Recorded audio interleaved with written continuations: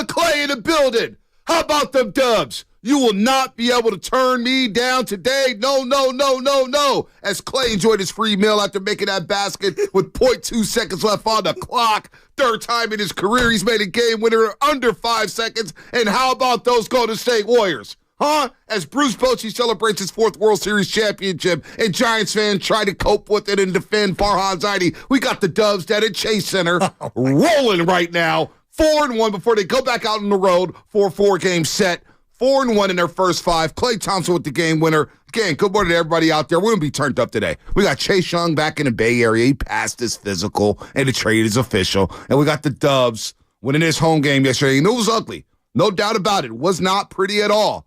But a win is a win, and this is a win they wouldn't have done or got done last year, Shasky. It's just the truth. The chemistry's better. The vibes are better. The bench is better.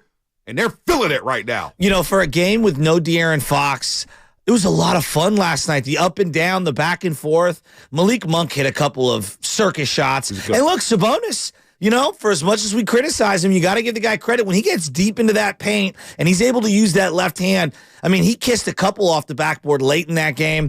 Draymond with a big block. Draymond had some sweet passes. Klay with an unbelievable backdoor pass. I actually thought he had a couple of really nice plays in this game. But, yeah, that was a real unbelievable feel-good for Klay Thompson. Like, again, you know, this is a guy in a contract year. I want him to be a Warrior for life. I think most Warrior fans want him to be a Warrior for life. You got to savor these moments. You know, you just don't know what the future holds. And so on a night where they beat the Kings the way that they did, you knew with no De'Aaron Fox, you were going to get their best punch. No doubt. Kevin Huerter's out here hitting threes. Davion's hitting threes. Man, the vibes are immaculate. The vibes are back. The vibes are back. They were down 11 third really quarter. It was getting hairy. Yeah, I'm happy for all these guys. And look at the Klay, look at the Steph, look at the CP3, look at the Dario Saric, who we all wanted on this roster, and they finally signed him. I was talking to him at media day. He goes, yeah, I know. I made the fans wait a little bit. I was just waiting. But then I knew this was a good fit. And Dario Saric, you are a great fit with this organization. He fits. Kuminga, 12 points. He just gets better and better and better by the game as the Warriors exercise their fourth-year options of Jonathan Kuminga and Moses Moody. So they hit on the right youngsters. It looks like they hit on the right youngsters. Well, on a night where Steph Curry, you know, was getting blitzed like we were talking about in the green room, he, you know, turns the ball over at half court, and then out of nowhere comes Moses Moody for an unbelievable block. There were a couple really nice blocks by the Warriors in this game. Klay had a couple. Draymond had one in particular that sticks out. But that Moses Moody one, if you didn't jump off the couch for that, I mean, look, they're firing on all cylinders. How many did they play last night? 11? 10? Yeah, 11. 10 deep. 10 deep. No Trace Jackson Davis last night. No Corey Joseph. No Brandon Pajimski. He's got maybe Joe. You know what? He checked in on the final possession to cover, with his .2 to cover the rim to make sure they don't get a tip in. Yes. So he played that last sequence there. So the Rook didn't really see a lot of time there. 0.2 seconds, but in the stat sheet it's 0-0-0. Whatever. They basically played 10 guys last night. You can go 11 deep with TJD. You break glass in case of emergency with TJD. Look, this team is rolling right now, and they own the Sacramento Kings. Let me throw some numbers at you real quick, Sassy. Okay. Well, and they didn't play their cleanest game. They turned the ball over a lot, especially in the half court late. No, I can't wait to hear from RJ at Fairfield. Warriors have won their last 7 games against the Sacramento Kings. Warriors have won 17 of their last 21 in the Bay Area against the Sacramento Kings. Oof. The last 40 regular season matchups, the Warriors have won 32 of them. And then you think about what's happened in the last calendar year. You win a Game 7 in Sacramento, Steph drops 50. You win the home opener in the G1C against the Sacramento Kings, or the Kings home opener, the Warriors go on the road for their first road game. Curry drops 41, you beat them. So that's 91 in 8 quarters, right? You beat them back-to-back. Not to mention the preseason game winner, who RJ Fairfield and Damian Barley took personally. They took the game winner personally. Oh, my God, I can't believe we lost the preseason game. And then last night, no De'Aaron Fox. They give it all they had. They really played a hard basketball game. They really gave the Warriors all they could do. And yet, the Warriors still steal it with 0.2 seconds left. So the Kings, they're not going to want to see the Warriors. But guess what? The in-season tournament starts off Friday. And guess what group the Kings are in? They're in the group with the Golden State Warriors. And they play them November 28th up at the G1C. Listen, the Kings are a good team. They're a good team. But the Warriors just own them. It is what it is. The trade for Chris Paul could not have started off any better. What did he have? 8-9 assists last night? What was it? He had 8 assists off the bench. 2 points, 8 assists, 4 rebounds, and you can still feel his impact in that basketball game. I mean, to me, like Jason Kidd, some of my favorite basketball players of all time are ones that can control the flow of a game without taking a shot, right? Mm-hmm. And when I watch Chris Paul, he can get his shot whenever he wants. But seeing the way he conducts that half-court offense, I mean, there was one point, I believe in the late third quarter, Steph Curry checks out. They're down 6, 7, 8, and next thing you know, you look up, and the Warriors are down by 1. And Fitz is going, hey, they were down 6 or whatever when Steph Curry checked out. And it's like, that's the Chris Paul effect. He stabilizes things. Everyone else feels good. And the two-man game that he's got going with Dario Saric, those two clearly look like two OGs that have played years of basketball together. Yeah. I love the synergy. There was one play in particular. Saric is boxing out. He clears his man out. CP3 gets the rebound. He comes down. They do a high pick and roll, and the Bulls just hopping, and it's infectious. And the next thing you know, it gets swung over to Kuminga. Kuminga takes 3 hard dribbles because he pump faked by his guy, and normally he's rising up. He's shooting that ball. Instead, he gives it right back to a cutting Saric in the lane, and Saric goes right up with it. And I go, you know, we could talk all we want about rebounding for Kuminga and shooting and points per game. That's a play that may not show up as an assist. I think it should have been. I'm not sure if they gave him one. But, like, that is where the IQ has gone through the roof. And to me, that's the Chris Paul effect. No, it is a Chris Paul effect. The pick-and-pop game there in the third quarter. Sarge scored 9 points in that second half, 15 in all. Very solid game for him in just under 20 minutes. By the way, good morning to everybody out there getting off the graveyard shift. Good morning to everybody getting ready for work, and if you're going to school, if you're taking your kids to school. Good morning to everybody out there on YouTube and Twitch, powered by First NorCal Credit Union, and as well as the Comcast Business text line. The phone number is 888-957-9570. And we have a lot of Draymond Green sound from last night. A lot of Draymond Green sound. I actually think what he said after the game was as fun and as interesting. He said some things. As what Klay Thompson did at the end of the game. He said some things last night, and we'll get into that in just a second. But you know what? We're only 8 minutes into the show, but I got to go. I got to give some love to my guy, RJ Fairfield. He's calling right away. Wait a minute. He's on the line right now. 8 minutes in? 8 minutes in. 8 minutes in. I'm going to go to this is what hey, RJ, hold on, RJ. This is what we do. You know, there's people in the media who like to call radio hosts opportunists or hot take artists or whatnot. No. That's not happening here. What we are people who reach the fans. We're an extension of the fan base. We get in the trenches with the fans. We talk with the fans, not at them. We don't just write our columns. We don't just tweet and not reply to anybody like a robot. No, we talk to the fans. That's the difference between radio hosts and some of these self-righteous writers, I should say. Anyway, is there RJ. anyone more self-righteous in the world right now, if I were to pick an occupation, than sports writers? Andrew Bagley. These Giants bloggers. Anyway, RJ Fairfield, go ahead. Let me just start off by saying this. Shasky, you just joined you were on just now. You said this is fun. This ain't fun, man. This ain't fun. This ain't fun. I'm sick and tired of losing to you guys, man. The Warriors got our number, and since the preseason game, we have not found the answer. We knew that the Warriors are great late in games, and still we can't. When we had no De'Aaron Fox and we put up the points we did, and we limit Curry to 21 points, we cannot find a way to stop the Warriors from scoring late in the game. I am tired and sick of losing to you guys, man. Y'all got our number. Yeah, Vontae, you right. But you wait till the preseason. You wait till De'Aaron Fox comes back, man. I think we got the answer. You wait. November 28th, I marked it on my calendar. I'm sick and tired of this. Sick and tired, man. Are you going to cry, RJ? Yeah, RJ, are you all right, bro? I'm not going to lie. Last night, after the game, I went to Popeyes and ate my sorrows away, man. Hey, bro. Hey, RJ, can I be honest with you right now? Like, just you and me and the rest of the Bay Area talking. I respect that you admit that out loud, because when I'm feeling depressed, I go straight to the ice cream. I know all about it. I am one of those depression eaters. I am with you, my dog, and I appreciate that you called in, because some people duck. They duck the smoke, and they don't want the one-on-ones. Hey, you don't duck the smoke, I got RJ. a lot of love for you, buddy. I called you out, and you called right away. I respect and you. honestly, I thought the Kings played valiantly last night. I actually, if I'm a Kings fan this morning, I'm not. I would sit here and I'd say, damn, Davion, we should have played him in game 1 against the Warriors. He looked really good. Herter hit some shots. He's been ice cold. And Sabonis and Monk made a ton of plays down the stretch. When Sabonis hit that bank shot, I called game. It's over. I was like, that for all the rip that y'all been giving Sabonis, for all the things y'all said about Sabonis, all you Warrior fans and you Shaqy and Bonte, I thought that was, a moment for him to, solidify, letting him know that this is a 2-time All-Star. Then Klay Thompson, oh my God.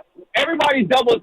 I thought Steph Curry was going to get the ball. I did not see Klay Thompson at all late in that game hitting that shot over Davion. How tall is Davion Mitchell? 5'8"? Hey, he's listed at 6'1". He stood up straight for just a split second as Moody. And thanks for the call, RJ. You'll be all right, man. It's early in the season. We're barely a week into the season. You'll be all right, RJ. You'll be all right. You'll get Fox back. You guys will be all right. No need to cry. No need to get butthurt about that. But listen, Davion slipped up for just a second, as Moody pointed out last night on the postgame show. And Klay got enough space. Draymond was very patient there late in the game because the Kings did a great job of making sure that Stephen Curry wasn't going to take that last shot. It was going to be anybody but Steph. And Keegan Murray actually had a good contest from behind Klay Thompson. Looked like he was going to get to the basketball and maybe block it. Klay just was better. Better offense, beats defense in the NBA. That's what it is. And so Klay Thompson with the game winner with 0.2 seconds left. And look, it wasn't a pretty game at all. It wasn't. It had a preseason feel to it early on in that basketball game. Because I think the Warriors are like, how do we play this team without De'Aaron Fox? You have to guard them a little bit differently because De'Aaron Fox does everything for the Sacramento Kings, whether it's dribble handoffs, whether it's penetrating and kicking, leading to wide open threes. De'Aaron Fox is their dude. He literally does everything for them. So how is it going to work with Sacramento without their main guy, without their guy who does everything for them? So I think there's a little bit of adjustment, Phil, a little adjustment for the Golden State Warriors thinking, who do we lock in on?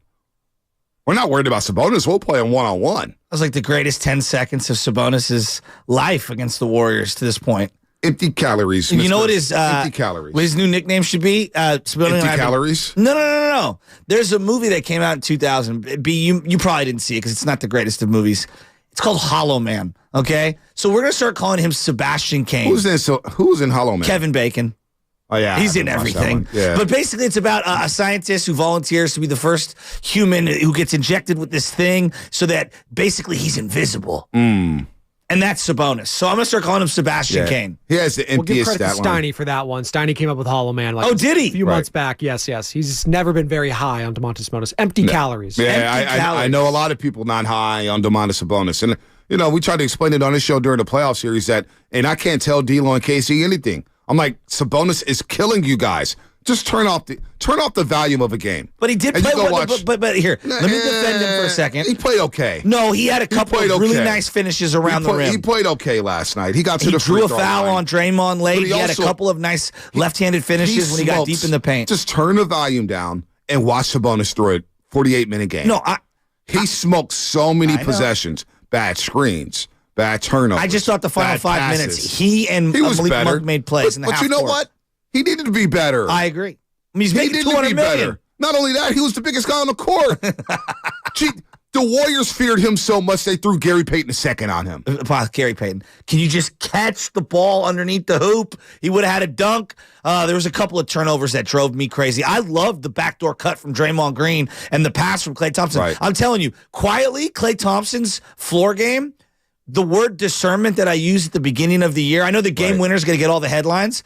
I just feel like he is playing at a high level in the half court. He's making really consistently smart decisions. Did you see? I love the 2-dribble pull-up in the first quarter that he had. It was a tough three he had. No, I don't like it. 2-dribble pull-up, boom, iced it from 18 to 20 feet out. He is taking what the defense gives him. Now, he didn't have the best night. He was 6 of 15. He picked up the 3 fouls in the first half. It was a little bit troublesome for him, but not everybody had their best night. Andrew Wiggins had a great first half, 12 points. Scored 2 points in the second half and only had 2 rebounds. He's got to get on the glass. Kuminga got to get on the glass. He's not going to be happy with the one rebound he had. So, look, it wasn't the cleanest game for the Golden State Warriors. They turned the ball over 18 times. The three-point shot wasn't falling for them. How many for Curry? Only 10 three-point attempts. No, I meant turnovers. If he had 7 turnovers. Yeah, well, if you'd have told me he had 12, I would have believed you. Last night was not his best. His best work. No, it wasn't. But I tell you who didn't have a turnover. Who? Chris Paul. I'm telling you, dude. Chris 41. Paul. Shasky, 41 assists. 6 turnovers on a year. Am I getting ahead? I said it yesterday. I want to keep asking the people. Am I getting ahead of myself? He's already a fan favorite. No, the fans love him. I mean, the fans in terms of being able to go from heel to babyface, Richard Sherman's the only guy, Deion Sanders, but that was so long ago. I don't know how many people in our audience vividly remember Atlanta Falcon Deion going at it with Jerry Rice. I feel like this dude has already become a fan favorite. Right. He's everything the Warriors needed and then some. Yeah, no doubt. I think he's been grown up in the room. A grown up in the room. And that kind of leads me to Draymond Green. Draymond Green. We'll get the sound rolling in a second. By the way, Draymond Green after the game in the first quarter. Oh, he hit 2 threes. You know the Warriors. You know what's crazy about that? He's such a different player when he hits a couple buckets early. When you mention it about Draymond Green, and we're going to get to what he said after the game, because that was some riveting stuff, what Draymond Green said at the podium. But when he hits 2 or more threes in a basketball game, what's their record? The Warriors are 125-24 all time. Oh, my goodness. How crazy is that? 125-24? 125-24. So they're 100 over. I mean, that's 100 over. That's kind of like, that's an insane stat. That's kind of insane, right? But I think it goes to show you that when he's engaged and he actually hits a bucket early, how the floor opens up for him. And I think, to me, it also makes him more aggressive on the offensive end. And I think that also spurs his defensive intensity.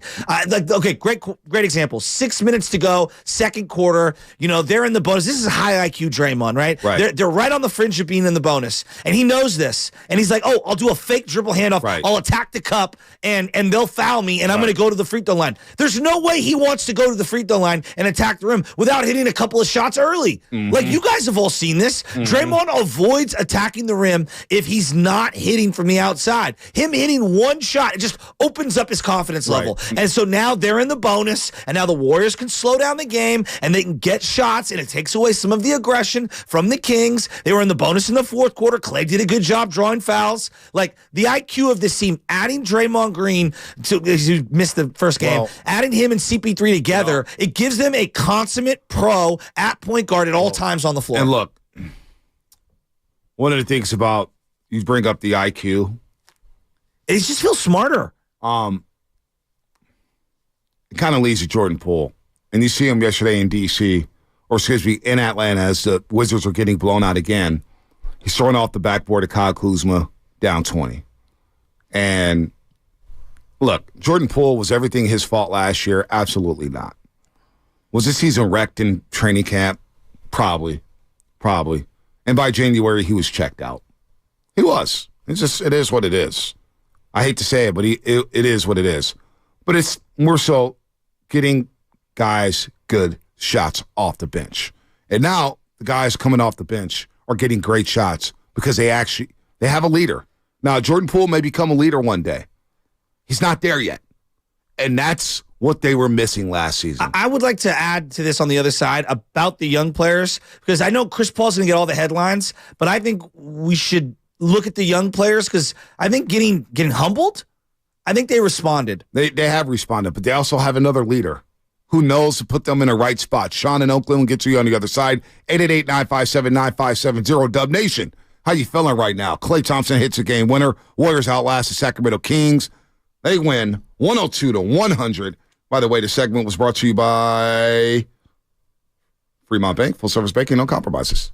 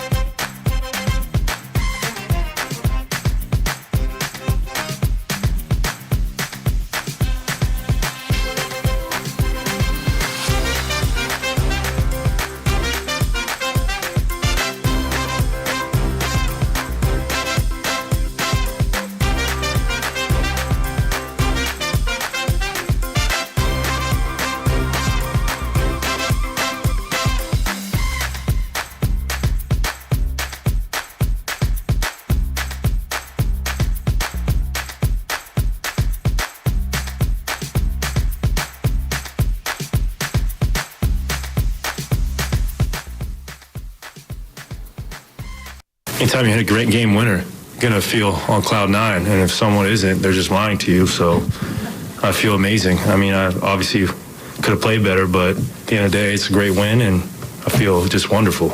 This is Klay Thompson, and you are listening to the Morning Roast on 95.7 The Game. I feel incredible too, Klay. Killer Klay. Is that Killer Klay. If we're talking about suspense, sitting on the couch or being in the game, there's like game-winning home run, but like once it's hit, you kind of have a feeling it's going out. On a game-winning shot, you still don't know whether it's going in. Yeah, you can kind of tell it's like gonna. Well, it was a tough shot. No, but like, is tough shot. that the most exhilarating way to end a game? I don't know. I love game winners. No, I love home runs. I love walk-offs. I love game winners. Yeah, walk-off play. Game winners are fun, though. Game winners are fun. That's a good call. Like, game winners. It's because, like, Steph did it in preseason, and now Klay's done it. And, like, there's just something, the way that whole sequence played out is that you're either winning or losing. Yep. What do the fans prefer? Walk-off home run or game winner? I'm just curious. Walk-off field goal? Field goals don't hit the walk-off same? field goal does not. I'm sorry. You rarely see walk-off touchdowns. You know what you feel like? Just don't screw this up. That's what the way I interpret it. By the way, roasters, if you like to get up a few shots at Chase Center from the same spot, maybe you can shoot it from the same spot Klay Thompson shot it from last night in a game of knockout, our first ever 95-70 game knockout tournament.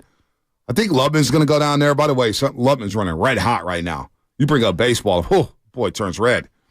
Tune in all week and next week. And make sure you're listening to our show at 7:30 a.m. and you can qualify. That's right, you can qualify for the next 2 weeks.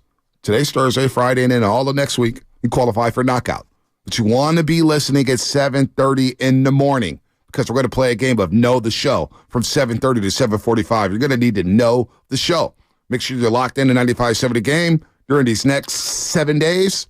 And you are actually, I guess 7 days, 8 days, whatever it is. Make sure you're locked into 95-70 game during those weeks, and you can have a chance to launch shots from the very same spot that Steph Curry and Klay Thompson and Chris Paul does. By the way, congrats to Bruce Bochy, World Series winning manager, wins his 4th World Series in Texas, their first ever World Series championship. Marcus Semien with the icing on the cake, a 2-run bomb in the 9th inning. And congrats to Bruce Bochy. I could go in a direction right now. How many narratives were expired last night?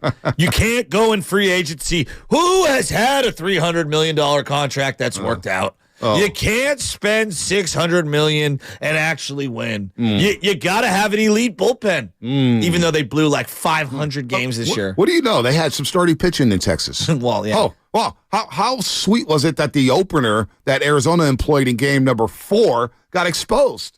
A bullpenning game getting routed into the World Series. Absolutely incredible. Absolutely incredible. I want to pivot back. And Absolutely we'll incredible. Your baseball thoughts. No. We're not going to have any baseball thoughts. Okay. I got nothing for baseball thoughts. I didn't either. No. Yeah, I just, just congrats to Bruce Bochy. Yeah. And, congrats to everybody out there who's rooting for Bruce Bochy. It makes me you want to say something? It makes me sad. I was just saying, you guys want to hear from Bruce real quick? A little 50 seconds with Scott Van Pelt last night? Sure, why not? It means a lot to me. It really does. They've been close a couple times. I was involved in one in 2010, but they're so thirsty, for a championship. And, Ray Davis, the owner, when we talked, that's what he wanted, a championship brought to Texas, and that's where division started. But it reminds me of San Francisco a little bit. Back in 2010, they had won a championship. But I think of the players, first of all, I think of them, guys who had not been World Series, guys, who now have a ring, but all those fans who have been through some torture, I couldn't be happier. Can't wait to get back to Texas to celebrate with them. Thank you. It's going to be good to get after it tonight. I'm going to have some fun with these boys. I'll keep up with them. You got it. Wait, I did not hear that until right now. He hit all the notes to like make me sad. No, like I'm not sad. I'm not sad. I'm happy for Bruce Bochy. No, I'm sad because he's one of my favorite. He's like one of my favorite baseball people of all time. Don't be sad. No, because they ran this man out. Like I'm seeing my dad get older. Be happy for Bruce Bochy. I know, but I'm seeing my dad get older and my grandfather get older, and when you love something and you're in a good place, and I get it, like. You want to take the keys away from Grandpa because he shouldn't be out there driving. Like, I understand that. But there are certain people who have deserved the right to go out with class and dignity and grace on their own terms. And I understand it's a business and everything. Like, if Bruce Bochy couldn't go out on his own terms with the Giants, because let it be known. Imagine that. And let it be known. I know from a very who forced out Bruce Bochy? Reliable source that, yeah, he was forced out. Well, and he went along with it because he's too classy to say otherwise. Right. I've shown many different quotes and many different articles. Well, I've got people that have told me directly he did not want to leave. And they did some things to him behind the scenes. Well, like the Giants. listen, and then the Giants have the audacity while naming Bob Melvin the owner, the new manager, the current owner, Charles Johnson, or whatever his son's name, Greg, goes, oh, well, there's only one other guy who we would have had. It's like, what are you doing? It made me really sad. Listen. No, it made me happy. No, it made me happy. It made me happy to watch Bruce Bochy smile from ear to ear because he deserved it. And so, I tweeted out something yesterday, and this is for everybody out there who's not on Twitter. I just said, man, imagine forcing out a World Series winning manager. That's the way. And a lot of Giants fans are in denial here. Maybe some Giants fans still believe in the Easter Bunny. I have no idea. What are they but you don't believe. What are they in denial of? Well, denial that Farhan forced out Bochy. Bochy was a lame duck manager his last year. You forced him out.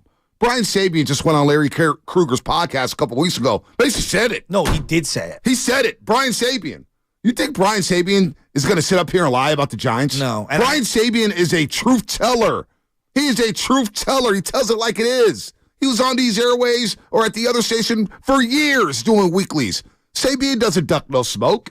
He tells it like it is. So Brian Sabian saying, yeah, Bochy didn't leave out on his own terms. Let's just put it like that.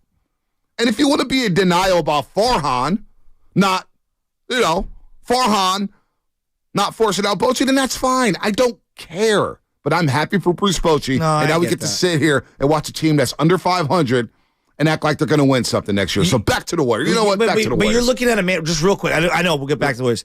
You're looking at a man who, in a weird way, has got Belichick, Phil Jackson vibes for baseball. Like, think about it. He's the guy that comes to your organization, makes the most out of the least. At what point has he had the best roster in baseball? At any stop.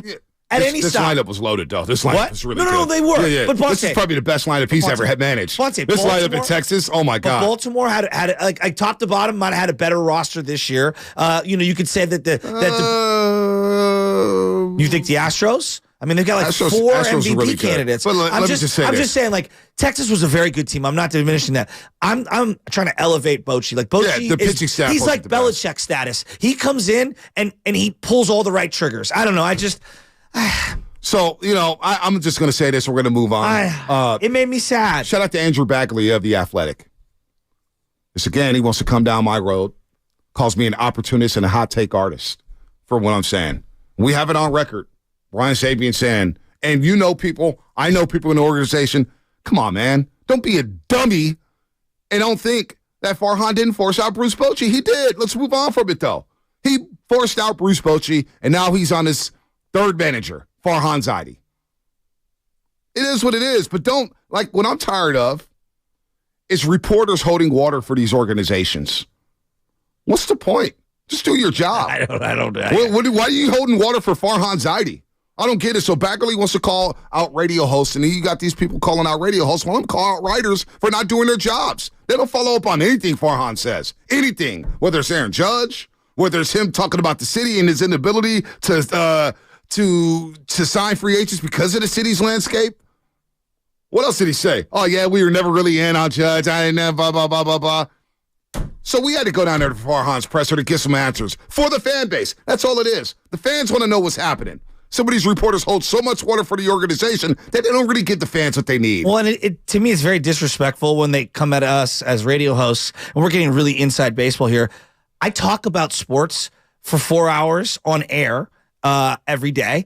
I go home, and what do me and you talk about, B, when you call me? How long are our conversations? We talk about sports. Who do you think I talk with my dad about sports, my grandpa.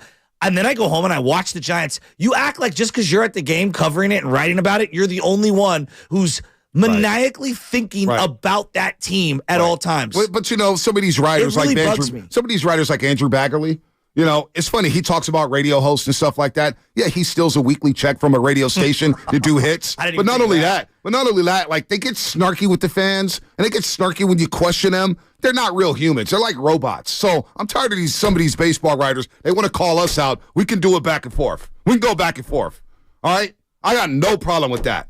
But I'm not going to continue to be called a hot take artist and an opportunist for having a take that a lot of people don't want to have. A lot of people don't want to have their own opinions. They want to sit on the fence. That's all. The core of being a sports fan, and this is where I think a lot of writers, they haven't paid for a ticket in so long. Seriously. When you sit in the stands, people have opinions. Right. Oh, I don't want this guy to hit now. In the trenches. I don't want to go to this pitcher now. Right. That's like, I don't care if you're just getting into the sport or at any level. Like, we're watching the Warriors right now. How many times are you sitting there watching the Warriors, you're going, don't love this lineup. Right. Right? Right. That's what we do. We question things as sports fans. Those aren't hot takes. That's called sports opinions. Right. It's barbershop talk. That's what we do. You know? Exactly. Barbershop. So you know. You do that in the bleachers. Right. So, you know, it is what it is. If Giant fans want to be in denial about Farhan not forcing out Bruce Bochy, well, you know what?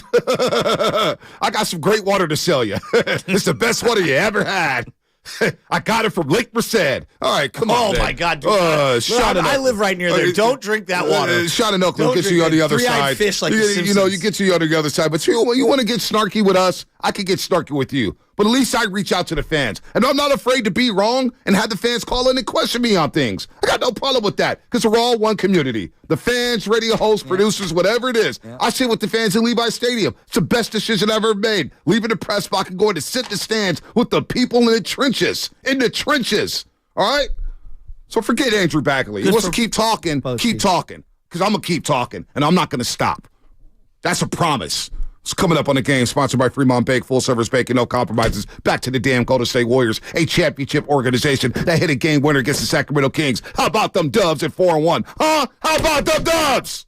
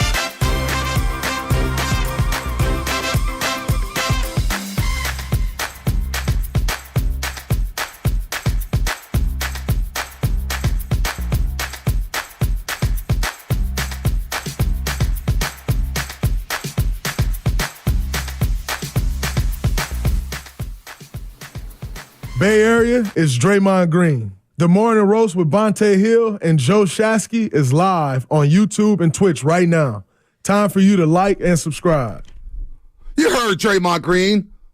Like us, love us, subscribe. We're almost at 50,000 and 95.7 a game. Almost at 50,000. If you're in the YouTube chat right now, like it.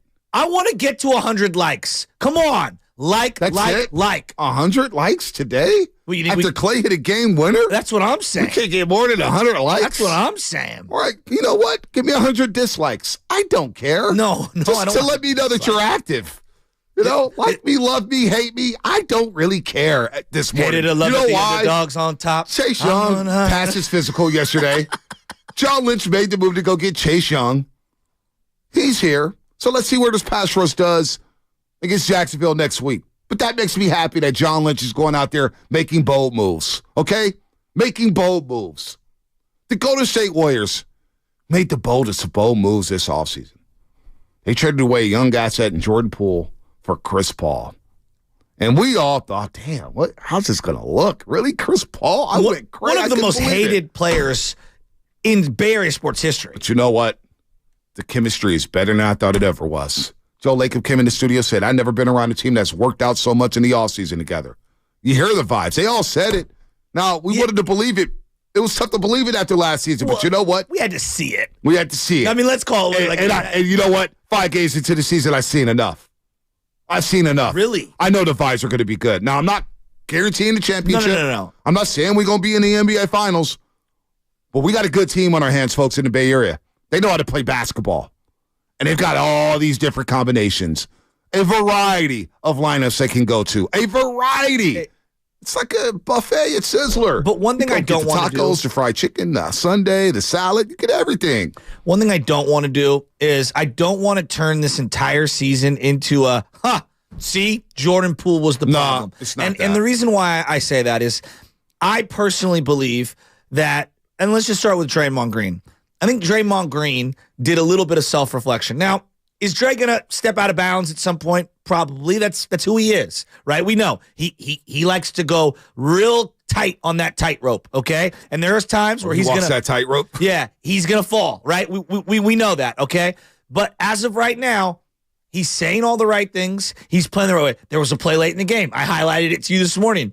Moses Moody doesn't go back door. Draymond bounce passes it out of bounds. And he's jumping up and down, and he's angry at him. But then he comes over and he talks to Moses Moody instead of letting that anger just, carry over into the next possession. I think the young players, let's call it what it is, whether they were good enough to play or not is irrelevant at this point. I think we could admit that, Kuminga's attitude wasn't the greatest when dealt with adversity. I think he looked in the mirror, and I think he's made some changes. He's clearly been a more concerted effort of boxing out. He is taking the leap in terms of making the extra pass. Moses Moody always has felt like a professional, but boy, and he had rebounds, blocks. I mean, he's doing the perimeter defense. He's doing all the grimy things to stay on the floor, right? And so I look at some of the guys who didn't have big roles last year. They have looked in the mirror and showed up this year. I know we're going to make a lot about, see, good thing we got rid of Jordan Poole. But I also think that takes away from giving credit to some of the people who were on the roster last year who have made improvements. And that brings me to Klay Thompson. I think Klay Thompson's first 2 weeks of games has been so encouraging because the discernment in the half court is there in terms of shot selection. I love where he's at. He's made plays. He's limited the turnovers. Defensively, I thought he actually stayed in front of guys yesterday. There was a possession on Duarte. What's the guy's name? Chris Duarte. Duarte. I was going to call him something else. Duarte, which was excellent defense, and he blocked him. There was another possession where he gave a beautiful pass to Šarić, but it got taken away because of a horrible crash and dash pass. He set up Draymond late in the game. His half-court offense has been so much better, and I really worried about what he was going to look like heading into a contract year. Man, he looks so comfortable and confident and playing within the fabric of a team game. Steph's always going to be Steph, but these guys have stepped up. Kevon Looney feels like he's always going to give you the Kevon Looney stuff. But the guys who didn't show up last year all seem to be on their P's and Q's this year. So forget ripping Jordan Poole. Let's celebrate what these guys have done to change their game for this year. Yeah, but let me say this, though. We're not going to rip Jordan Poole, but it's obvious that this team wasn't vibing with Jordan Poole. Now, again, I go back to training camp and, I put it on Draymond Green for doing what he did. You can't do that. You just can't. You can't hit a teammate. You can't punch a teammate. And once that happened, divides. It was no sugarcoating. You saw it once you got on the road. You see them drop their first 5 games. That's where you build that chemistry away from home. That's where you get together as a team and you go to dinners and you hang out and you get together on the road. It's you against the world, and that just didn't happen last year. But in terms of basketball, at some point you gotta not turn the page, but you gotta play for your team. And look, man, Jordan Poole was tasked with leading that second unit. Just didn't happen. Yeah. It just didn't happen. Just didn't settle the game down. Didn't get the team in the right sets. There was a lot of bad shots. There was a lot of blown leads. It is what it is. It is what it is. And right now, it looks like Mike Dunleavy, Joe Lacob, Kurt Lacob made the right decision in moving on from Jordan Poole and getting a seasoned vet. Now, that seasoned vet was Chris Paul, a guy we did not like. We're just like, what? We're going to bring this guy in? He's cooked. He's done. He's injury prone. And an injury still might happen. The whole goal is to get him ready for the playoffs, and hopefully he is healthy. But there's no doubt this guy is a point guard, settles things down. And now the second unit, they're extending leads. They're not blowing leads. They're extending leads. They're helping stabilize the game. So when the non-Steph minutes happen, you don't have to worry anymore because you got a great Hall of Fame ball handler who has one of the best IQs we've seen on the basketball court in Chris Paul. And now it's empowering Jonathan Kuminga to run the lane. Now it's empowering Dario Saric to pick and pop and hit that 3 from the top of the key. And it looks really good. Moses Moody is coming along here. When we see Trace Jackson Davis, because he will have a role on this team, he knows how to roll to the basket. Yeah, and he's learning how to play with Chris Paul. So as much as I'm not going to get on Jordan Poole and rip him it's about the team this year. But there's no doubt something in that locker room had happened, and now they feel like they're one unit. That's undeniable. And one thing instead of looking at Jordan Poole, let's just celebrate the Warriors picking the right guys. They identified Jonathan Kuminga and Moses Moody, said, you know what, we're going to exercise these fourth-year options. They know how to play the style. They know how to play with this team. I'm glad they didn't trade him away. I mean, let's be honest. I think a lot of Warrior fans thought that maybe could they trade those guys away? Didn't we? Yeah. Well, I mean, some people did. Let's go to Sean in Oakland. Sean in Oakland's been on hold for a while. Let's get to the calls. Let's get to the calls, man, because I want to talk about the game. I want to talk about where this team is at, and I want to get to some Draymond Green side. I don't want to harp on last year. Last year was last year, and we all want to forget about last year, especially the way it ended, losing to the L.A. Lakers. I want that 5th championship just like Joe Lacob. Let's go to Sean in Oakland. What's happening? Hey, what's up going on? What's up, Bonte and Shasky? What's up? Hey, I got y'all back too, man. Anybody want to bring it to 95.7? Bring it all the way. Don't halfway do it. Yeah, no, seriously, ain't no halfway step in here, man. We could all get the smoke. I've been wrong. I've had terrible opinions before. I'll have another terrible opinion at some point. I will. But you know what? Some of these self-righteous writers need to check themselves. Go ahead, Sean. Hey, man, but you looked to fly too in that suit yesterday too with the Curry stuff. You and Chris. Oh yeah, thank you, brother. I got the Currys on right now. I got something for you about the Currys. Go ahead, Sean. Yeah. So basically, hey man,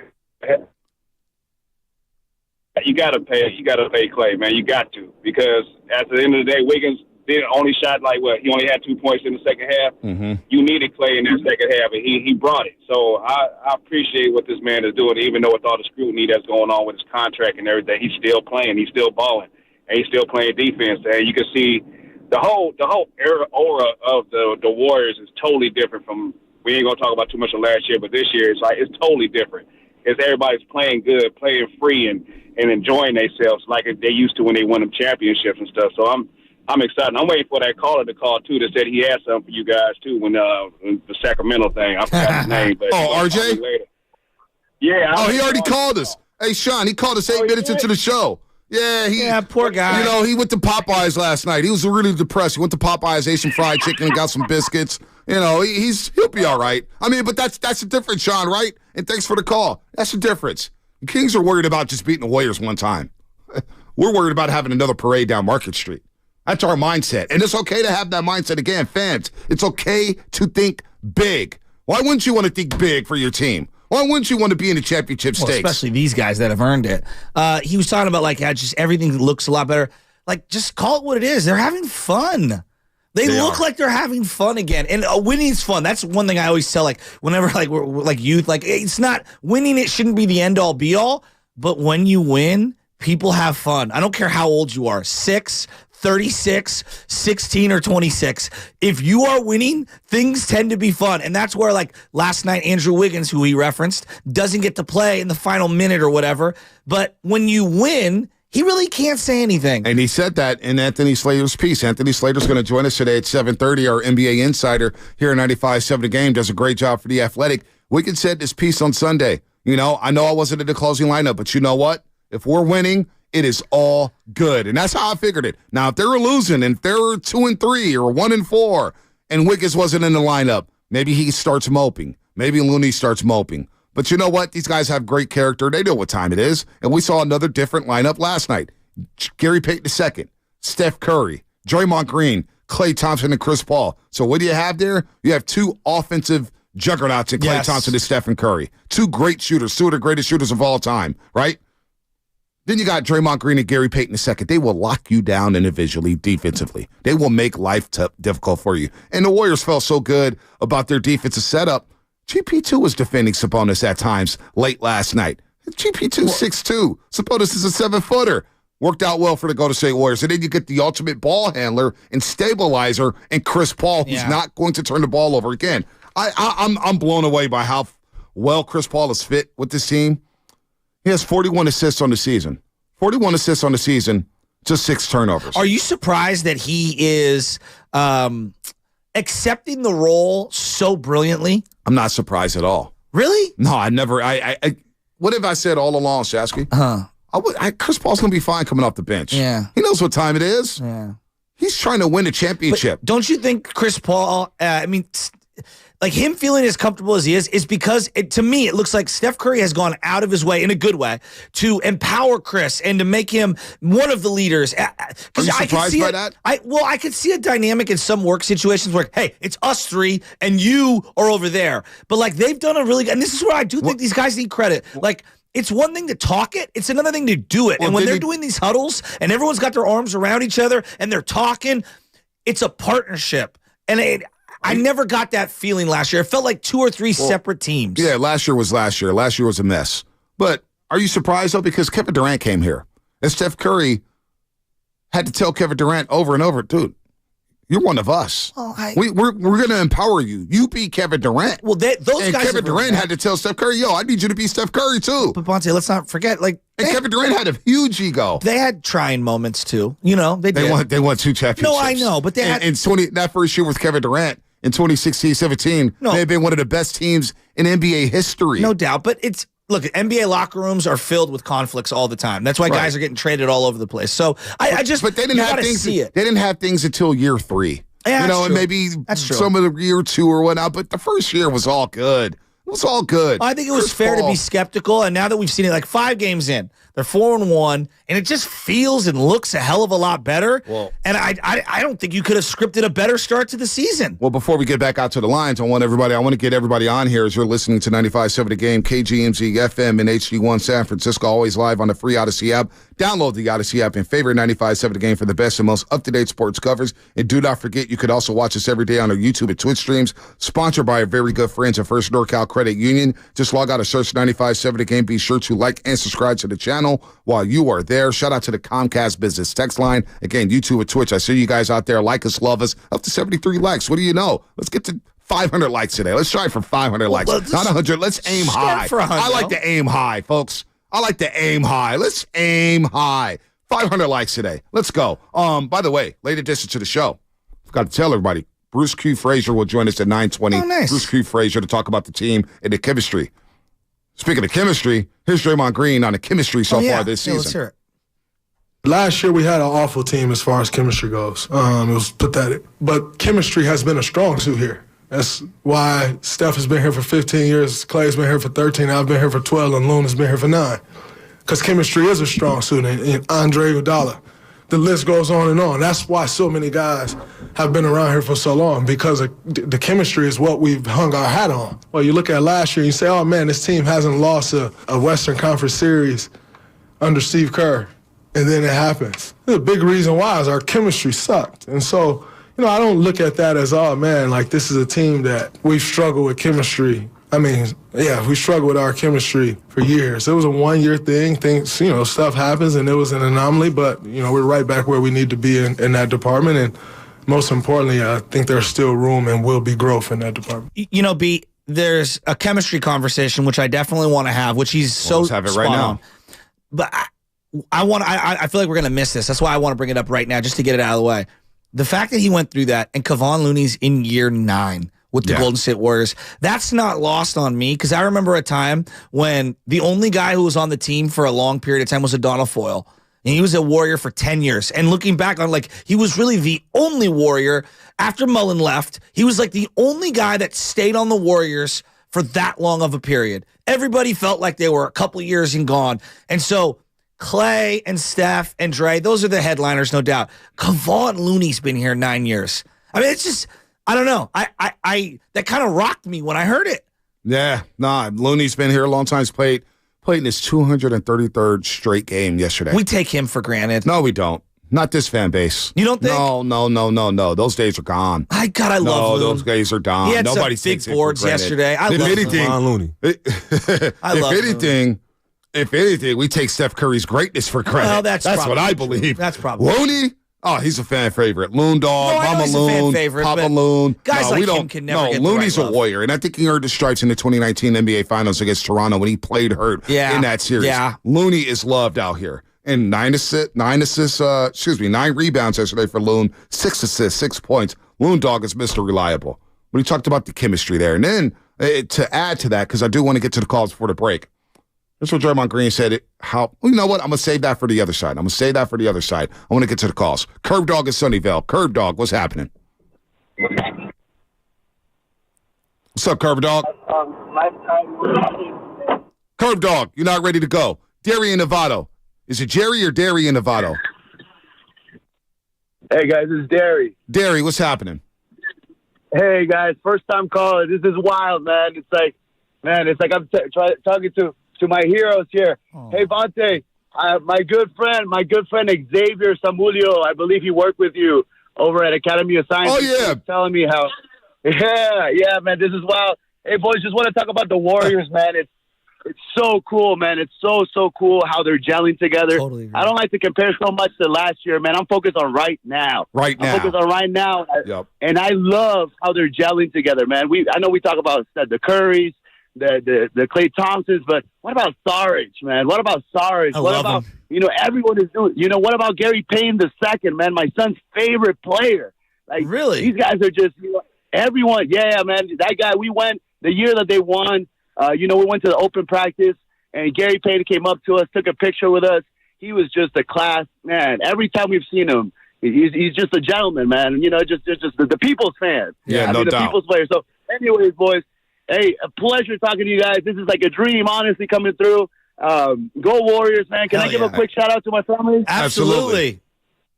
Hey, a shout out to my wife. I just told her I was going to be on the radio. I don't know if she has it on. Sorry, I love you. To my kids, Manny, he's playing his semifinals this weekend for soccer. Yes. Love you, Manny. Love you, Camila. Love you, Gustavo. Hey, Derry, real quick. You know you can watch this on YouTube, right? Your wife could be watching this on YouTube, listening to your call. You could clip this call, too, on YouTube. Screen cap it. Oh, really? Yeah, Yes. screen cap it. Hey, I bet your kid knows how to do it. I'm going to do that right now. I'm just getting to work right here. I'm a preschool teacher at the College of Marin up here. College of Marin. Awesome. Yeah. Hey, I listen to you guys every morning, boys. Dude, thank you guys so pump me much. up every morning. Appreciate what you do, guys, and keep at it, boys. Wow, you made my day. Good call, You made my Good day. call, What a Derry. We great appreciate that. Now, this one pumps me up. Kenja Andrews had the quote, and I'm not sure if he said it at the podium Okay. or not, but I'm going to just read the quote here. Draymond Green on the makeup of this year's team, also added to the chemistry, says we got size, we got depth, we got ball handlers, we got scorers, we got shooters, we got defenders. I could walk in that locker room and look around and know when it comes down to it, we're going to have a shot at it. I completely That agree with him. Pumps me up about this team. There's so many different variations of the roster, right? So many different combinations. Optionality is the word they use, right? Connectivity, optionality. We saw another different combination to finish the game yesterday. GP2, Chris Paul, Steph. Klay and Draymond in the front court. We see Sarge. We see Kuminga. We see Moody. We see Looney. We see TJD. I love that. We got shooters. We got scorers. We got ball handlers. We got depth. We got size. I can look around in that locker room and know that when it comes down to it, we're going to have a shot at it.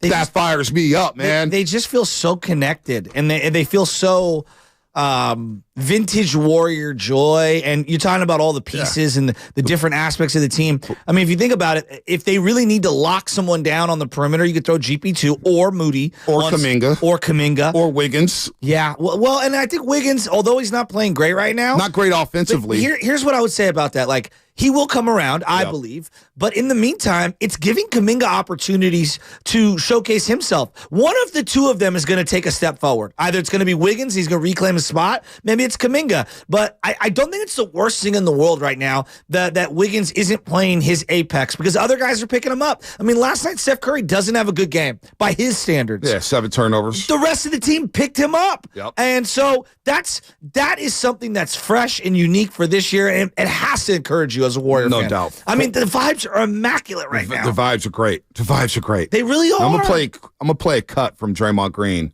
as we put last year to bed, and people can come up with their own conclusions. We'll throw the number out, 888-957-9570. I'll play this cut now, and I want people to think about this and line up the calls and let me know what your opinion is on what Draymond Green just said. It's about 26 seconds left, but here's Draymond Green on last season.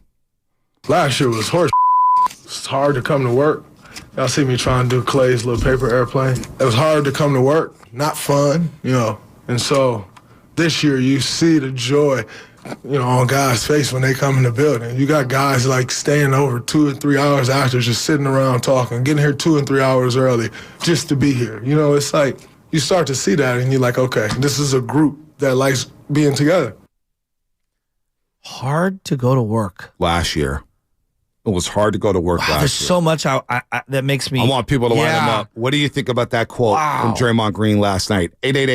888-957-9570. Anthony Slater coming up at 7:30. Anthony Slater, 7:30.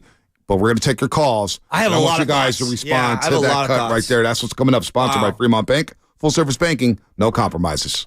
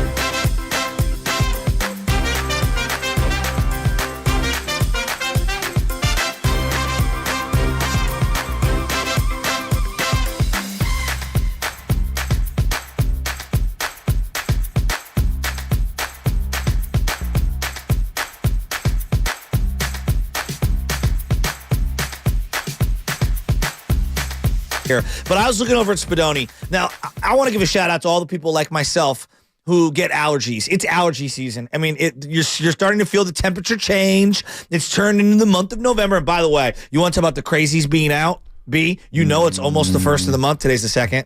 Because the crazies are out. The zombies are out. Always out. Crazies are always out. But they are out. Hey, turn this up. Because the vibes are good right now. So here's what I want to ask you, B. Side question. What do you want to ask me? All right, because I know we're going to get into Draymond Green. Let this ride for a second. Spadoni was eating chips. Okay. And I think in my personal record book, my top 5 of the flavored chips that are out there, because I don't consider regular tortilla chips flavored chips, nachos, cheese, Doritos, the red bag, power rank number 1. No, it's not better than Ruffles cheddar and sour cream. Not even close. I love cheddar and sour cream. Cheddar and sour cream. That's maybe Ruffles 2 or 3, are the though. best. Doritos are overrated. I like the green onion and sour cream, too. Doritos better than nacho cheese. Keep this beat going, because I want to play this Draymond cut, because this is how I'm feeling. The vibes are good. This song used to make me feel good at night. Made me feel good. And this quote makes me feel good. Last year, we had an awful team as far as chemistry goes. It was pathetic. But chemistry has been a strong suit here. That's why Steph has been here for 15 years, Klay's been here for 13, I've been here for 12, and Luna's been here for 9. Because chemistry is a strong suit, and Andre Iguodala.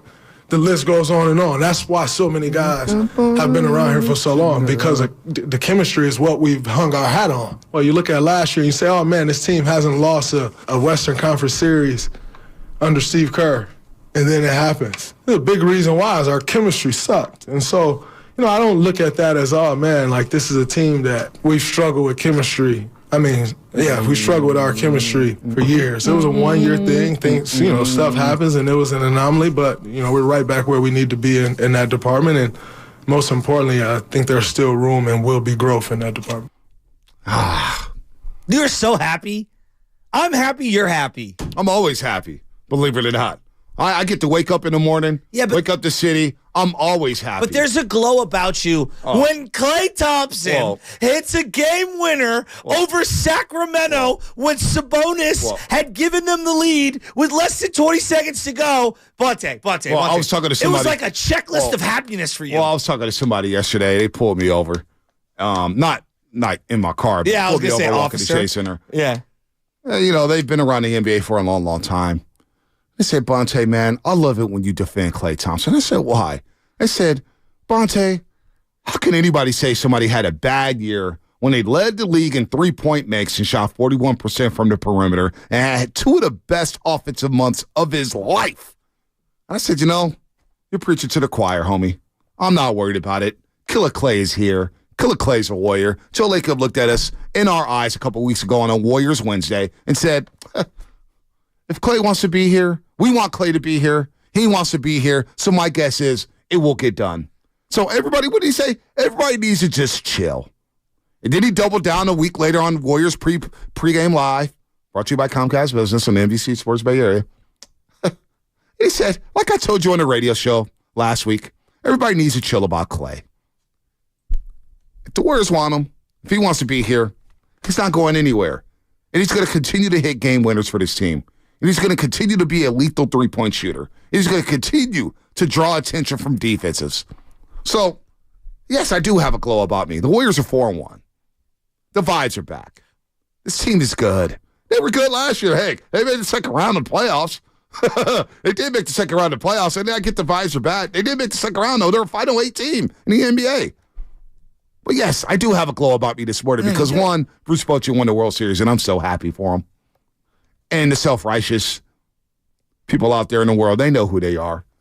Feel like they need to come down people's road and tell people how to do their jobs. But no. I get to wake up every day and look at the skyscrapers behind Joe Shasky, say I get to talk sports for a living. My dream job of just working in sports. That's why I have a glow. There's never a bad day in the life of Bonte Hill. Well, here's what I would say is Draymond Green just said that it was really hard to go to work. Yeah. And you want me to play that again for everybody? I think you do because I want to respond to that. And there's a conversation I do want to have here.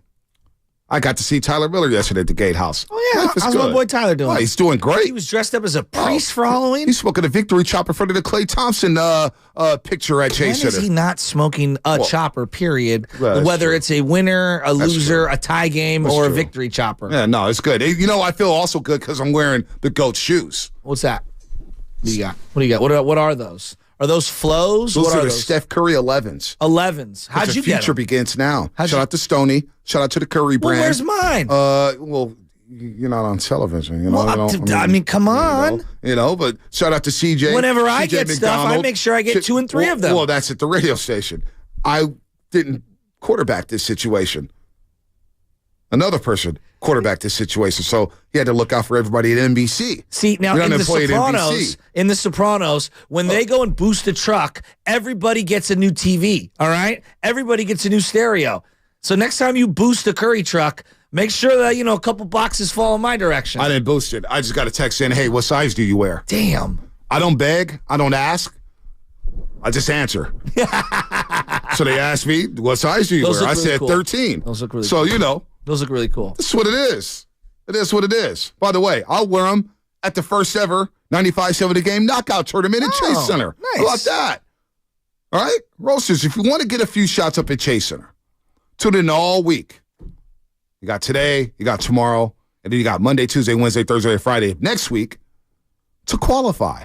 You better be listening at 7:30 because we're going to play another game of Know the Show. And Anthony Slater, our NBA insider here at 95.7 The Game, can't wait to get Slater back on the show. I love me some Anthony Slater. You better listen to what he has to say because we're going to play Know the Show. And we'll throw out the other number. I'm not going to do it now, but we'll throw it out, and you will have a chance to qualify to play or partake in the first ever 95-7 The Game knockout tournament. And then maybe I'll wear these Curry 11s. Now, Bonte, the YouTube has gotten up to 100 likes. I want to get 103. I want to get it to 200. Can we get to 500? I want to get it to 200. Let's get that 500? YouTube page up to 200 likes live. So Draymond Green is addressing just after the game, feeling good, and I felt like a vulnerable version of Draymond Green, which I think is actually defiant. Draymond isn't my favorite Draymond. Vulnerable Draymond is, and I appreciated the candor here, and we can break this down, and I do want to break this down. So why don't we play it for those that maybe didn't hear it? Last year was horse. It's hard to come to work. Y'all see me trying to do Klay's little paper airplane. It was hard to come to work, not fun, And so this year you see the joy on guys' face when they come in the building. You got guys like staying over 2 or 3 hours after, just sitting around talking, getting here 2 and 3 hours early just to be here. It's like you start to see that and you're like, okay, this is a group that likes being together. This group likes being together. We know he makes millions of dollars, and so for a lot of people, it's like, hey, you make millions of dollars, you better like going to work, right? And I'd love to go to work for millions of dollars, and I understand that, but just remove that for a second. I actually found this to be one of the more relatable things that Draymond's ever said. I've had a lot of personal things going on in my life over the last couple of years, and there are certain days where I think I'm ready to go to work, and I'm trying to go to work, and I realize how lucky I am to have the position that I have, and I feel an obligation to come, and then we turn on the microphones, and I try to take some solace in, talking or whatever, and breaking down sports because I do love it and all that, and I'm just not as good as I want to be for whatever reason. Things from outside are dragged into here, and I don't want them to be, but there are times that happens. We've been in work situations that aren't even here at the radio station, but before, where I just hated the job. You know what I mean? And I was miserable, and I hated going in, and I didn't like the people that I worked with. There was either a boss or a coworker that I couldn't stand, and every minute while you were there, it made you miserable. Now, again, I know it's not real life because they're making millions of dollars, and it's a great compensation package for having to deal with some of those things, so maybe it's not relatable to the everyday person, but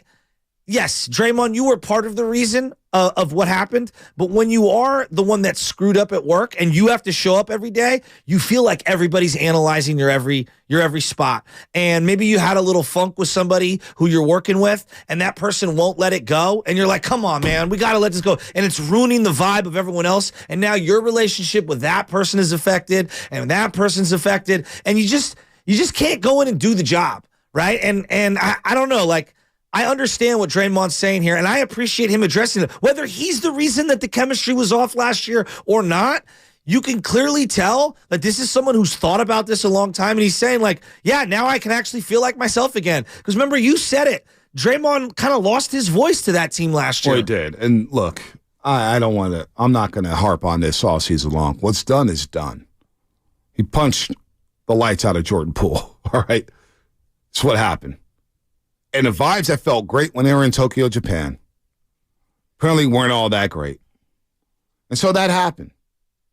So was it hard to come to work? I'm sure it was hard to come to work for Jordan Poole. There's no doubt it was hard to come to work for him. He got punched.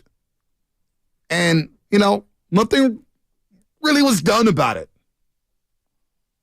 And so he had to come to work every day thinking like, damn, my teammate punched me, a guy who had my back, and I had to sit at a locker stall next to him all season long. Now, there's reports about Steve Kerr wanting Draymond Green to take him out to dinner. Didn't happen. Draymond was like, nah. Whatever happened, that's what happened. And so was it hard to come to work for him? I'm sure it was hard to come to work for Steve Kerr, hard to come to work for Steph Curry, yes. Hard to come to work for Klay Thompson, hard to come to work for Andrew Wiggins. Hell, Andrew Wiggins didn't come to work for 2 months because of personal reasons. Jonathan Kuminga and Moses Moody. You don't think it was hard for them to come to work?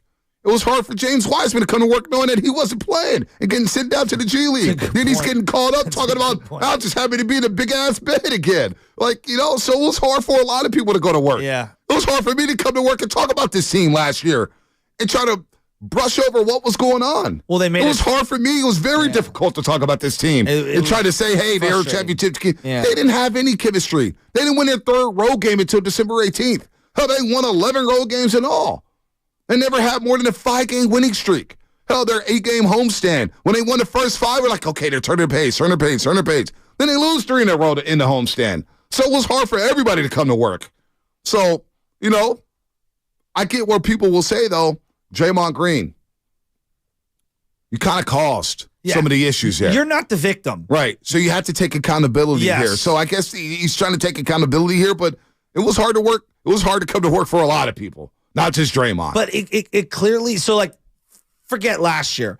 Just to me, it clearly feels like everybody is on the same page this year. And they realize through their mistakes of last year, they can't repeat that. Right. And that to me is the big, like, if you continue to repeat the same mistakes as an organization, as players, as people, right? That's the definition of insanity, expecting different results. So seeing everybody pulling the rope in the same direction, seeing everybody getting along, and they're winning, and like all these things are falling into place. Now, they can hit a rough patch, and let's say they lose 4 or 5 in a row, and Wiggins or Kuminga's the odd man out in a rotation, and a guy starts sulking. This could go sideways, but I appreciate that it does feel like early on everybody realized we got to play nice and we got to stack wins.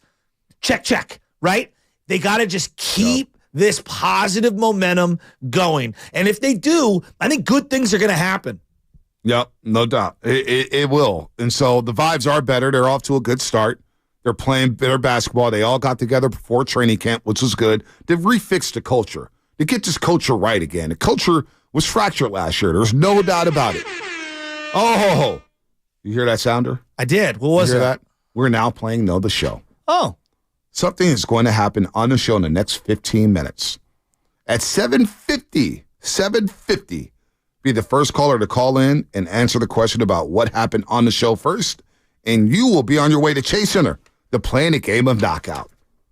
Anthony Slater, our 95-70 Game Insider, Warriors beat writer for The Athletic, does a hell of a job covering the Golden State Warriors for The Athletic.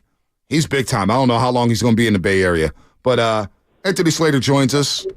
And Anthony, you want to partake in a game of knockout? First ever game of knockout in 95-70 Game? Heard you used to ball back in the day.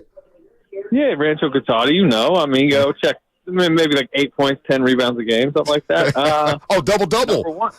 Yeah, no, I didn't. The points. Couldn't get the points up to double rebounds. But I feel like you're shortchanging the Bay, saying I'm leaving the Bay. It's a big market. Bay Area is a big market. I know. I'm kidding, man. I just think highly of you, man. Your work is so good. It's incredible. A lot of Warrior fans enjoy your work. You tell it like it is. You break the game down. You teach us about the game of basketball, which is great. It's not narrative driven here, but we got to get you in a game of knockout. But look, we were just talking about Draymond Green, and you were sitting there in the presser yesterday in the Bill King media room where Draymond Green addressed the chemistry. He said the chemistry is so much better this year. It was hard to come to work last year. What was your take of what Draymond Green said last night about the chemistry and his take on last season coming to work and how hard it was coming to work? Oh, I mean, they've been saying this since the exit interviews, right? Like, remember how honest they were about how I was actually surprised how honest they were when Jordan Poole was still technically on the roster, saying like the punch ruined the season. Mm-hmm. Remember Steve Kerr's exit interview? So honestly, it was like something we already kind of knew. I mean, the elephant in the room or whatever is like, Draymond was the cause of a lot of it. But he understands that. He's accepted that over time. I mean, the Poole trade alleviated some of that. The Chris Paul, and I know you guys may want to ask me about Chris Paul, but the addition has just gone better. Not even just like on the court, it is working obviously with how the second unit is playing, but off the court, like you cannot find anyone in the organization right now who's not like glowing about the Chris Paul experience through a few weeks. Well, expand on that, because I was telling Bonte, it feels like to me, one of the great leadership aspects of Steph Curry is that he really empowers people. And instead of like being threatened by other strong individuals, it feels like he likes collaborating with them. And early on, you see him and Chris Paul like side by side, arms around each other. They're all on the same page. And instead of being like an underling, they feel like legitimate partners in crime. You know what I mean? Like they're I don't know. It's just, I feel like Steph Curry has a lot of sway with everyone in the organization, and him, empowering Chris Paul is a big step for this. Yeah, Chris Paul just like loves conversing, loves talking. I talked to him the other day. He just called himself like an over communicator, and I just think he's really enjoyed the experience of like, you mentioned Steph, but like Steve Kerr's door is wide open. Steve Kerr, you want to have a 30-minute meeting with him and like really deeply discuss some stuff? Go ahead. Draymond Green, we know he'll sit there and talk. Now, we need to see this team go through adversity, go through losing streaks, go through games where this person thinks they should close over that person, and it's an angry locker room because they lost. And then maybe some of those tensions, will be tested. But right now, they're just like I think they're all loving. They're just where they're all at the stage of their career, but also just how they all like to collaborate, as you mentioned. And you think about Chris Paul, I think. When you think of some of his, bad breakups in the past, like James Harden's kind of like a passive-aggressive star, right? I think we can all say that, especially this week we can say that. Blake Griffin, DeAndre Jordan, right? I think they just didn't like his overbearing leadership style. I think Chris Paul's walking into an environment where he's like, they're welcoming my overbearing leadership style. They want me to, like, command the second unit. They want me to, like, pull guys to the side and do Andre Iguodala-type sideline talks. And Steve Kerr wants to pull all the, and I wrote about it, but Chris Paul thought it was important that part of the reason he accepted to come off the bench is because right before training camp, Steve Kerr brings all 5 starters and Chris Paul into his office, and they sit there for an hour and discuss why they're doing it. And Chris Paul's like, yes, like I can accept to come off the bench if we sit here and discuss why it makes sense. Wow. Anthony Slater here on the Morning Roast on 95.7 The Game. And it was a great piece you wrote on Sunday, Anthony, about that dynamic, about that meeting. You had a great quote in there from Andrew Wiggins. We'll get to Klay in just a second. But Andrew Wiggins, he talked about the finishing lineup, and obviously he wasn't in that finishing lineup against Phoenix. He wasn't in the finishing lineup last night. We see some different combinations to end the games, but Wiggins said something that I think was very important. As long as we're winning, I'm good with it. And I think this team is going to accept that. As long as they're winning, we're going to see all kind of different closing lineups here, but I don't think anybody's going to mope as long as they're winning, Anthony. Yeah, and within that quote, he also said, I need to rebound more. And I do think with him and Kuminga, that does seem to be the statistic that, at least to the coaching staff, signals like what kind of Kuminga, what kind of Wiggins they're getting on a particular night. But yet, Wiggins, I think right now is just, he's trying to find his game. And I've seen this plenty. I can remember the year that he exploded in the playoffs. I can remember it was probably like March, being in Orlando. They sit us right next to the visiting bench in Orlando. It's a great seat. And like Wiggins was really kind of slumping at the time. And I just remember being like, I don't know where this season's going for him. He could not seem to find his shot, find his game, find his dribble. And you see it right now, right? He's just like losing his dribble in traffic. I remember opening night, Eric Gordon stripping him. I just think he's trying to find it. We have seen him find it in the past, but he's basically like not a closer for them right now. I think 4 out of 5 games he hasn't been in the closing lineup. Yeah, that's true. And Kuminga got the closing. Too, right? No, it does. You got to win a game. And didn't Steve Kerr, sorry to cut you off, Steve Kerr said this. We're going to go by feel. How's the game flowing? Who's playing the best? And I like that mentality. it just feels so different than last year, or even like previous years, where it's like sometimes you felt like the young guys were being gifted minutes, or sometimes even when the young guys were playing good, you're like, well, he isn't rewarding them, or there was when Klay was coming back, or at times when Klay wasn't playing well, it was very defiant, like he's Klay Thompson, he can, he's always going to start, he's always going to be this or that.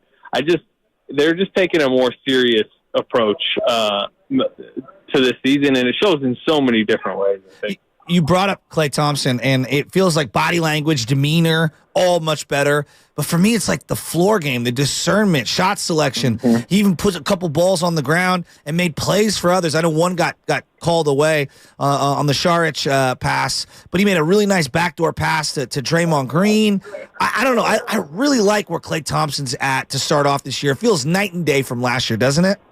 I agree with you. You want to know what maybe my favorite play of his so far this season? Remember the extra pass right before half in Sacramento? Yep. Or to Kuminga for a three. Like, you think Jonathan Kuminga doesn't thank you. You know what I mean? Like, it's like, wow, Klay Thompson is passing up like a semi-contested three to get me a three right before the buzzer, and Kuminga hits it. And like, that's the type of stuff where you're like, man, it feels like they're in a better place. And I just remember when they hit it, like the entire bench, it was one of those, they like jumped up, leaped up, and like pointed down at him. Like, yes. Yeah. But it's not only that, the defense, he's never going to, like, if De'Aaron Fox was playing last night, he's not guarding Fox. They're not going to really like put him on Monk and expect him to stay in front. But Kevin Durant on opening night, various other bigger players so far, he's using the strip move. He got it again last night one time, but like it's kind of Iguodala-like. He'll never have like, Iguodala's success rate, but I just, it seems like he's getting a little craftier on defense, particularly against bigger guys. And go ahead. He's boxing out, Anthony, too. Like, that's another thing for me. Like, he maybe doesn't have the overall rebounding numbers, but I see a concerted effort, Kuminga as well. Like, they're actually boxing out a lot more and putting a butt into bodies. They're locked into their assignments. They're locked into the season, right? This was the story 2 years ago where, remember that 18-2 start, they were like by far the best defense in the league. And it was like, well, it's kind of like Mike Brown was the coach at the time. And I remember Mike Brown he was a defensive coordinator. He was the assistant coach at the time. He brought this metric system that like really graded them in a way that held them accountable. But they just like, part of why they were so good defensively that year is just because like every night the scouting reports were slick and the accountability was there. And what you're saying is right. Like they were boxing out. They were, helping when they needed to. And you see that this year. It's starting to feel a little bit more like 2 years ago. I am not predicting a title. I would not predict the title. But they're just approaching the season like they approached that season. Yeah, no doubt. That's a great point, Anthony. Buying into their roles. Everybody's buying into their roles, including Dario Saric. How much better is this CP3 trade made by the acquisition of Dario Saric, Anthony? Yeah, I mean, it's certainly a help. You would think he kind of needed a lob guy, and I think Trace Jackson Davis, they're trying to maybe like nudge him in, and I'd honestly like to see him more because, I mean, not only does he have a skill set they don't have, but I think Chris Paul kind of likes throwing the lob at times. Right. But I think Saric, he's comfortable with Saric, obviously, from his Phoenix days, and that pick and pop game is really working. I mean, he had a couple big ones last night, kind of in a swing point of the game, and Saric. It's interesting. Sarge came into the league as like a 3-4, right? It reminds me a little of Otto Porter because Otto Porter came into the league at this 3-4, and he was bigger and kind of slower as he aged. And by the time he got to the Warriors, he was like a 4-5. And like Sarge is the 5. He's bigger than I thought he was going to be. Without covering him. Now that I've seen him in person, he's a little sturdier. He struggles to finish inside, and I don't think that's going to change. I just think it's the size athleticism thing, but. When he's lining up a three, you feel good about it. He knows how to play. I mean, this isn't anything that's surprising us, right? Even the day they signed him, we were all like, well, that makes a lot of sense. Yep. So it's just working. It's only 5 games, and Kuminga steals a lot of the headlines, but I've been so impressed with Moses Moody. Like, points are up, field goal percentage up, turnovers down, rebounding up, assist numbers up, that great block last night. His floor game, he's doing all the gritty stuff, and he's efficient, and he's got a quick little three-point hoist, and he moves the ball around. I feel like Moses Moody's flying under the radar. He has really taken a nice step forward. I mean, he's one of the best shooters on the team right now, and has been since, last March. Now it's like the volume isn't completely there because the playing time hasn't been completely there, but he's basically, since the middle of the last season, been like a 45% three-point shooter. And he feels like one when he lines up a shot, doesn't it? I mean, you're like, yeah, that's probably going down. He's got a quick little hoist, too. Him and Saric, the quick little pocket pass, and boom, gets rid of it at the end of the shot clock multiple times in early parts of the year. Yeah, and you remember what Josh Okogie did to the Warriors opening night? Oh, yeah. I know that a few of the coaches even, like, they watched that game and they were like, talk to Moses Moody about, like, that type of player. You know, like, just crash the rebound, tip a ball, like, you know, hit it back. Like, look at the way, like, Okogie, the coaches that felt Okogie completely changed that game for the Suns. And it's like, that's the type of player they want Moses Moody to be. Coming immediately, like, he doesn't come in and ease into a game, you know, and I think that's been a problem with Kuminga in the past. And, like, Kuminga is, like, I'm very, you know, you should be pleased with where Kuminga is, but Kuminga sometimes will get in the game and kind of have to get a rhythm. Mm-hmm. Moses Moody comes into the game, and he's sprinting up and down the court. He's sprinting in for rebounds, tips, blocks. He'll take a three right away. And that, I mean, that's who he's got to be in the league. And I think he's discovering that. Anthony, before we let you go, it sounds like you're at the airport getting ready to travel to Oklahoma City. And, of course, Friday marks the start of the inaugural NBA in-season tournament. All right, I want to win different courts, I want to win different looks. What are your thoughts about the in-season tournament? What do you think about it as group play begins on Friday? Court, I don't know. The funny thing is I had heard a while ago, like, hey, they're going to have different courts for it in, like, maybe like March Madness style. You know, when March Madness tips off and, like, every single court, it'll say, like, on the side what city you're in, but other than that, it basically, I thought they were going to do that. I thought that made sense to me, right? This is odd looking, but, you know, we'll see. I'm going to give it a chance. I already am, like, envisioning walking into Oklahoma City and, like, my eyes hurting looking at the court. There are a few out there that I just don't think it's going to look good. But anyway, I kind of like the idea of it. It'll probably juice up the games a little bit. The NBA is throwing a lot of marketing money at it, aren't they? Right, I mean, how they many are. TV. The commercial, Draymond predicting last night with his little hit, predicting the group winners. I mean, it's becoming a big deal with the NBA Cup, the trophy and everything. I get it. They're trying to make the regular season mean something, but we'll see how it plays out, Anthony. I'm not sure how it's going to play out. I'll say this. I kind of am excited for the Vegas weekend. They're doing a Final Four in Vegas. They're going to have, they'll have they're going to try to hype it almost like a finals. Obviously, nobody's going to care that much, but it's just going to be interesting. And to be honest, I wouldn't mind a little mid-season Vegas trip. Oh man, I'll be up there in December for a softball tournament, the Nationals. So I'm always down for a Vegas trip. Buddy. Well, are you going to be there during the Final Four? No, but I want to win this cup. I want to win this cup. That's what Anthony said he was saying. He wants to be there for the tournament Final Four. You're talking about a random Vegas trip. December 3rd. Yeah, that's not when the Final Four is happening. Yeah, but he's saying about, like a random Vegas trip. Right, who isn't down for Vegas? I guess. Bet on black, Anthony. Bet on black if the Warriors make it. I get it. And real quick before we let you go, OKC, they blew a lead last night to the Pelicans. They were up 19 after the first quarter. They're supposedly one of the up-and-coming teams. Chet Holmgren, of course, Gilgeous-Alexander, Josh Giddey. What do you make of this new-look OKC team? I like them. They're interesting. They're obviously very young. I know a lot of people within the Thunder organization, and they're definitely trying to, hit the brakes on the hype machine, right? It's like, hey, still look at the ages of these guys. You mentioned their starting lineup, which I think fits good together, but we're talking 21, 22, 23, right. Rookie, second-year player, third-year player. They are they, I think, were better than they expected last year, even getting into the playoff, almost sneaking into the playoffs. So I don't think, love the idea that, they're supposed to leap to a 3-4 seed, compete with the Warriors of the world. But they're coming, I like what they're building. I think everybody can see what they're building is good. Holmgren is unique. I think he's going to be really good. He had a 7-block game already. It was a second career game. I was actually talking to Kevon Looney about them the other day. He was kind of interested in playing Holmgren. He'd never faced him before. It's an interesting matchup. He was talking about how they do a lot of guard-to-guard screens. They got a lot of playmakers. Even Holmgren can make plays. Right. Giddey, Shea, Jalen Williams, everyone on their team can take somebody off the dribble. So they're a tough team to play. They're interesting.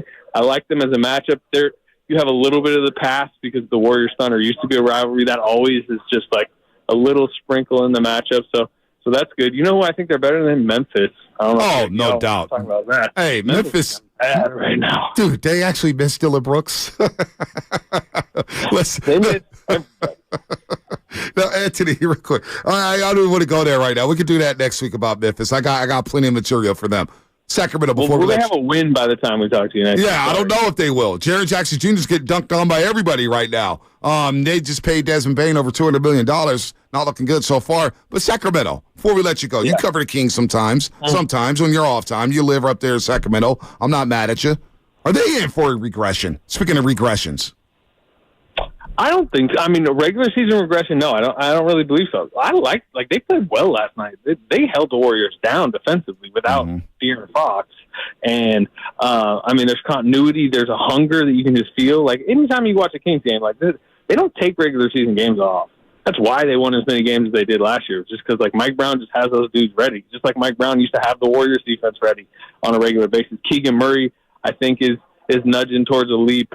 Malik Monk is, one of the, more explosive six men in the league. Sabonis is a regular season player. Again, like when we're talking, like, do I think they're a championship contender? Probably not. And part of that is because I don't think Sabonis in a playoff series can necessarily get them over the hump. But I just think they're going to win a lot of regular season games because of the way they attack the regular season. And Fox is awesome. Fox is awesome. Yeah, he just is. So I think I'll just say this: I don't think they're a playing team. I think they're a top 6. All right. I don't know if they're a 3 seed though. And 48 wins, maybe. We'll see. That was 48 wins shouldn't be a 3 seed. Right. They would tell you that. Right. I mean, like they just like backed into a 3 seed. 48 in a normal year should be like maybe 6. I hear you. Anthony, safe travels. Always fun having you on. We'll do it again next week here on the Morning Roast as the Warriors begin the season 4-1. 5-game check, 4-1. That's not bad. Not bad at all. Anthony, safe travels, man, to OKC. Yes, sir. A lot of road trips in the Phoenix airport now. I'll talk to y'all later. All right, brother. I like Sky Harbor Airport, Phoenix. It's not a bad airport. Oh, it's time to qualify somebody. Somebody asked me on YouTube, why do I dislike Dillon Brooks? Because he's a fraud. I mean, come on. He's fake hustle, can't shoot. Why would I like Dillon Brooks? Guy acts like he's been an all-NBA player. Thinks he's Ron Artest. Not even close.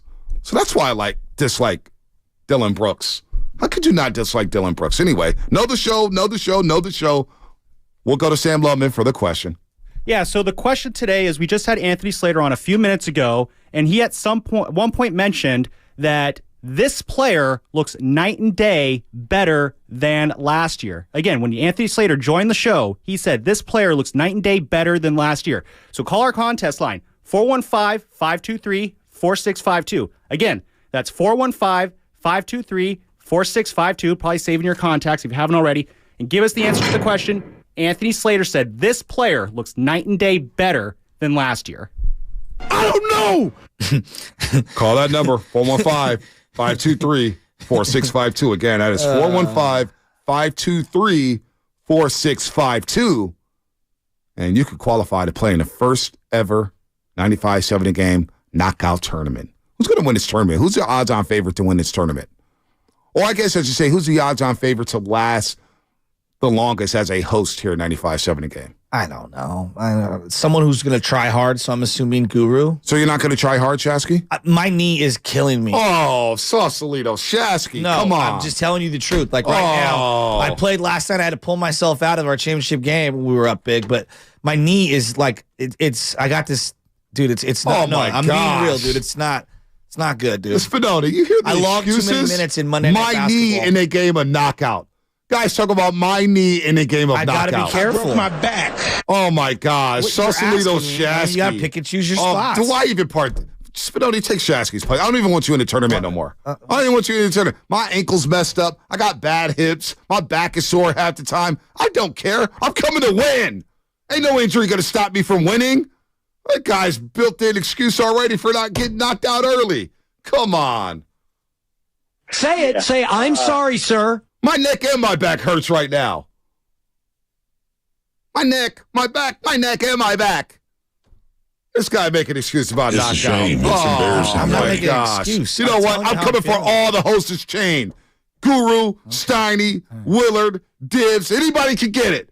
All the people who qualify knockout, I'm coming to win. Chase Hitter's my house.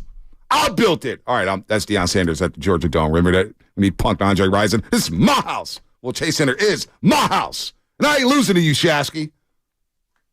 Oh, my God, my knee. You just turned 40. Stop. You better be careful.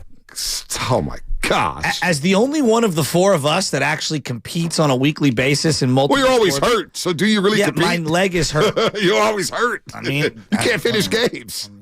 Well, last night was the first time I've ever had to we were up big and I took myself. I made a nice sliding catch early in the game. Oh, gosh. So I'll take that. Oh, man. I mean, the kids that I'm playing with are half my age. Literally half my age. I coach them. That's when you know you're getting old, is when they go, hey, coach. I'm like, dog, we're on the same team now. Stop calling me coach. I coached you when you were 12. You're now 23. So My fault. Should we just start calling you Street Coach Shasky? Dude, seriously. On the real, though, the underneath at the bottom right inside of the knee, oh my gosh, patella tendon. I don't even know what it is. The kneecap area, it hurts. I can't take this, man. I'm being real, just the bro. injury report. Joe Shasky. Name the injury. Concussion. Hairline fracture to shoulder. No. Ankle. I did hurt the UCL of the thumb right knee a couple contusion, weeks ago. Left knee and that contusion. was in basketball. I logged too many minutes for George Borges. He wouldn't let me. I had to pull Achilles. myself out of a C-League basketball Foot game. sprain. I mean, Jesus. Pinky toe. Pinky finger. And here's the deal. Right wrist. Look, as my dad's health Tommy John taught me, UCL. I'm going to play ball until I literally physically can't play anymore. Bicep and if you sprain. hate that, then that's on you. Bicep strain. It makes strain. me feel good about myself. I Forearm like playing ball. tightness. I like competing. I'm going to keep playing as long Wrist as I sprain. Turf toe? What's the hand injury on a baseball player's game? Or no, Hammett bone. That's the Hammett bone. Hammett bone. Well, if you Pablo. By the way, if you want to look at my Hammett. Look at. You could see that your boy swings the wooden bat a lot. Just look at the mark on my hand. I've got a permanent Hammett bone mark on my left bottom middle hand. finger.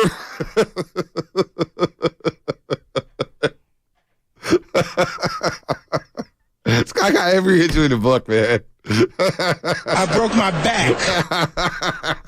Spinal. I think this leads perfectly into the injury report.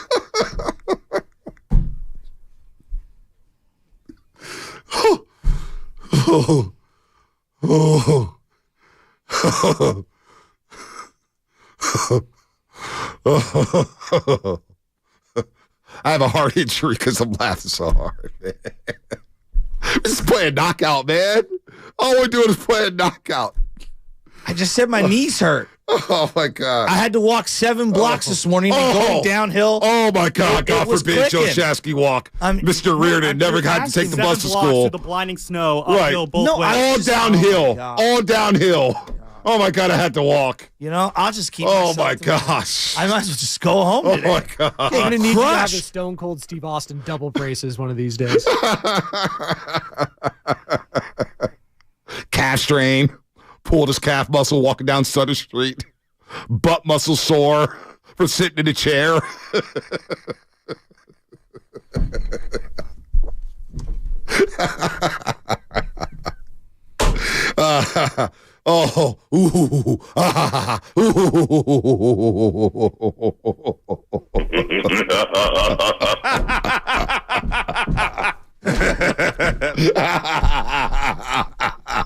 You want to laugh even more? If you plan on watching Thursday Night Football tonight between the Titans and Steelers, you might be disappointed because Ryan Tannehill will not be suiting up. Come on, Shasky, live a little bit. Laugh a little bit. Come on, man. Don't be Timron Joe right now. Come on, I need Frisco Joe. Somewhere Guru feels me because everybody hates on my happiness and they want to rip me because I'm still playing, and that's fine. That's fine. You do you. I do me. I'm not mad. I'm not mad at all. I'm licking my wounds because I'm clearly legitimately injured. I'm surprised your jaw doesn't hurt from talking so much. Next thing you know, Shasky's going to call out Morning Roast. Montreal hurts. I had to carry the show. Well, that's not fair. That's not fair. I'm sorry, man. Tannehill was placed on IR after suffering an ankle injury. Who cares about Ryan Tannehill? We will all be better tonight because we don't have to watch Ryan Tannehill throw football. Thank the heavens we don't have to watch Ryan Tannehill. That was the injury report brought to you by Boxer & Gerson, Northern California's premier workers' compensation law firm. Helping to workers get their lives back for over 40 years. Where's Hillary at? Hey, Hillary, how do you feel about Jimmy Garoppolo now? How do you feel about the Raiders now? Hillary, where you at, Hillary? Shout out to Boxer Gerson and Hillary. Oh, my stomach hurts. Ooh, what's coming up in the game? Brought to you by Fremont Bank. Full service banking, no compromises. We're going to take your calls.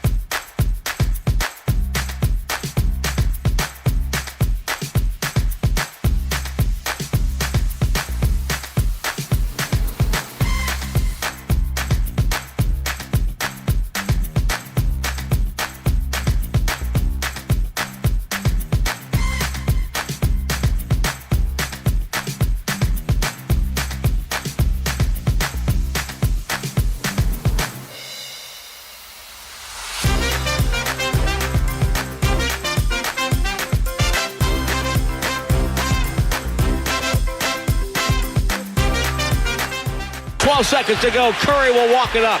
Off the screen. Curry at midcourt. They're going to trap him. Feeds over to Draymond. Draymond looks, finds Thompson with 3, with 2, with 1. The jumper's up. Good! .2 to go! Klay Thompson with the bucket. Sacramento calls time. Oh, baby, oh, baby, oh, baby. It took me a while to stop laughing. We're having fun here on the roast. Shasky's taking it a good stride. At least he's out there competing. I know better to compete. My days are done.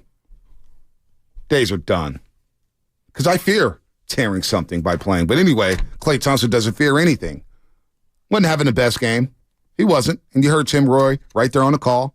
Shout out to Tim Roy. Shout out to R.C. Davis. Shout out to the Warriors Radio Network, James Kincaid. Klay Thompson, 0.2 seconds left over Dave Al Mitchell. Keegan Murray coming from the back and splash.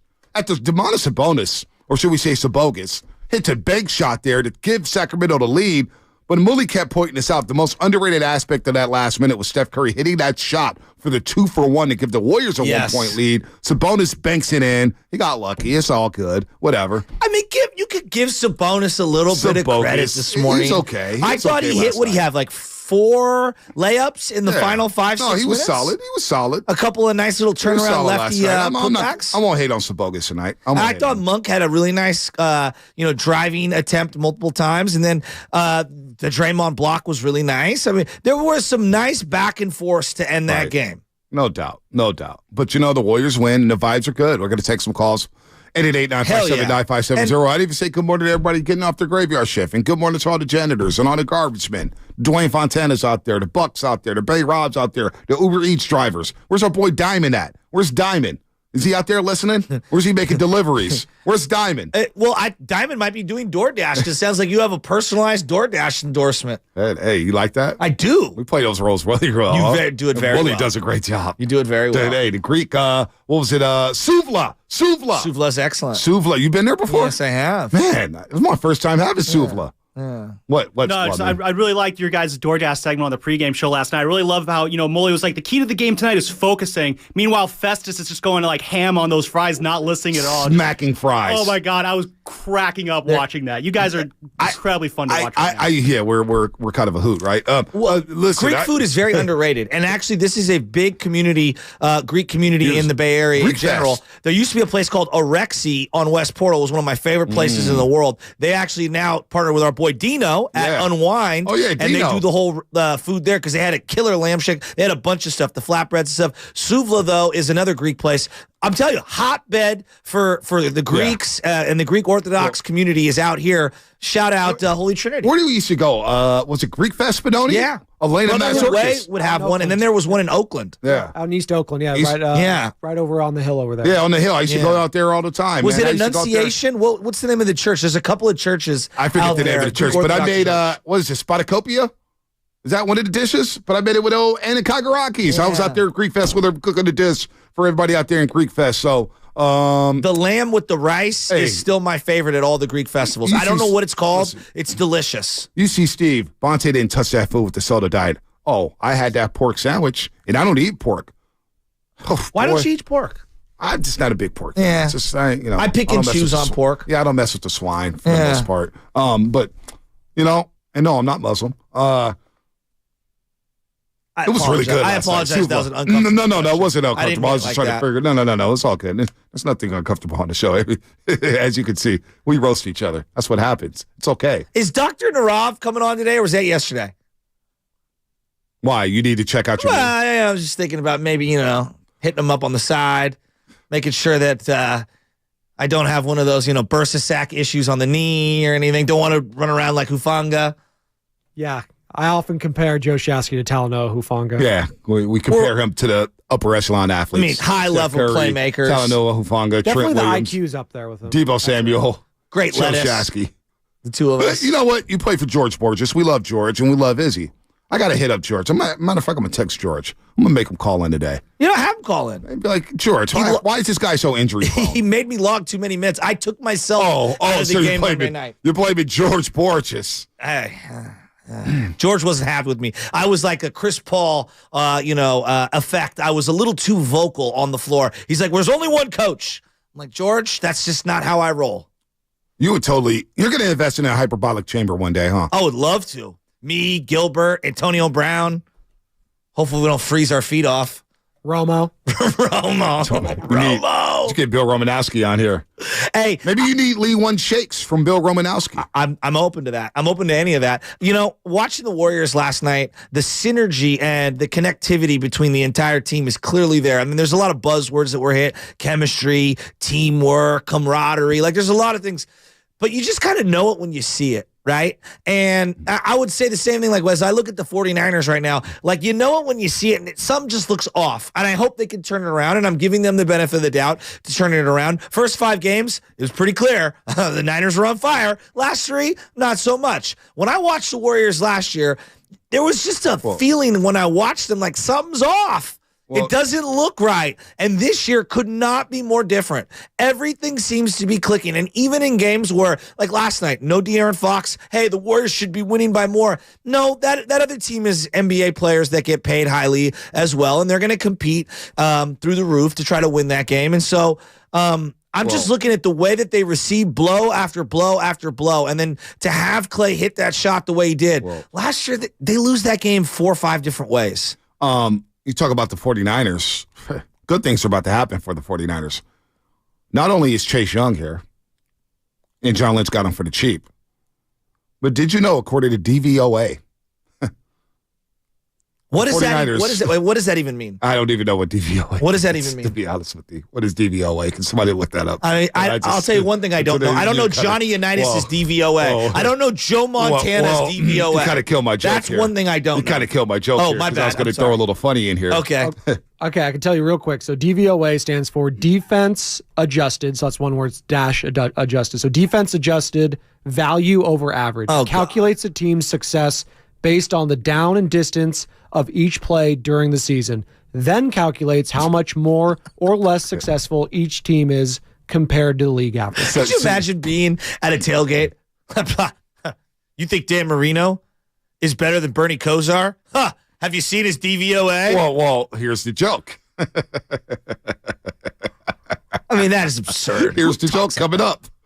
The 49ers pass offense right now, according to DVOA, currently ranks 8th all time. All time. According to DVOA, the 49ers pass offense is currently ranked 8th all time. Ahead of the 2013 Denver Broncos. Ahead of the great San Diego Charger teams with Dan Fouts. Ahead of all those Super Bowl teams with the 49ers. Ahead of all those Indianapolis Colts teams.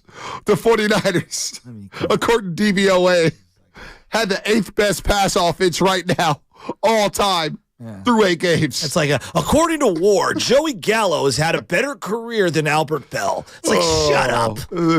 Shut up. At what point does the game that I'm actually watching where you're scoring 17 points a game and struggling to score in the red zone, at what point does that factor into your calculation? Let me ask you this. Who would you say has a better pass offense this season, Miami or San Francisco? Well, I think that Miami is a pretty, explosive offense. They're not even on this list, according to DVOA. I mean, I don't know. They're pretty explosive. The Niners are explosive too, though. DVOA, the Niners. According to DVOA, have the best passing offense all time. If you have to, and I just watched Brock Purdy throw 4 interceptions. If you have to explain your metric with 7 sentences, right, it's not a metric that I'm going to be using. 4 interceptions in the last 5 quarters, Brock Purdy. 4 interceptions in the last 5 quarters. Well, let's blame Steve Wilkes for everything. Well, they also haven't surpassed 20 points in 3 straight games. Yeah. But let's blame Steve Wilkes for that one as well. Let's not hold Shanahan and Brock Purdy accountable. Let's just blame it all on Steve Wilkes. Steve Wilkes fucked the Bosa can't get to the quarterback. But back to the Warriors. Klay Thompson, the vibes, because the vibes are great right now in the morning roast. And I'm feeling good. Shasky's feeling good. Spadoni's feeling good. Loveman's feeling good. Dub Nation's feeling good. And Klay Thompson's feeling good after that game winner. He was asked about the chemistry this year.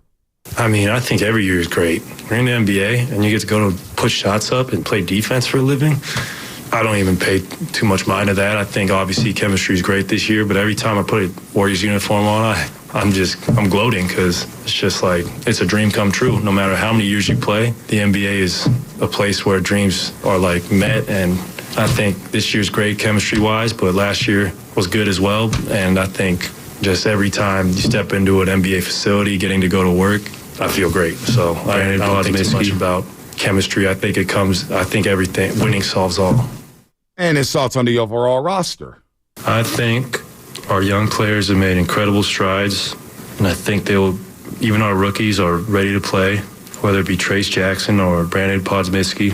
JK and Moses have made that jump this year where they can be trusted in tight situations. And we have a deep, deep team. Dario hit some huge shots tonight. He was great for us. And for Chris Paul to be as unselfish as he is and head the second unit, it's just sky's the limit for this team. I really believe that. It's such a calming way of delivering his message this year, Klay Thompson. The last couple of years, not defiance, because that feels too strong, but it was just kind of like more stubborn, I think was the overall tone of a lot of his media availability sessions. It just felt like he was on the defensive, right? Yeah. I can understand from his point of view why he would feel that way, like he's being attacked. It's like, dude, look at all the things that I've done, and you guys are like questioning my every turn. I'm like, I understand that, but boy, doesn't he feel like he's in a good spot emotionally, mentally, physically, team wise. And look, the contract or the free agency that's coming up after the season has not been on his mind. He has not played like it. He's been sacrificing shots. You just heard from Anthony Slater. Him passing up that shot before halftime in the Sacramento game. I've seen the extra pass. That game against Sacramento was very, very key because I watched Klay Thompson take 5 shots, and he wasn't getting any looks. And there was a couple opportunities where he could have forced it in that basketball game. He didn't. He let the game come to him. He only took 12 shots, scored 19 points. And down the stretch, I don't remember him getting a lot of touches down the stretch. But no, in years past, if he didn't get a lot of touches, he would almost, it felt like to me, go out of his way. Hey, I got to get this ball. I got to take a shot. Whereas now it's like he's just let it come to him. Let it come to him. And then when he does get it, I'm telling you, dude, he has been a much better passer. He has been a much better passer. Like, he had a backdoor cut pass to Draymond last night. That was brilliant. It was a brilliant pass. Klay Thompson's playing some really good basketball to start this season. Very good basketball. All right, let's go. I was really happy for him last night. I know that I've been critical of Klay Thompson, and whatever. People get offended by it. I was just trying to keep it, what I'm seeing. And I really was, like, it becomes like, oh, you don't like Klay. It's like, nah, dude, like, I actually love Klay. He's one of my favorite players of all time. And I'm watching a guy last night make that play, and to see Draymond hug him, to hear Steph Curry talk about him in postgame, to see his reaction, it's like really like, good for you, man. Like, honestly, that's like, it's freaking awesome. To get a game winner like that, those don't come around often. No, they don't. And I want to salvage these kind of moments with this core, because we don't know what next year holds. We don't know what the future holds. They might not win anything this year. But like moments like last night, that was fun. That was special. Klay Thompson, his third game winner with under 5 seconds left in the game. Third career game winner with under 5 seconds left in the game. That was a big-time shot there. Here's Steph Curry on Klay's huge game with his shots before we get out to the lines. For him, there's always high confidence he's going to impact the game, shooting the basketball. As long as he's taking good shots and the ball's moving, we like the law of averages with him for sure. And it was a huge shot. He seemed in rhythm. Once he caught the ball, knew what he was trying to do, and big shot for us, for him. It's a weird game in between 2 road trips, so our energy was kind of all over the place, and for him to seal it, for us was huge. BPA, Brian and Palo Alto, what's happening?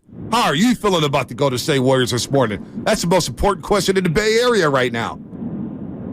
I'm great. We're incredibly fortunate. We've had in the last 30 plus years, 3 dynasties: Niners in the 80s, Giants kind of a dynasty early 2000s, and obviously the Warriors now, right? So we're lucky. Niners aren't going to win a Super Bowl this year. Look, I'm not going to lose any sleep over it. But yeah, I think the vibes are immaculate with the Warriors. Obviously, they lose that game Steph and Klay were bad for 90% of the game, and they lose that by 20 last year, no matter who the opponent is. And so, yeah, I think and they're a lot better. And it's not just the Leaf and the rookies. I mean, you look at like Saric, right, and the guys that they've added. They're just really good. Peyton's healthy. Hey, quick shout out Shasky, Archbishop Reardon, maybe best football team in 30 years this year. Yeah, even though they got absolutely demolished by Sarah. And didn't you guys lose to Esteemed who else did you alumni. guys lose to? Valley, Yeah, they lost to St. Francis. St. Francis, that's who they lost to. Yeah. But they are a very good team. Anyways, Shasky, I'm a West Catholic League alum, so just Let's shout out. go. Where'd you go, Brian?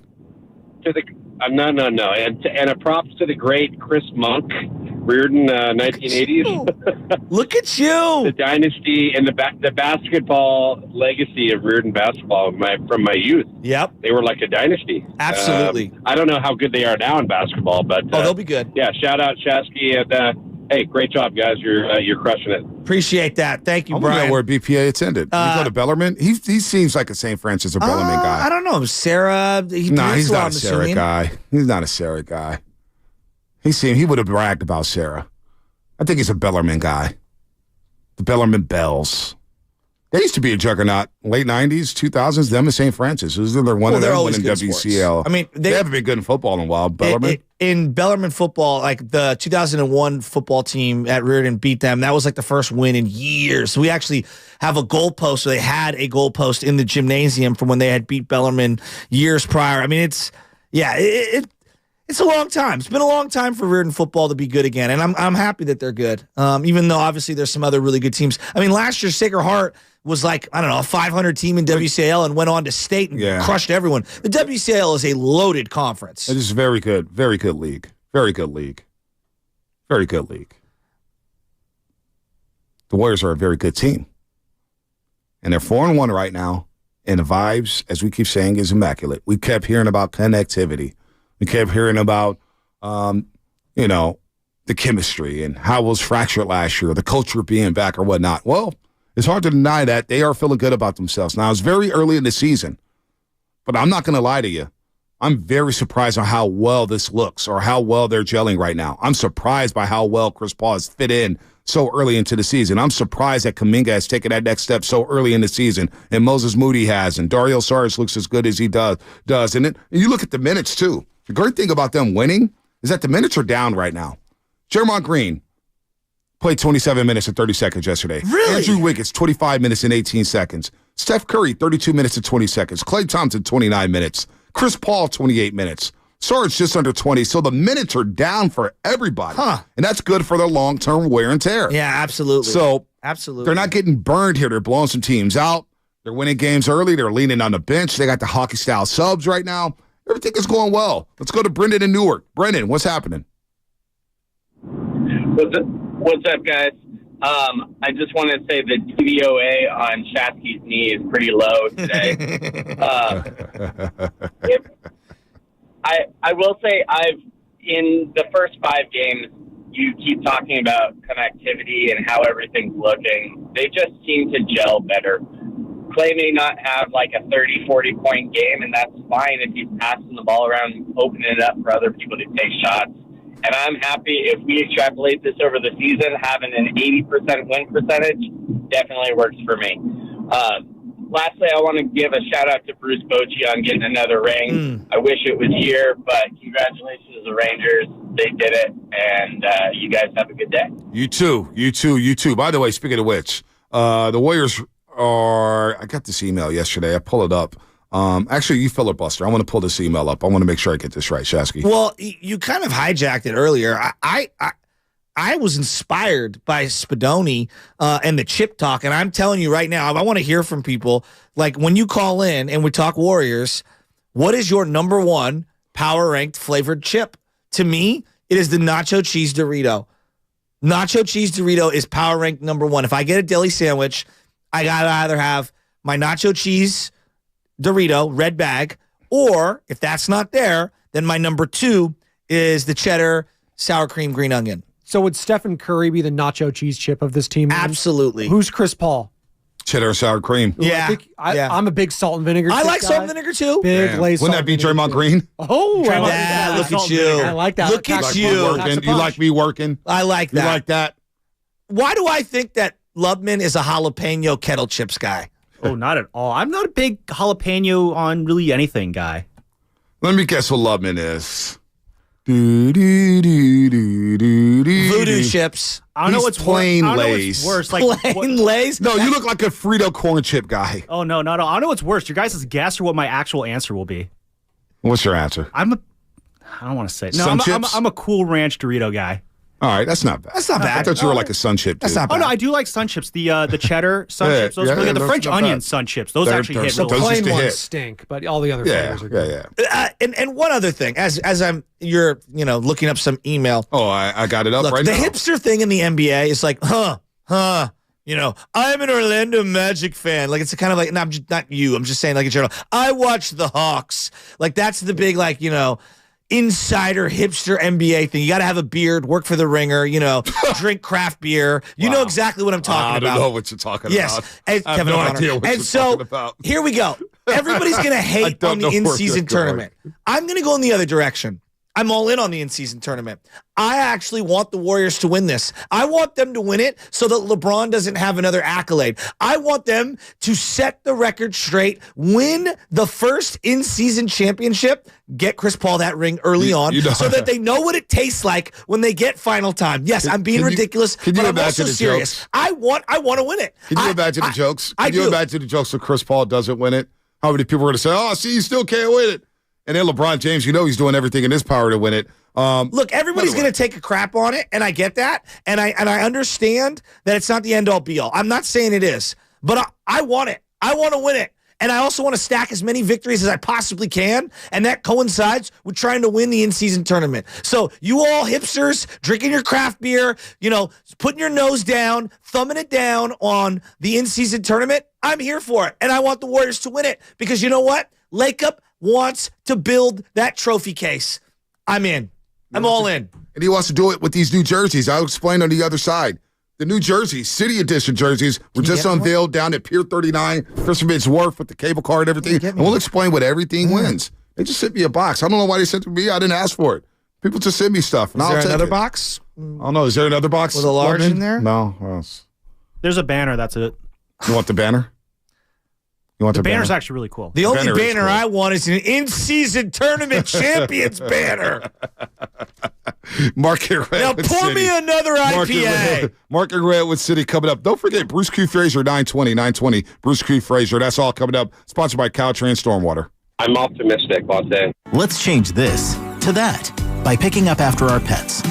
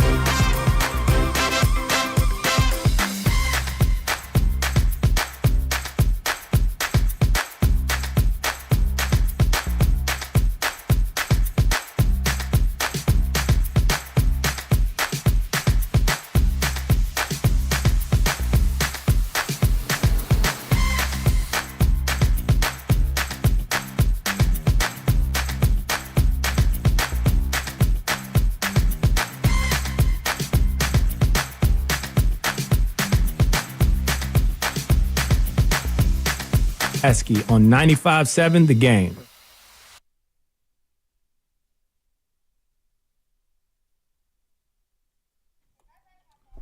Oh, my camera's messed up again. What do you know? The camera's always moving away. You know what that means? It's just trying to hide the ugly on YouTube. I don't know. The camera doesn't want to look at me. I'm breaking cameras over here. What do you know? Let me see. Tap lock. Come on, come over. I believe you. You can do it. Oh. Get over here. Oh, the camera's moving. Oh, this is so fun. If you're This on is so YouTube cool. right now, I want to get up to 300 likes. We're at 200 likes. Can we get it to 300 likes? Smash that thumbs up button. Hit subscribe. We are so close to 50,000 subs. So close. Can we get there? Remember when we had like 500? We have grown exponentially, and it's because of the audience that we have, and we love you so much. I know. I can't believe they still watch us, to be honest with you. I thought they'd get tired of us by now. The numbers have been consistent as well. Don't believe the hype that you see on the media. People say that our numbers are dropping on the morning roast, and that's a lie. People just like to fib, just to fib. I don't get why they do that, but they do it. Got to lie to kick it, right? Guess if you ain't lying, you ain't trying. What's your favorite Ain't Gotta Lie to Kick It song? Silk the Shaka? No, not even close. You ain't Gotta Lie to Kick It. No. That one album, Charge It to the Game. Look. Silk wasn't great. Charge It to the Game, classic. One of the top 10 of the No Limit Master P collection. Boy, he could not rap whatsoever. Hey, Charge It to the Game got hits. His verse on I always feel like somebody's watching me. I'm paranoid, I can't sleep. When I'm sleeping, I can't paranoid. I was just like... No one wants to admit. Mia had the hardest bars. Oh, Mia X verse. Oh. To this day. And Mac. Rest in peace. Rest in peace, Mac. World War III. So, the Warriors just unveiled their new City Edition jerseys.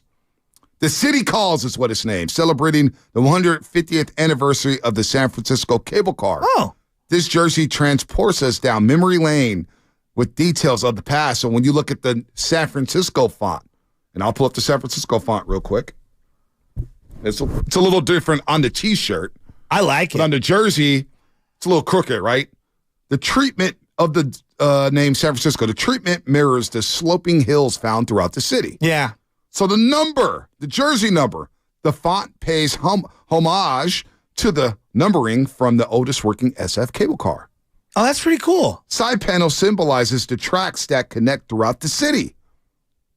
All right. So my uncle was a bus driver and was a Muni driver and whatnot back in the day. So I've always had an affinity for the old school, cable cars, buses, things like that. Well, my grandfather, Webb Tyndall, my mom's dad, he operated a cable car for 38 years. No way. Cable car operator for 38 Very years. cool. Yeah. Passed away in, I want to say, 03, 01, 02, 03. I always envisioned myself as somebody who would be like on the 14 mission, like, everybody hop in. Everybody, get in. Just get in. File in. So yeah, no, my granddad, he used to do the cable cars. He used to drive the 19 Polk, and I used to ride Muni with him when I was a kid. Then he moved to Thailand when I was 5 years old and retired to Thailand. Go figure. The waistband and belt buckle represents the steel cables and cogs that pull SF cable cars. Oh. Custom GSW monogram inspired by the classic. Do we need to get you some I can't see it. Dr. Bindi or maybe some Dr. Bindi. Anyway, the little cable car honors the San Francisco's famous icon climbing towards the stairs. So, yeah, pretty cool. Honors the city, the cable car, and everything like that. I'm open to it. I personally believe the year that they won the championship, those black jerseys are some of the best ones they've ever made. With the lightning bolt on the side, it's like yellow. It's a pronounced yellow, and then there's a little subtle blue. I personally believe those are some of their best jerseys. Yeah. So this black and yellow combo, it's classic looking. Even though black isn't one of their historic numbers. I think these uniforms will warm up the people. I mean, the city editions, when we first saw them, everybody was like, "Oh, these jerseys suck.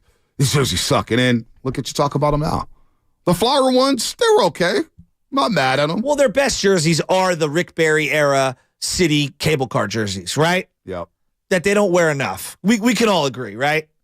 Yeah, I agree. By the way, speaking of which, Clifford Ray joined us on the pregame show. Clifford Ray Saves the Day, his new book. Have you ever ridden a cable car? I'm asking. I don't think I've ever been on a cable car. Swear to God. Never been on a cable car. I don't think I have. Is riding a cable car like for San Franciscans the same way like going to Staten Island is for like New Yorkers, where it's like that tourist thing that like you as a local never do? I don't think so. When I worked at Cobb's Comedy Club, I would get off the 38 Gary, get on a cable car at PAL because I had a fast pass. Interesting. It was free for people who had a fast pass. I loved getting on a cable car, just hanging off of it. Oh, it's so fun. Never been on a cable car? I don't think I ever have. It's like $8, gosh. $9 back in the day. It was like so expensive. It wasn't that expensive. No, it felt very expensive. I had my Muni Fast Pass. Really? Nobody's really been on a $8 cable for the car? month. I'm surprised. I don't think I've ever been physically been on one. I used to love getting on a cable car. I mean, fifth generation San Francisco, and I haven't done that. First time I ever walked across the Golden Gate Bridge, I ran it in a marathon. Wow. No, I haven't walked the Golden Gate Bridge. See? I have not done that. So I don't feel that bad. I have not done that. But I just never really, it's like, why do I want to walk on the bridge? I just drive across the bridge. Well, that's kind of was my point, yeah. But cable car? Oh, come on. You got to get on a cable car. Maybe I'll have to make it a bucket list. Cable car? Oh, man, I love getting on a cable car. I miss getting on a cable car. Are they good for people with bad knees? You can just stand up or you can sit down. May not be good for your butt. It may make your butt sore because the seats are a little hard. Well, the only other time I was on a cable car, I believe, I don't know if it was Rocco or Guido, somebody used one of those cable cars, but it's not a real cable car because it had wheels where, the trolleys? Yeah, for like what is it called? The wedding party. Yeah. By the way, Clifford Ray was fun last night on pregame show, speaking of 75. Anyway, Roasters, we're talking about bad knees and injuries because I asked Shasky whether or not he's going to win a knockout tournament, and he started blaming his knees on not winning the knockout tournament. No, I just said that I don't know if I'll be able to participate. Oh, my gosh. In the fashion that I would like to. This guy's questionable in the promotion we've been promoting. I need to take a couple weeks off. Well, anyway, the first ever 95-7 a game knockout tournament at Chase Center is coming soon. I'm not sure when the date is. Maybe late November. Maybe I'll be in L.A. during that time. Tune into the roast all week. And then next week. And make sure you're listening at 7:30 a.m. because you need to know the show. Right, Lubman? Know the show. I like Lubman's shirt today. It's Steph We Trust. It is a good shirt. It is a very good shirt. You have another chance today, 12:30, during Steiny and Guru. Now, are both of them in today? Because I know one of them been out, so both of them back. Okay, cool. 4:30. Is Dibs back today with Willard? No, we don't know. Sure. All right. Anyway, listen at 4:30, and you could qualify. Each show during that 2-week stretch, we'll be picking one winner each show. Make sure you're locked in at 95-7 the game during those weeks, and you can have a chance to launch shots from the very same spot that Stephen Curry does. Again, in first ever 95-7 the game knockout tournament. Let's get back to the vibes. Good vibes here. Mark in Redwood City. Mark in Redwood City. What's going on, baby? Fellas, you're killing me, but top of the morning to you. First thing, shame on you, Shasky, if you've never ridden a cable car, being a San Francisco born and raised resident. I know. Now, if you guys are talking cable car, have you ever been to the Cable Car Museum barn? Yes. That is I have been to Yes. that. And I've eaten at Tony's Cable Car on Geary, and back in the day, Cable Car Joe's on Mission Street in Silver was my spot, even though it was a $100 burger. Well, Joe grinds his own Chuck Daly. Joe across from Kaiser. There was one across from Kaiser Hospital on Geary. That's what we're talking about. Tony's. Tony's. I got food poisoning at that place. I puked my guts out. Yeah. Now, sorry. Now, fellas. Now, I was a Reardon student in the 70s, and Bellarmine was the beast of the Bay back in the 70s. Nobody could beat Bellarmine There you go. They had a guy, his name was John Paul Jones. He was the running back, and he was as big as the lineman. He went to Cal Berkeley, I believe. John Paul Jones. You look it up. Now, the other thing, guys, is the Warriors. In many ways, Joe, you're like Bonte in the sense that you guys are talking championships. The season is long. Oh, no. Mark, hold on. Let me cut you off, Mark, real quick. I'm not talking about anything about a championship. I didn't predict the finals appearance.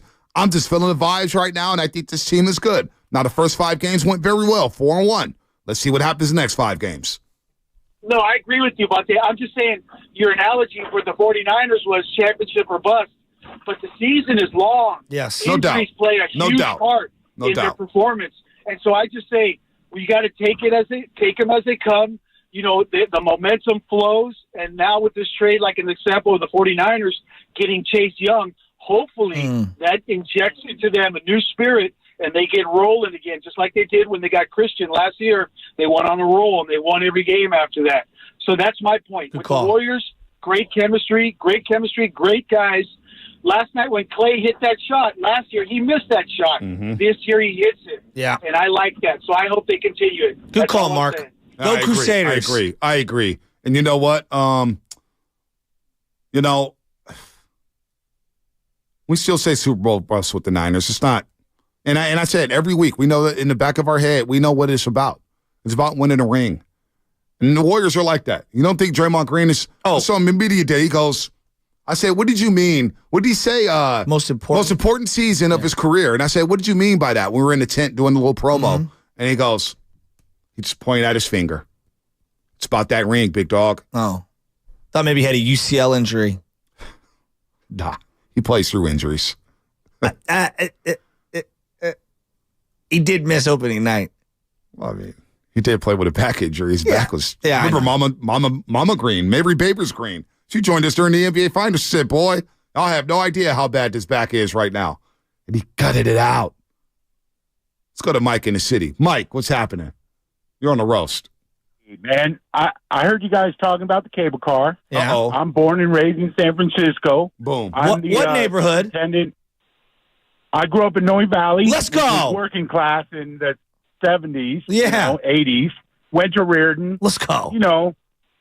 Coach, CYO, SFYBL. Let's go. Even had a batting cage for a while on Treasure Island.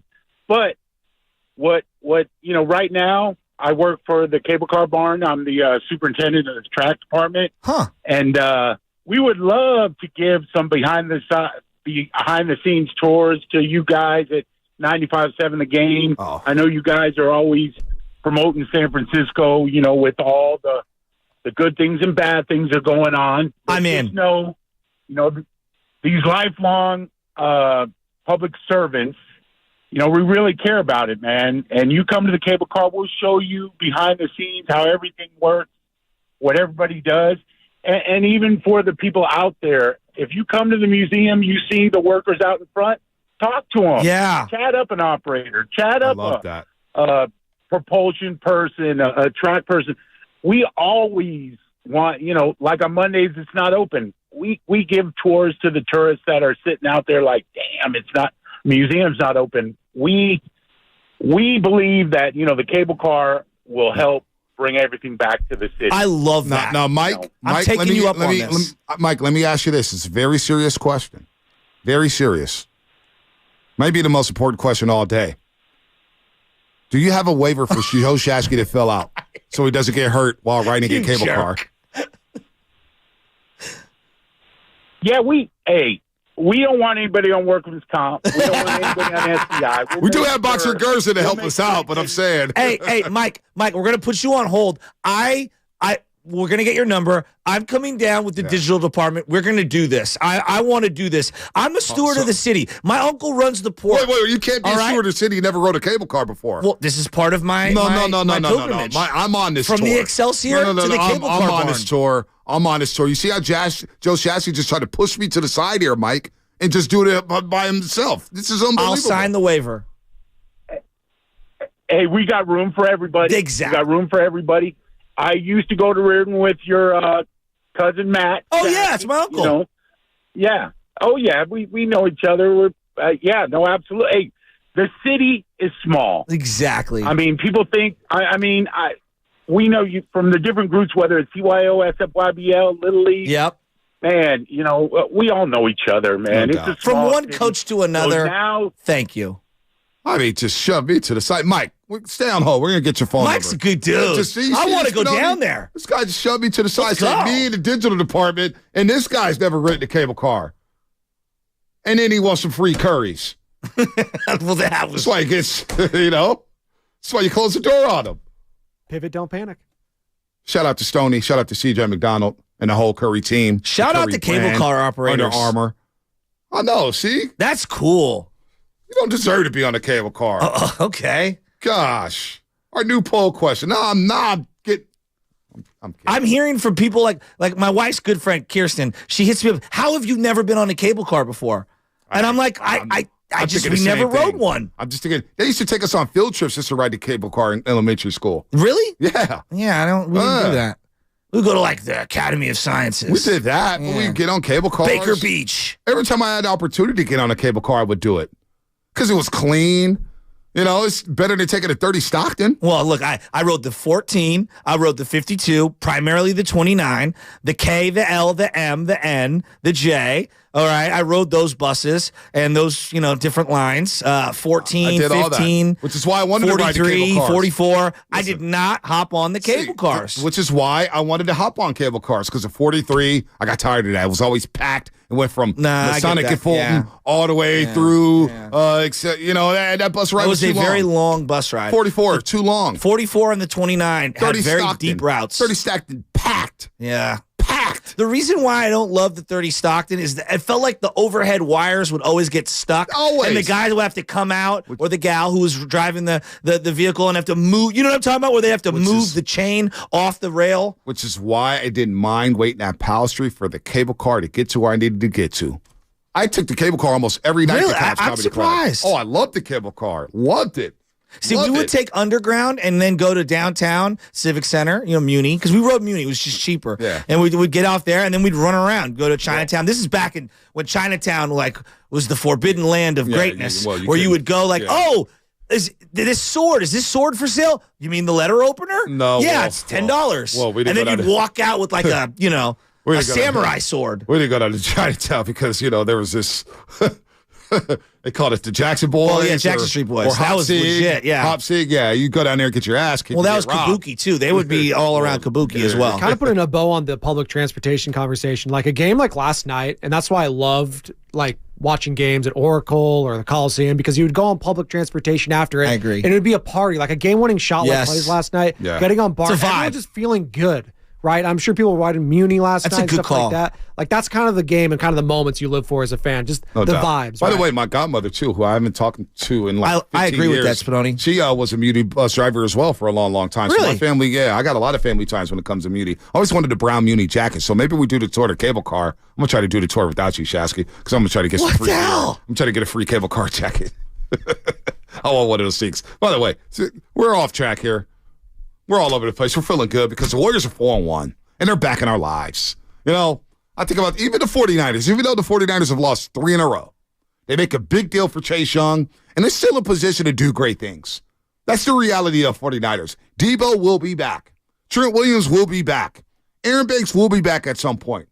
And their goal is still attainable. So we talk about the baseball team, and there's no hope. No hope in winning. The expectations is, let's sneak into the wild card and hopefully make some noise. No. We got 2 franchises here right in our laps. So the Golden State Warriors and the Niners. And things are feeling good. High IQ teams, smart basketball. Chris Paul's here. He's dropping dimes. He's got 41 assists and only 6 turnovers. Steph Curry's on a heater. Klay Thompson's hitting game winners. Day-Day's talking about, man, it was tough to come to work last year. This year's a total reversal. What do you have, 2 threes in the first quarter? 2 threes in the first quarter. One of my favorite stats as we track the Draymond 3 counter. Whenever Draymond Green hits 2 or more threes in a basketball game, the Warriors are 125. Absolutely incredible. That doesn't even seem like that's an unbelievable statistic. Yeah, unbelievable. Say it one more time for people. 125 and 24. When what happens? Draymond Green hits 2 or more threes.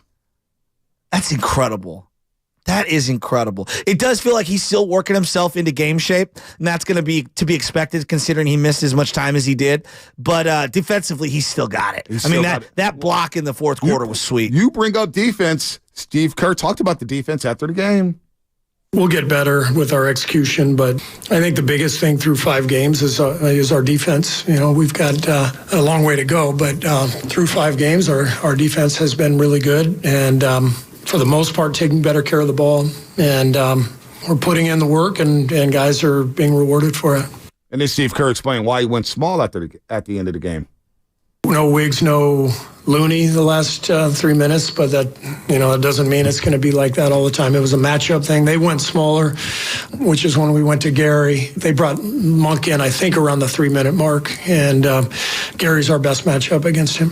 They did a good job against Malik Monk, so that's fun. And Gary Payton II looks healthy right now. And, if you're looking at it from the King perspective, Davion did hit a couple threes in that game. I thought Davion played a good game yesterday. And Monk was starting to go off, and the Warriors found a way to stabilize things. I like Monk a lot. Monk's a very good player. Yeah, there's no doubt. You got to like Monk.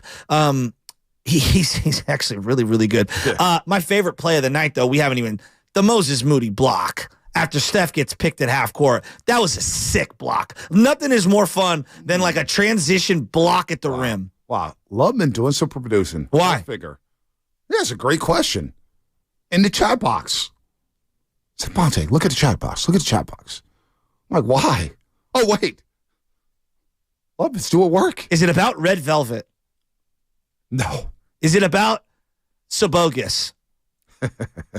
Your boy. Oh, hell no.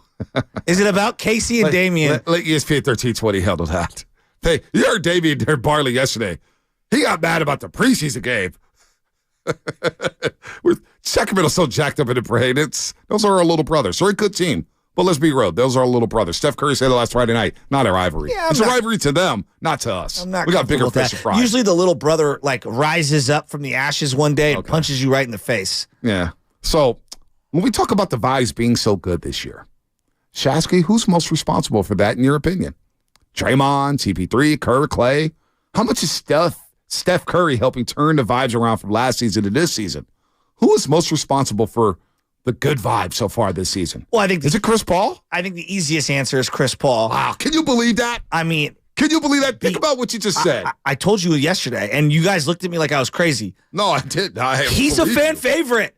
Chris Paul, the guy who's one of the most hated athletes in Bay Area sports history, who flopped his way like a fish out of water to 1,000 calls and was a thorn in our sides and kept disrespecting Steph Curry and was a part of Lob City and OKC at one point and the Rockets team that was supposed to dethrone the Kevin Durant Warriors.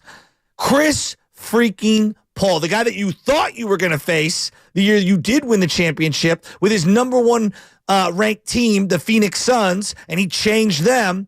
Chris freaking Paul, to me, is a fan favorite. And dare I say, I really enjoy watching him play basketball. 888-957-9570. I really do. Who is most I can't believe I'm here. Who is most responsible for the good vibe so far this season? Draymond, CP3, Kerr, Klay. Now, when it comes to last night's game, Draymond Green said it was the perfect storm. Everything was stacked against us. You're coming back from a road trip, a 4.5-hour flight. We got back at 3:30 in the morning a couple nights ago. And so then you try to maximize the rest, right? So there's no practice yesterday. There's no shoot around today. And you come in, and we always talk about the getaway game, so coming off a road trip, which is always tough that first game back home, team without their best player, so you tend to relax when you see that. And then also you're headed back out on the road tomorrow. So it's kind of a perfect storm for us. And we knew it wouldn't be an easy game. We know that's a really good team, and they're always going to fight and battle, so we knew it would be a tough one. But it was good to see us never go away. When everything was going wrong, everybody stood in place and made the necessary plays we needed to make to pull the game up. Down 11 in the third quarter. And you know what? There is something to it. Not having that best player playing. The Ewing effect, right? Everybody steps up. Bill Simmons wrote about it a long time. One of the few good things he wrote. He's wrote some good things. That's not fair. That's not fair. Sorry. I'm so sick of Bill Simmons. Honestly, thinking about it driving home last night, it was like, well, they don't have De'Aaron Fox. De'Aaron Fox does everything for that basketball team.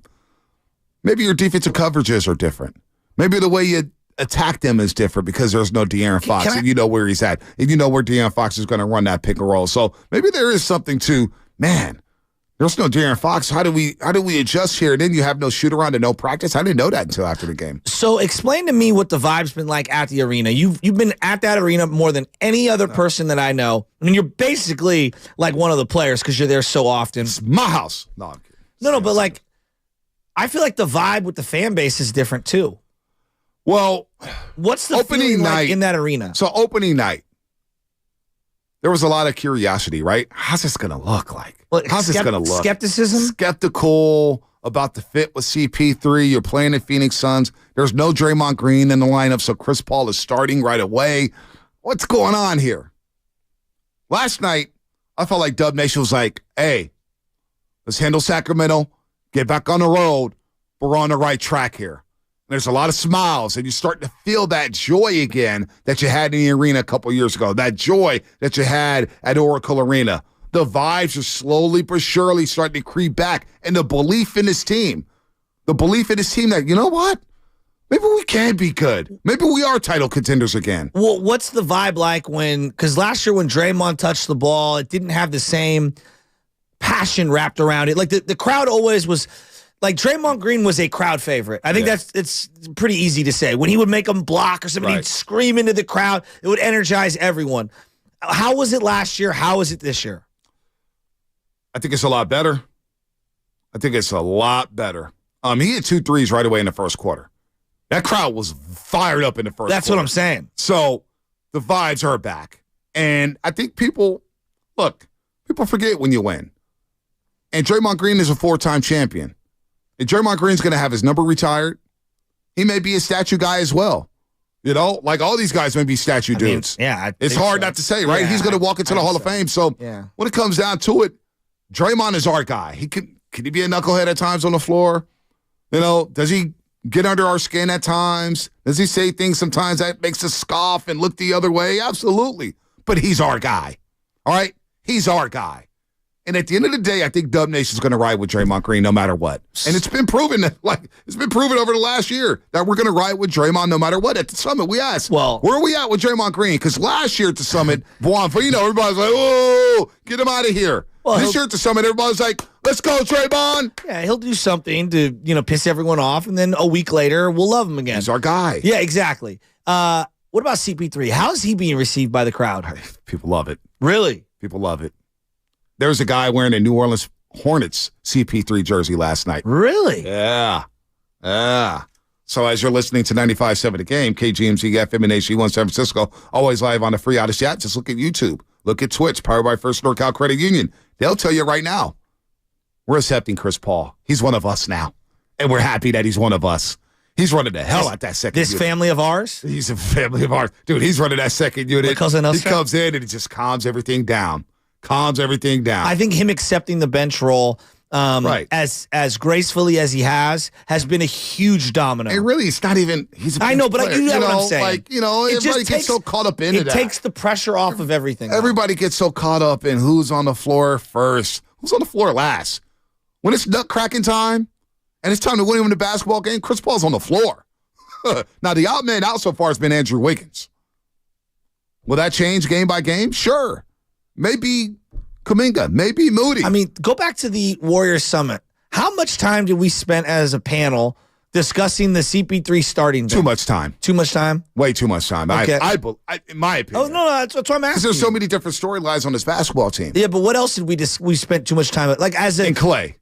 Okay. How will Klay accept his role? I was going to say CP3's role and the fit. Well, no, that's what I'm saying. Yeah, CP3 fit with Steph Curry. Okay. That was never a question to me. It's like, I agree with that. Great players figure it out. I agree with that. Great players figure it out. Kobe and Shaq figured it out. Dwayne Wade and LeBron figured it out. Tim Duncan, Tony Parker, Manu Ginobili figured it out. What's kind of blown me away is that, like, when Oral Hershiser joined the Giants, it just didn't pass the eye test, right? It just never felt right. When Sherman joined the Niners, it felt right, like, right away. You know what I mean? And when I see CP3 with the Warriors, I don't know why. It fits and it feels right away. Yeah. Now, I see a text here, 650. We're going to get to a special caller in a second here. 650. Gross. I will always root for Dubs, but you can't make me root for CP3. Well, then you're not really a Dubs fan. I hate when people do that. I'm going to root for Trey Lance, but not the 49ers. I'm going to root for this guy, but I'm not going to root for... this is just stupid. It's just dumb when people do that. If he's on your team, I'm going to root for you. All right? You're one of us. Anyway, let's go to the hotline. We're going to go to the hotline. Not line one. Hang on line one. Let's go to the hotline. The contest line here. Oh, do I have to try to take it? Do I just click it here, Spinoni? New studio. All right, let's double click. Let This is the hotline? What is this? This is the hotline. Is this somebody that won an award from us or something? Yeah, maybe. Hey, I'll text that person and we'll get it back. Let's go to line 1. Let's go to line 1 again. Line one. Oh, it's Danker. Danker, what's happening? You're on the roast. Hey, what's up, gentlemen? Hey. What's going on?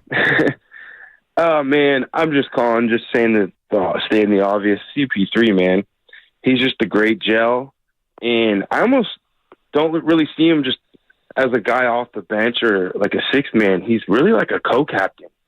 You know, the way guys they're just falling in place. It seems like he just really is this common force, like you're saying. And with Dre, you know what? It's creating great like shot selection, which I think will become a pattern with these guys in certain areas. And I think that's what's going to help Dre.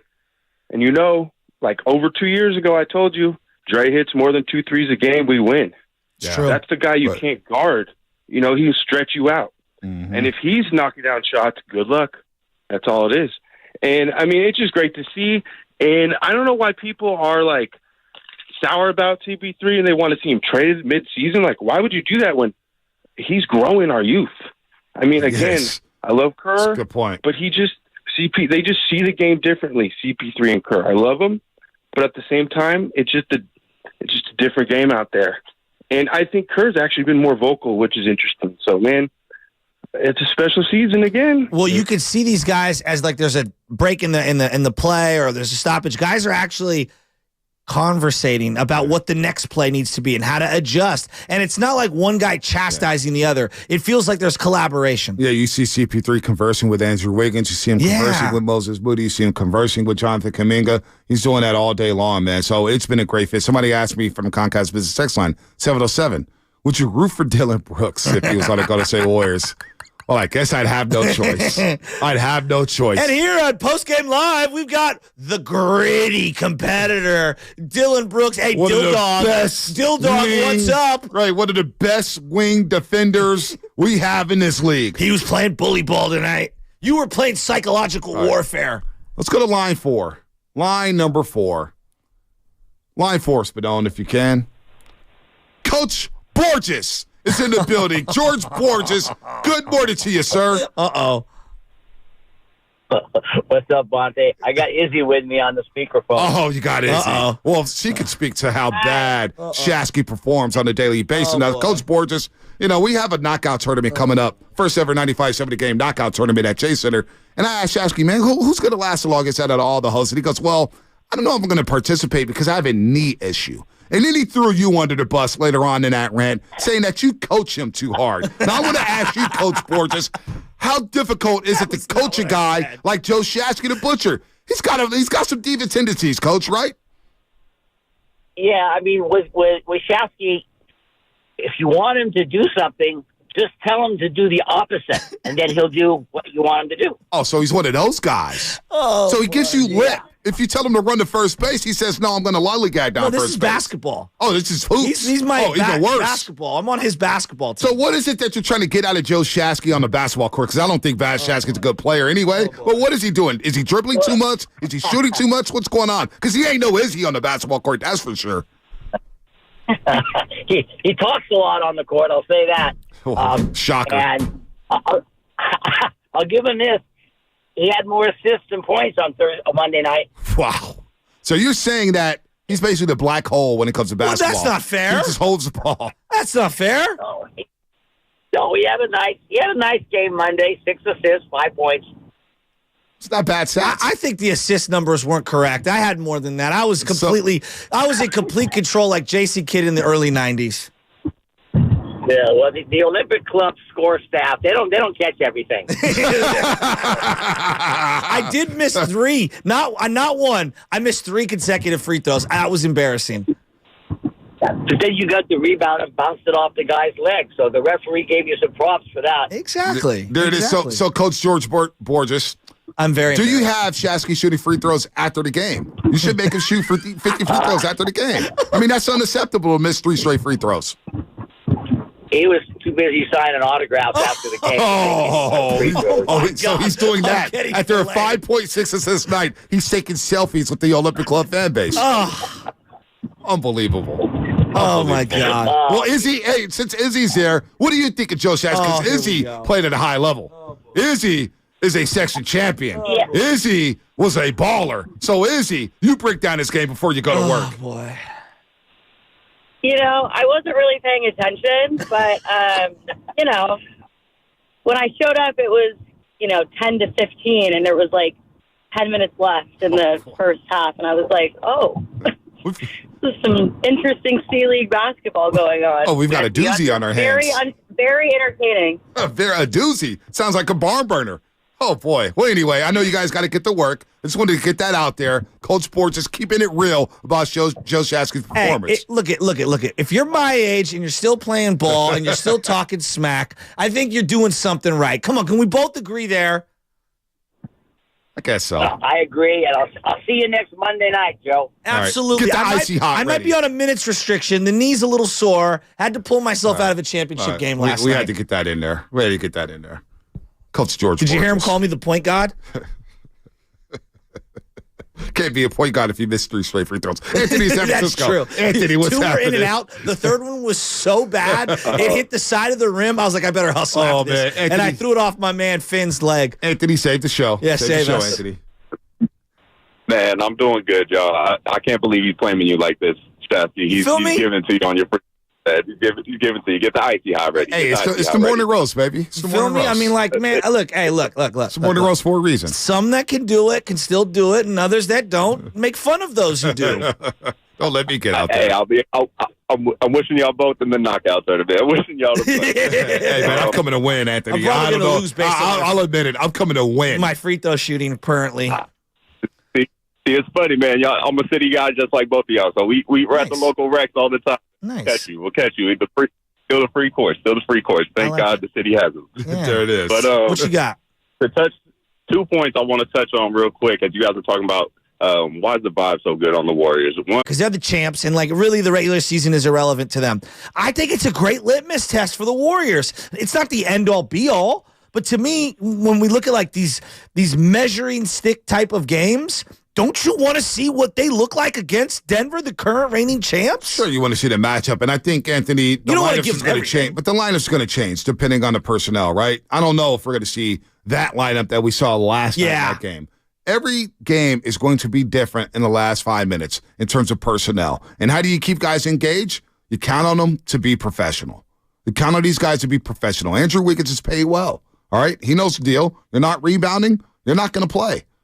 Kevon Looney knows the drill, all right? There's going to be certain matchups now. If it's Jokic out there, he may be out there on the floor. So every game's going to be different. But that Denver game is next Wednesday. And trust me, we'll ramp up for that one. That'll be a big one. That'll be a nice little measuring stick game for the Golden State Warriors. We saw one against Phoenix. You fell by 4. You lost by 4. All right, guys, we're ending out a lineup on both sides of the floor. First game of the season, whatever. Denver will be fun next Wednesday night, but you got to get through OKC, which I think is another good test. A young, athletic team on Friday looking to play for something, looking to make a statement against the Golden State Warriors. You were the only one that was really bringing this up as a positive, but you kept saying, going on the road to start the year, we're going to get a good feel for how connected they really are, and it might force them into, not trying hard, but playing nice early and with no excuses. And I'm looking at it, I'm going, dude, this early road trip thing, I think it's the best thing that could have happened. It was. I really think the schedule makers did them a favor. Georgia the Jungle, hang on tight. We'll get you before we get to Bruce Q. Fraser on the other side, assistant coach for the Golden State Warriors. We'll talk to Q coming up for about 10 minutes here on the roast. 888-957-9570. You can still call in when we talk about the vibes being so good this year. Who is most responsible for that, in your opinion? Draymond, CP3, Kerr, or Klay? How much is Steph helping turn the vibes around from last season to this season? But who's most responsible right now, in your opinion? Is it CP3? 888-957-9570 is the number, and that's all coming up. Presented by Fremont Bank, full service banking, no compromises.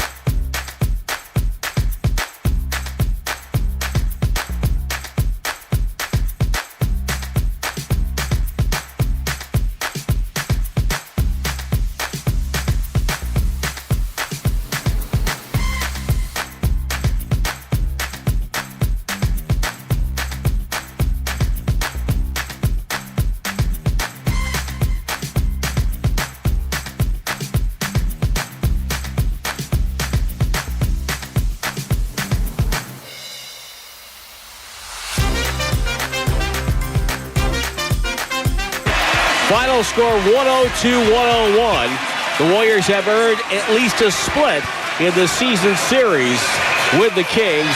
And Golden State goes to 4-1 on the season, their first home win. And Sacramento falls to 2-2. Hey, Dub Nation, this is Dario Saric. The only place to hear the Warriors basketball is 95.7 The Game. Ha ha! Tim Roy on the call. How about that, Sarge? Nice delivery. And nice game last night. 15 points, 9 in the second half. Dario Saric fitting in well with the unit. 19 minutes and 44 seconds, 3 of 5 from the three-point line. The pick-and-pop game is nice. 6 rebounds for Saric. Not bad. Warriors did turn the ball over 18 times. They'll want to clean that up on the road when they play OKC, Cleveland, Detroit, and, of course, the Denver Nuggets before coming back home. But you know what? It's all good.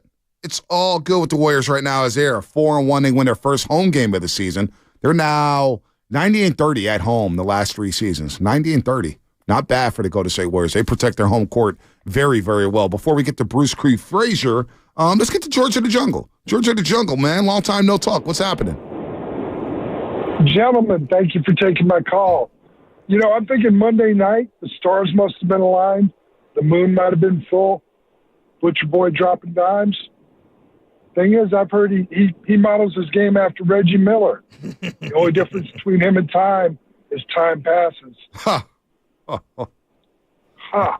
Ha. Way to land the plane. The whole thing with the Warriors is it's Kurt. He's channeling his inner Phil Jackson. You know, he's got him going. He's playing war in the background. Why can't we be friends? Bringing in Chris Paul, bringing Draymond, hugs and kisses. Everything's going well. You know, we've got connectivity, as GP2 says. They're drilling that into their heads. Connectivity. Stay together, play together, be together. It's all going to come around. There it is. Championship. I see it. You see it, George? You see championship? I see it. Ooh. I see it. Ooh. Well, even if we don't get a championship, which obviously is the ultimate goal, right, you're going to get a lot of memories. I mean, seeing Klay hit a shot like he did last night, whether they win it all or not, I mean, that's an unbelievable memory. And I think it's a good feel-good for everybody as we get geared up and ready for this little holiday push. Here's his thoughts on that final shot, Klay Thompson, that is. I realized we didn't have much time, so I just wanted to take a couple hard dribbles, get to my spot, and rise up. And luckily, I made a good move with confidence and knocked it down. And that's what being a basketball player is all about, is just doing things with great confidence. And he says he's on cloud 9. Anytime you hit a great game winner, you're going to feel on cloud 9. And if someone isn't, they're just lying to you. So I feel amazing. I mean, I obviously could have played better, but at the end of the day, it's a great win, and I feel just wonderful. Brandon Podsmisky. Brandon Podsmisky. Well, I'll give Pods this. Pods gives me, and not as a player, I'm talking about as a bench guy, literally his mannerisms, a lot of Bazemore vibes. Yeah. First guy up, high-fiving everybody, wears the tearaway sweatpants with the bottom 2 pins undone, even though he knows he's not going in. Like, I like Pods. You think Bruce Q. Fraser can pronounce Pajemski? Hold on. Let's before we bring Q on. Can you spell Pajemski? Well, I definitely can't do that. I can't. I would be out of that spelling bee. Podz. Pajemski. Brandon Podsmisky. Q, good morning, man. Welcome back to the roast. Can you say Brandon Pajemski? Can you pronounce that? You know what I say? It's really easy. I just say BP. My affectionate, most of our name for him. He's a great young player, really good, really good piece for our team, both as a player and as a person. I think of BP. I think of the old gas station back in the day. BP gas station. Remember that, Chasky? Anyway. I do. Good win last night, Q. Good Not win. Not just any BP, 19th Avenue BP. Yeah, we got too much time on our hands, BP. It's a commercial from way back in the day. From way back when. We got no life here, man. We got no life, literally. But we're loving the life of the Warriors right now, and we love following this team. 4-1 right now through the first 5. We'll see what happens in the next 5. But more importantly, one of those games on the road, because everybody talked ad nauseum, Q, the road. And, of course, you guys started 0-8 last year, didn't win your 3rd road game until December 18th. Now you win 3 road games in your first 3 attempts there. How important do you think it was for this team, this iteration of the Warriors, to go on the road and get those wins and knock them out the way early? How important was that for you guys this year, Q? I think it was really important. Regardless of the road, I know everyone makes a big deal about the road, which is important. I think just getting off to a good start, and because we started quite a bit on the road, that's all we had. But I think for this team in particular, and just to set a tone, getting off to a good start was important. We talked about that kind of going in to the season with the group, that we wanted to get off to a good start. We wanted to be in good shape and ready. So road or not, but the road is what they gave us. This was an important start for us. Yeah. Break down the final minute or so of play last night. I mean, you guys are trading buckets, going back and forth. Did you have a timeout left after Sabonis hit that bucket? I don't even remember if you did or not. Yeah, we did, but I think we didn't want some. It's a strategy type thing where do you want them to sub in a defensive lineup? Do you want them to be able to set their defense in certain ways? And so we've been successful over the years and sometimes not taking a timeout, especially if we have some kind of a push and we can get into something without them being able to set. So we just went with it, and obviously Klay made a big shot. So that's a strategy that you guys, because I was curious on that, because obviously you don't want them to see your set, you don't want them to make their defensive switches or whatever. So you guys kind of have a go-to feel in that situation of what you like to do, and then take us through it where they go to kind of blitz Steph Curry last night, and kind of what you're teaching these guys or what they're going to do organically out on the floor, because it was beautiful. I mean, it was boom, boom, Draymond right to Klay, Klay bangs it in.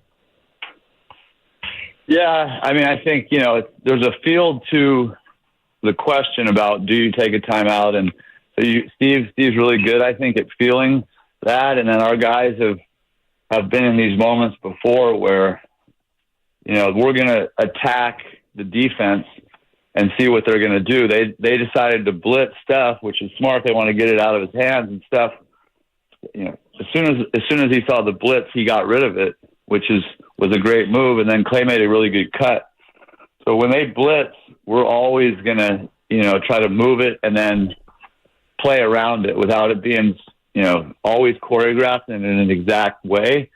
The space that we want to attack, and we got to those spots, and Draymond, created that outlet, and then Klay cut right into the teeth of the defense in the middle, and made a dribble, and then that pull up, and he likes that shot. Now I could see from my vantage point, as soon as it left his hands from the bench, I had a good look at it, that it looked to me like it was dead on, and sure enough, big shot, and timely, and really good execution by those guys down the stretch to win that game that way. Bruce Q. Fraser, he's been along for this dynastic run from the beginning in 2014, along with Steve Kerr, four-time NBA champion as an assistant coach here, and the vibes right now is good. The fan base is feeling it, and the fan base is loving Chris Paul. They cannot believe it, and we take a lot of calls here, Q, about Chris Paul, and that was a big talking point all off season. But overall, are you surprised at how quickly you guys have gelled so far through the first 5 games of the season? Actually, I'm not surprised, and I'm not some whisperer, but I saw we had some kind of informal pickup games this summer, and I could really coming away from some of those.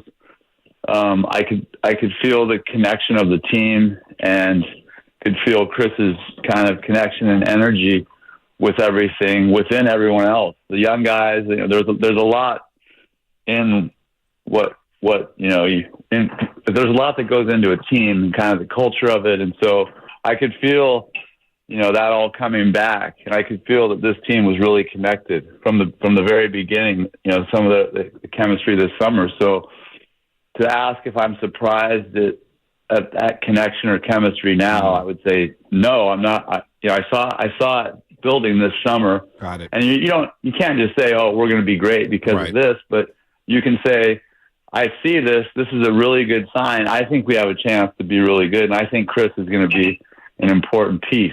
And sure enough, that's what's happening. I mean, Chris has been a great addition, and he fits in very well. And he's a great, kind of leader, vet, and very capable player. So, he's been a really good piece for us.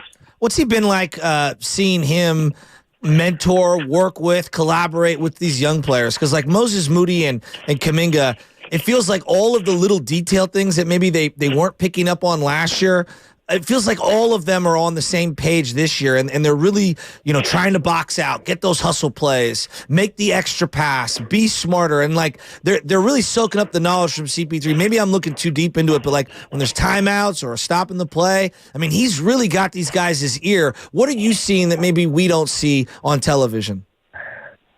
Yeah, I think you're accurate. He's been really good, with his knowledge of the game. And he's been very vocal at times on the floor and on the bench with everyone, not just the young guys, but he's good with even me and just what he sees. And we all trade kind of strategy or knowledge, but he's been very influential with the young guys and very good with even our vets. And then I think he likes the things we have to offer too. So he's been really good just as a vet, and he's got a lot of knowledge and he's seen everything. And so he speaks on that in a way that, is more collaborative. And he's been, I can't say enough about his involvement with everything. Yeah. Q, I guess we're burying the lead here. I mean, Stephen Curry. I mean, it's almost, honestly, I said this morning, it's almost like we just take his greatness for granted. He dropped 42 the other night in New Orleans. It's like, it's just Steph being Steph. Everybody wants to talk CP3 and the bench and TJD, and I get it. They've been walking the distance to the roster. But Stephen Curry doing what he's doing at this age, the movement, the shot making, the efficiency. I mean, do you ever, you work out with him every game, you work out with him all day at practice. Does it ever get old for you? Because it doesn't get old for me, and I'm relishing every single second, but it does feel like at various points we take his greatness for granted. You definitely just shake your head, and I would say that unfortunately we probably take it for granted, and it's just like, oh, that's Steph. But this guy is incredible. I mean, some of the shots he's been making, early on this year are just you just shake your head. And he's definitely in that window of where his mental meets physical. So he sees the game so much better. He's now kind of an old soul with it, even though he's prone to some mistakes. But he's just seeing it all so well. He knows where he can get his shots. He knows where others are, and his physical. He keeps his body in such good shape in the off season and during the season, and he's diligent about his craft. I mean, he still continues to shoot thousands of shots, and that's what makes him great. And we're spoiled to have a guy not only as a basketball player like him, but as a person without being too sappy. I mean, this is an incredible human being with an amazing spirit that basically carries the torch for our culture and our team. So he wasn't his best last night, but in general, the start of the season, he's been incredible. Bruce, what's the feeling from the coaching staff, from the organization, the players? We got this in-season tournament coming up, and I know most people are scoffing at it, and I'm partly tongue-in-cheek, but partly serious here. I want to win it. I would like to see the Warriors win it. You don't want to exhaust all resources because the ultimate goal is winning a championship. But if you can stack these wins as regular season wins and get a cup, so be it. And let's be the first team to do it. How are you guys approaching this in-season tournament? Well, I mean, we want to win everything. We want to win every game. Right. We want to win the in-season tournament. We want to win it all. That's all on the table for us. So, I think regardless of the in-season tournament, we want to win. And the in-season tournament just is another bonus that we have to chase, and we're going to try and go after that. real quick about the youngsters before we let you go. These rookies, we brought up Padisky at the start, but Trace Jackson Davis, I know we didn't play much last night. He played the final possession to make sure that they didn't get an easy little tip in at the end. It's still a game, but I'm impressed with this young man from Indiana. How will his role evolve moving forward here? Because a 4-year player, I love the way he rolls to the basket, the way he screens, the way he finishes. What do you guys have in store for TJD, Trace Jackson Davis, down the stretch here? It's a great question, and it's a little bit of a to be determined. But as far as what we've seen thus far, his upside is great, and he's a really good piece for our culture and a very talented player who has experience, like you mentioned, his college, his tenure in college. Mm-hmm. So I think the upside for him is high, and I think we'll see more and more of him as the season goes. But he's a very good piece, and it's just dependent on his growth and then matchups as we go throughout the year. But everyone's very high on him as a person and as a player. So I think great things are yet to come for him. I don't want to compare this team to some of the championship teams or some of the great teams in the past that went to finals. You guys have been in the 6 NBA finals, and you guys have been in the playoffs basically throughout your tenure here. But when it comes to the depth of this team, how does it rate compared to some of the teams in the past that you guys have had? Really good depth, versatile, very good chemistry, and a desire to win. So I think the elements are all in it for us to have a chance, and it'll just be about how we can continue to grow. And I love this team, so. No predictions, but positive hopes of what we can accomplish if we do the right things. Bruce, you guys have so many guys who can help you on a given night. GP2. You bring up Trace there, Moody, Kuminga, all these contributors. When a guy isn't getting his opportunity for whatever reason, the matchup or whatever, how do you keep that guy engaged? Well, we've always had kind of a running dialogue here that, what makes us great is our strength in numbers, not to overuse that term, but having depth and, versatility and being able to play, guys in different places and also guys that are going at on a particular night. I think that's just the strength of this team. And so, you're always going to have guys that want more, but that's just the nature of our business, and that's kind of human nature. That's a good thing that guys want to be out there and competing. So I think the team understands that at all costs winning matters, and sometimes you have to put yourself second to the strength or the success of the team. And so that's kind of just our message, and that's how we've gone, and that's what's made us successful. So I think we just try to move on, and guys get shots every night, and we just play whatever's working and whatever's best, and winning matters most. No doubt about that, and can't wait to see you guys Friday, the beginning of the in-season tournament, but more importantly, the beginning of a great stretch for you guys. You guys have won 4 in a row. You won your first 3 road games, and you get to go to Oklahoma City. Make sure you charge Ron Adams' credit card for all the wine, all the Pinot, everything you need, and have some fun out there on the road, man. We really enjoy watching you. Suggest doing that. You don't want to get Jordan Belled. Oh, yeah. No, Ron Adams. Ron Adams is a big boy. Ron Adams is a big boy. We're not talking candles here, Q. All right? Good Lord. All right. Thanks, Bruce. Get some rest, man. Thanks as always. Good to talk to you guys. Thanks a lot. Anytime. Bruce Keith Fraser here on the Morning Roast on 95.7 The Game. Boy, the vibes are good.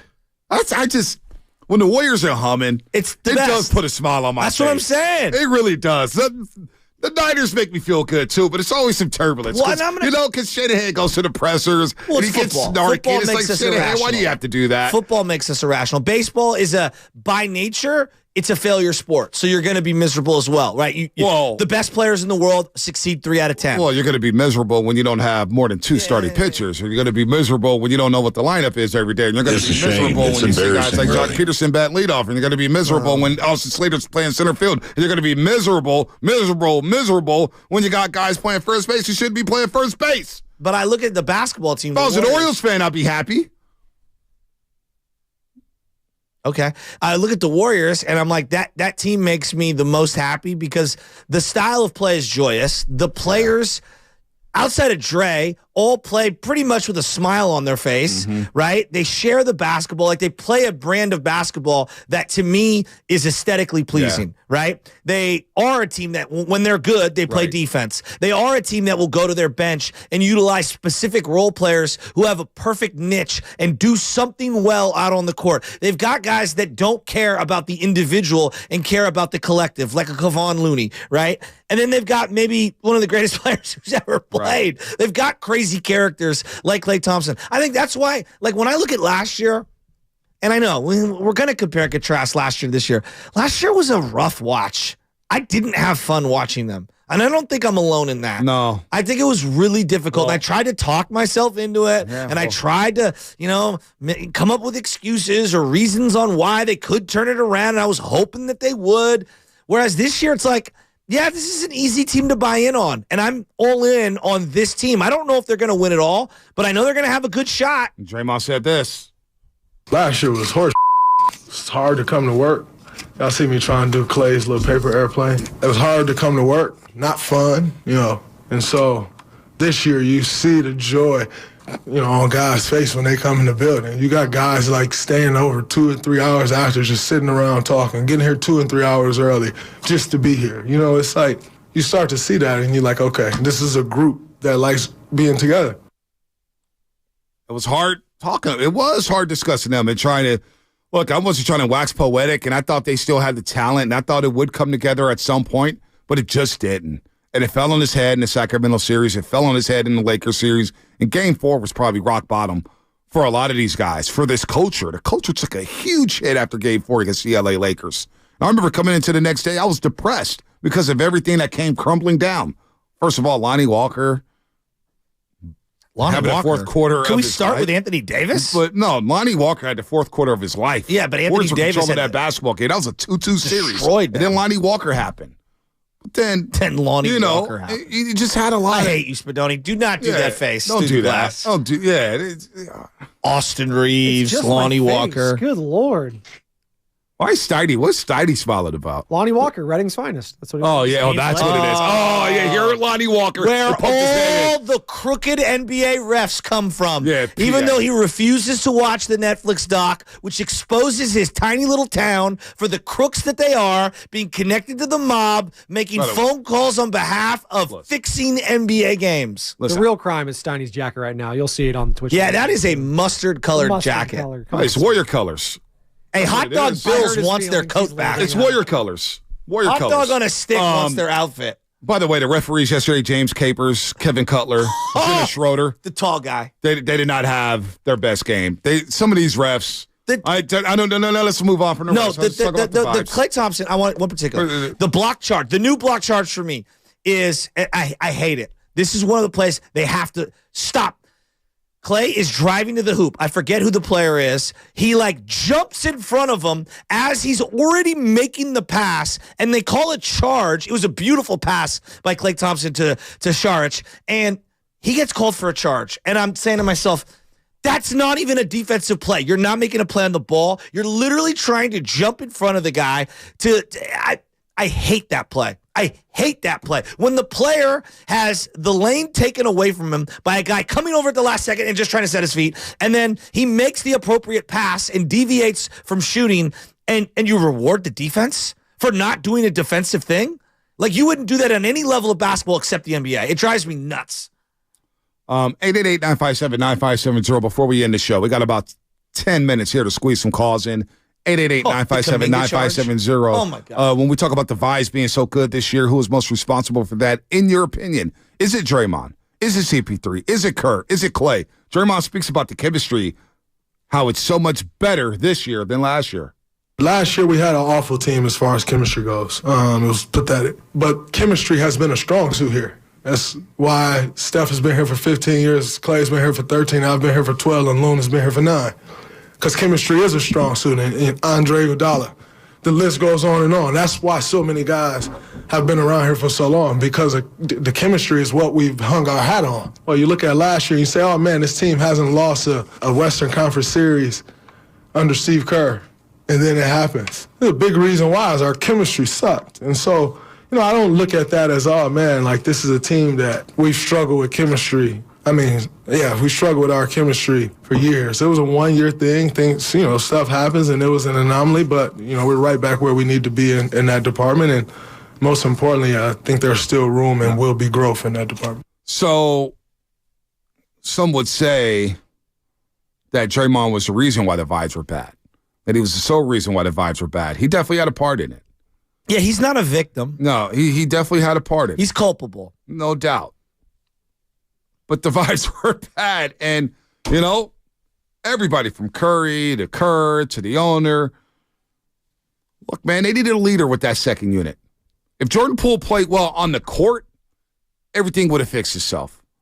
But Jordan Poole is ready to go on his own and do his own thing, and that's fine. And he didn't make others better. I think that's important. That's what I'm talking about. I think it's here. important. He didn't help the Moody's, the Kumingas on the floor. He didn't help the Jermichael Greens, and he was playing poorly. He shot 32% from the three-point line. But I'm not here to kick Poole while he's down.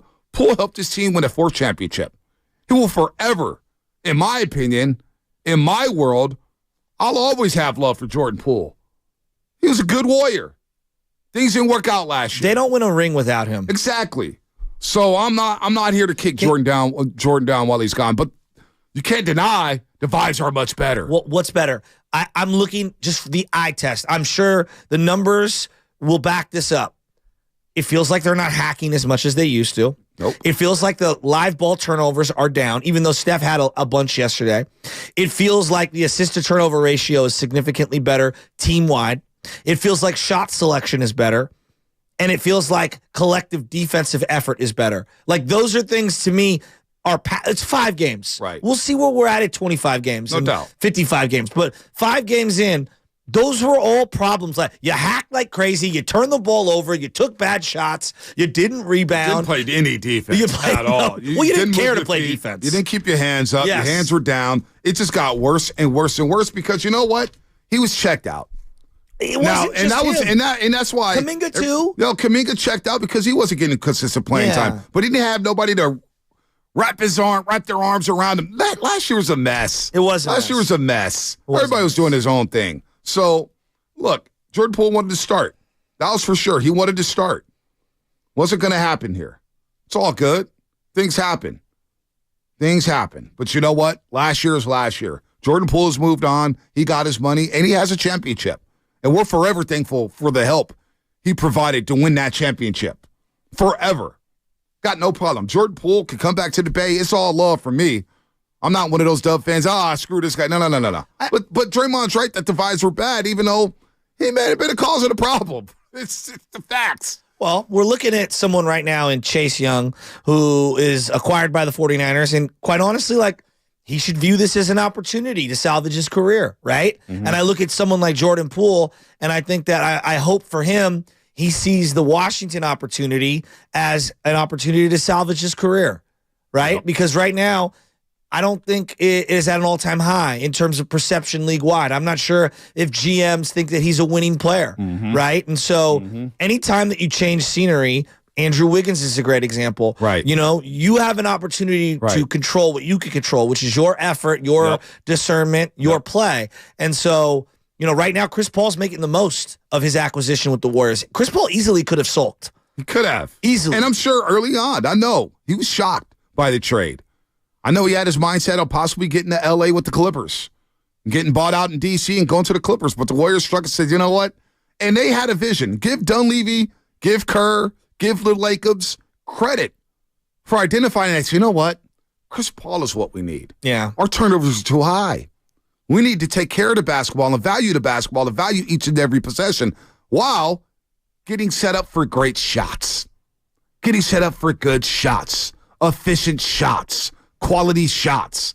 And I didn't see the vision at first. I really didn't. It took me a couple days to be like, and then slowly but surely say, oh, okay. Oh, I see what they're trying to do here. I see what they're trying to do. If the Warriors finish with the top 3, and we're getting way ahead of ourselves. This is just I wonder.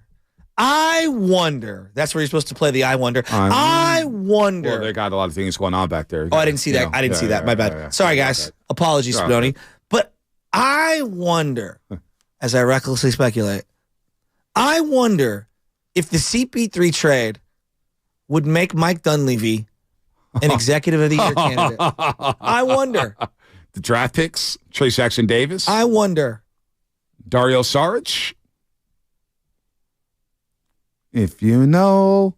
Dude, Chris Paul, 41 assists, 6 turnovers, and just the way he stabilizes everything. He calms everything down. Again, Sean Livingston did the same thing when he was a backup point guard. When he came into the game, he was very good. Didn't play, like, they would run at times, I love Sean but he would slow it down, give me that back to the basket game, boom, let's roll. Like, Andre Iguodala, same thing. So Chris Paul is bought in. He's bought into the Warrior culture. He knows he's playing. They're going to limit his minutes in the regular season, and the hope is he's healthy by the playoffs. Did we?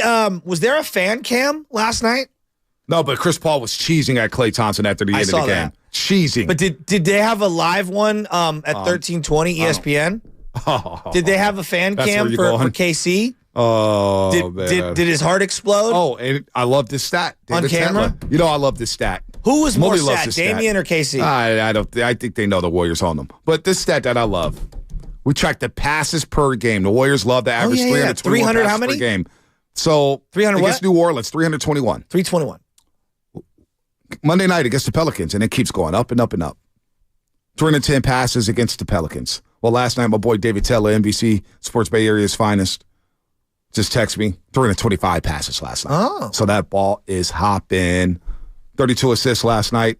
Had a great road trip. I'm feeling good about the Warriors. Let's go to Can Opener Cal real quick. You're the last caller. Can Opener Cal. I know he's feeling good right now. He's feeling great right now. You already know I'm feeling good right now, but guys, I got to give the reason that they're winning this year to actually 3 people. I got to give it to Steve Kerr, I got to give it to Chris Paul, and I got to give it to that one everybody forgot about, Killer Klay. Klay was doing good in the third. They sit up there and they put him out in the fourth. It wasn't looking good. Steve Kerr went to his favorite man to close up a game. Klay came out there with his cape on, sit up there with no pressure at all, did a step-back shot and everything like that at the end of that game because that's what Klay do. Everybody forgot about that. But, man, I think the blueprint to winning was that Pelicans game, like y'all said. Steph Curry playing his game from inside out, putting Chris Paul in there with the rookies and everything like that to wear out the inside game of the opponents and everything else like that. I love this team, and I love you guys. And shout out to Spadoni, man. Shout out to Spadoni, man. Spooky. Can Opener Cal. Look, passes are up. Turnovers are down. Shooting percentage is up. Points off turnovers is up. Now, last night they got out rebounded for the first time in 3 games. That's okay. They're plus 30 on the boards on that 3-game road trip. That's a winning formula. The Warriors are playing winning basketball. And now we head to OKC for another road trip. We get OKC. You get Cleveland on Sunday. You get Detroit Pistons on Monday. James Wiseman, oh, boy. Hey, look, give the Warriors credit, too. Don't leave you. You want to talk about Executive of the Year? Executive of the Year. Fourth-year options picked up. Exercise for Jonathan Kuminga and Moses Moody.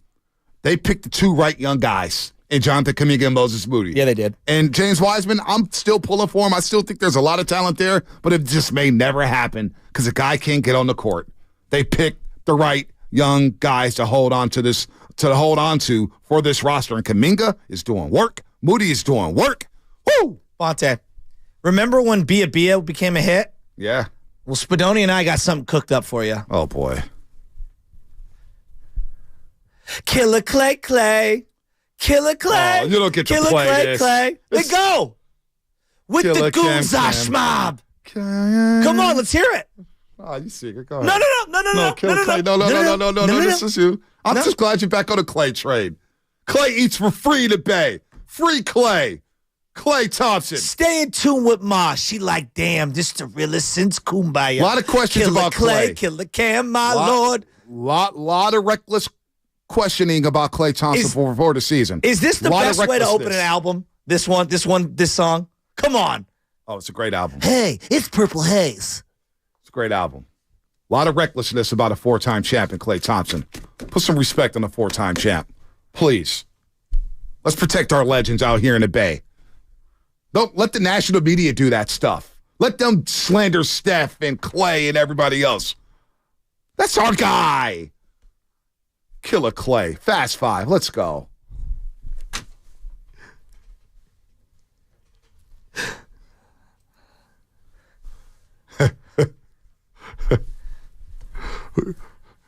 We got to start playing that job. If you don't mind flipping, at that time. We be doing some flopping on this show, buddy. Ooh-wee. I'm guilty, too. I'm guilty. It's okay. Lace is out, Flipper. You know? Clifford Ray saves the day. He saved the Dolphin. I didn't know the Dolphin had 2 stomachs. I know Dolphins had 2 stomachs. Nor did I. Hey, Clifford Ray told us that yesterday on the pregame show. Absolutely incredible. It really is incredible. Well, you could always hug a Dolphin like Jim McElwain, the guy who was the coach of the Florida Gators, right? Wasn't that? You guys don't remember that? When he was drunk on the boat and he was spooning. That might have been a shark now that I think about it. It was a marlin, I think. Oh, boy. Was it a marlin? It could have been, yeah. I'm not a big fisherman. Not sure if you know this. No patience. Shocker. You know what? That's what I'm going to say. Some people golf. Some people do, reading of the Kindle. Some people like to actually have a paperback. Some people go hiking. Joe Shasky, I play softball and basketball, and I get injured. All right? So sue me. It's where I find my happiness. That's my serenity. I love that. All right? I love that. My final thought is these self-righteous writers, and I'm looking at you, Andrew Baggerly. You want to call us opportunist, hot take guys? A lot of people questioning why I showed up to Farhan's end-of-season presser. Well, number one, I can't make it to every baseball game. I work on television for the Golden State Warriors and NBC, and I do this radio show very early in the morning. Trust me, if I could get out there more, I would get out there more. But since Andrew Baggerly didn't want to do his job and ask some of the pressing questions that the fans want to know about, I took it upon myself to go down there with Sam Lubman and got some answers and knowing that, hey, Farhan ain't that dude. But since Baggerly likes to tweet and subtweet and take shots at radio hosts, hey, how about you give up the weekly checks you get from that other station and stop doing radio hits since you're anti-radio so much? Huh? How about you stop carrying Farhan Zaidi's water?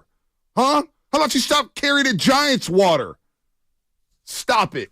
Come on, you're better than that, Bags. The arrogance reeks. Smells bad, Bags. You don't want to come down this road because we're about that life here on the roast. I swear to God we are. Baggerly's a joke. I'm sick of him, dude. Seriously. Somebody needs to put him in his place. How about you have touch with the fan base? How about you reach out to the fan base and really talk to them? Stop being snarky with them. But since you want to take little shots, I'm here every day, 6 in the morning. And I'm on TV at night. You know where to find me.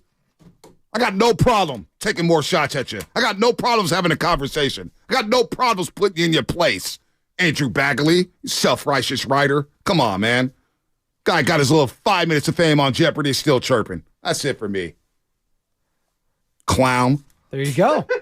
Shout out Antonio Pierce, Raiders' new interim head coach. Hey, he passed the first press conference. There you go. I don't know if it's going to translate to wins. I was ready to run through a wall for that. Me too. So NWA, when he referenced it, I was like, oh my God. When he said I was a born a Raider, like 90% of the fan base already loved him. I liked him as a player. Not that he was a great player. He was a good player. Solid. I liked him. All right, so if there was ever a day to tune into Garlic Fries and Baseball, guys, today is the day. Shasky and I did a very good pod yesterday. We talked about Bob Melvin a little bit. You talked for 48 minutes. Well, I listened. I'm sorry, is this my final thought or yours? Anyway, so wow. Garlic Fries and Baseball, guys, here. More back and forths like that. We tee off on ownership, and we have a little bit of fun at the end. Talk about some really good ballpark food as well. So Garlic Fries, Baseball, guys, listen on iTunes, Spotify, and anywhere else. All right, that's it for us. I'm sorry. Is it my turn or yours? Like South Park? I'm sorry. All right, I'm finished. By the way, Loveman, I love you. You were in your bag in that episode. You need to listen to it. He actually did an entire ranking, top 15 foods at Oracle Park. Wow. All right, that's it for us. That was Fast Five. Oh, man, hold on. Fast Five brought to you by Xfinity, the next generation 10G network calling from Xfinity to future stuff now. Plan a luxurious self-care day from Whole Foods Market. Save 33% on all body care and candles with Prime through November 7th. Treat yourself to your favorite.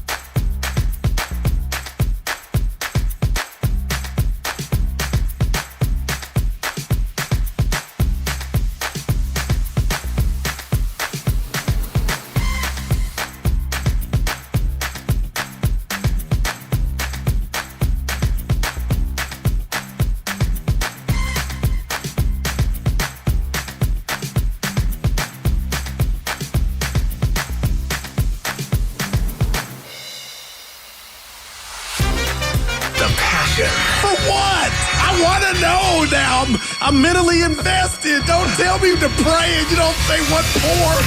He brings the perspective. Yeah, I think they both have a great point. Get off me, text line. He's truly one of a kind. That is whack. Oh, my God. And he's doing a great job. I need you to man up and say what you really want to say. Simon, you're doing a great job. And together, they're Steiny and Guru. Yeah. On 95.7 The Game. All righty, Matt Steinmetz down, the Guru Johnson with you. What's up, Goo? How What's you doing, up, man? Baby? Batman and Robin. Yeah. Shaq and Kobe. I'm Batman. Shaq and Kobe. You got your yellow on, That baby. was yesterday. E-Dog held it down. We had fun. Did you? Just like us at the bar. That's our show. It's like two guys at the bar having a beer, having a pop.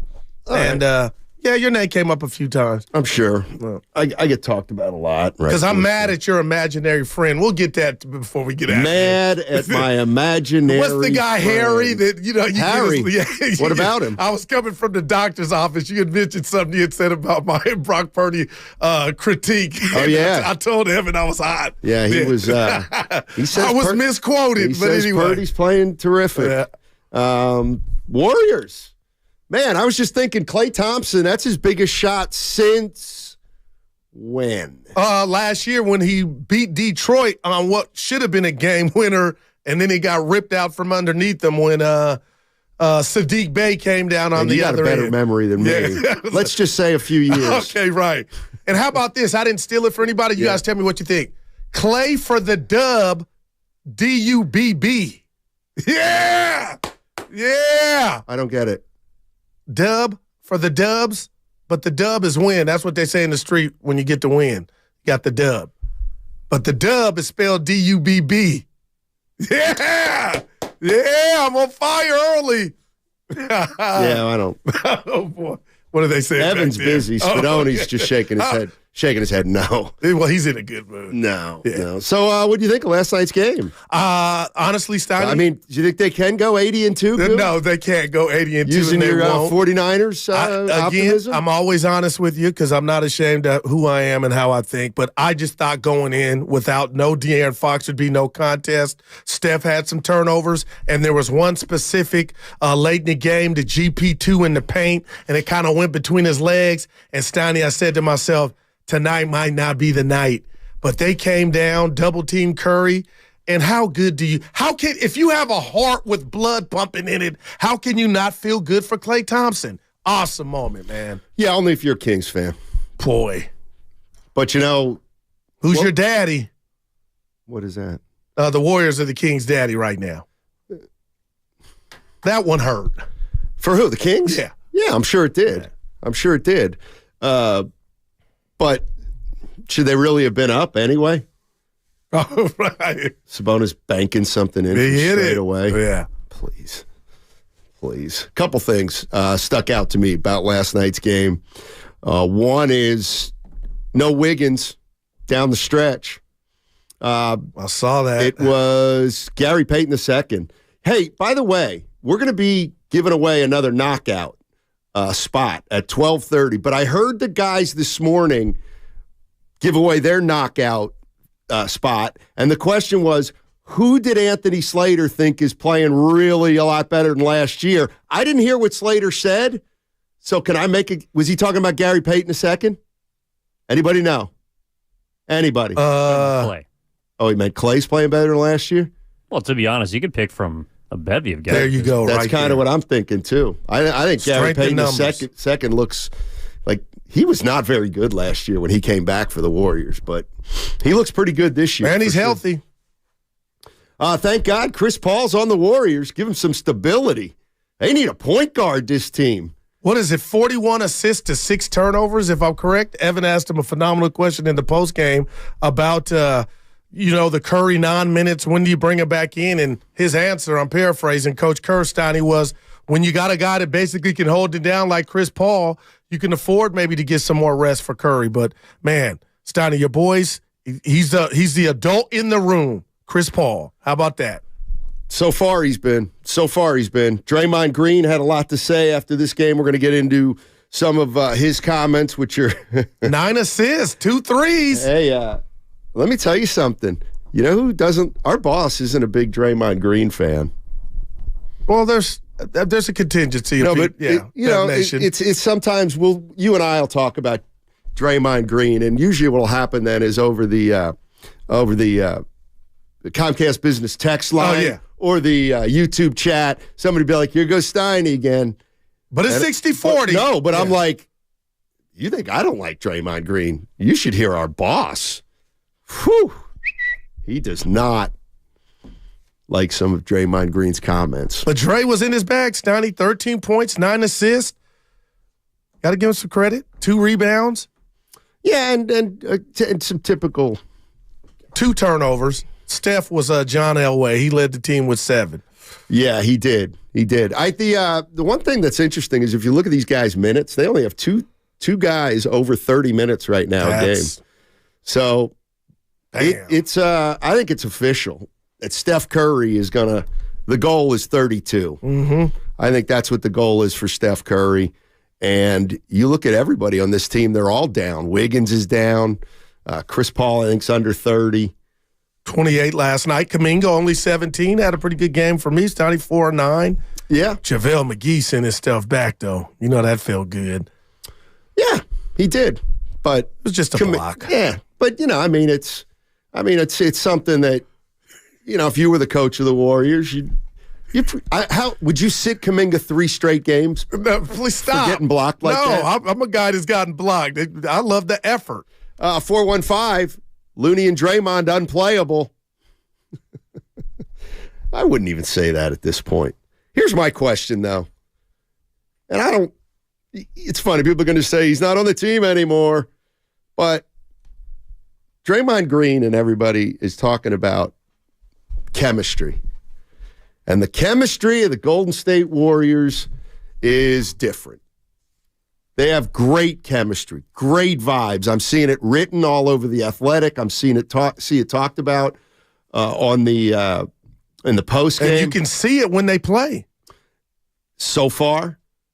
But here's my question. Take a listen to Draymond Green. This was after the game. They're 4-1, by the way. Let's not bear the lead.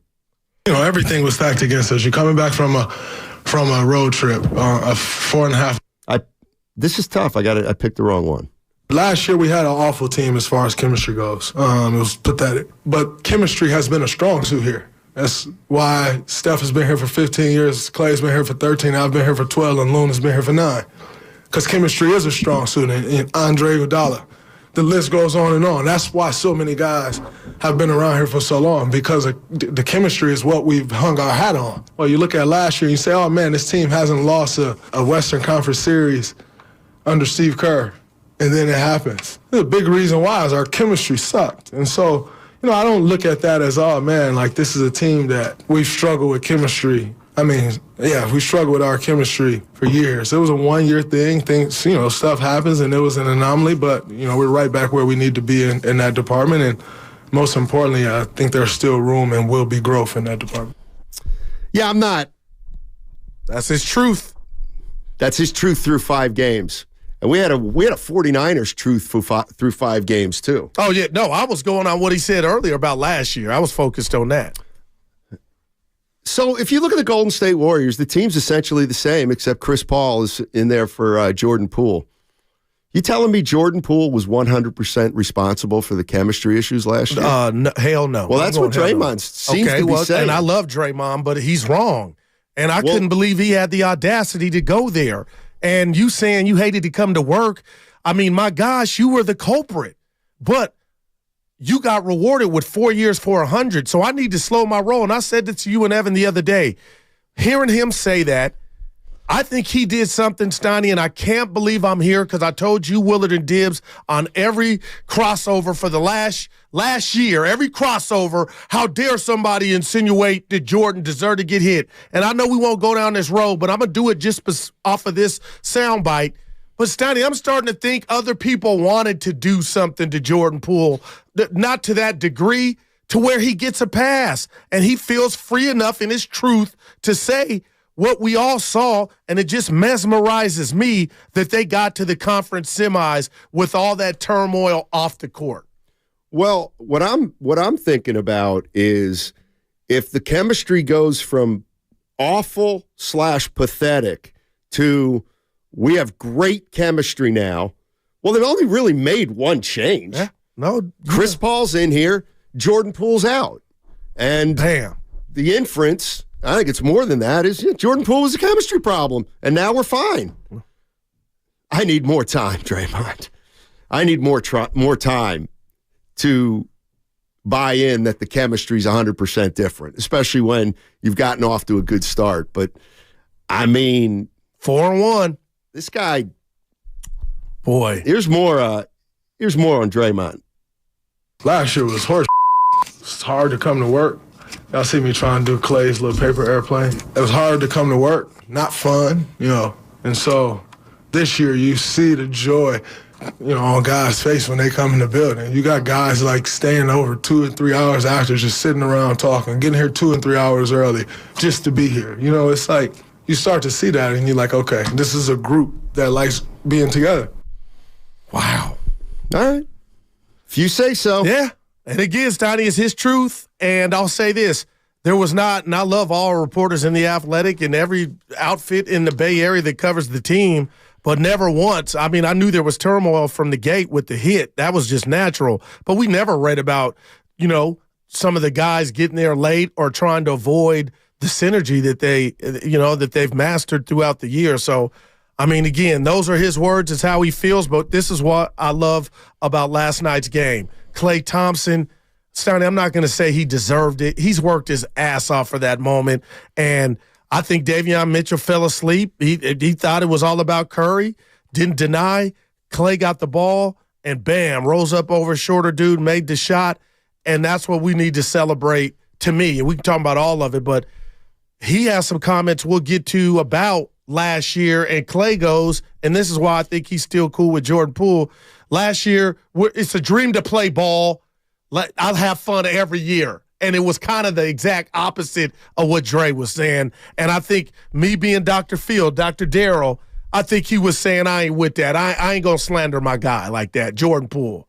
Who? Klay Thompson. No, I appreciate that. I'm being real, man. I think you're right on that. And your boy's struggling in D.C. Who's that? Jordan Poole. And when I say struggling, just the Shaq and the Fool memes that I think he's creating. But hopefully he'll get it together. 888-957-9570 is the number. Warriors are 4-1. They beat the Sacramento Kings at Chase Center last night. And Draymond Green is talking like the vibes of this team are back to championship level. I mean, look, I swear to God, I am not gonna channel my inner Matt Nahigian. Did you hear what he said when he was? I asked the question. He's like, this guy is so. Nobody in the media will challenge him. This guy is so. But they love him, Steiny. He's their bully, man. Well, not everybody's, but the guy that signs the check. 4 for a hundo. Yeah, it's an asset. It's an asset. But I mean, all I'm telling you is the boss is like. This is the same guy who ruined last season is now the guy who says everything's fixed. Did you see Moody? Sorry, Draymond, but after, you do have a track record of messing up multiple seasons or at least being a negative influence. So I'm not going to scoff at the new vibe because it's clear something's changed on the court, but I'm also not going to buy in after 5 games. Right. You guys is going to be, they're going to face adversity, just like the 49ers faced adversity. But we saw the video where Steph had to check Jordan Poole when Draymond was on eggshells, and we get all that. I mean, he had an adversary. He had an antagonist, right or wrong. He did not get along with Jordan Poole and vice versa. So for him to feel like the burden is of that guy just being in the locker room, Steiny, if I'm Draymond Green, I'm feeling good too. Forget the results on the court, just coming to and from work, knowing, okay, I made a mistake. I lost my temper on Steiny, but seeing you every day and the reminder the fact that that's gone out the door just from him, from a personal standpoint, I feel him. Like, that's got to feel good. What about him getting at Moody when Moody stopped running? He thought Moody was going to run the Draymond's fault. I didn't like that. That's Draymond's what I fault. said. I told Norm, come on, Dre. Don't do young Moody like that. And Moody he took it. But I know Moody was like, damn, Dre. Boy. Yeah. Yeah. You know, the other thing that and this is where I thought that Chris Paul had a chance to really help this team. And so far he has. And it's this. If you Jordan Poole, I like Jordan Poole, but Jordan Poole is so hit or miss. It's unbelievable. And Jordan Poole is the type of player who, when he's not going well, he can get you beat or he can hurt you. Yeah. Chris Paul hasn't even started making shots for the Warriors. He made 1 of 5 last night. He made one shot last night. One shot. Chris Paul can help you even when he doesn't score. +5, 8 assists, 94 rebounds. Jordan Poole can't help you if he's not scoring. I was in denial. I agree with that wholeheartedly. He just can't help you if he's not scoring and not turning the scoring. ball over. Well, That's what you mean. Yeah, that's a double. That's a double curse when he's not making shots and he's turning the ball over. But the non-Curry minutes, I used to have to pour some drink or vodka. Now it's, it wasn't on full display last night, but I'm looking at this box score. Like, they can hang with Curry getting his rest. If it's about the age, the birth certificate, and you want this team to be fresh, we heard the words come out of Coach Kerr's mouth the last few years, but when you looked at the box score on a nightly basis, Steiny, you would see Curry 34, 35. I think they're onto something. And like a loaf of bread, they're going to be fresh if they continue. Obviously, I expect them to be in the playoffs, but maybe they'll have those legs that they didn't have against the Lakers last year in the playoffs. I mean, if you don't think there's a correlation, let's look at their bench. All right. Gary Payton II, he's been much better through 5 games than last year. Saric, he's been solid. He starts making more shots. +3 last night. Playing Payton time. +5. Go ahead. You look at Jonathan Kuminga. +3. I thought he's been okay this year, better than last year. That's Chris Paul, people. Yeah. That's a lot to do with Chris Paul. 28 minutes last night. Let's go to David in El Cerrito. What's up, David? How you doing? Good morning. Last year I made the comment that essentially Draymond punched him for the entire team, and that if you would ask the players, like, was it right that he punched him, they'd probably all say no, but I get it. And I always got the feeling that Jordan Poole looks at Draymond the way some fans look at Draymond now. Like, he came in, he wasn't here for all the things Draymond did. So all he was seeing was, what have you done lately? And they both have real bad attitudes. But Draymond kind of had a right to have a bad attitude because he was part of it all. And Poole was not. So I get it, but I always felt like it was wrong. And I don't like Draymond at all. But he did that for everybody. I hate to say it, and I'm not advocating violence, but caller, I feel you. Steiny, I was in denial. I even took offense to that, but I kind of feel that, man. And it lets me know maybe he was just squawking and rubbing a lot of the other players the wrong way. Not that everybody huddled and said, hey, do this and lose your cool, but there's something to that. 888-957-9570 is the number. The Warriors are off to a 4-1 start. Now they go out on the road for 4 games. It starts Friday against Oklahoma City. Then they go to Cleveland, Denver lingering. So we'll get a better look-see at the Warriors on this 4-game trip. But Klay Thompson knocks down a mid-range jumper over Davion Mitchell to give the Golden State Warriors a 1-point win over the Sacramento Kings. Second time this year they've beaten the Sacramento Kings. Let's go to OG Mike. OG Mike's in Frisco. What's up, OG Mike? On this morning. Hey, what's up, all baby? right, how y'all doing? All right. Hey, listen, man. You was in denial, man. Because when I told you, Steve Kerr got hit in the mouth by Michael Jordan, right? So and they still won some championships, man. And so Jordan Poole, man, he was a bad man. He was a little buster, man. So, and he was not a good fit. He may not be in the league in the next couple of years, man, because he really ain't that strong. Now, here's the thing: Warriors gonna win between 55 and 60 games, man.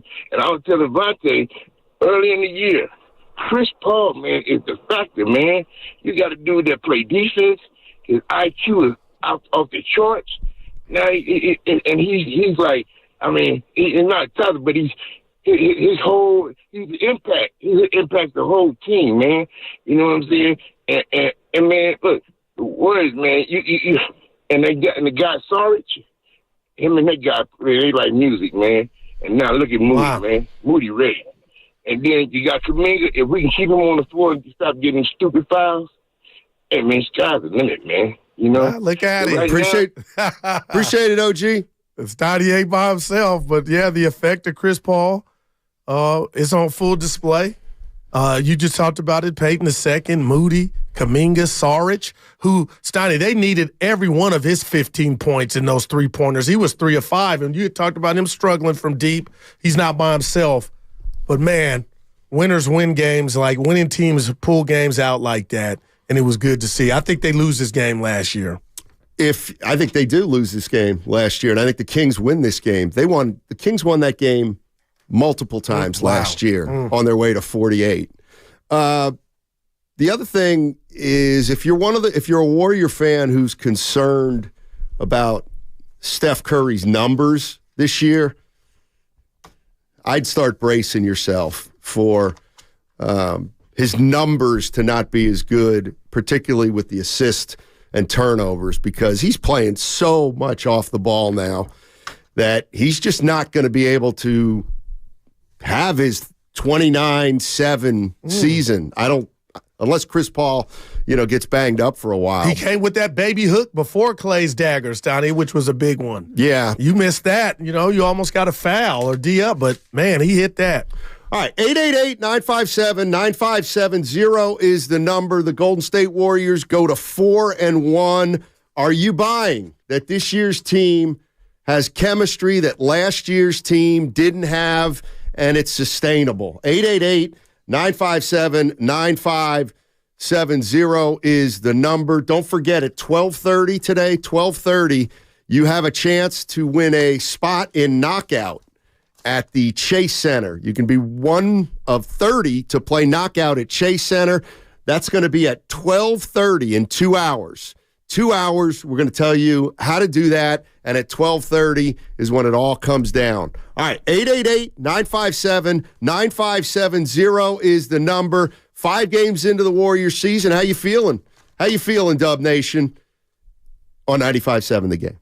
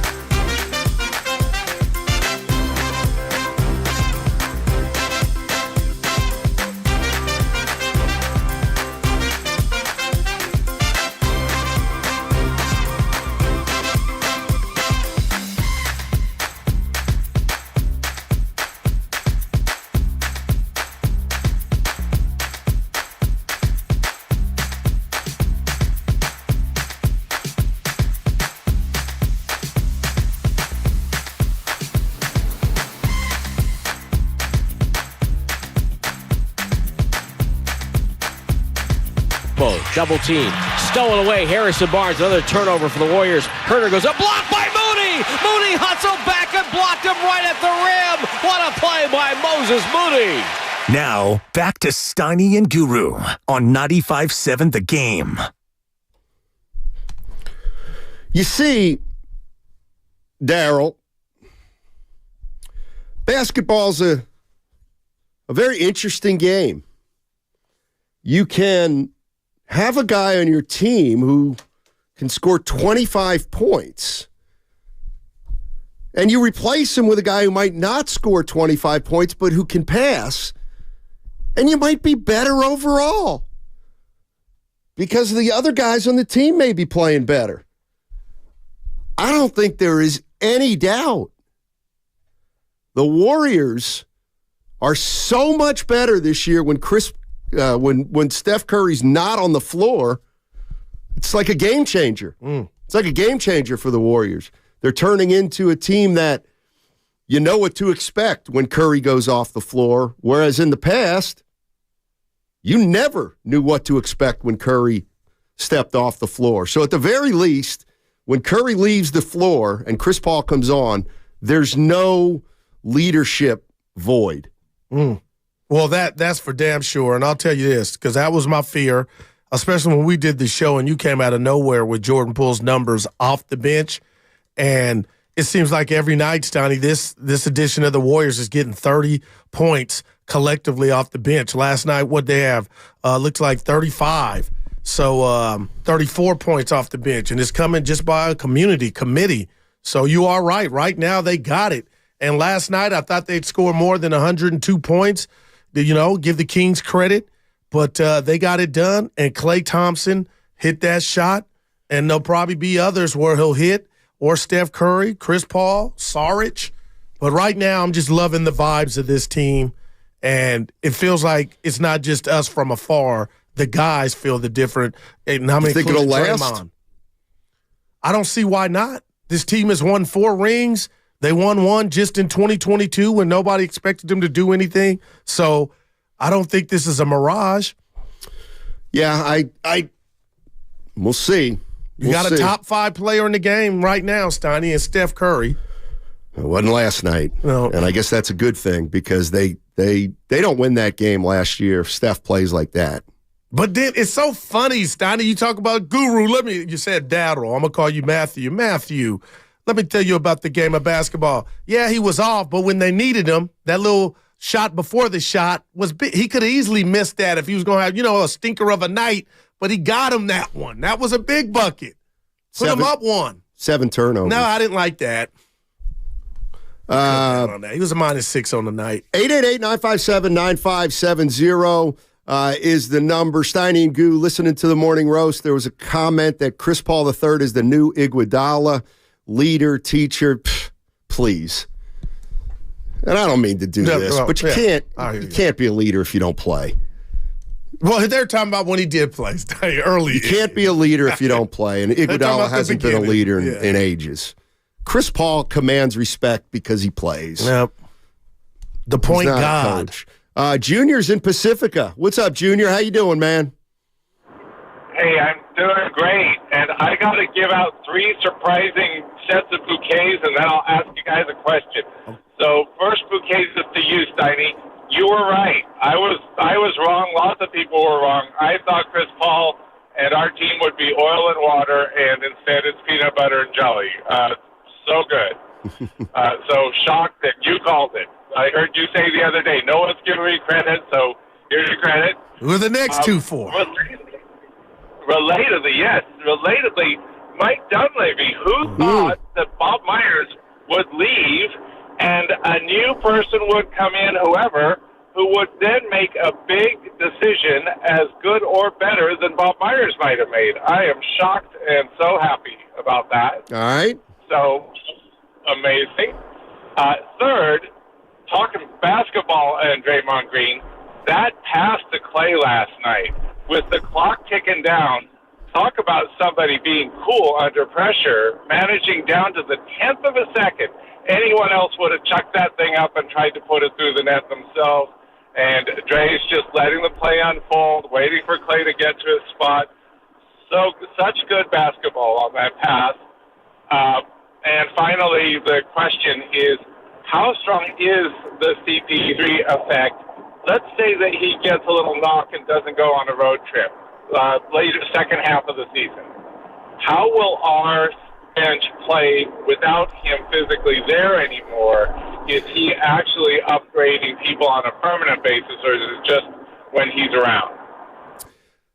I mean, if Chris Paul misses a few games, he's still going to be with the team. I thought what you meant was if they have to play some games without Chris Paul, what do they do? And I just think they give Corey Joseph most of those minutes.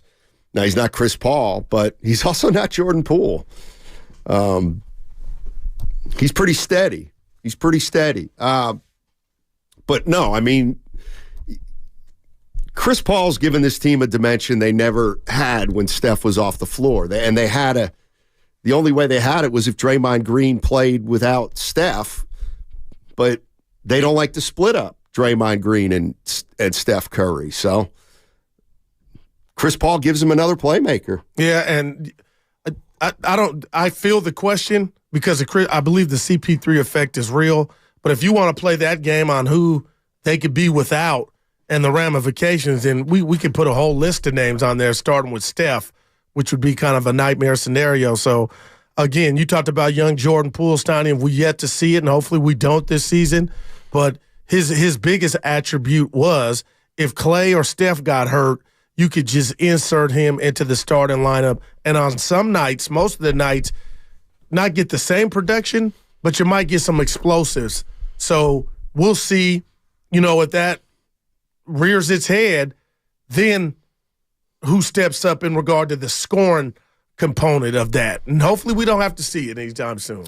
I'm just going to throw this out there. What was the Warriors' record in close games last year? I bet it wasn't as good as it's been in the past. Well, they were damn good at home, so I got to believe the home close games, they pulled them out. I'm going to say I'm over 500, Sonny. Yeah, I don't know. What do you deem close game? You know what I mean? Well, like a 2-3 point game, something like that. But I just think that, last night, that's a game that they won a close game against a younger team. And Draymond did wait. I thought he was going to – I felt like he didn't want to shoot it because it wouldn't have been a good shot, but to the caller's credit, he did Draymond like a good quarterback, wait for the receiver to come open. Here is Klay, by the way. After Draymond Green talked about the chemistry of last year's team compared with this year's team, they asked Klay about it. Take a listen. I mean, I think every year is great. We're in the NBA, and you get to go to put shots up and play defense for a living. I don't even pay too much mind to that. I think, obviously, chemistry is great this year, but every time I put a Warriors uniform on, I'm gloating because it's just like it's a dream come true. No matter how many years you play, the NBA is a place where dreams are, met, and I think this year's great chemistry-wise, but last year was good as well, and I think just every time you step into an NBA facility, getting to go to work, I feel great. So I don't think too much about chemistry. I think everything, winning solves all. I love that dude, man. JP, I got your back, baby. Last year was good, too.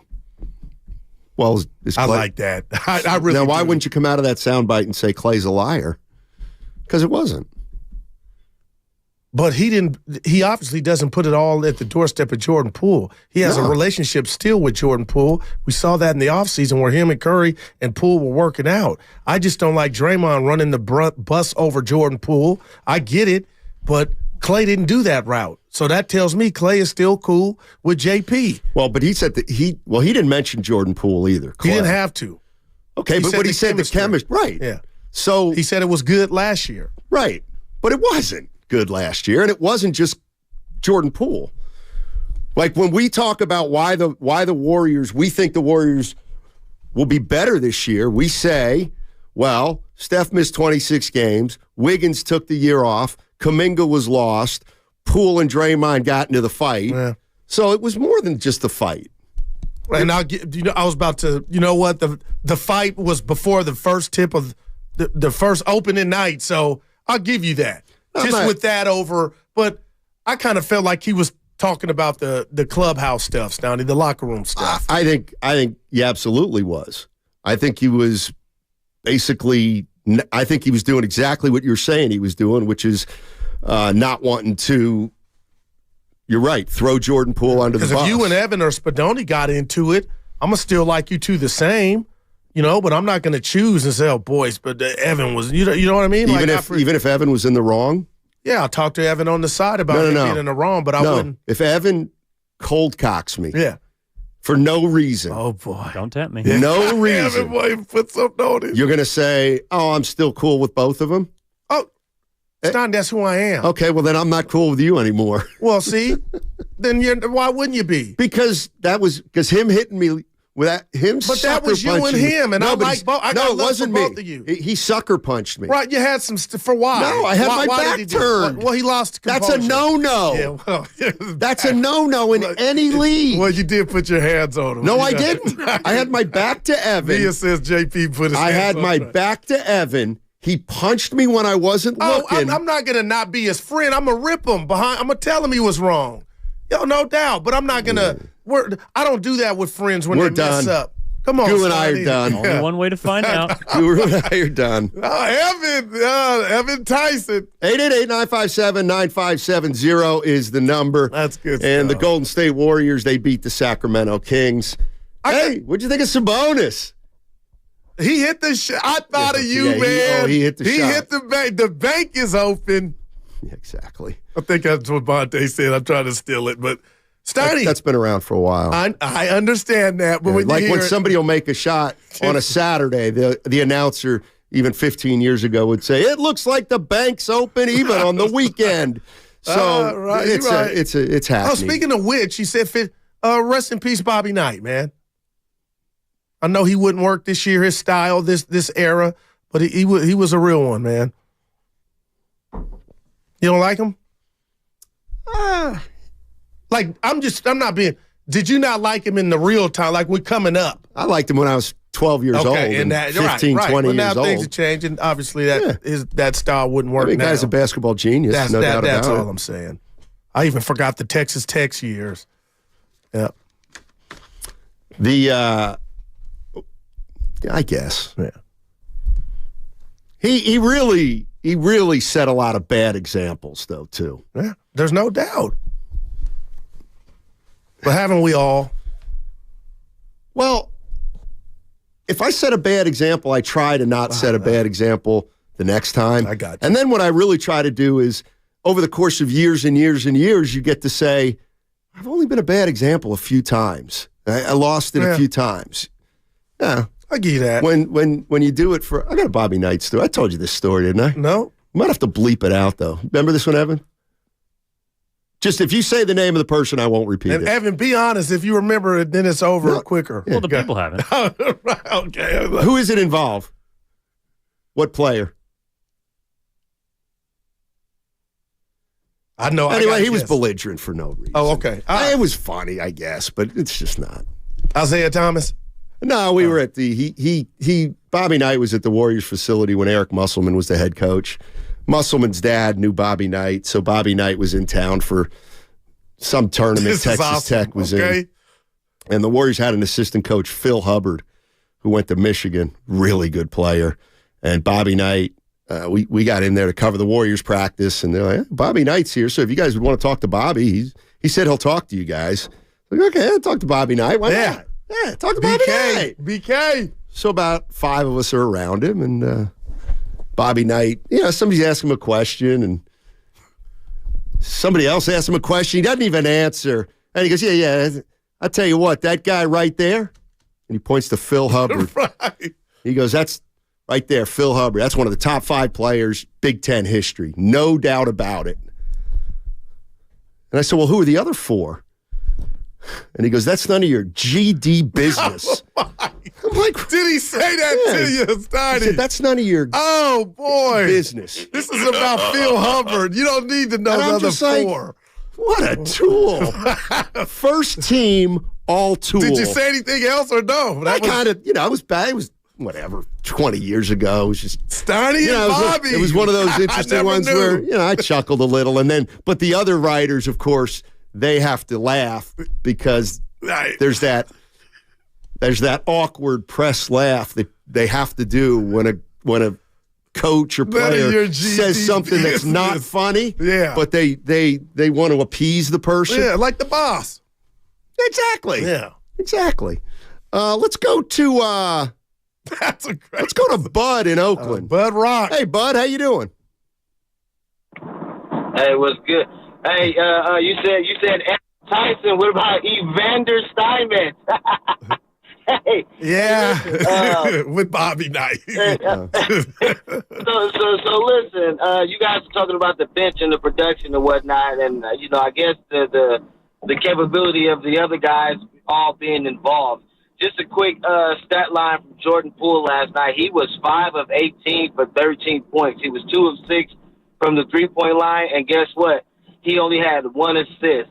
So when you guys talk about the guys in the second unit and being involved, so yeah, collectively they're scoring those 35 points or so that Jordan Poole would possibly give you, but everybody's getting involved. You got Chris Paul out there with 7 to 10 assists a night. And that's one thing Jordan Poole still isn't doing. Even as a starter over there in Washington, he's still not looking to get other guys involved. So if the team is not functioning like a well-oiled machine, then nobody's going anywhere. So, yeah, when you're talking about the contribution and how the team is looking as opposed to last year to this year, I think it's looking great. Why? Because everybody is getting involved. Everybody's getting a chance to contribute on the floor and get their hands on the ball, whether it's even just to make the extra pass for the assist.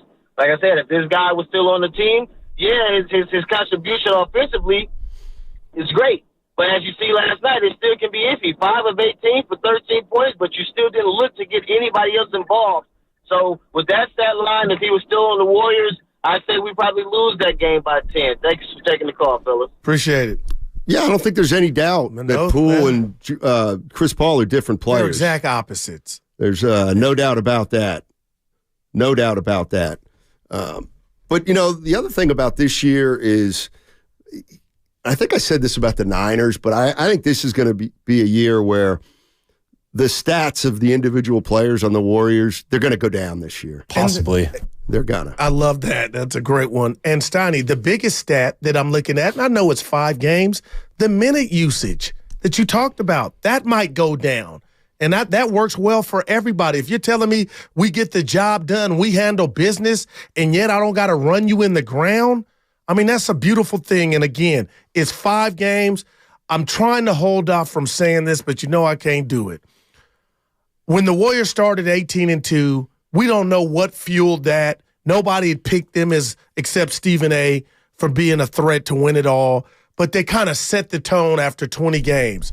Again, this is only 5, Steiny, 4-1, but we don't know what the mantra is in their locker room. But right now, if they keep balling like this and everybody keeps making contributions, I'm just telling you, damn, you're not going to want to play the Warriors because their best attribute is going to be IQ.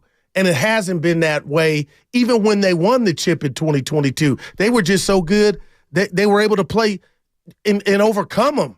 Now it's like we can get you. Mary's in Marin. Hey, what's up, Mary? How are you? I'm good. How are you guys? We're doing well. Thank you. 4-1, Mary. Oh, I just have a comment on you saying about why didn't he say Klay was a liar when Klay said he thought the chemistry was good last year? I think it's because Klay doesn't get involved in that stuff. He minds his own business. He marches to his own drummer.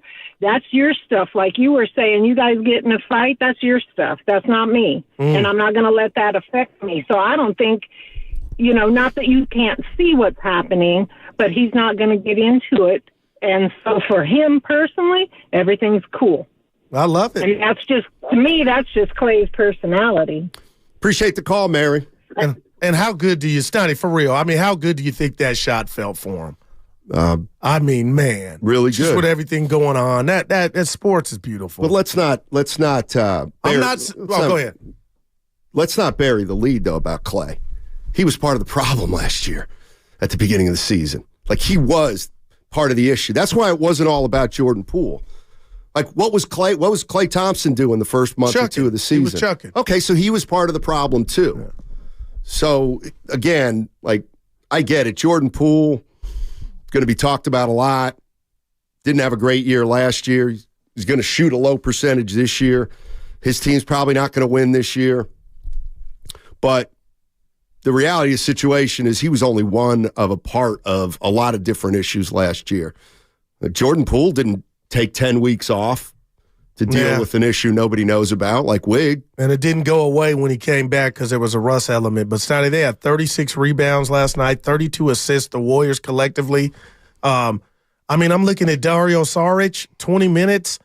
Gary Payton II, 22. Paul, 28. It's just everything's flowing. Looney, 23. Wiggins, 25, 6 of 10, Steiny. So for him, I know he's 0-1 from 3.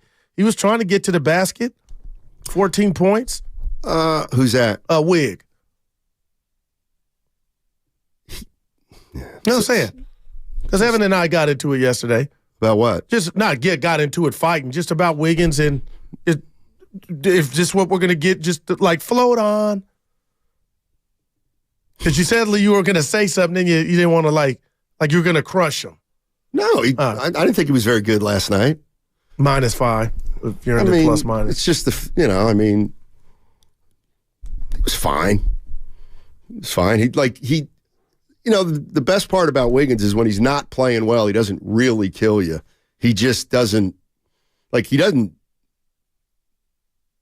provide a bunch of negatives when he's out there. 2 rebounds in 25 minutes. You'd like to see that just a tad bit higher. Nick in Ohio. What's up, Nick? How you doing? Hello, fellas. How's it going? Hey. Anyway, I just wanted to say, I hope you don't dwell too much on the Draymond comments. It's a new season. They're getting off to a great start. They think there's chemistry going now. So let's just hope for the best and not get all entangled in last year and all that mess. I hear you. And something different I wanted to point out that it kind of just hit me seeing amazing Steph Curry shooting, that almost all of his 3-pointers are swish. Once in a while they'll rattle in. Yeah, those shouldn't count. Those shouldn't count. Shocker. If Curry hits the rim, it should be a miss. He'd still probably be one of the greatest 3-point shooters ever. It's incredible when he hits. Thanks, Nick. Appreciate the call. He's 4-10. Hit the biggest shot of the night. Second biggest shot, the one that made Klays relevant. Little baby hook. Klay needed that shot in a big way. Man, no doubt about it. No doubt about because it. Because he didn't play well again last night, but you make that shot and it quietly, Steiny, he was plus 10. 3 blocks. Okay. But he was not making any shots, and that's what 6 of 15 on the night. Right. Yeah. So 888-957-9570 is the number. Steiny and Guru with you on 95.7 The Game. And don't forget, coming up in an hour and a half, your chance to win a game of knockout at Chase Center. At 12:30, we're going to give away a spot in the knockout at Chase Center. So you're going to get a chance to play on the same court as Steph Curry and Andrew Wiggins and all the guys on the Golden State Warriors. That's 12:30 on 95.7 The Game. Also, that segment brought to you by Fremont Bank. Full-service banking, no compromises. My little brother's friends have been camped out at our place for 2 days straight. 3. It's because of the Xfinity 10G network.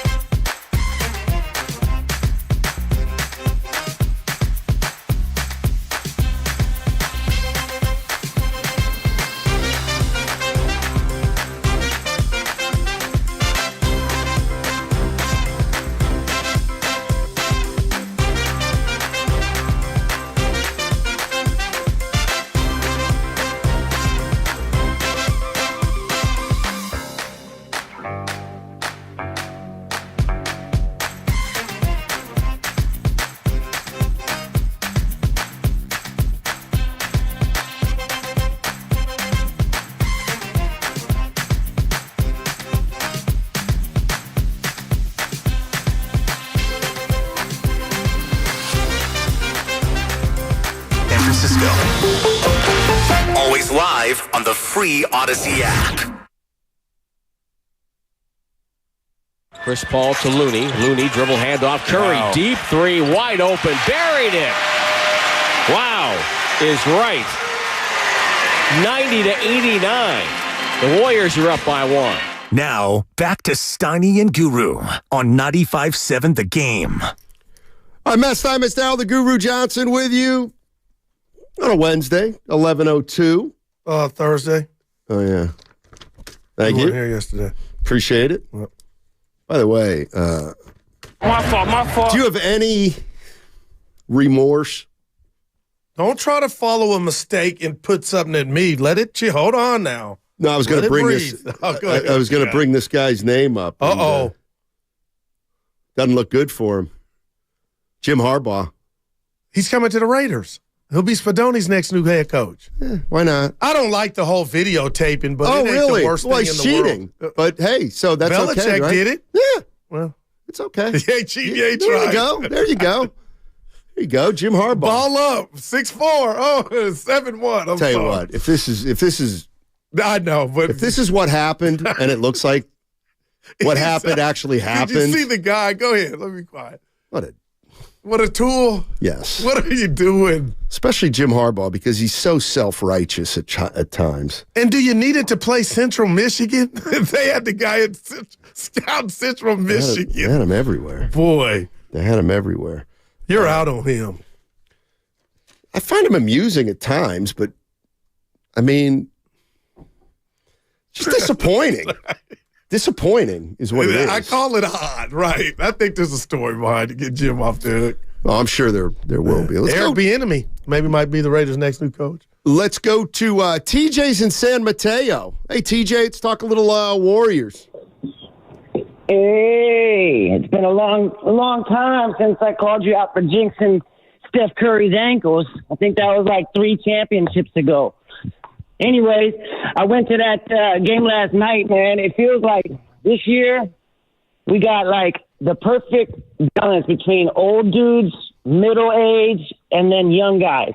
Last year we had a huge gap. It felt like every single time, we have way too young or way too old, and it didn't mix. So this year, man, I think we're going to go for it. We got the perfect balance. Thanks for the call. Thank you. Yeah, no, thank you. Everybody feeling good right now, Steiny. And last night was great, but this overall record's been great. To slip up to Phoenix, outside of that, I mean, you just like the style that they're playing. Draymond Green talked about the Warriors' chemistry last night, and Evan said, "Are you buying what Draymond Green's laying down?" Take a listen. Last year we had an awful team as far as chemistry goes. It was pathetic. But chemistry has been a strong suit here. That's why Steph has been here for 15 years, Klay's been here for 13, I've been here for 12, and Luna's been here for 9. Because chemistry is a strong suit, and Andre Iguodala. The list goes on and on. That's why so many guys have been around here for so long, because the chemistry is what we've hung our hat on. Well, you look at last year and you say, oh, man, this team hasn't lost a Western Conference series under Steve Kerr. And then it happens. The big reason why is our chemistry sucked. And so, I don't look at that as, oh, man, like this is a team that we've struggled with chemistry. I mean, yeah, we struggled with our chemistry for years. It was a one-year thing. Things, stuff happens, and it was an anomaly. But, we're right back where we need to be in that department. And most importantly, I think there's still room and will be growth in that department. So I guess my question is... The punch was the anomaly. Yeah. My question is to Warrior fans, forget Jordan Poole for a moment. Their team last year, if you look at their bench, who did we have? We had Lamb, we had Ty Jerome, we had JaMychal Green. Those guys weren't chemistry problems. I'll throw Poole into there. Poole was one of the problems, not the solution last year. But look at this year. They got Peyton, who's back, playing well. They got Saric, a veteran. And, even though he hasn't played much, I got to believe that the Warriors acquired Corey Joseph because he is a professional. And even if he's not going to play a lot of minutes, he's not going to kind of get in the way. No. The other thing is they at least have 2 rookies on the last year. They had Wiseman, Kuminga, Poole, and Moody. Well, how can you give all those guys playing time? You can't. So this year they have Kuminga and 2 rookies who don't expect to play at least. So they're not going to have – they don't have 2 young players who are going to be worried about how many minutes they play when they come to the arena. Like Pajimski and Jackson Davis, they're just going to play and when they're called upon, do the best they can. But they're not going to be problems. But so let me get this straight. Are you saying, and I'm not saying you're wrong, but I think I disagree already, because are you saying the chemistry issues last year where they got to the conference semis and they were a different team at home than away were on the basketball court? Because to me, the chemistry that I'm speaking of, or I think that I know what was going on, started with the punch. The locker room was divided. Some were pro-Dre, some were pro-Jordan Poole. So my proof in that is why they were so good at home, and then on the road they just fell off. And I felt like on the road is when they all needed to be bonded, and they weren't. And that's when it showed up, and that's why they won 11. So I'm asking you, because I'm hearing you, when I talk about chemistry with last year's Warriors, Steiny, it was off the court to me, because they proved at home that they could get past it and ball out and still qualify for the playoffs. Well, if you said some of the Warriors are pro-Jordan Poole last year and some were pro-Draymond, who's pro-Jordan Poole? Like, who's anti-Draymond? No, that's all gone now. That's all. It's been remedied. They got rid of it. And remember, we talked about it before the season started.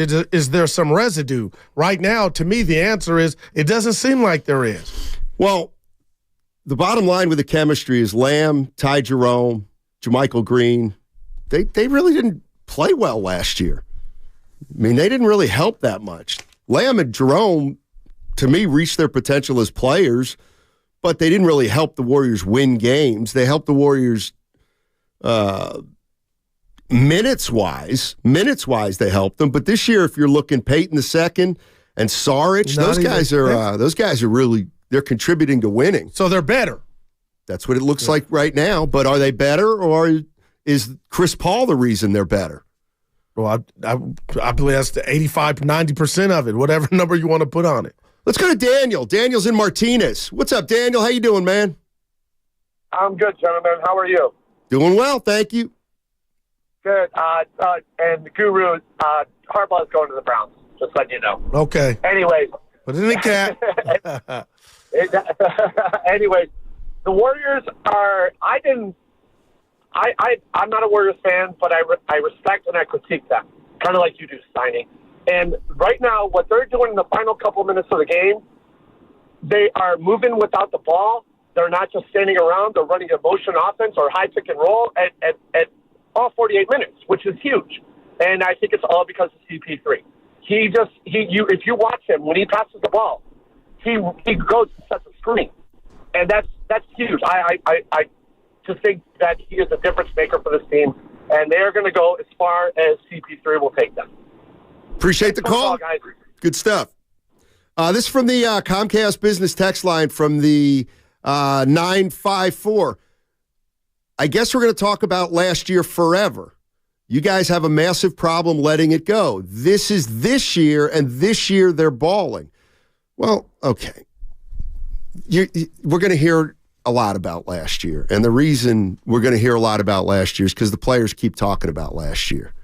The players brought up last year. Draymond Green brought up last year. Steve Kerr acknowledged at the end of the year the punch messed every single thing up. No doubt. So it's going to be talked about. And the players, not us, the players are bringing up that the chemistry this year is different than last year. Okay, so why? So why? We just talked about it. There's probably a lot of reasons. And Draymond Green had his truth, you know? He said, but it's apparent to the naked eye, man, that they're joined at the hip, and I like it. And the question now is, can they stay healthy? Because IQ now, all of a sudden, at the end of games, the beginning, the middle, is this team going to be perfect? Is Chris Paul going to be perfect? No. But Steiny, they're smarter than half the teams that I feel like they're playing. So they got that brain advantage, which they didn't have last year when you led the league in turnovers. Led the league in turnovers. 888-957-9570 is the numbers. is the number. The Golden State Warriors are 4-1. They now hit the road for a 4-game road trip. They start on Friday at OKC, and I think if you're a Golden State Warrior fan, you got to be feeling pretty good about the start of this season. And my question to Warrior fans is, what's the best part so far about this Golden State Warriors season? What's been something that's making you feel real good about this team? I'll tell you the one thing that I think's got to be said about Klay Thompson is I do think he's really trying to play within himself. I think he's making a conscious decision to not force the action. And I think, look, let me look at his numbers from last year. Him and Curry led the team last night with 15 shots. And Steiny, he's not dumb. He knows what time it is. And he's probably looking at, the team meeting. I know the caller didn't want us to allude to it or the texter about last year, but they had a team meeting, and I'm sure shot selection came up in that. And Klay Thompson knows what time it is, and now he's playing within himself and the offense. And you look at last night, 15 shots, Curry had 15. He hits the game winner. It's not hard. He averaged 22 a game last year, Klay Thompson, in 33 minutes. So far this year, he's at 16 and a half. I don't think he's going to average 20 a game this year. And that is going to be the first time in a while that he hasn't averaged 20 a game. And that's not an indictment. I just feel like it's because there's other guys that can contribute. No doubt about it. And he's passing the ball, too. He had 2 assists yesterday, though. Let's go to actually, let's not do that. Let's go to let's talk about Klay Thompson with Steve Kerr after the game. Take a listen. He's obviously made a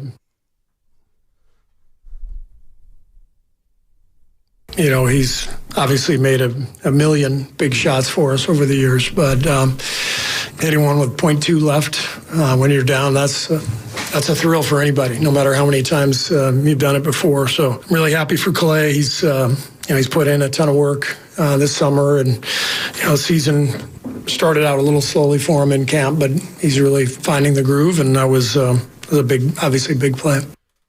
Man, yeah, that's Steve Kerr on Klay Thompson. It's a big shot by Klay Thompson. Real big shot. Because what are we talking about if it didn't go in? Or somehow, forget him missing the shot, Stein. They just lose to a sack team that didn't have De'Aaron Fox. I kind of go, Jake Moody he made the field goal against Cleveland. He missed. And remember how you came in here and you're like, good, we'd probably be talking about something else. The narrative would be. They'd be 3-2. I'd still feel good about him. But just the fact that he got that shot, he's bought in. Goo, why do you say he's bought in? I went third person. It's the fact that he's sharing the ball and he's not pissed off on nights that he might not get 25 shot attempts like in the past. That's the proof. From the 917 on the Comcast Business Text line, they lose that game last year. I said that to you earlier. Yeah, I tend to agree with that because that's a game that the Kings won all of last year. Boy, that bet I got ain't looking good. I got 2 bets with you. The Kings went off to a rocky start, but the Warriors rolled one. I'm liking. I don't even know the Kings record. What's the Kings record? 3-2? I don't even remember the bet now. Hold on. 2-2 Kings. What was the bet? They'd win more than last year. They won 48. I don't know. You want to make up something? Go ahead and make up. I was going hard. Make up a bet. We're on pace for 41. Oh, not all right. Appreciate you. 888-957-9570 is the number. Golden State Warriors, they go to 4-1 after a victory over the Sacramento Kings at Chase Center. They won a game last night where Steph Curry wasn't his best self. Klay Thompson didn't make a ton of shots, but he made one that mattered. Boom. Draymond Green solid, but the bottom line is that this team is getting more contributions than they got from guys last year, at least through 5 games. Saric is helping them. I don't think there's any doubt about it. Mm-hmm. And I do think the guy who looks totally different is Gary Payton II. He was a liability when he got back here last year. He was injured. I know excuses. He didn't use it, but Steiny, he was banged up, man. Exactly. He looks healthy right now. And I think he's helping them. And he was in that game last night because somebody had to defend Malik Monk, and he's the best defender you have to try to do that. Yeah. No Andrew Wiggins down the stretch for the Golden State Warriors. And how about Sac's possession? You're just speaking of defense. Let me interject here, Steiny. How about the possession they had before they lost the game where Peyton was on he subbed, and they D'd him up to where they got a horrible shot? It was a hell. It's like, damn, I know you didn't have Fox, but I'm just saying defense leads the offense and winning games, and Sac had it in their hands, and they got a horrible possession before the dagger. Yep. No doubt about it. No doubt about it. You know, I was also thinking about this before I came in today, and I always think about this whole championship or bust mentality. It got to be, and if you don't win a championship, everything's a failure. And if you don't win a championship, the year's a waste. And I always think about, okay, Klay Thompson. The Warriors might not win a title this year. Let's say they don't win a title this year. They're not going to win a title. Well, you can't take Klay's buzzer beater away from him last night. It's like what happened last night with Klay Thompson and the Warriors. This now goes on to Klay Thompson's resume, and it's going to be a highlight we see for all time when Klay Thompson gets a highlight down the road. And what I mean by that is, like, you know, the Warriors didn't win it last year. It wasn't a failure. Steph Curry had 50 points in a Game 7. Yeah, I know they didn't win it, but that's why it's not championship or bust. Because you can't take Steph Curry's 50-point game away from your memory bank last night. So that's why I always say, all right, Warriors are 4-1. You want them to win it? Yeah, you want them to win it. But, man, what happened last night? That's another one for Klay Thompson. That's just another one. You know, I always think of some of the great moments in NBA history. How many of them are in the NBA Finals? Or how many of them involved two teams that, one team that won it and one team that didn't? I mean, like, everything. Remember Bird and Dominique Wilkins? That was in the second round of the playoffs. Neither of those teams won it that year. Jordan 63 in Boston. You always remind me. Google was a loss, but still it's something I always remember. Exactly. And that's as big a part. That's almost as big a part of Jordan's legacy as his championships. Those 2 games in Boston Garden at the height of the Celtics dynasty, they didn't win, but Michael Jordan's 63-point game at the Garden is among his greatest performances ever. But you mentioned why you were thinking coming in. I'm thinking, Steiny, I think we already know, and Dub Nation should feel this way. And I get if you think it's a short sample size, but it's apparent. The Warriors are better than last year. Well, let's see if they can stay healthy. No doubt. That's it. You know how I think about that. That's across the board. But they got to the conference semis last year with all this smut or whatever you would drama. So they almost deserve something just for that. So now if you're dialed in from the gate and everything is cool behind closed doors, I'm just saying, with health, my goodness, the sky's the limit. We'll see. I mean, even if they stay healthy, let's say they stay healthy. And win what? 48, 50 games. Okay. Are they going to be ready for a 10-week grind in the postseason at their age? That's why we watch. But you keep getting this minute out. Because to me, you look at the minutes just on the season, that's what gives you goosebumps. Like, oh, my God, you could win a game when Curry could sit a little bit. The non-Curry minutes. That's been a positive. And last night, he didn't have his A game, and they still pull it out. Let's go to Austin. Austin in San Jose. Hey, Austin, how you doing? Austin. Hey, fellas. What's up, baby? It's hoop season. Yeah. What's up, fam? How you doing, brother? Listen, quick thing. Steiny, I think you're on to something. Just a quick comment. I love Klay. We all love Klay. But to be real, man, I mean, Klay has not been playing that great. He got the winning shot last night, but I watched the defense really closely, and fellas, this defense is a problem. I mean, the other teams do not respect Klay's defense anymore. And so that's an issue. Wiggins, I don't know where Wiggins is, man. And I feel like the fans are giving Wiggins a pass right now. His play has been really bad. And listen, we'll take the 4-1. But remember, 2 of those were against Sacramento and against the New Orleans team without Brandon Ingram. So, and we won last night without the Kings' best player. So I want to throw a little caution. I think this road trip, fellas, is going to really tell us a lot more about the Warriors. And if Klay and Wiggins don't start playing better, man, it's going to get tough for the Warriors. That's what I got, guys. Thanks for the What if I told you that's not being a hater, Steiny, that call? It's not. All right. Why would it be? Some would say they're 4-1. Why go there? Well, we don't have to go there. No, we keep it real. How were the 49ers had a good first 5 games. You know what? How's it going for them? I feel like you're talking to me. Well, the Warriors have gotten off to a good start. They haven't really gone on the road. Okay. And to me, a real positive sign is Klay Thompson does not look like he's playing in a contract year. He's not forcing. I hadn't even thought of that, but you're right. And he's listen, I'm telling you right now, he is going to average fewer points. He is going to average fewer points than he has in the last 6 or 7 years. He will not average 20 points this year. But if he cannot average 20 points and still play like he's playing, then he does become very valuable. And I know his defense isn't where it's been at, but I'm more impressed with Klay's approach this year. Klay's approach has been terrific. And if they get more wins, he'd probably be like, Steiny, I'm okay with my, averaging less points. All righty, it is time for the call of the game on 95.7 The Game. And the call of the game is sponsored by Xfinity. The Xfinity 10G network is made for streaming live sports, which means it's the network you can rely on in the biggest moments. The Xfinity 10G network, the best way to stream your Warriors. 12 seconds to go. Curry will walk it up. Off the screen. Curry at midcourt. They're going to trap him. Feeds over to Draymond. Draymond looks, finds Thompson with 3, with 2, with 1. The jumper's up. Good! .2 to go! Klay Thompson with the bucket. Sacramento calls time. That's Tim Roy on the call, and that's your call of the game, sponsored by Xfinity.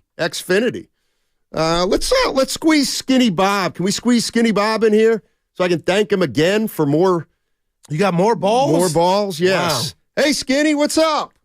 I got box number 2. You're the man. Well, I figured you were I know it's Pro V, so had to send you a few. I mean, you're overly generous, Bob. Thank you so much.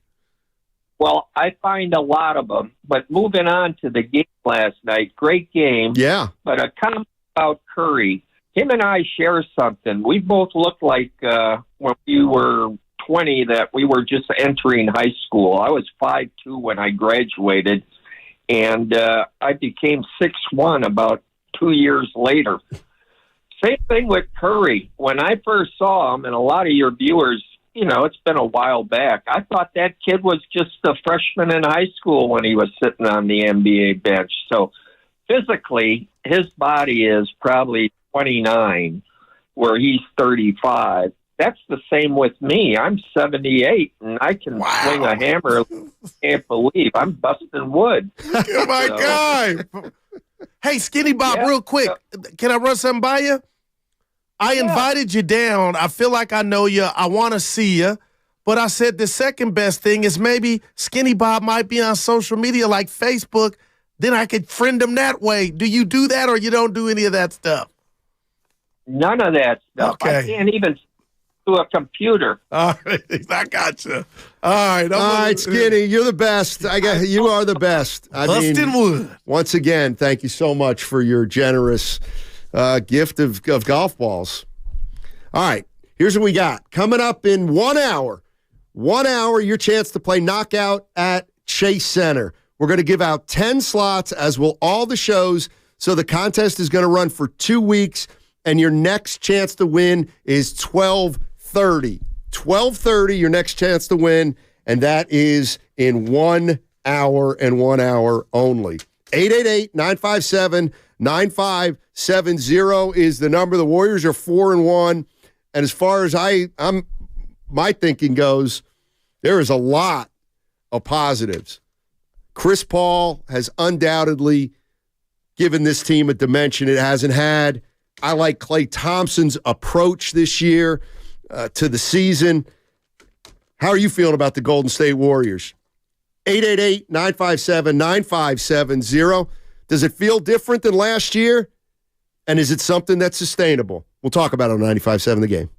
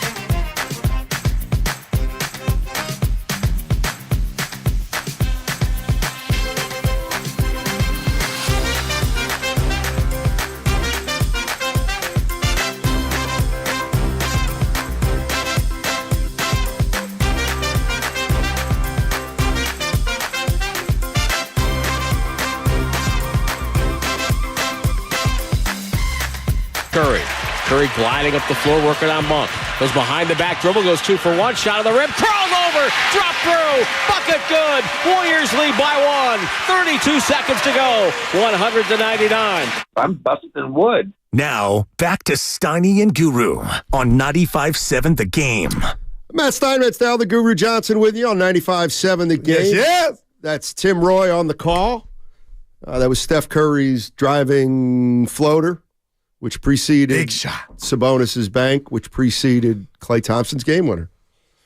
And you could heard it all right here on 95.7 The Game. I thought of you this morning. How come? Because they play Friday. This damn cockamamie in-game season tournament is starting. Can you break it down for all of us? It's just a regular season game, right? It's just a regular season game. I'm good with it, then. And if the Warriors win, they've designated another game down the line. I don't even know what it is. All right. Nobody cares. Doesn't matter. It's just if the Warriors win, they'll be 5-1. If they lose, they'll be 4-2. That's all you need to know. By the way, I had a different sort of night. Yeah, you look great, Spadone. Dude, I've been catching him. Look at him. The little What's he doing? He does his hair. I didn't want to. Gosh. Oh, look at him. Spadone, pretty boy. Yeah. So I caught him the other day. I was going to say, he's vain. I love you, Spadone. So last night, I'm getting ready to put the game on, and I realized that I have an opportunity to listen to the opposing team's broadcast, which in this case is the Sacramento Kings. So I heard Kyle Draper. Yes, and Kate Christensen. Yeah. See, they're good, Steiny. She's really good. She's really good. Yeah. Kyle's pretty good. Yeah.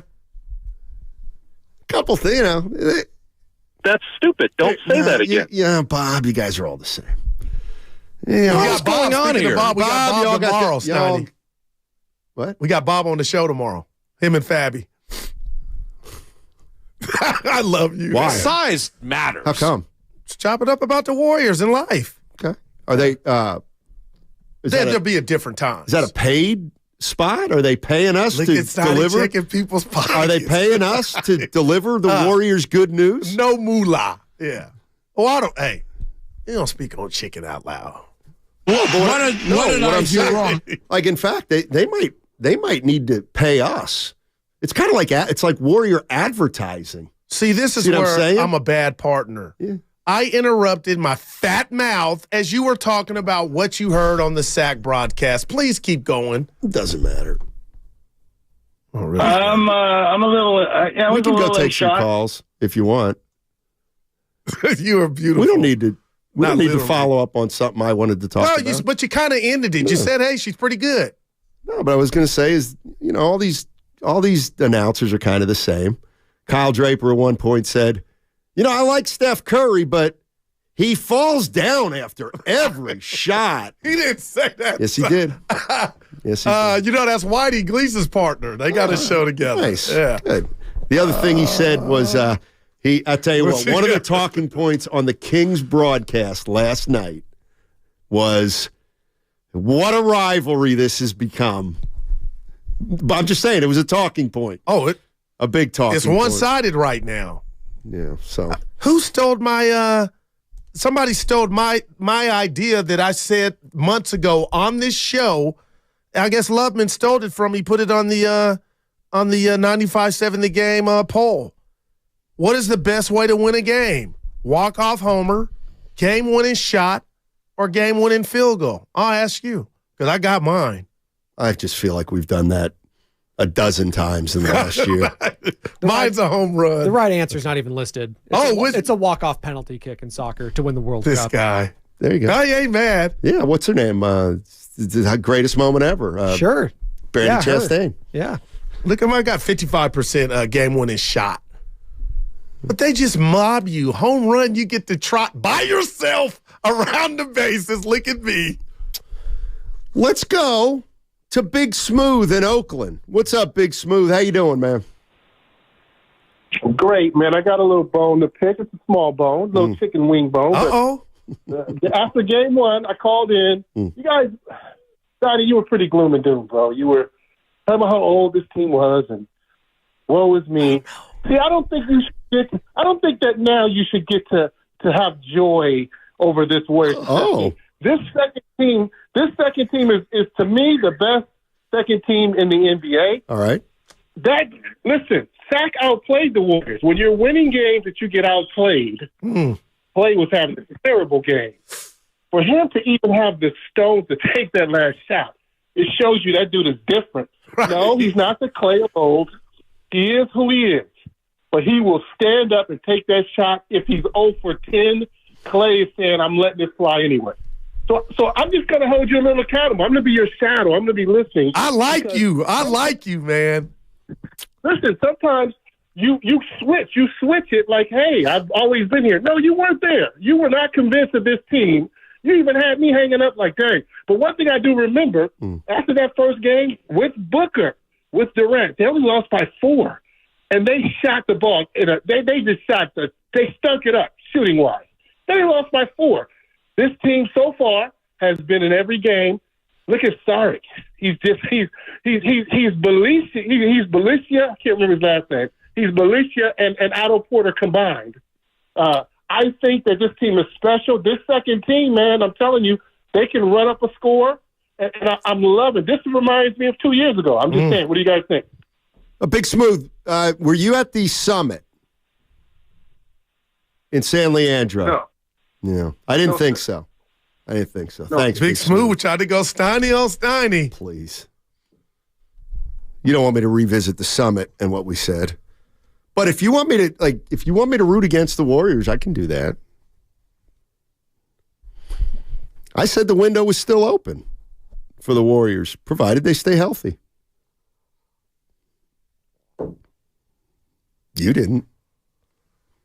But then that was just because of the chemistry issues. Yeah, which looks good right now. But to his point, Stoney, this second unit, I mean, man, it looks good. It looks like strength in numbers 2.0.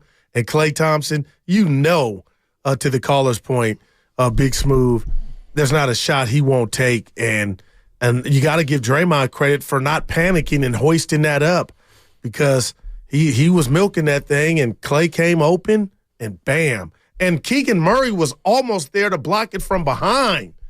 But it went up, it went in, and now they're 4-1 headed to Cleveland. Let's go to Mike. Mike's in Frisco. What's up, Mike? How you doing, man? Man, listen, I had one more thing to say to you guys, man. And what it was like, man, do you guys realize how special it is, man, what we got in the Bay with Steph Curry, man? You know, I got something to look forward to, every, time the Warriors play, man, and this is very special. But I also want to say this. Remember when Steph Curry was out a couple years, man, he didn't get no time, so he still basically got some tread on him, man. And one other thing, I think that when we be commenting on Jordan Poole, I wonder if the light-skinned brothers stand together. Is that what it is, man? Because Jordan Poole, man, last night Jordan Poole would have threw the ball away, man. He would have fell on the ground. They'd have took the ball from him. Any other host of the things, man. So I just want to let you know, man. Thanks, Mike. In this Bay Area, man. Yeah, I'll let Guru answer that one. Yeah, no, Mike, it reminds me of my uncle's daddy, but I'm going to just say this. Nobody can deny they've gotten smarter. Listen to this, Tony. They've gotten more mature, and right now, through 5 games, that's all we can go on, everything looks good. But you cannot deny this team already came up and shocked the world when they had Bielitsa and Otto Porter with that 18-2 start. And you know what they did that year? They shocked the world and won it all. I'm not going there, but, I mean, man, you talk about field goal attempts going down. When you're winning, nobody will have a problem with that. We might see shot attempts from Steph Curry going down. I mean, I know that's a stretch, but everything is just cohesive right now. The minutes, everybody making contributions, some not even scoring, having an impact. So they got a little bit of everything, and I was in denial about Chris Paul and his ability to remain healthy. That's still the number one opponent. But right now, they've remedied the problem of turning the ball over. And I just really feel like last year, Steiny, they would have lost this game. I really believe that. 650 on the Comcast business text line. What we got? I don't like Saric at the 5. He can't play under the basket. Needs to play the full floor and space the floor. I mean, he wasn't in the game in the last 3 minutes. So the lineup that finished the game was Chris Paul, Steph Curry, Klay Thompson, Gary Payton II, and Draymond Green. Was it too small? Well, they got the job done. Isn't that all that matters? Yep. I mean, I'd rather be small and have guys like the Warriors than big and have guys like Sabonis. Well, I know, Steiny, when you saw that bang go, because it looked like it was awful. It left his hand. Like, you do realize that the difference between Sabonis being good, bad, or indifferent doesn't hinge on that shot. Banked in a shot from straight away. Here's the thing about Sabonis. -4 on the night, 23 points. The thing about Sabonis is you can always live with what he's doing. If you're the opposing team. What do you have last night? 19, 12, and 6? No, 23, 11, and 8. And the Warriors could live with every single one of them. And he was a -4 on the day. Not one time during that game last night did Steve Kerr say, hey, we got to get a handle on Sabonis. No. Yeah. Sabonis's points you can live with.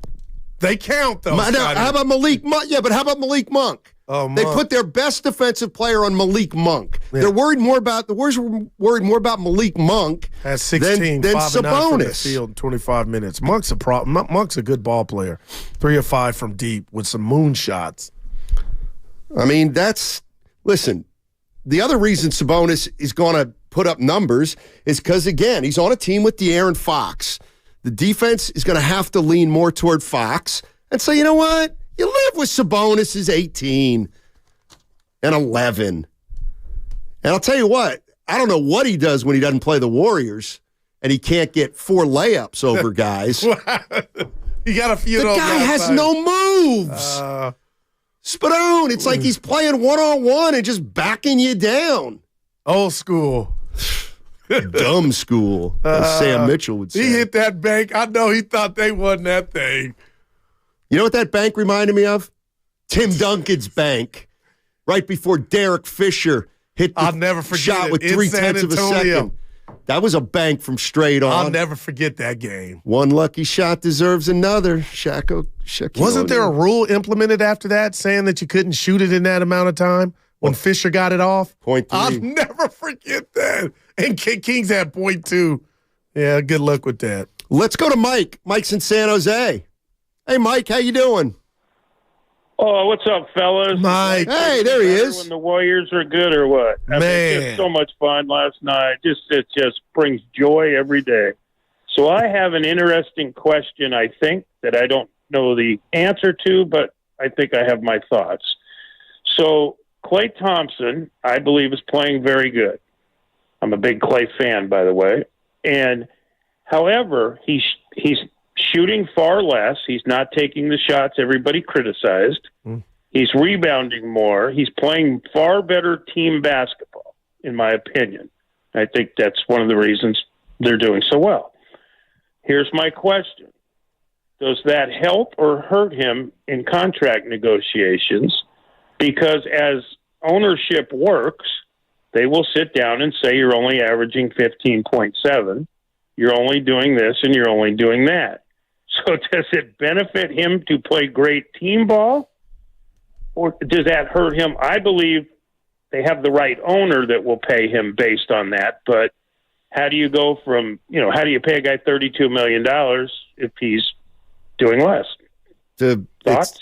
Yeah. No, that's love it, Mike. That's going to be something to keep an eye on. But all I can tell you is I do like the first 5 games that Klay's played in terms of not being overly aggressive and not trying to force himself into the game.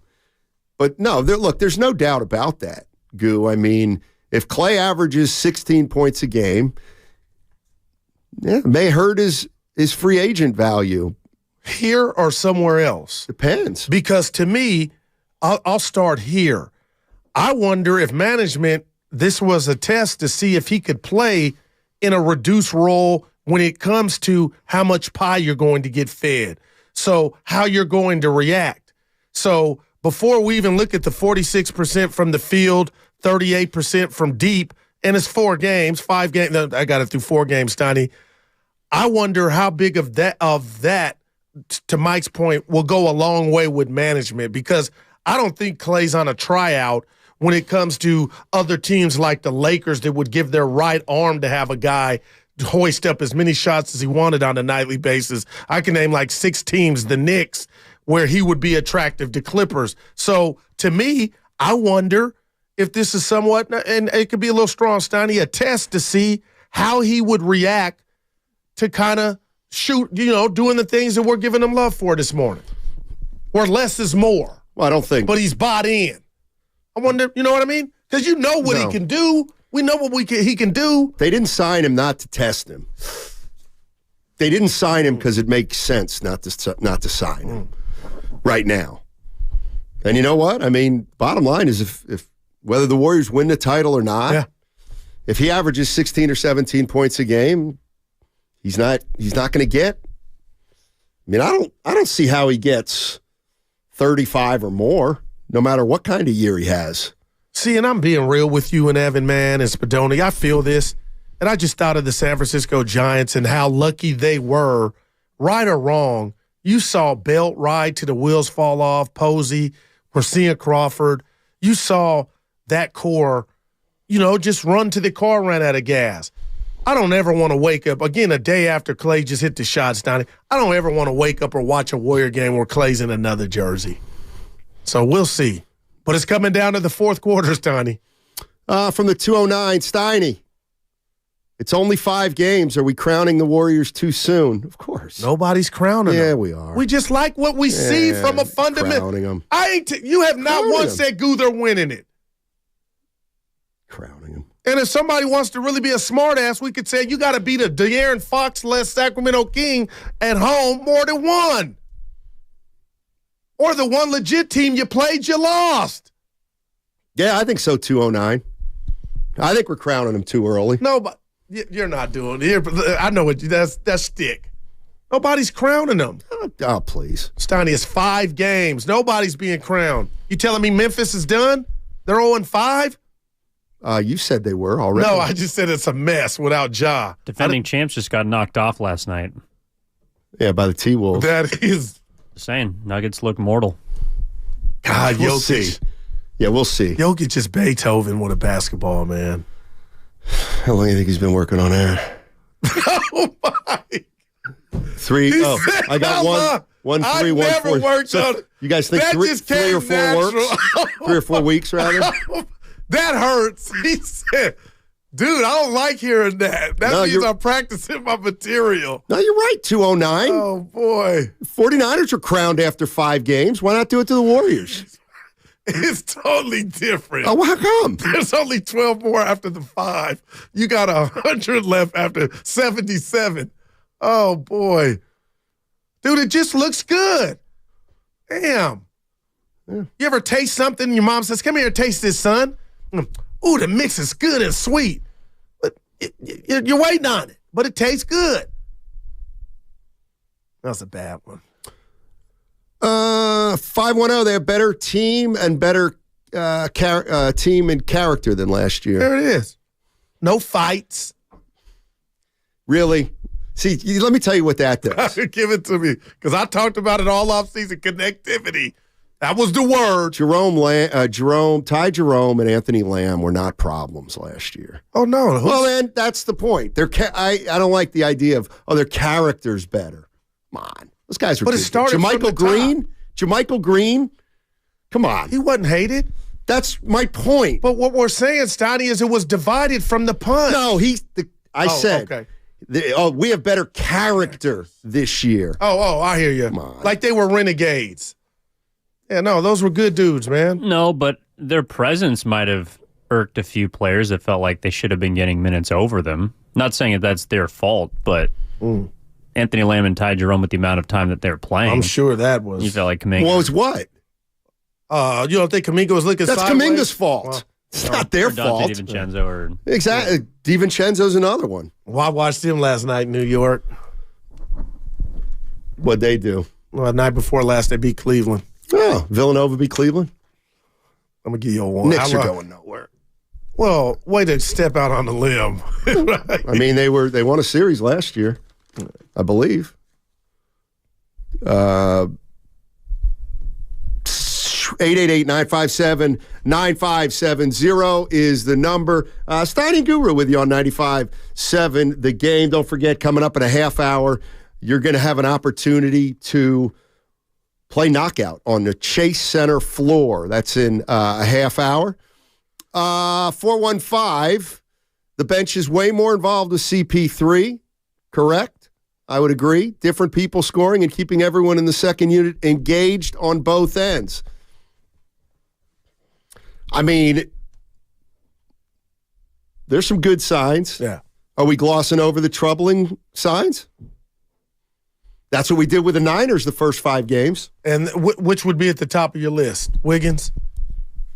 Their size and their lack of athleticism is still an issue. But every game what about Kuminga? Kuminga only played 17 minutes last night. Matters. But Kuminga only played 17 minutes. No doubt. And it wasn't his best game. But, Steiny, if you look at the box score, he's 4-6. Yeah, but he only played 17 minutes. That's not enough for most Warrior fans.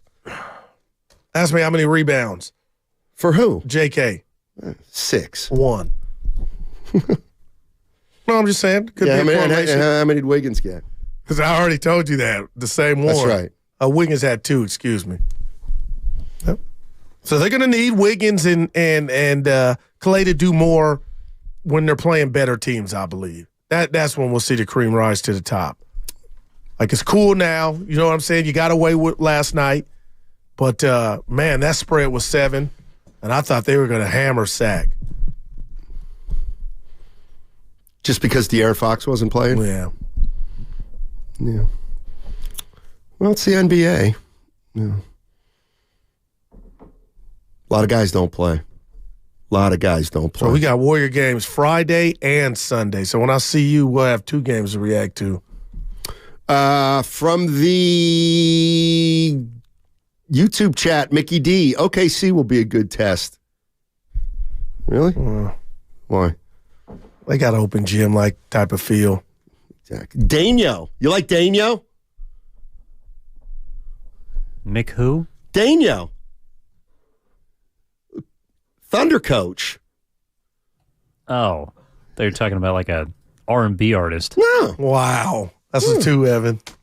Coming up in a half hour, we are going to give you a chance to play knockout on the Chase Center floor. That's coming up in 1.5 hour. In fact, the first shot you take from the free throw line was just about where Klay Thompson hit his game winner last night.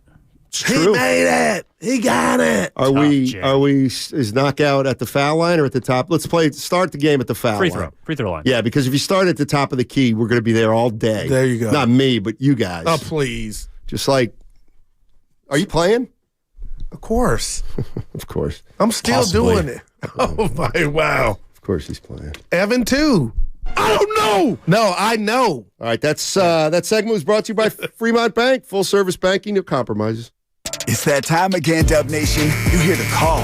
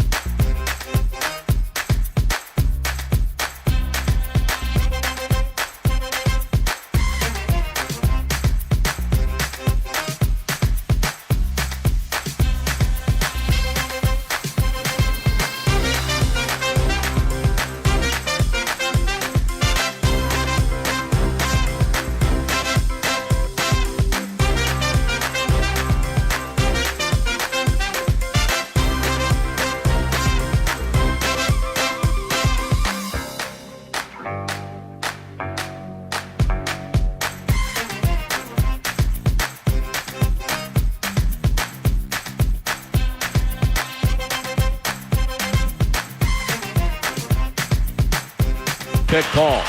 Guarded by Monk. Waits for Saric. Gets middle. Chris Paul. Back to Saric. He's open. Loads up another three. 81-79. The Warriors go up by 2. And Saric now with 15. Now, back to Steiny and Guru on 95.7 The Game. Steiny and Guru with you on 95.7 The Game. Talking about the Golden State Warriors. What's that? Thirsty Thursdays.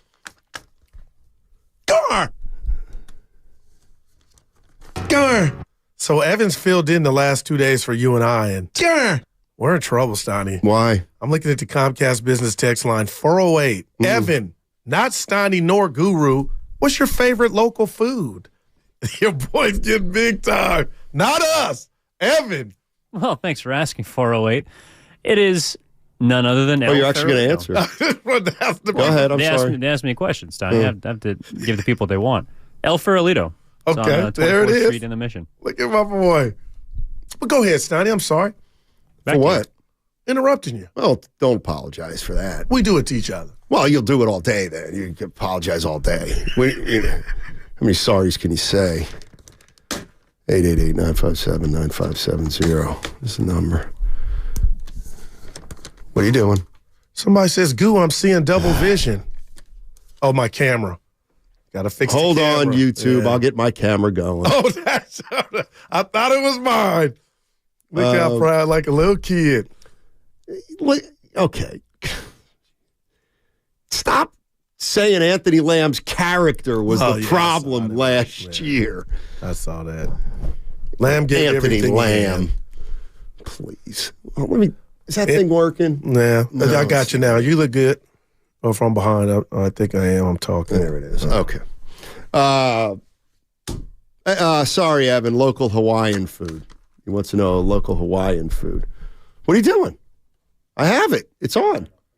Oh, why you put me on Front Street like the street? Thought he meant mine. Yeah. I thought he meant mine. 888-957-9570 is the number. The Golden State Warriors are 4-1. And while you got to be optimistic about their start, I'm just here to caution everybody that we were saying the 49ers season was essentially headed toward the Super Bowl after 5 games. So just a word of caution. That's all. Long season.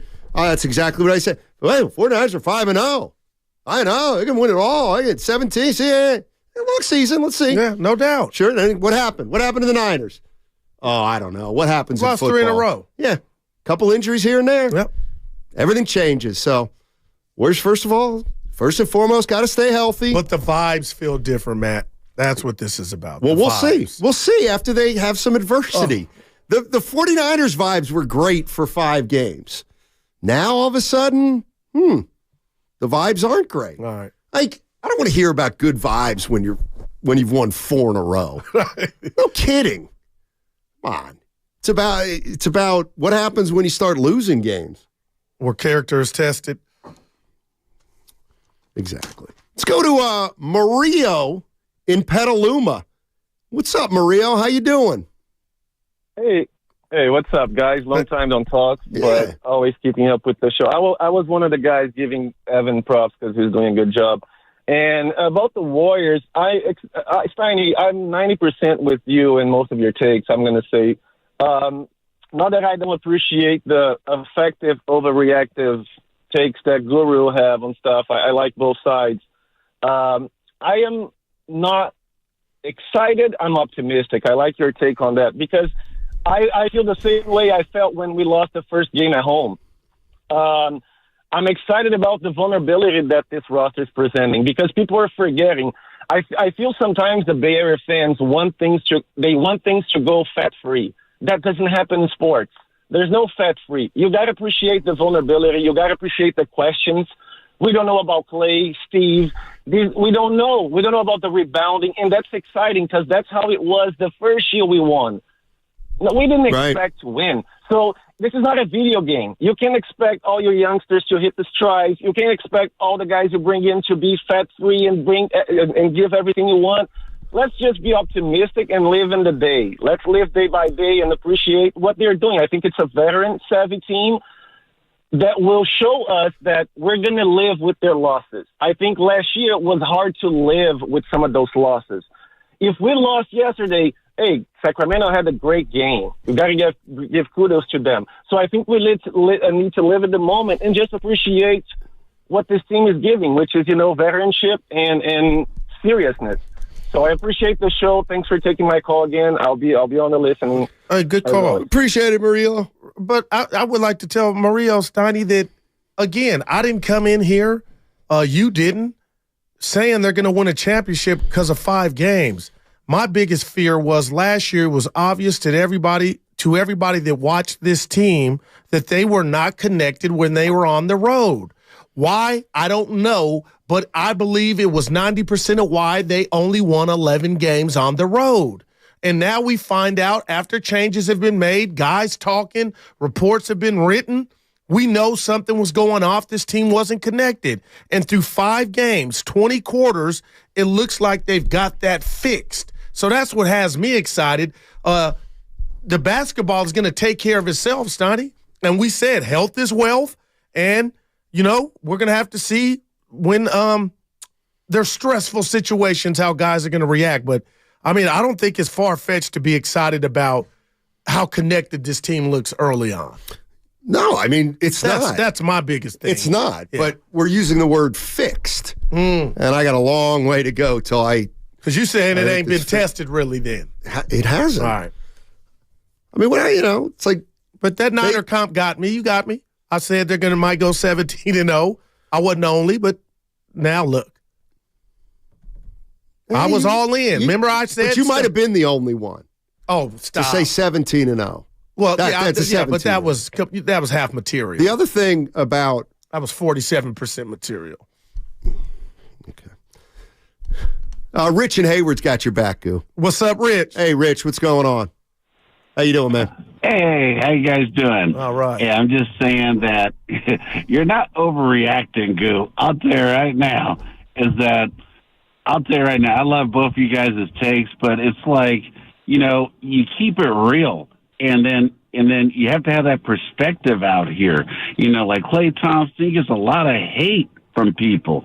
And he hit that shot yesterday. I seen it, and I was like, that's what I'm talking about, And now we got CP3, it's like everything's opening up.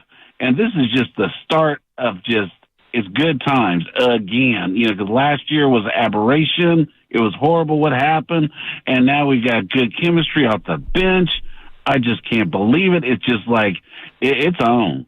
Oh, yeah. I'll take it the rest offline. It's on like Donkey Kong, Steiny. That's Appreciate what they say. Yeah, and you know who you have to thank for it? Chris Paul. Oh, okay. I was like, Chris freaking Paul is the reason that the vibes are so good.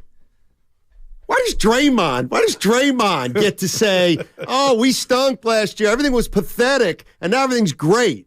Why do you think that is? It's Chris Paul. Yep. Not because Draymond's got his voice back? He let Moody have it.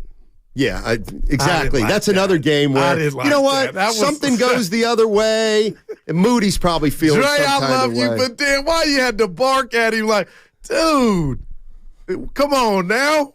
Well, yeah, but you'll give him a pass. I'll say this about the Golden State Warriors, and I almost want a tattoo. If it's just about basketball, and you went over the roster a couple hours ago, and we've all established that they're as good as last year, if they're better than last year, and they got to the conference semis. Now, again, this has nothing to do with the amount of games they played, but you always talk about Super Bowl or bust. I'm just telling you, Steiny, I don't think making the playoffs, to me, I'm laughing with Steph, Klay, and Dre. That's just that you got to get there. But if you can take the Lakers to 6 games with what you guys were supposedly or allegedly dealing with, now you got Chris Paul, if healthy, and you're getting contributions from everybody under the sun. Who knows where this thing can go? And I'm talking about bigger heights than the conference semis. They're smart right now. That's enough for me to be all in. Well, I'm always all in. Thank you.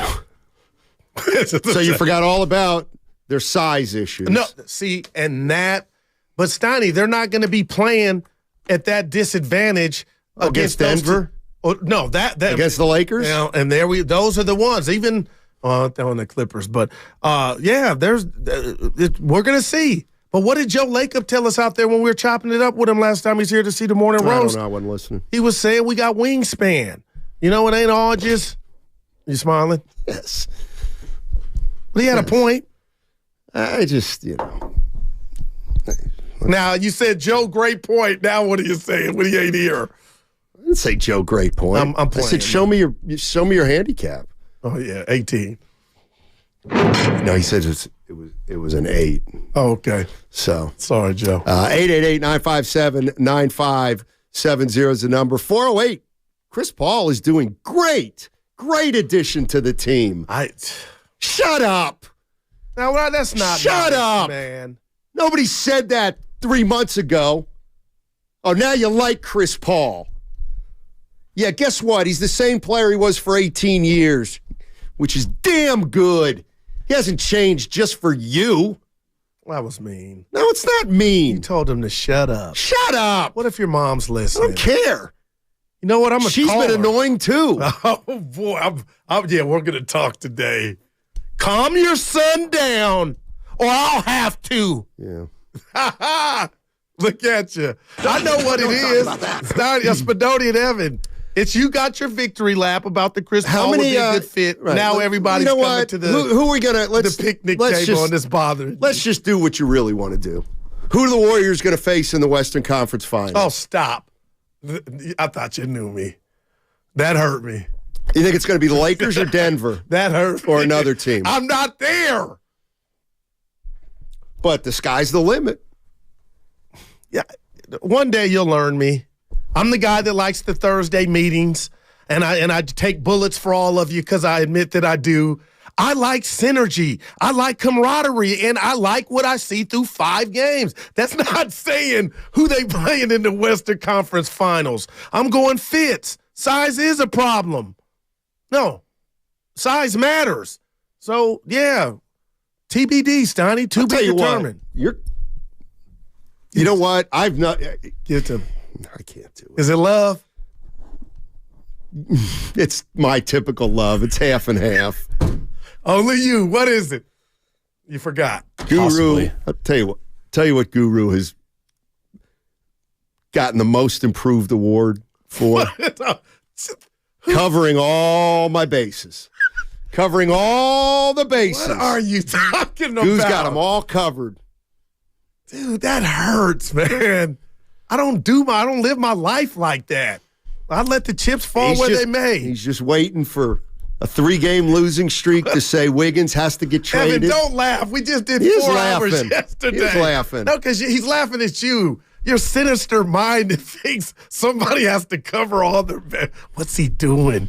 See, I don't like that. Let me be me. I'll let you be you. Yeah, what are you up to, Steiny? I know what he's up to. He's upset that he got the credit for saying Chris Paul would be a welcome addition, and I just believe you're in my office, Steiny. You're having issues now that everybody so quickly is saying CP3 is the missing ingredient, and you hate it right now. What I hate is that we did this with the Niners after 5 games. Well, boy. We did the same thing with the Niners after 5 games.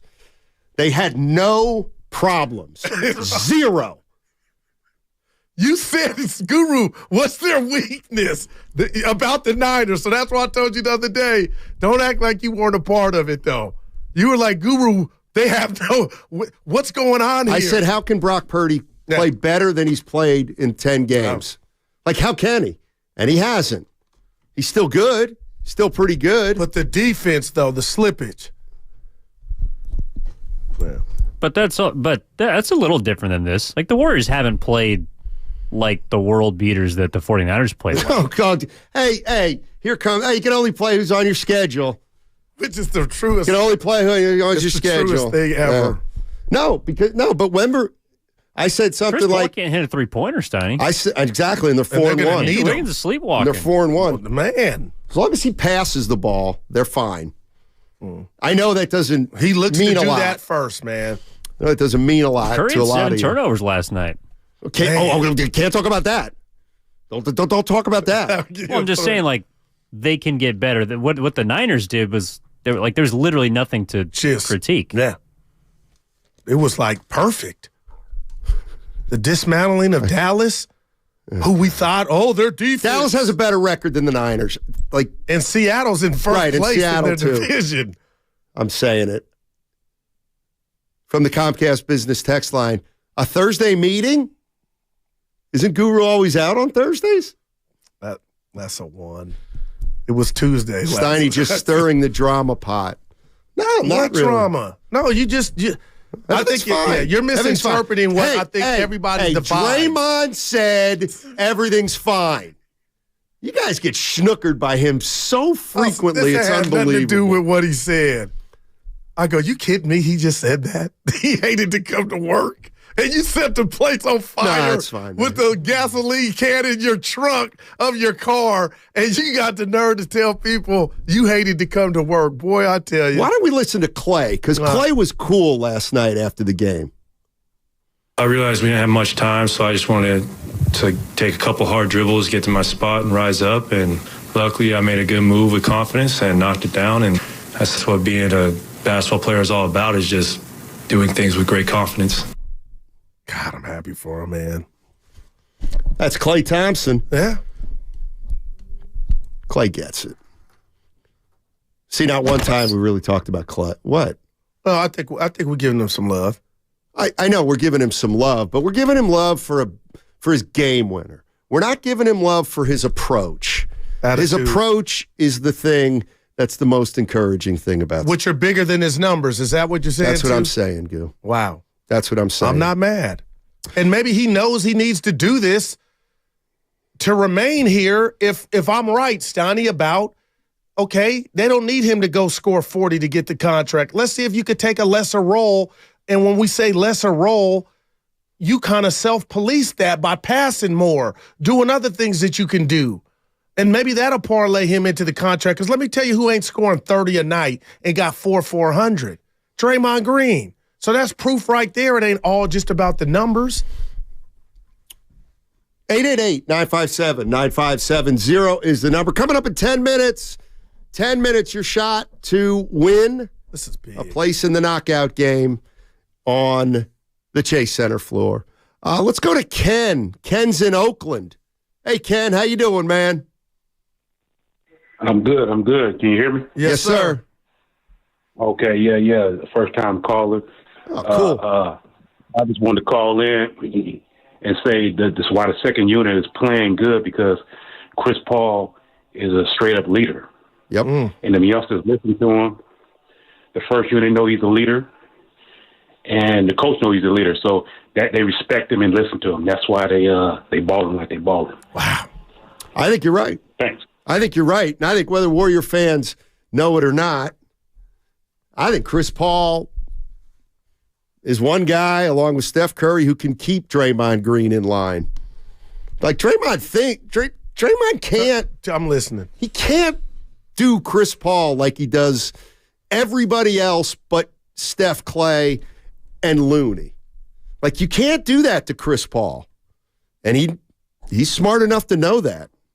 Well, I'll tell you what. Yeah, I owe Chris Paul an apology. Not because there's never been basketball. It was about agendas, and it was about what you just gave Klay Thompson credit for. Steiny, the guy's coming off the bench, and he's owning it, and he's teaching, he's coaching. And for that caller to say your coach respects it, the starters and the second unit, I got to give it to Lakeup and company, man. They knocked this out the park. Well, yeah, for 5 games. Right. That's kind of what I mean. It's kind of what I mean. We got to let more stuff play out. Although I'll tell you what, you know what, Goo? I think you're right. Something's been bothering me today. Oh, and I think I figured out what it is. And I got to tell you this. Like, I'm looking at a headline right now. I'm all ear. I can't wait. I'm looking at a headline right now that makes me want to walk right out of this studio and say, you know what? I'm sick and tired of sports.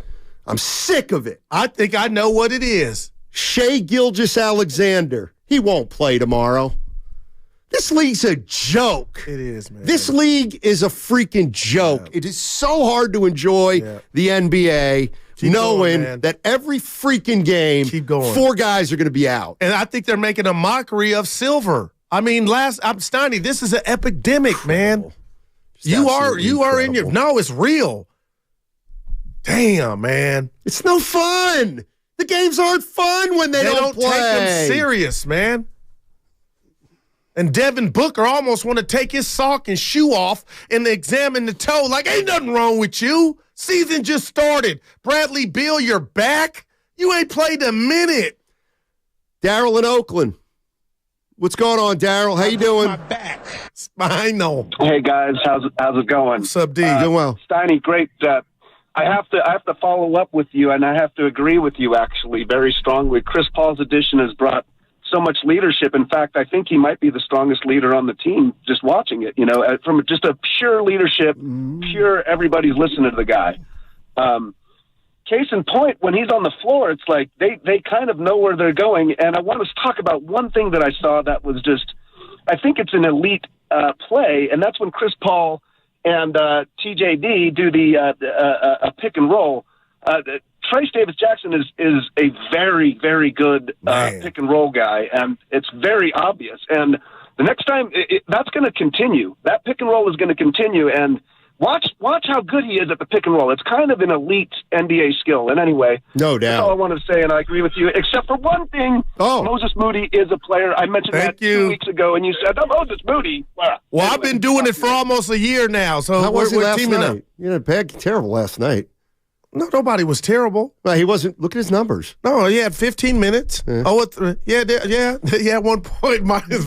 Okay, now you want to bring that up. But for the most part, I'm not coming off my Moses Moody take. Which is he's fine. Right. He now, doesn't hurt you. We're good. Everything he does is created by others. But he's talented, Steiny. So's everybody in the NBA. Yeah, he doesn't do anything great. He's a smart player. He hustles. He can. That's what I'm. That's because he's 20 years old and he plays with champions. Hey, and he knows how to take not playing in the game. He don't go mope or whine like Wiseman and Kuminga did.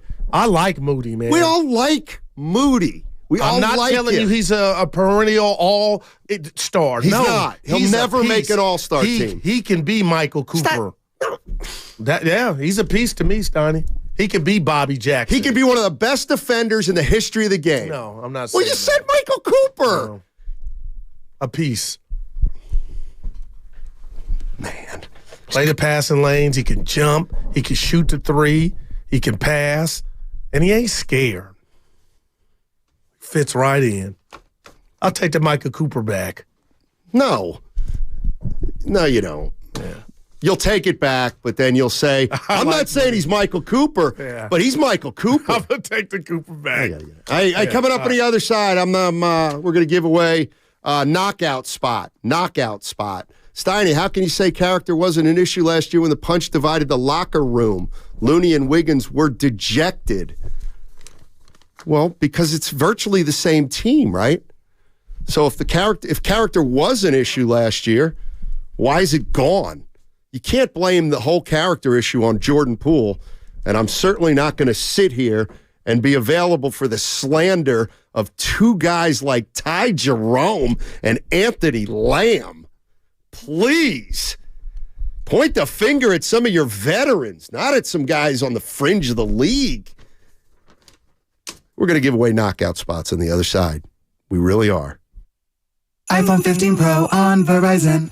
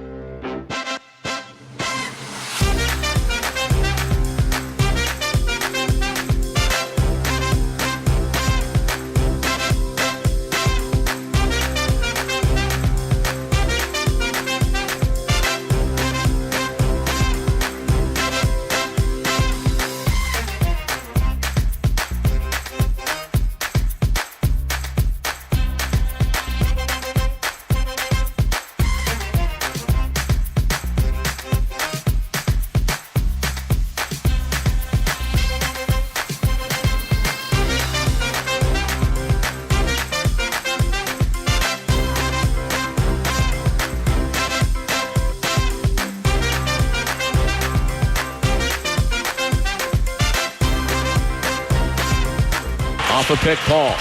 Guarded by Monk. Waits for Saric. Gets middle. Chris Paul. Back to Saric. He's open. Loads up another three. 81-79. The Warriors go up by 2. And Saric now with 15. Now, back to Steiny and Guru on 95.7 The Game. That hit the sounder. Steve Kerr is going to join Willard and Larry Krueger today at 3:15. 3:15. All righty, now's your chance. Now is your chance to possibly play knockout on the Chase Center floor. Here's what's happening, because your chance is right now. At 12:45, we're going to ask you a question about something that we talked about in the next 10 to 15 minutes. And then we will ask you a question about our content. And if you get the right answer, boom, you're playing at the Chase Center, a game of knockout with about 24 of your favorite buddies. Wow. Going to be fun. Going to be a lot of fun. Can't waste, Steiny. Knockout. What if I win it? I'll probably be favored. Oh, my God. Minus 185. Hey, put the rat on the table, brought to you by Atco Pest Control. Evan comes in here, young mind, says, you know what? The Warriors haven't shot it all that well collectively, but their number one field goal percentage against. Steiny, they have been playing damn good defense. We ain't gave him no love for it today. So, and Chris Paul's playing D. So they are getting after it. And that's what won them the game last night. 888-95. Somebody's saying I'm humble? No, they're saying Guru's doing it again. And I don't know what they're... Come on, please explain. What's Guru doing again? I mean, that's probably your friend. I don't have any friends. No, the guy Harry that's really not Harry. He would not text in. All right. He did send me something, though, earlier today. I don't even want to hear it. I'm mad. No, I'm going to read it to you. All right. I'm going to read it to you. Well, can we get to the... What? Oh, we got a new pest of the month. I'll have that for you tomorrow. Oh, boy. Yeah. Good call. Yeah. This is a text I got from a friend of mine we call Harry. Hey, so Guru can laugh at me. It's fine.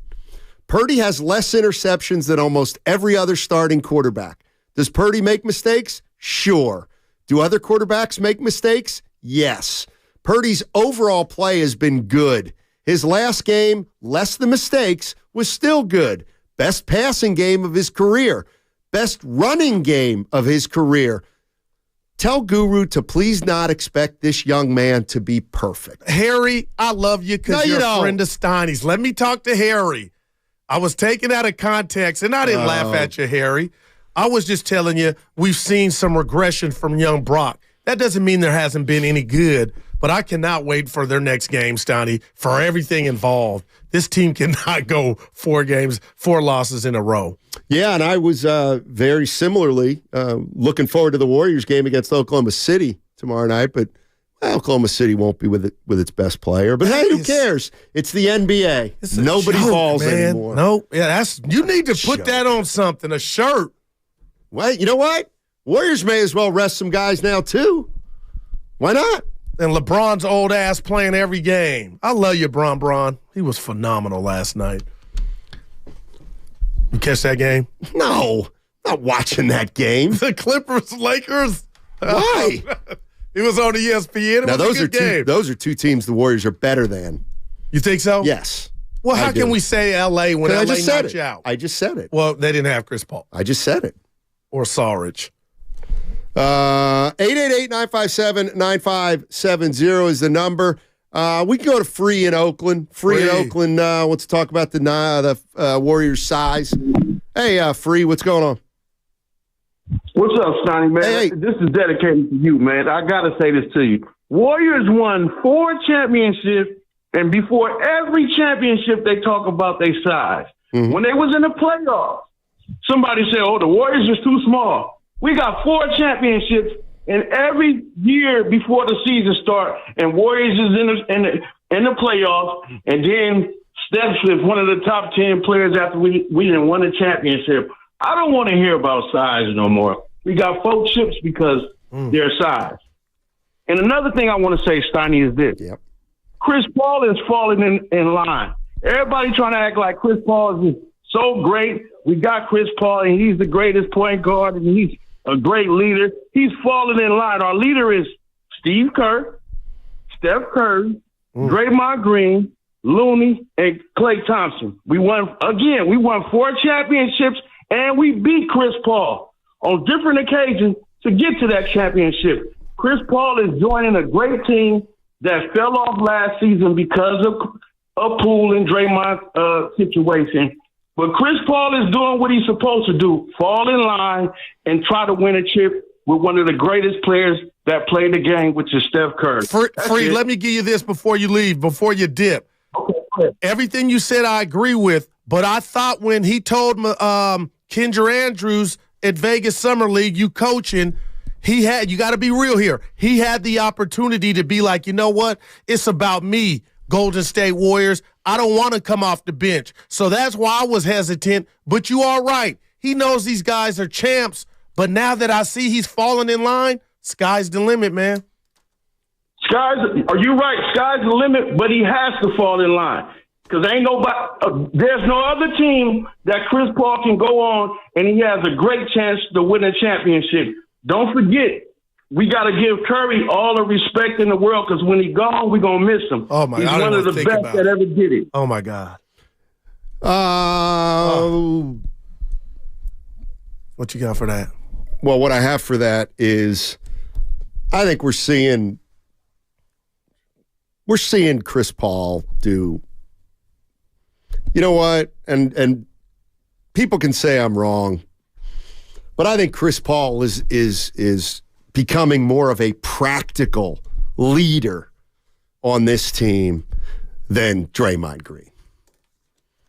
I don't think people will fight you on nobody. Somebody commented earlier that feels like the players listen to Chris Paul like he's been here for 15 years. Man. So if you look down the lineup, that's great. Kevon Looney is going to have nothing but respect for Chris Paul. Steph Curry has nothing but respect for Chris Paul. You think Steph, and I'm sure he doesn't compare, but Steph Curry knows that Chris Paul's a pro. I'm sure Klay Thompson respects the hell out of Chris Paul. All of them, Steiny. Well, that's the point. And I think right now, I think Chris Paul commands more respect than Draymond Green. And that's why I'm feeling that. Go ahead. And when the caller says, well, Chris Paul's got to fall in line. No. Draymond Green's got to fall in line. Chris Paul is who he is. He's a pro. He's a leader. That's always who he's been. So now he's come to this team, and in 2 months, he's earned the respect of, well, absolutely Kuminga, who was lost last year. Saric and he played together, so Saric loves him.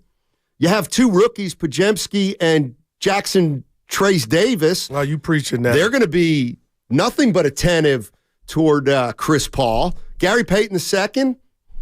I'm not saying Draymond Green has been marginalized. Well, he lost something though, Steiny, from that.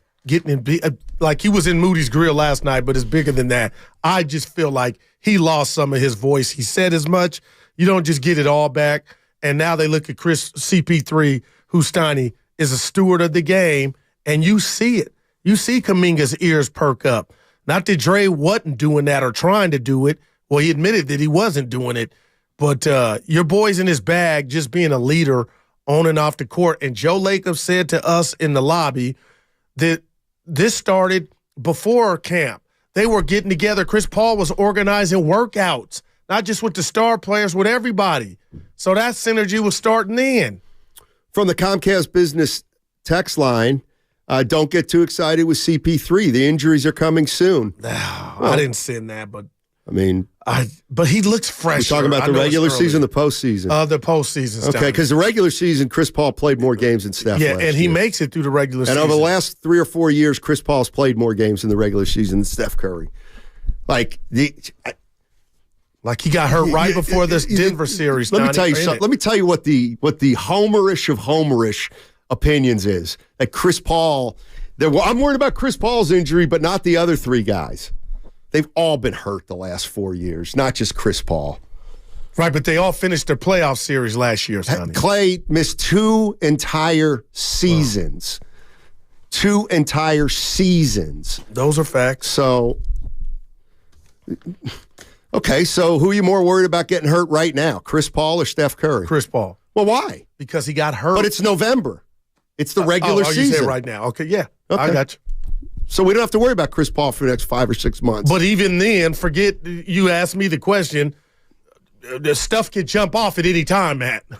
I ain't got to tell you that. I know. Yeah. And that's why I don't understand why you always single out Chris Paul when it comes to the injuries, as opposed because to he's so good. Draymond, who's been hurt, right. Steph, who's been hurt, and Klay, who's been hurt. For you.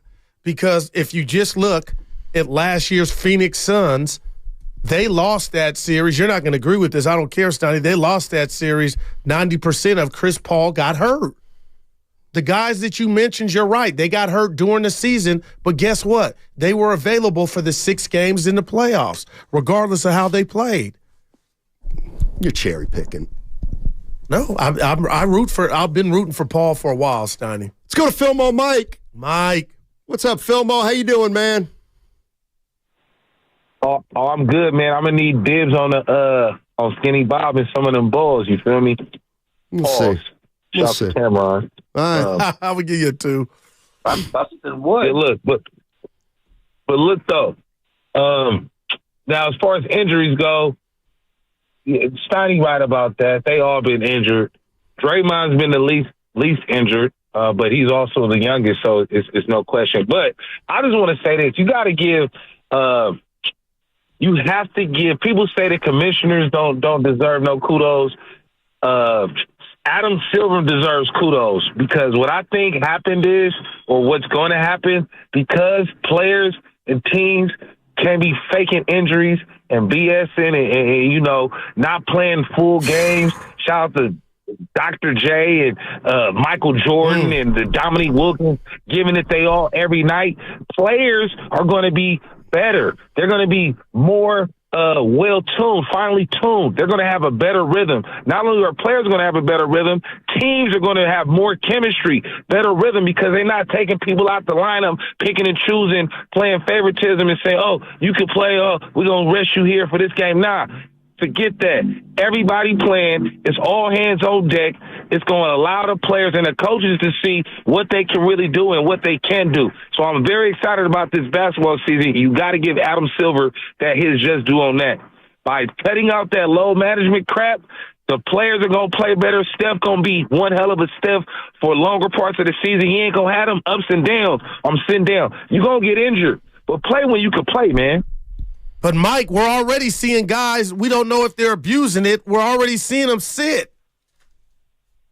Well, that's to the detriment of them. If they want to be a real good team, they should take the load management and just play basketball. If you need a rest, okay, get your rest. But if you could really legitimately play, play the game. Steph ain't played in New Orleans in like 4-5 years. Right. That's blasphemy. That's blasphemy, bro. Every stadium he needs to be playing. He needs to be spreading this gospel everywhere. Thanks, Mike. Yeah, love it. Appreciate the call. Add Karl Malone and Stockton in there on that games played 80, 82. Yeah, I got to look at Julius Erving. I'm not sure he played all the time. My God, Turquoise Irving. But better name. I'll mention it. Yes. By the way, if you've just joined us, no Shai Gilgeous-Alexander tomorrow. He's not playing. Do we know why? He just doesn't want to. You know why he's not playing? Because it's the NBA. That's why he's not playing. I'll tell you what, Kawhi and Paul, they can't not sit. They're playing every game. I know it's only 5. They've been out there. And the way we get the news, like now I'm looking forward to the game, but I ain't looking forward to the game because he ain't there. I'm not looking forward to the game.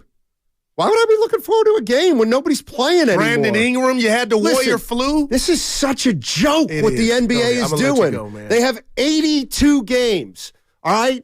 20 teams essentially make the playoffs now because they added 4 more teams that don't deserve to make the playoffs.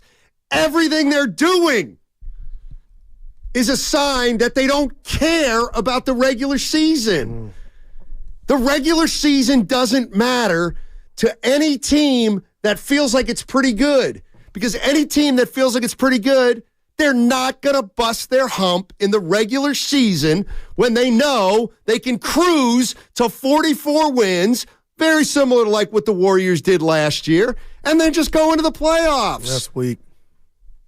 The last thing I would do right now, because of the way the NBA has set it up, is, I'm going to play 75 games. No, why? Go ahead, play 75 games, and we'll see what you're like in the playoffs. You'll be dead. And you know what? All the teams that load managed, all the teams that took the regular season as a joke, well, they get rewarded during playoff time. It's a bottom line. NBA's got a big problem. Well, the joke is, on top of everything you just said, Steiny, is Silver tried to come out and act like they were going to do something against it. That's what the joke is. You can't do a damn thing, Adam.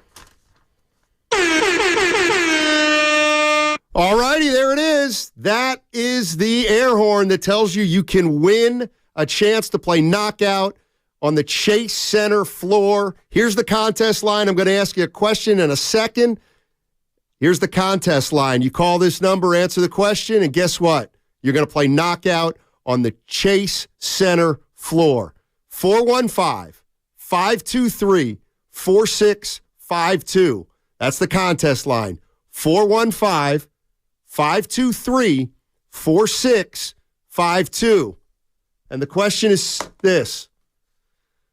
Who's not playing for the Oklahoma City Thunder tomorrow when they take on the Golden State Warriors? 415-523-4652. What Oklahoma City Thunder player is not playing tomorrow when the Warriors go to Oklahoma City? 415-523-4652. Oh, you get major love, man, for that rant. Let's see how many minutes he played last night, Steiny. Well, see, this is a point night. He played 38 minutes last night. Shay. This is a 925. Cry about the NBA, but you still watch. You know what? And let me tell you something, 925. Well, I do. We're getting to push coming to shove. I don't want to let too many people in on my world, 925, but you've struck a chord. Cry about the NBA, but you still watch. If I'm getting sick of watching this crap. Well, without the stars. Exactly. But if you find out they're playing, then you're in. Okay. They play so seldom. I mean, let's just go through it. Let's just go through it. Warriors game 1, Phoenix. Booker out. Beal. Bradley Beal out. Then who'd they play? They had I can't even remember. Good God. Sacramento. Our show. Fox was out last night against Sacramento.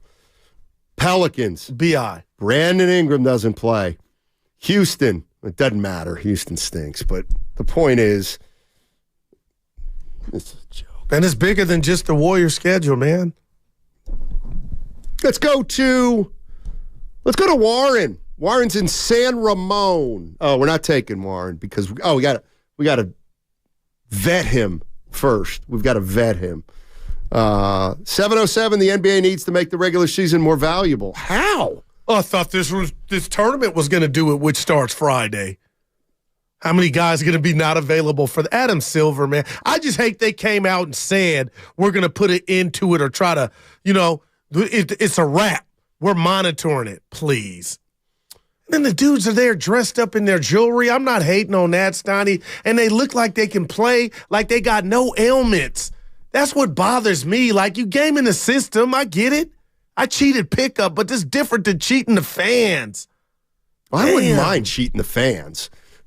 I don't want to cheat my colleagues, though. No, I'm messing around.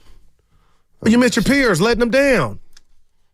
Well, the peers are in on the joke. Ooh. The peers are in on the joke. The peers have made an arrangement among each other to let's just not compete as hard as past generations. Sorry, that's the way I feel. That's the way I feel. And didn't we identify Klay as the guy that wouldn't meet the criteria to sit? Steiny, he's going to sit when he wants to sit, when they want to sit him. Who? Klay. Remember how we talked about, Guru, he doesn't fit that criteria of being an all-star in the last however many years. Give me a break. Well, Klay doesn't. To me, Klay does compete. Right. No, right. But what I'm saying is any player can sit out now without that criteria, like you don't meet it. What's ailing you? None of that's happening. Phones ain't ringing behind the scenes. 650 sounds like Steiny might be losing his love for the NBA with stars not playing. Mm-hmm. Well, it's definitely product. It's not nearly as good. Only 4 games into the season, and already players saying they're hurt. Brandon Ingram, what could be bothering you? Hey, but what we got? James Harden's on the Clippers. And he cried his way out of Philly, and he got rewarded. Did you see the video of him walking in the Clipper locker room? Mm-hmm. How awkward was that? He thought Russell was going to jump up. Even Russ got up, but anyway. Listen, 602. I'm going to quit crying. You can say this. Steinmetz is wrong. Nuggets didn't load manage. That's right. The Nuggets didn't and they load won. Manage. Right. Who'd they play in the finals? Miami. What were they seeded? 8th. Who made the Western Conference semifinals? The Warriors. What seed were they? 6. Who'd they play? The Lakers. What seed were they? I don't even know what they were. 7? 7? LeBron James and the Lakers and they just they said they're manipulating the league. Care about their regular season record. I don't want to believe you. You think if somebody said to the Warriors right now, hey, I tell you what, Golden State, you'll be the 6th seed going into the playoffs, healthy, or you'll be the 3rd seed but a little banged up. They take the 6th seed any day of the week. Okay? So how do you ensure that you're healthy at the end of the year? Well, just play as few games as possible in the regular season and yet maintain your playoff position. That's what the goal is. That's what people's and teams' goals are. Wow. Let me read this to you real quick. This from the 510. Steiny, players don't care about leaving a lasting legacy. Players will take time off to prolong their careers and make huge salaries. That's a good point. It's a hell of a point. Somebody's saying Shea has a legitimate I'm sure he does. knee injury, but he played 38 last night. How do you know? Right, he played 38 How do you know last what night. He's got and what he doesn't have? He played 38 of them. You notice I never said guys are faking it. I never said that. They're just not playing enough. I don't care why. They're just not playing enough. I got nothing. I don't believe for one Shake Alexander, he's a faker. I'm not saying that. I'm just saying here we are, game 5, and he's not playing. Wemby's playing. Of course he is. God, Wemby. Of course Wemby is. Did we get it? Oh, we got to get it to Durant. He had another 16 meltdown losing the ball. Steiny CYO. That was almost worse. You ever see Oh, my God. Okay, we have a new... Here's my new impression. My new impression of both Andre Iguodala and Kevin Durant. The people, I hope they can see you. What did you? Hey, you see Durant after he got the ball ripped right out of his hands. Nothing. Wanted a foul. He didn't want a foul because he knew it was clean, but he had to do something to make it look less awful have a scratch than in the it middle was. of his eyebrows, though. Oh, please. On his nose. What did I do wrong? Dude, was that he let the man rip it from him? Oh, boy. All right, 888-957-9570 is the number. We're talking Golden State Warriors basketball. They are 4-1 in the Western Conference. The only team better right now is Dallas, isn't it? Dallas. Oh, by the way, Kyrie Irving hasn't played. No, I think he played a few minutes. Oh, no. Wherever the road takes you this holiday, make it.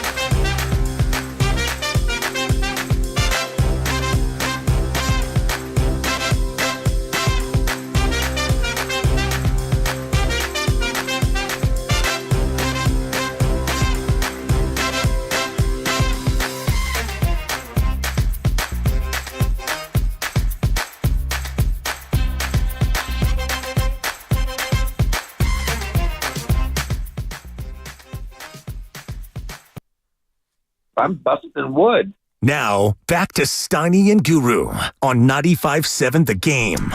I forgot. I'd like to congratulate Greg Popovich for ushering in an era of load management that has alienated and isolated many, many NBA fans. Possibly. Yeah.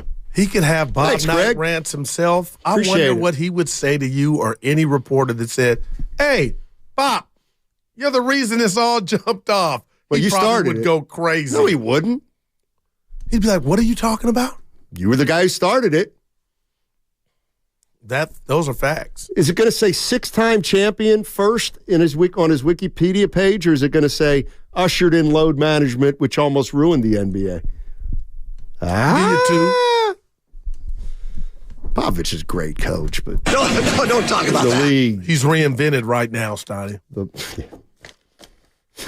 Wemby, they play tonight, Tell you same what, place, Phoenix. I tell you what, get me a new player, and I'll be rejuvenated too. Popovich's playing chess. Wow. They play in Phoenix again. They slip over to play right back where they play them again, same spot. That's great. Well, Hopefully they'll be able to field the team. Let's go to huh? He's got youngsters. He ain't doing load management no more. Let's go to Warren. Warren's in San Ramon. Hey, Warren, how are you? Hey, Warren, what's up, buddy?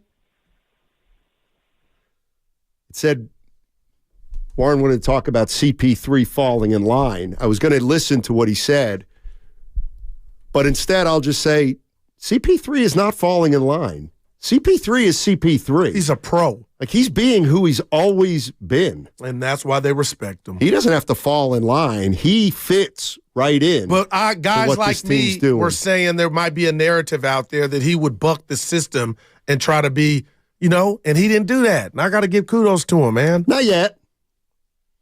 He's coming off the bench. Okay, well, let's see. And he's playing more than some starters, like you said. Right, but let's see if he's sitting out crunch time one night. You coaching? Way. Oh, my God. I know. People are going to be like, Steiny, is there anything you like about basketball? Nobody would ever say that. Let me tell you what else they're doing. Let me tell you what else they're doing, and I'm not falling for it. And we will not use this statistic. They are trying to make clutch a statistic in the NBA, and I'm no. It's not? No. What do you mean? You cannot assign a specific time and spread and say, well, that's clutch time. Get out of here. When the game's in the balance. Final 5 minutes. 5 minutes to go in an NBA game is not even crunch time. Final 6 The minutes. last 3 minutes are crunch time. Okay, I'll give you that. That's a little high. I'll be the judge of what crunch time is. Well, Chris and Townsend, what's clutch. Well, I'll tell you what, Chris Townsend, our guy Townie, has this fraudulent stat about Kobe not being clutch because it's using some of that. Oh, he didn't hit it. This was the time of the clutch. Kobe was clutch. One of the greatest ones. If you want to believe he's clutch. My eyes showed me that. Yeah, okay. But there's some statistics where you can cook the books. Just like Shanahan's fourth quarter record. Right. Just like how far do we want to go? Well, what are you aiming to accomplish? Well, I mean, the reality is with Kyle Shanahan, the numbers are the numbers. Never come from behind in the fourth quarter. How can that be? Well, I don't know. How can it be that Steph Curry has never made a game-winning shot before last year, 2 years ago against Houston? A walk-off. Walk-off. All right. Yeah. But I would never say he ain't clutch. I got you. Of course you wouldn't. You wouldn't. And in fact, now why do you say that? Like, what's that mean? Like I got because Curry. Even if he weren't, I'm not saying he's not clutch either. But even if Steph weren't, you wouldn't say it. Okay, so what are you making the stat? Stop. What are you making the stat that he's 0 for 7 when the down one score with 30 seconds to go? There's so many that wipe that out of shots that he hit that regular saved season. Them. No, but all of it. Okay. Yeah. Yeah. Would you do that for every other player in the league? I think I do. I don't think so. Oh, my Steiny, come on, man. I don't think so. Come on. Give me my propers. Darkness. I'm not even going to do this. Oh, I thought you were calling me. I was like, boy. No, Darkness in the YouTube chat. I was like, Steiny, according to Darkness, Curry is 0 for 7 on playoff game winners. Okay, what? Now I know. You're so worried. You're so hurt. It is unbelievable. You're laughing. I am laughing, but you're acting like I'm the internet. What do I do with that? Say he's not a top. He didn't change the game. He's not transcendent. He doesn't have 4 rings. Dude is Billy Badass, man. That is rather peculiar, but it doesn't supersede what we've watched. Come on, man. What we've watched is Steph Curry not make any game winners in the postseason when he's had a chance. You want to sit here the day after the Toronto game. Oh, I stand by that all day. Yeah, right. You want to say, oh, he could have should have made it. 6. But I said, okay, he missed it. He's missed a bunch of these. No, Steiny, no. Yeah, I'll tell the chef to his face, Steiny, you should have made that one. What about the other 6? Play. You act as though those don't even exist. Well, what about the 40 at Boston on the closeout game 6? That stuff, it ain't just about that. Of course not. No, I'm just saying. Come on now. Right.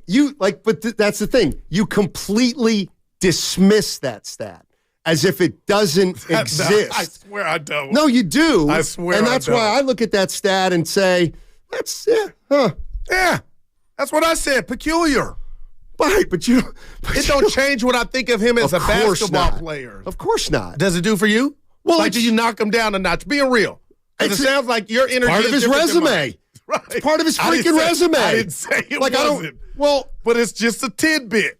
I mean, Finals MVP is now part of his resume. That's great. Okay. You know what else is part of his resume? Turnovers. No doubt. But like even that, you can't. What are you saying? You know what I'm saying. They used to call Magic Tragic Johnson in the offs. So, come on, Steiny, that's on the ledger.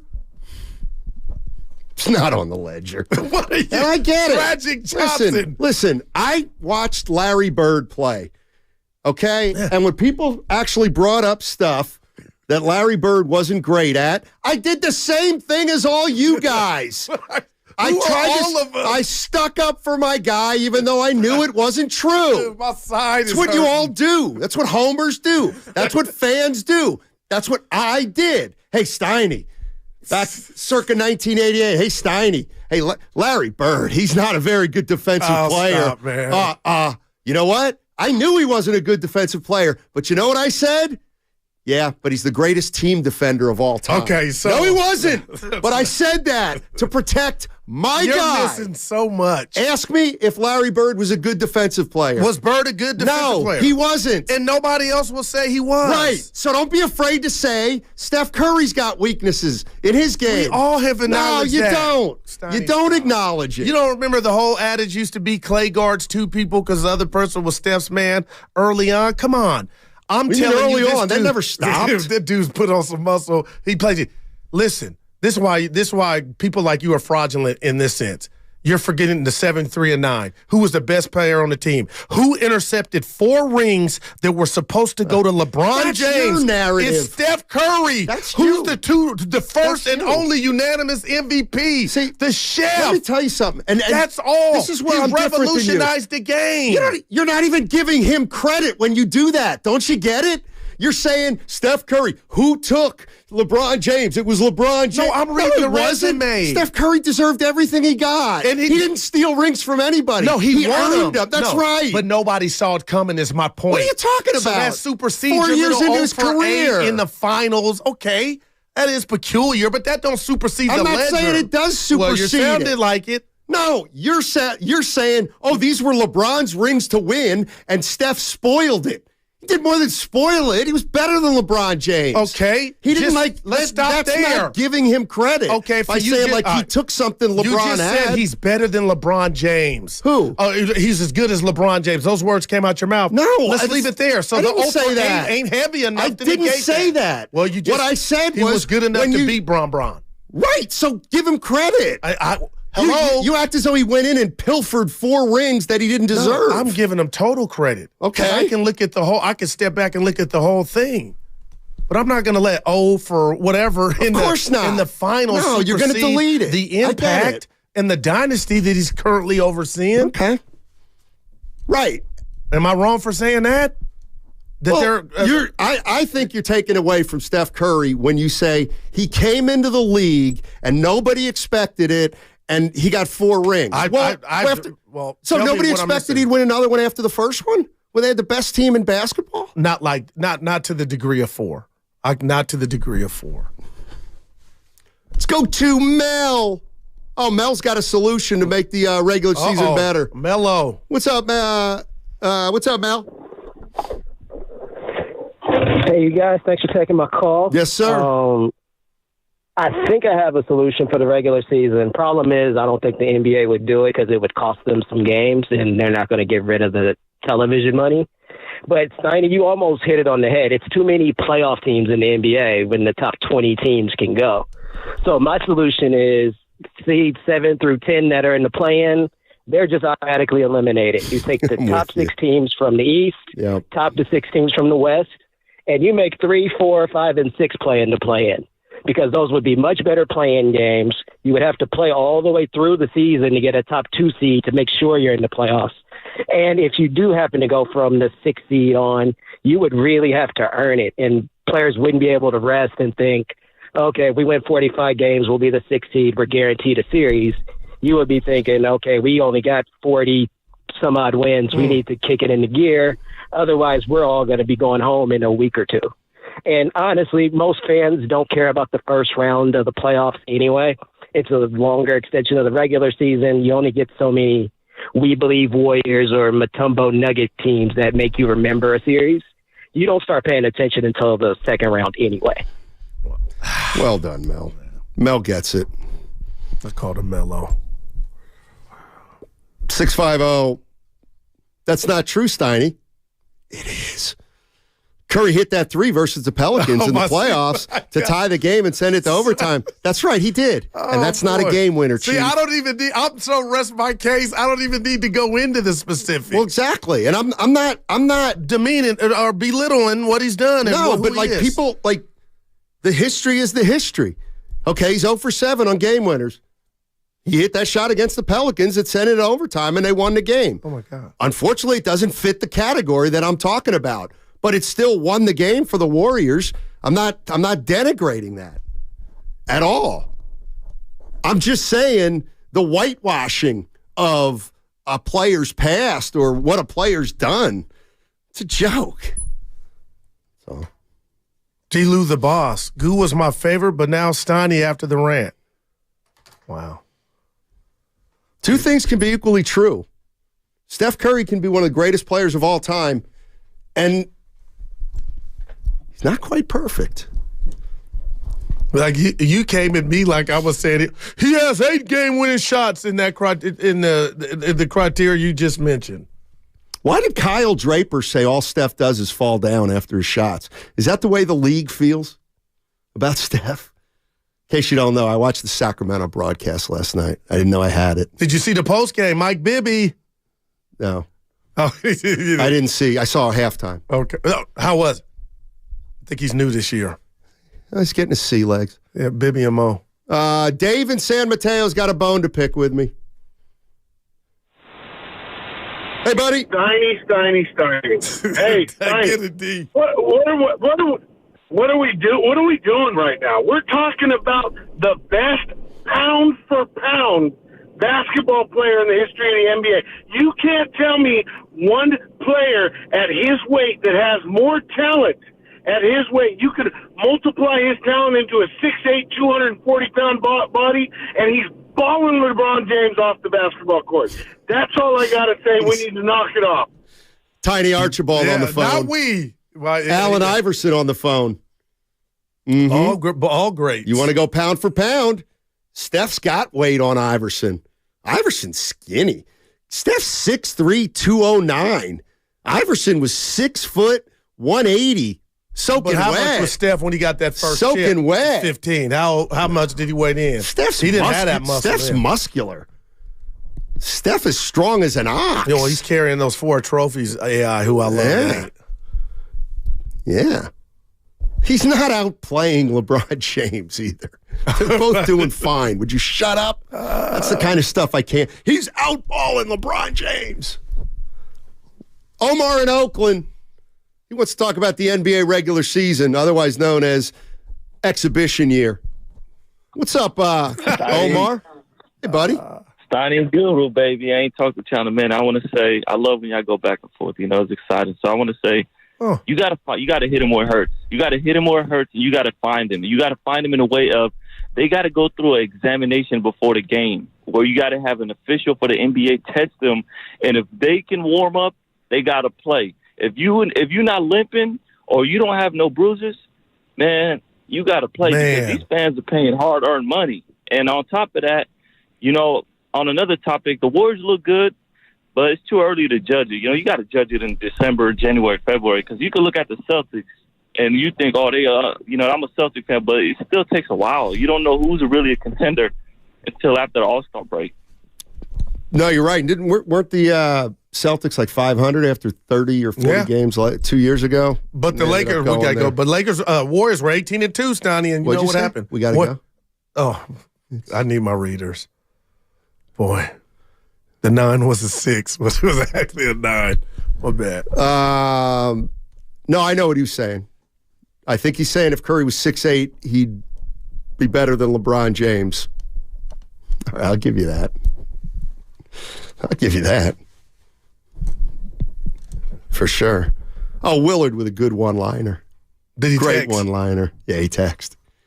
He said, "Can you believe Shai Gilgeous-Alexander is sitting out the first game of the in-season tournament?" Yeah, you're laughing, but we're crying. It's a joke.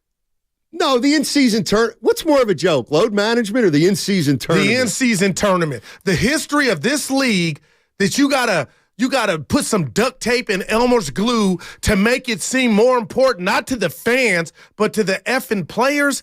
That's a joke. And that's why when the inception of it was announced, I said, what are we doing here? NBA goes to Disneyland. Like, you got to have some type of extra incentive to get these guys off their rich ass to ball. I'm not going to try to outdo your rant because you said it. You did it. We'll let that breathe. But this is worse than load management.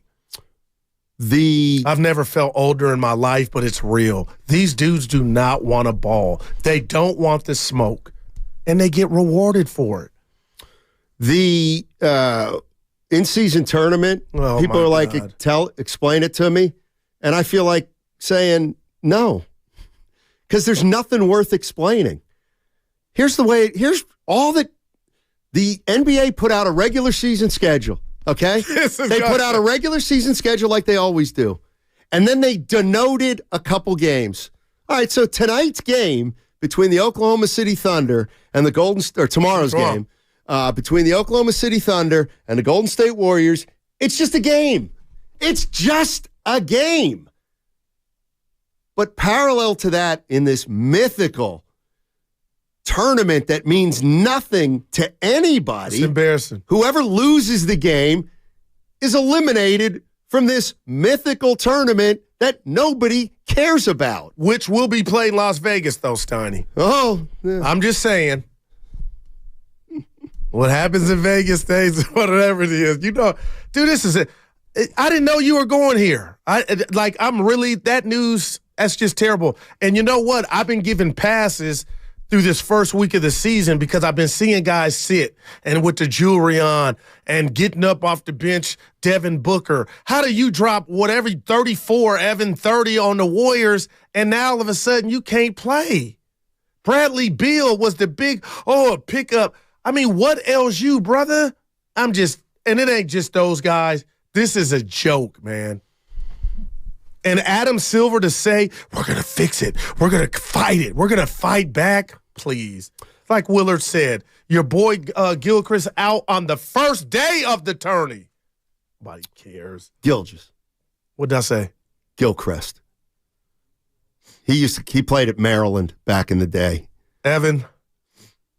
It's Shai Gilgeous-Alexander. You might be thinking of Michael Kidd Gilchrist. Yeah. Yeah. That was Bobcat. I'll tell you what, that was one of the worst picks of all time. Net, too. He was a jump net. Shots one of the worst of all time. What school did he go to? Kentucky. Oh, yeah. It's so funny. He's coming out of the draft. I don't watch college because it's painful. They play in college. But I'll never forget when he came out and they said, this guy's got the ability to be one of the league's best defenders. And I said, he must stink. Why would you say that, though? You're saying that about a kid coming out of college? Oh, wow. He must stink. I feel like they say that about. There's another guy. Like one person, you're like Justice Winslow was like that too from Duke. He was like supposed to be this absolute stopper. Man. You know who else fits this criteria? It's like Sheldon Williams. Duke. The kid who the Hawks drafted. Oh. And he was married to Candace Parker for a while. Yeah, Duke. Yeah. He was like fourth pick in the draft. She's paying him alimony. Oh, boy. At the end of the day, NBA, NFL, and MLB are an entertainment industry. You know what? We can just stop there. Yeah, I go see De Niro. I'm going to see De Niro. You go sign up to go see. You might see who. I don't know.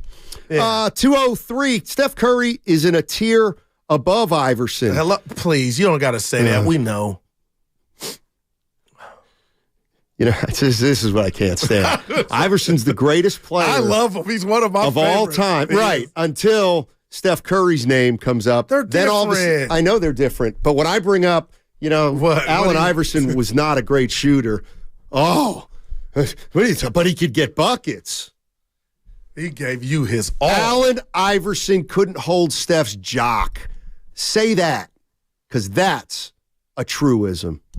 Mm-hmm. I don't think Curry would say that. I don't care. I don't care. You know why? Because he wouldn't say it, because he's humble. And you wouldn't say it either. No, because Iverson you'd be like, loves what Curry has. I know he does. And that's why I love Iverson. Steiny. But don't say it like that. No, you'd be like, Steiny, Iverson might be listening. You think Curry would have took that Sixer team to the finals? Yeah, I do. With Aaron McKee and Lynch and who else? Oh, are you saying he wouldn't? I don't know. Oh, of course you would. They're different times. No. Say it. You know you want to say it. Say no. Say no. Right.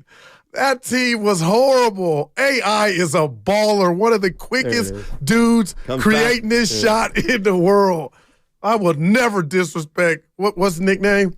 The Answer. Boy. You think Steph would admit that Iverson a little tougher than he is?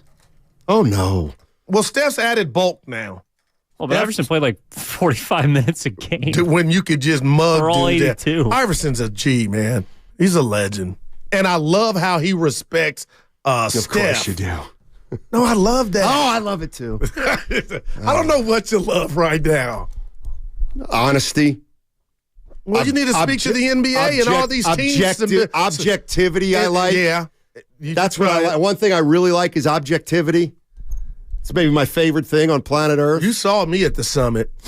What does that mean? My prediction when I was asked were they going to win. Right. And now what do you say? And now what do you say?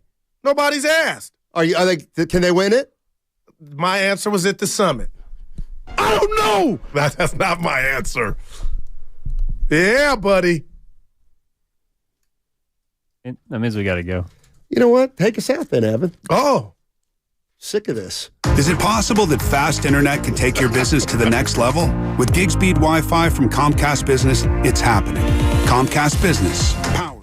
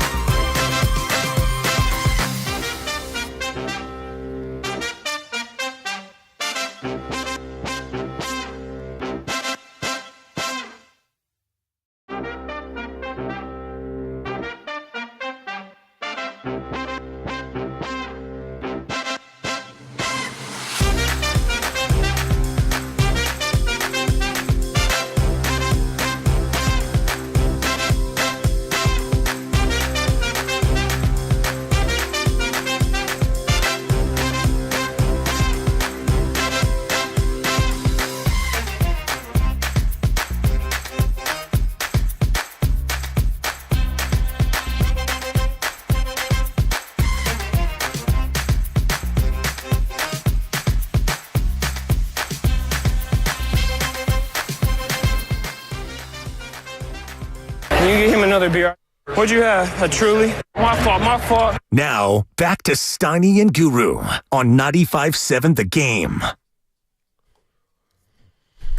I admit I'm on one right now. Oh, man, the truth comes out. But you know what? It's just, I'm watching. Like Latifah. Fuck everything. I'm watching the Warriors game, trying to enjoy myself last night, and I see a clip of James Harden walking into the Clippers locker room, hugging Westbrook, and I'm like, did you see Man in the background? Is sickening. Oh, yeah. It's just like, it's a reunion. But he can help him if he plays point guard. He stinks. They stink. They're going nowhere. If not, they remain healthy. You want to bet? Come on, let's go. Let's go, big man.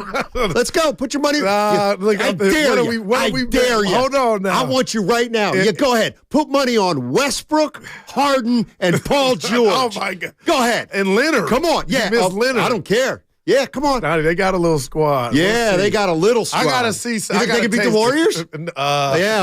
No shade at the Warriors. No, can't do that. Dude, let me give my bouquet of flowers. Didn't the caller say he had a bouquet to give out? So ask me what I did after the Warrior game. James Harden.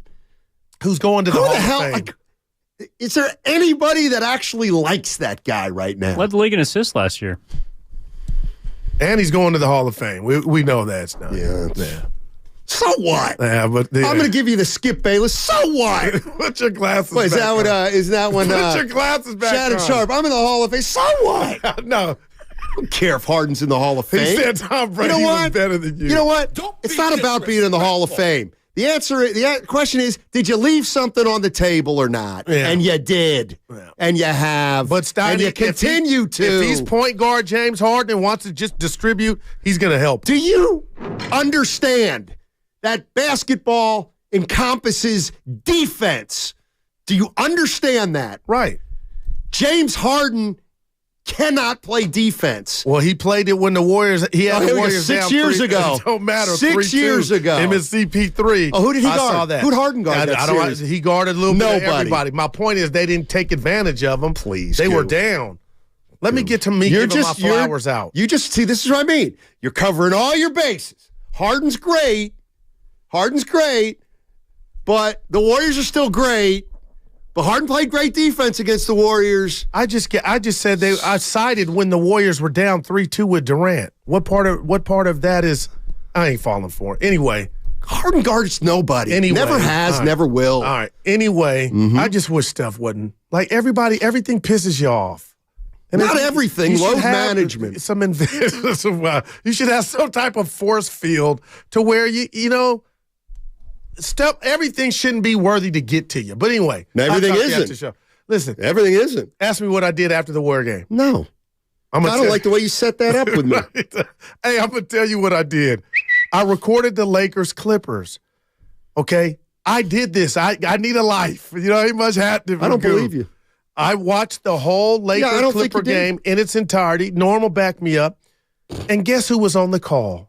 And who now is my new fave? No, I bet he's got some kind of Warrior affiliation. That's just a guess. Listen, so I'm mad that Mark Jackson's gone, and I'm mad that Jeff Van Gundy's off the call. The new hardest working man in show business. Bob Myers was on the call. Told you. No, doing the color. You know, he great. was phenomenal. Of course he was. And he's giving you, Steiny, he ain't biting no lip. No. He's Bob, and I didn't text him this time, but the dude's a natural.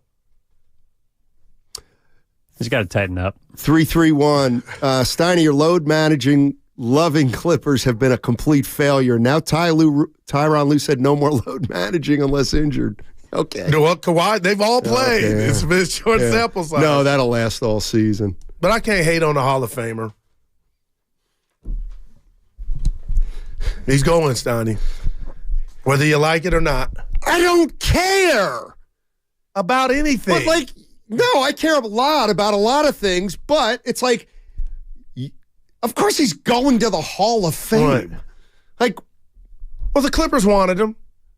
Did they? Well, he's in L.A. How much they give up for him? It does. See, you're doing what you say I do with Steph and the Warrior fans. We gotta get this. That's what you're doing. Why? He's on the team. Tyronn Lue and Ballmer, oh boy, he got interviewed at a juncture in the game. They got this new arena, Steiny. They're going to have basketball courts in the arena for the fans and a basketball court outside for the fans. He wants everything to be basketball. I said, boy. Yeah. You think he's going to build an arena better than Joe Lacob? No, of course not. No. What is your deal? Do you think that arena will be nicer than Chase Center? I have no idea. I just love the energy that the man had in the thing that he was getting built. And you could tell like Lacob, he loves the game and he's a killer, but he has no skins on the wall yet. Lacob loves the game more than Steve Ballmer. Okay. You said it. Yeah. Now you're Steve in a good Ballmer. mood. Now you're in a good mood. Please. Dude's got money. Yeah, Bob is doing it. Steiny, he just explains. You think he's the greatest announcer of all time? After two games? I'm out now because now you're doing it too much. I'm out. Go ahead. I'll take a play. Trying to think who else. Dude is just he was just GM. And just like our beautiful executive shows that he did with us and the other shows, Steiny, he knows how to get his point across, and he was talking about the game, the players, what they were thinking. You mean what he was paid to do? I'm so pissed right now. What about Doc Rivers? Well, I can't get over the voice. Yeah. Who won the knockout? People want to know. One guy on Daniel from the city. Daniel from the city. All right. We don't give our governments. Steiny Wheel. He lives in 888. Right. Yeah, cross don't know his street. name. By the way, I'm not giving you his social security number either. My question is, how are we adjusting to 88 Kearney Street? I like it. Got my parking situated. I'm good, Steiny. Do you get a stipend? Where's that? What you guys just are like little kids, little punk ass kids. Like, why would you the quiet laugh? I'm tired of getting that around. Dude, you're special. Over. You're you golfed yesterday. You're supposed to be in a good mood. But I get it, load management. You hear what happened? Don't. You got to tell them. I'm not laughing. It tells you go ahead. You got to be able to laugh sometimes. Oh, God. This is real. Guy I was golfing with. I'll be a son of a gun if we're not on hole 6. And I'm starting. I'm starting to hit the ball well, and he had one of our guys. Oh, so you're blaming this guy for how badly you golf? I didn't even put that together. Yeah. Guru goes, "How'd you play yesterday?" I'm like, "It doesn't matter." And I said it does. The bottom line is, a guy I was playing with, his father-in-law died during the round, or got very sick during the round. He had to run to the hospital. So he got a call on the golf. Text, yeah. And what did I say to you, Steiny? And I love him for life is real, man. So's death. No, that's why life is real. Everything is. And you can get one call and your life can be affected and changed. So, well, he was 90, so. I want to be 100. I'm seeing people, I've made my mind up. What about? They got to be waved up still at 100, starting at 90. I don't know. So my kids will take care of me. So what happened yesterday, hey, like I got to live with my 93 yesterday because of that. Evan, I'm going to turn my mic off if he's being serious. Like, so you're talking about what happened. Nobody cares that I had to shoot a 93. I'm because I had to play with a heavy heart. I'm embarrassed. I'm embarrassed you're my partner if you believe that. Your heart doesn't sound heavy now. This heartless mofo. Oh, my gosh. We know you're playing. People loving it. Yeah. The only thing heavy was your sandwich. I love you, Dave, and Margaret. Yeah. No, thoughts and prayers to them, too, for real. He was up there, and he was experiencing some. It sounds to me like one of those things where it's going to be more of a relief. But I'll never forget. At least at this point. I was driving to do, I know we're up against it, a radio show. My sister called, and I thought she was calling to take my order for dinner. What was she calling to tell me? My mom had passed. So, you know what I'm saying? Life is real. Enjoy yourself. And if you got any problems or relationships that need to be rectified, be the bigger person and call and get it fixed. Don't play with this thing we call life, man, because you never know. That's when you're supposed to say, Guru, you're an all right dude. I'm laughing too much at the text that says choke artist. I'm not laughing at that. That's just, I don't like that humor. You don't like gallows humor? You better be careful. I don't mind it at all. Oh, we got to go. Oh, boy. What is going on here? Shut up. Evan, that's a... Do I have? I don't. Well, hey, this is this first break that I'm going into. I don't have to talk about knockout on Anybody's Having a Game. Now through November 30th, during the BMW.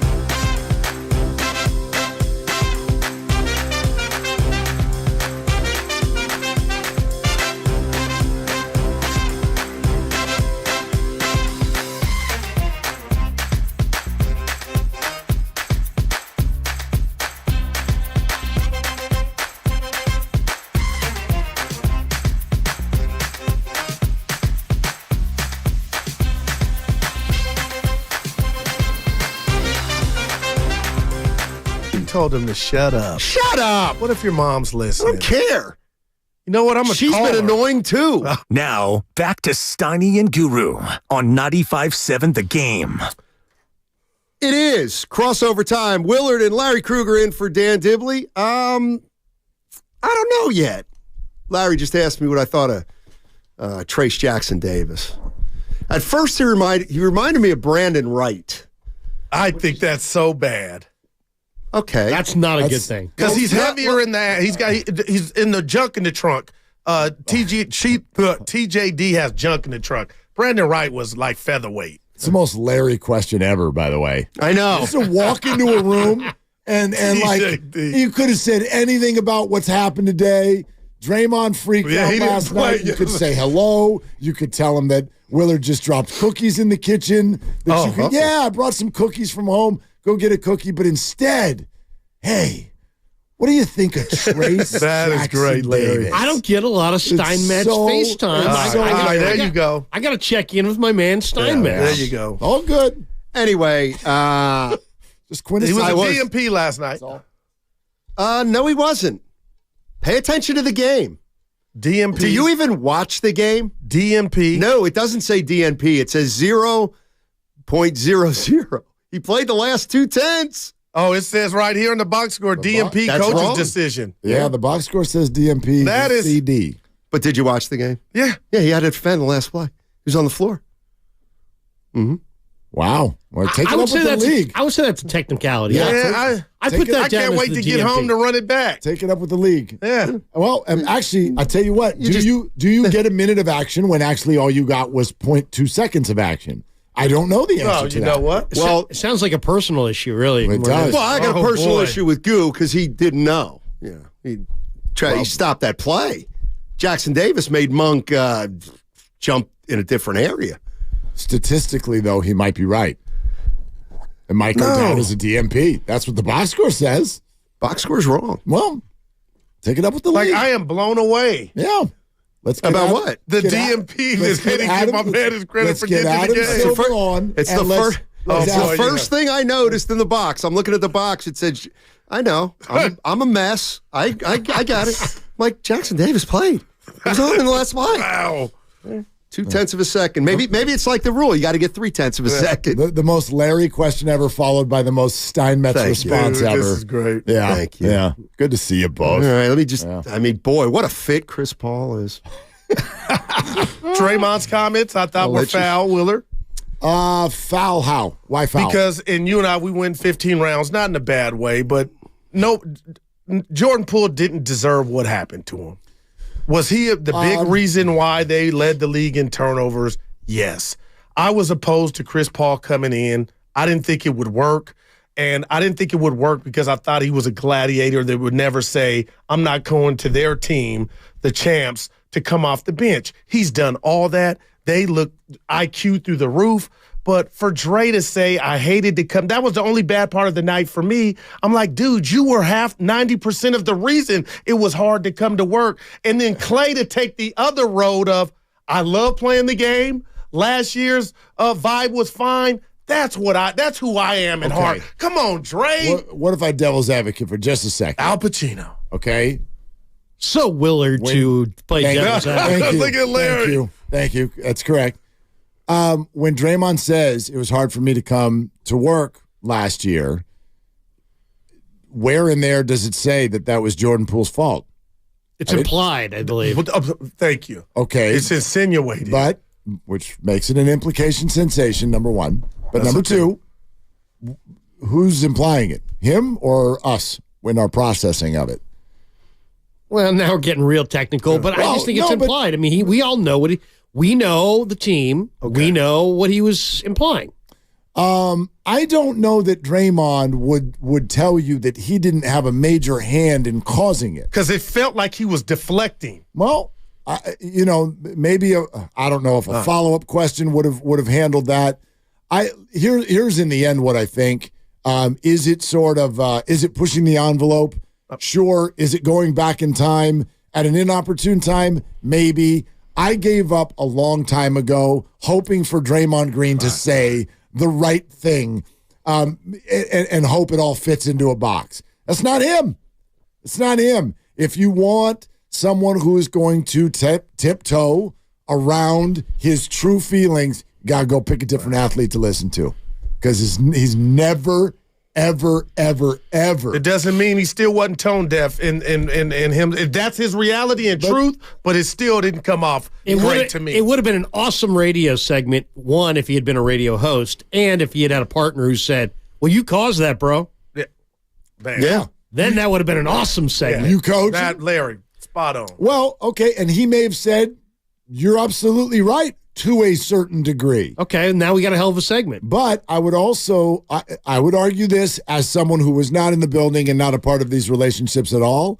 I think it's incredibly naive at this point in the story to think that Jordan Poole wasn't a major part of this. All right. And what I would love to focus on every time this conversation comes up is I really don't want it to go back to the punch or any individual off-the-court relationships. Do you want to know what I noticed this year? The vibes. No. Have you watched Jordan play basketball? Oh, no, yeah. He's shooting horrible. Himself in the He's absolutely one of, you want to talk He's making a joke of himself. I told Steiny. He's one of the most brain-dead X's and O's basketball players I think I've ever seen, and I'm realizing that a lot of it was covered up by his teammates here. Can we use another term? I get neat. I get the bad reaction.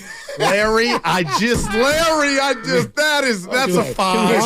Larry, I said, oh boy, what did I? I didn't want to do it. Can we go with something else? My fault. Yeah, truly. He plays one of the most unintelligent brands of basketball I've ever watched an NBA player play. I'm shocked. And it looks even worse when you put him on the Wizards with a bunch of who knows what surrounding him. And the more I watch that, the more I realize that maybe Draymond and Jordan had something personal. The rest of the guys didn't have something personal. They had something basketball with him. Well, I mean, and the evidence of that was everywhere. They all got frustrated with him on the court. And this is what he had to go, Poole, not because of the fight with Draymond. He had to go because he was a broken basketball player. And what you're watching with the Wizards is a broken basketball player. There's things that he does well. He can beat you off the dribble. He can go to the line, and he can make free throws at a really high clip when he's on the line, except he doesn't want to do any of that. He wants to pretend that he's Steph Curry and take step back 32-footers and heat check himself, and he can't shoot like that. So he was broken, and he had a terrible relationship with the officials, so he wasn't going to get any of those calls. So not to mention he had a huge bloated contract that was going to be difficult to move. I mean, the Warriors, escaped that whole nightmare. Yeah. Well, I mean, where I'm coming from with this whole chemistry, last year was broken and this year are great vibes, they're bringing it up. Like Draymond is making a point to say the vibes are good. We've always had great chemistry. It was just 1 year we didn't. So all I'm saying with Draymond Green is if you're going to do that, okay, great. That's 5 games in, you're saying it. Talk to me at 10 games in, 40 games in. And I'm not one of the guys who's like, you did this, you did that. But Draymond, you're a part of most of the chemistry issues that we've seen with the Warriors over the last decade. I bet he'd agree with you. So Draymond, when you say the vibes are great, I believe you, but it's like Ronald Reagan with the Russians. Trust, but verify. That's all. Didn't think you were getting. I didn't think you were getting a Reagan a lot. reference. Yeah. What the heck? For the 8 people who Mr. Gorbachev, Mr. Gorbachev, that's right. Tear down this wall. Hit us up on YouTube if you understood that. Well, Nancy, at all. I don't know. Oh my gosh. But it feels, it's 5 games, but I told Steiny what I feel excited about is connectivity was the word. It looks like through 5 games, guys, it looks like strength in numbers 2.0. It's early. Steph may not have to play 35 minutes a game. Everybody's making contributions. Chris Paul he's already been this Willard, but I just didn't think he would take this role early. Well, and now he looks like the adult on the floor. And it's just, it ain't even about the record. It's about they didn't have this last year, and they still got to the conference semis. Which is why I would disagree with you that Draymond's comments were so tone deaf last night because you're talking exactly about what he was talking about it. That's the way he expressed it. That's the way he processes it. So if we're all going to sit here and go, wow, it looks like strength in numbers is back. They look like a deep team. The vibe.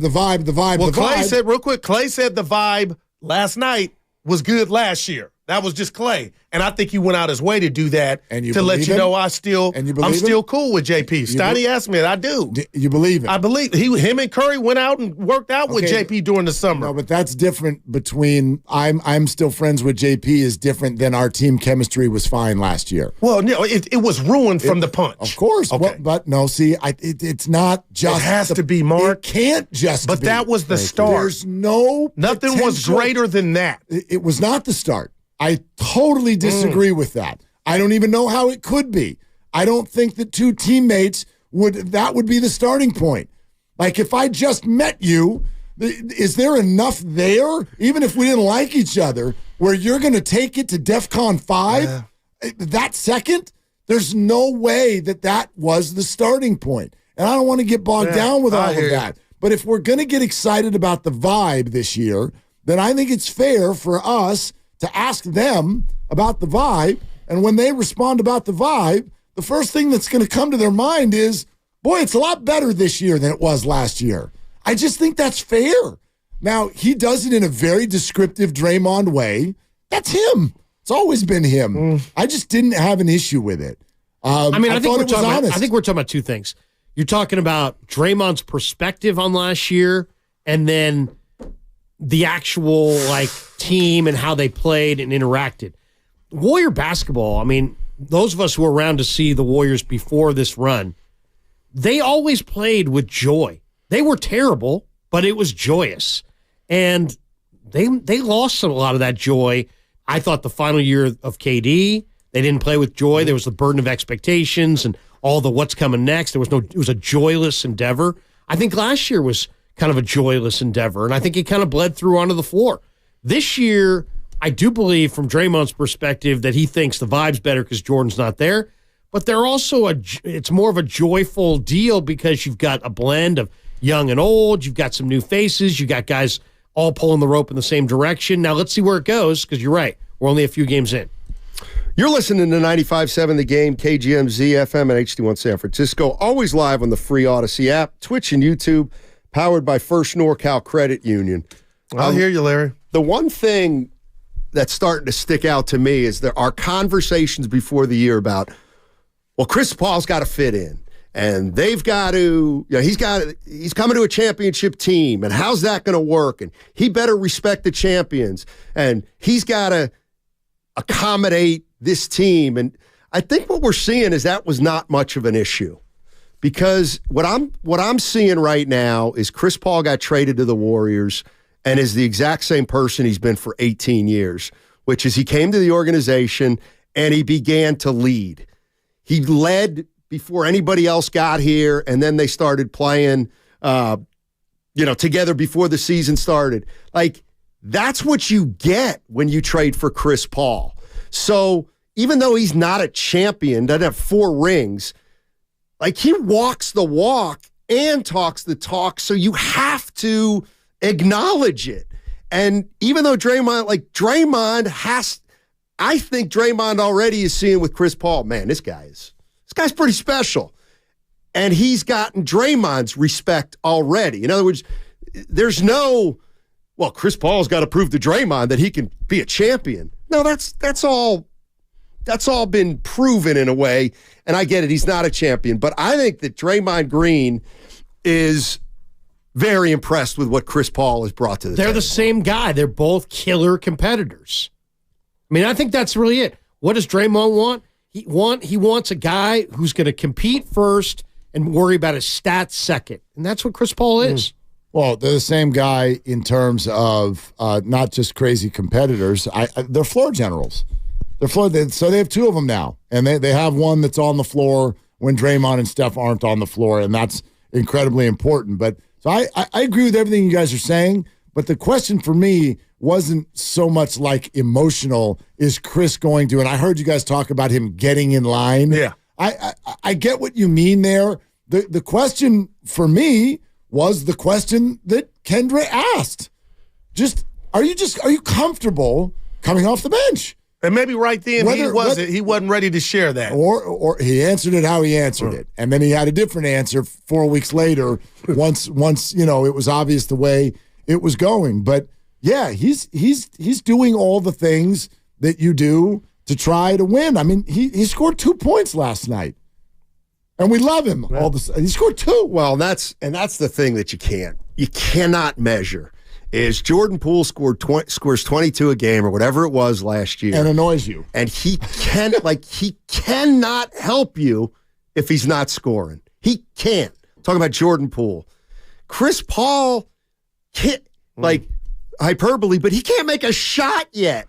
He's not making any shots, and he's helping the Warriors. Like last night, he didn't score.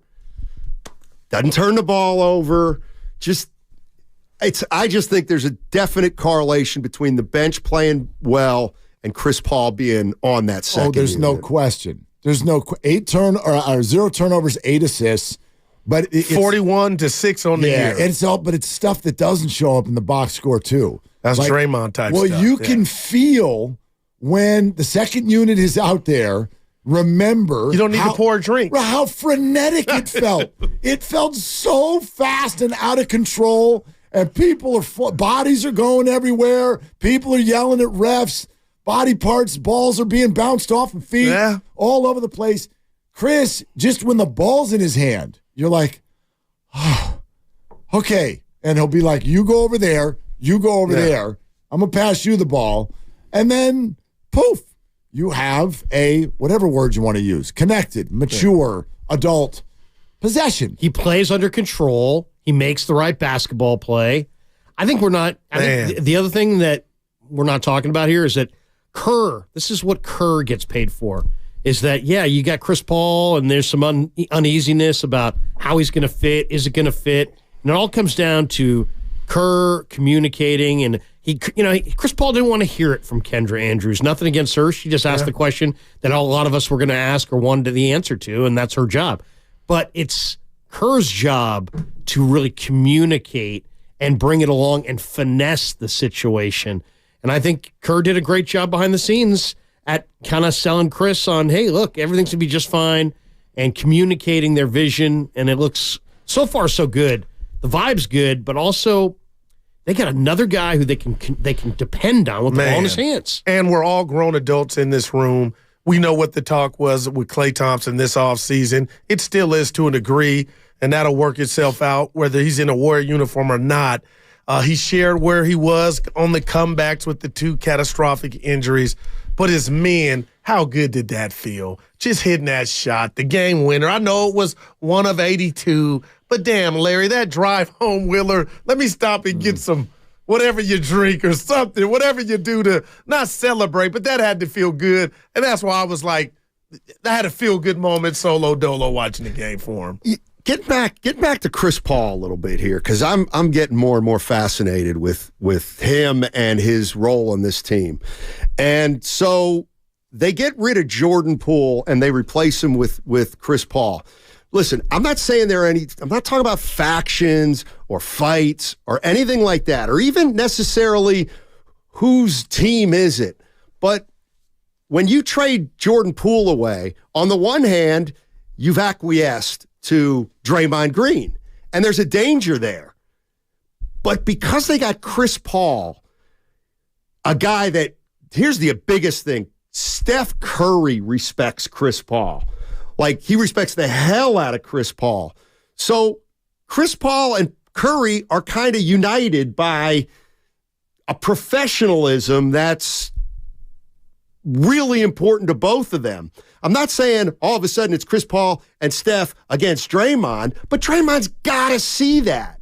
Like, he's got to see that the professionalism of this team has gone up a notch or two, because I actually think that the 2 rookies who aren't playing are are going to help this team more than the rookies who were 2 or 3 years in last year who ended up getting traded because they're not expecting to play. You know what I mean? Like Wiseman, and I'm getting off on a tangent, Wiseman and Kuminga last year, how much are we playing? How much are we playing? How much are we playing? Well, Podziemski and Jackson Trace Davis are saying, I'm ready when I get a chance. Whatever you need me to do, that's like big. Because then you don't have two guys on the bench saying, well, when are we going to play? Oh, Podziemski looks like he's having a blast. Exactly. He loves it. He'll take all the DMPs you want to give him. He don't care. Seriously. Looks like he's having a great time. But don't you, when you say that, Steiny, here's what I think about. Like, even though Draymond will always say what he wants to say and we view him as a live wire, do you guys agree? I think he got the message. He may have. He got the contract. But he also got the message. Like, I don't think this guy's going to go do something like that again. But they rewarded you for $400, so that's the least you can do, Willard. And yeah, but you know what I'm saying? He's working from a place of you took care of me. The least I can do is not act a fool. Well, but they didn't reward him for punching Jordan Poole. They rewarded him. They sided with him. Yeah, because you didn't get suspended. Because he's Draymond Green. I'm just saying they sided with him and they moved out Poole. They did. Green an extension. And it will forever be debatable whether they handled that correctly. But that's sort of, to me, that's the micro. The macro is, here's a new contract and we're keeping you. Because he's a way better, smarter basketball player than Jordan Poole. He's way more important to this team's success. And I do feel like no matter what he says on a podcast or in front of a microphone, he got the message that he messed up last year. I think he knows that. You know, and he's not going to do that again. He's not going to punch Brandon Podziemski this year. I got a lot of money. I agree. He's not going to punch Brandon Podziemski this year. I think one thing that's going on here that Kerr commented on in the last day or two was when Chris Paul accepted coming off the bench. We're talking about an all-star who did something in his early days here with the Warriors that you could make an argument Jordan Poole never did, and that is sacrifice for the greater good. And when you do that, I mean, Kerr said it, 2 days ago? It was a massive thing, and it sets a huge tone for the whole team. And I don't think that went unnoticed. It didn't go unnoticed by Kerr, and I guarantee you the rest of the players saw that as well. Chris Paul's an all-time great. No, it's a good point. I mean, is Jonathan Kuminga going to go to the Chronicle if Chris Paul's coming off the bench scoring 2? Yeah, right. Right? I mean, Kuminga, he only got 17 minutes last night. And Steiny made a point about Klay. He might not get 25 field goal attempts, on average this year. I think everybody's numbers are going down. No doubt. And it's a good thing, maybe. No, minutes. It's load management within the game. Right. So, Steph, just play 30. Don't play 37. Yeah. Just play 30 a night. Yeah. The best, to me, the best thing, one of the biggest things Chris Paul's got going for him is that everybody on that team knows that Steph Curry respects him and wants him to be part of this core. And I think Draymond sees that too. So, hey, you guys. Yeah. We have a meeting. Show meeting. Yeah. So all right. What are you guys going to talk about? That's a good question. Thank you. Probably my attitude, but business is going a Thursday. Should we start it here? I mean, how is your attitude? It stinks. Hey, but business on 95.7, the game. Talk to him about the vibe in the room this year versus last. They're longtime friends. Let me tell you something real quick about Dibs that I'm sure not everybody knows. And first-time partners. Hang in there, big guy. There'll be brighter days ahead. Now, these two homegrown Bay Area boys finally come together to take over sports talk. Get the hell off of my doorstep. Major League Baseball, you stink. It's Willard and Dibs on 95.7 The Game. All right, let's do this. Steve Kerr is going to join us in exactly 1 hour. So as we march toward that, and it'll be Steve's first comments with regard to what Draymond Green said after the game last night. Obviously, we're going to ask him about it. Steve spoke before Draymond did, so there wasn't really an opportunity for him to react to it.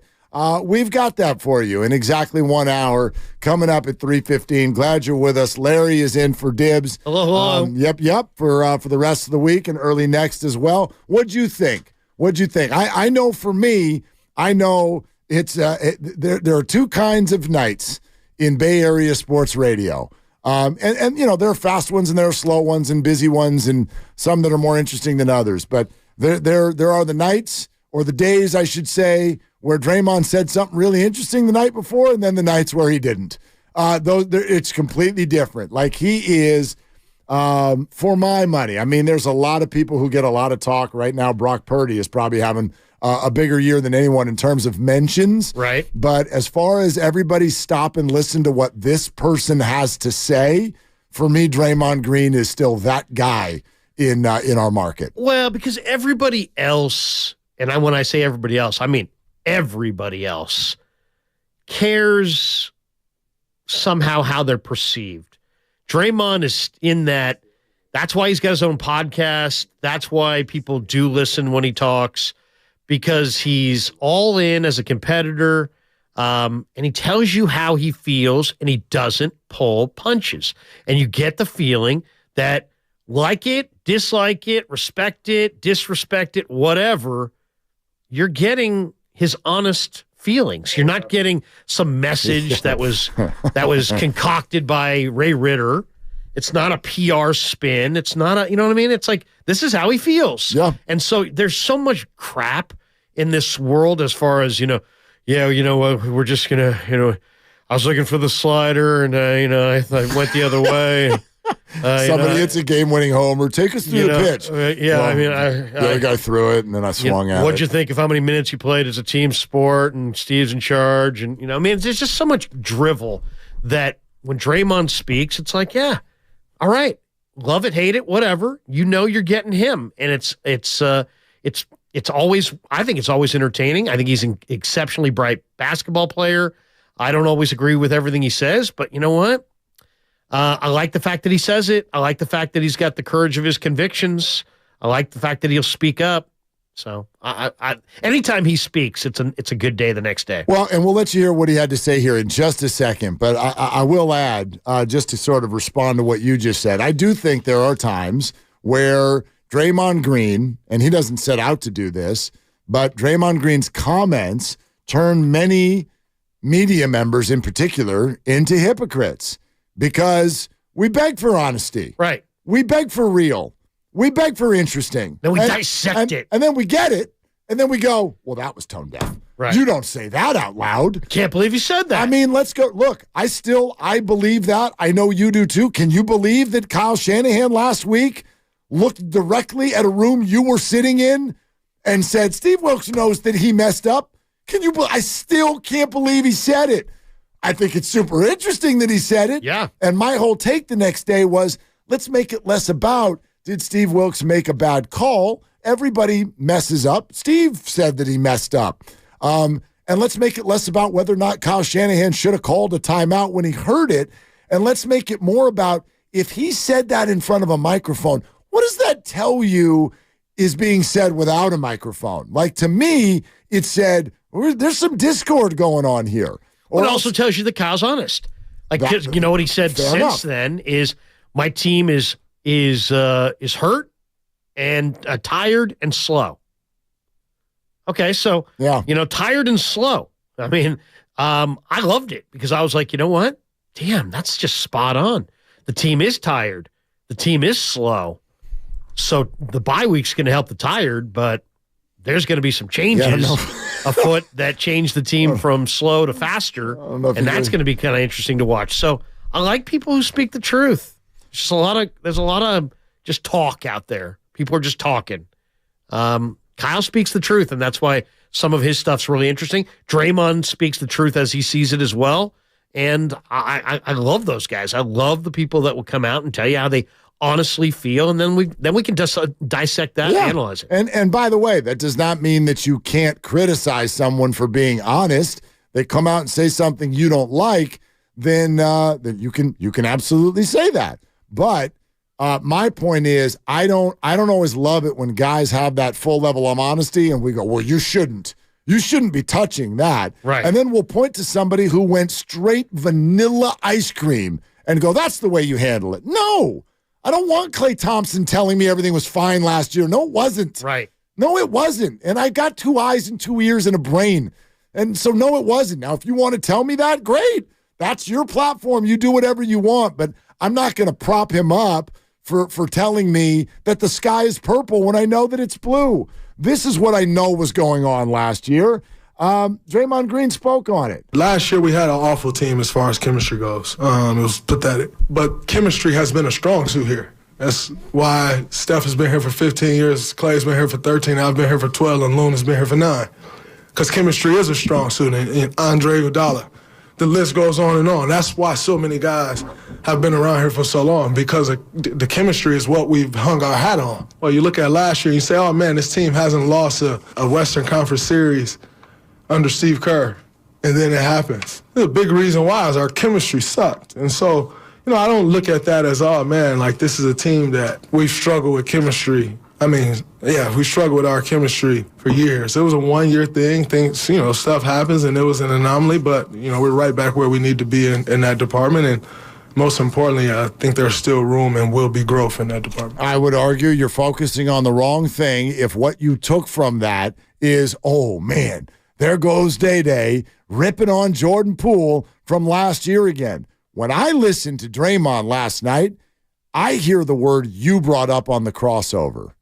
I hear joy. I hear relief.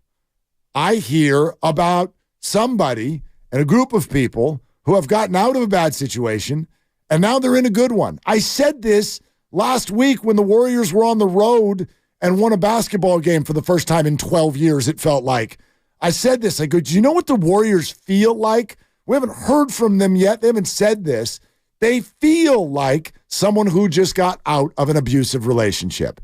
And everybody has been there. I'm not saying everyone's been abused, but you've all been in a bad situation and you got out of it. Or even take it, this is the way I feel. I've told you before, I get migraine headaches. And I have said this a bunch of times. When a migraine goes away, it's the most euphoric feeling that I can imagine, because you're free. Right. You're free, and the whole world, everything looks different. The burden has been lifted. Totally. And you can hear it in his voice. So that's what I hear. I think it's really interesting. It's funny, I used to do that show with G-Rad for all those years, and he would be like, what athlete do you want to go cross-country with? He was always talking about going cross-country. And the funny thing is that that's what this NBA season is. It's a gigantic cross-country road trip. And if you're going on a cross-country road trip with a bunch of people you like, respect, and enjoy being around, it's joyous and awesome. And guess what? You bond and you get stronger as you go. Yep. But if you go on a cross-country 6-month road trip with a bunch of people you don't respect, don't like, don't admire, don't enjoy being around, you fracture. And the Warriors are not the only team that's ever done it. You could make an argument that one of the reasons the Warriors have their last title was because the Suns fractured down the stretch. Yeah. Right? They had a lot of talent. They were really, really good. But they didn't grow together. They grew apart. This is what makes Steve Steve. And this is why I think Kerr is one of the great coaches. Because similar to a Phil Jackson who, hey, Michael, read this book. Hey, let's go. We're in Washington, D.C. Let's go take a trip to the Washington Monument. Let's enjoy life together. The interview that Monty did yesterday with Kerr, he's like, Kerr's tell Steph, hey, I want you to golf. And Kerr said, hey, you know what? When we go on a long trip, and I'll say to guys, hey, you know what? You guys may want to bring your clubs. I mean, who does that? Right. Most coaches are like, no. Oh, it's a distraction. No, but Steve gets it.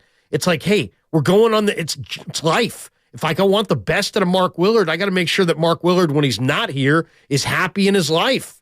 And Steph's happy in his life. So he told Steph, have dinner with your family and golf, because when you do that, you walk in here and you're in an incredible mood. So you got to know how to bring a group from Halloween to the 4th of July and keep them united. And Kerr's literally, I think, an expert at it. And Draymond's right. More years than not, the Warriors have stayed together from that trek, while other teams have fractured, and they've benefited. Last year, they were the team that fractured. Look, he said it to us over and over when we asked last year, what's going on the road? And they said the same thing over and over. They're like, it's a total head scratcher. We don't know. Yeah, we do. You just couldn't say it. you couldn't say it. Draymond said it last night. Take a listen. Last year was horse. It's hard to come to work. Y'all see me trying to do Klay's little paper airplane. It was hard to come to work, not fun, And so this year you see the joy, on guys' face when they come in the building. You got guys like staying over 2 and 3 hours after, just sitting around talking, getting here 2 and 3 hours early just to be here. It's like you start to see that and you're like, okay, this is a group that likes being together. 9 wins on the road. I know that the standings will say 11. Forget that. Those last 2 were fake because the other team punted them to you at the end of the year when the Warriors got the 6th seed. 9 actual wins on the road in my book. And if you ever want to know why, because we all wanted to know why, there's your answer. He just gave it to you. It's a year late, but they couldn't say that last year because they were in it. You can't speak on it when you're still in it. They're out of it now. It's actually a beautiful thing. These are beautiful quotes. This is not, I do not translate this as, wow, Day-Day took another shot at Jordan. There's some of that in there somewhere. That is their story. What I hear is a man who's got the handcuffs off. Yeah. And then, when you're on the road with people you don't like, you can't wait to get home because then you spend time with your family. But on the road, you got to probably spend time with the people that you're on the trip with. And how many times, and I've talked to many people, broadcasters and players and PR people, and you have as well, men on the road, they'll dine together, they'll go out. Of course. They're sharing time, they're breaking bread, they're experiencing things together. And if you like those people, man, it's like we've been on the road for 10 days, but it seems like a day. But if you hate those people and you can't stand to be around them and it's this terrible vibe, it's like, dude, when is this road trip getting over so I can go see my wife and kids and get away from these guys? Can you imagine how miserable that would be? Like, I know that we think of it as glitz and glamour and all of that, but... I mean, it's 5-star travel. No, of course, they're in beautiful hotels, but, like, if it's Tuesday and you're in Oklahoma, like, what? And I don't like anybody and I can't come out of my room because we won't all eat together because there's so much tension in the room, it's miserable. That's not fun. Right. That's not, like... so why were they like a tooth extraction. Yeah, why were they so good at home? Because when the game was over, they went and got in their car and drove home to their families. Right. Or if you're Moses Moody, you walk down the street to your apartment or whatever. Like, it was so much easier. This just, to me, this explains everything. It really does. And we're seeing it on the floor. Yeah. I mean, that's the other thing about basketball that's so beautiful is that you can see the chemistry on the floor. Like baseball teams, I mean, the 78 Yankees hated each other. Bronx Zoo, Reggie, Billy, all the fighting. They got on the field, they kicked butt. Barry Bonds, Jeff Kent. Right. Yeah. These guys, Kent won the MVP. Bonds was like second. Right. They hated each other. So, I mean, in basketball, though, there's so much sharing of the ball and how you play, sacrifice, and everything that goes into it. If you have bad chemistry, it shows. We'd love to hear from you on what you think of Draymond Green's post-game comments after the Warrior win last night. Oh, those Kings were almost really cute. But anyway, thanks, Klay. Fall brings the best weather, breathtaking views, and amazing sunsets to Bodega Bay. Come enjoy it all at the Inn at the Tides with the Fall Midweek Special now through November 26th. Rooms start at just $279. Book your escape now, inatthetides.com. Your Draymond calls, 888-957-9570. Steve Kerr in 45 minutes. Larry's in for Dibs, Willard, and Dibs.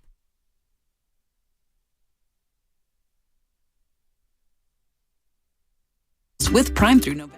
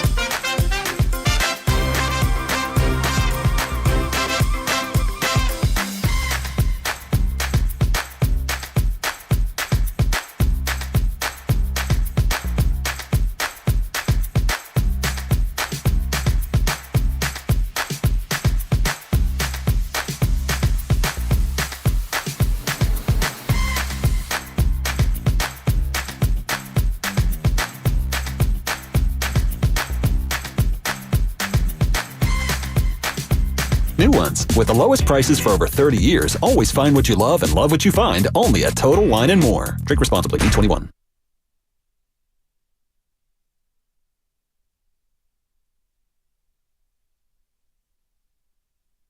Off a pick, Paul.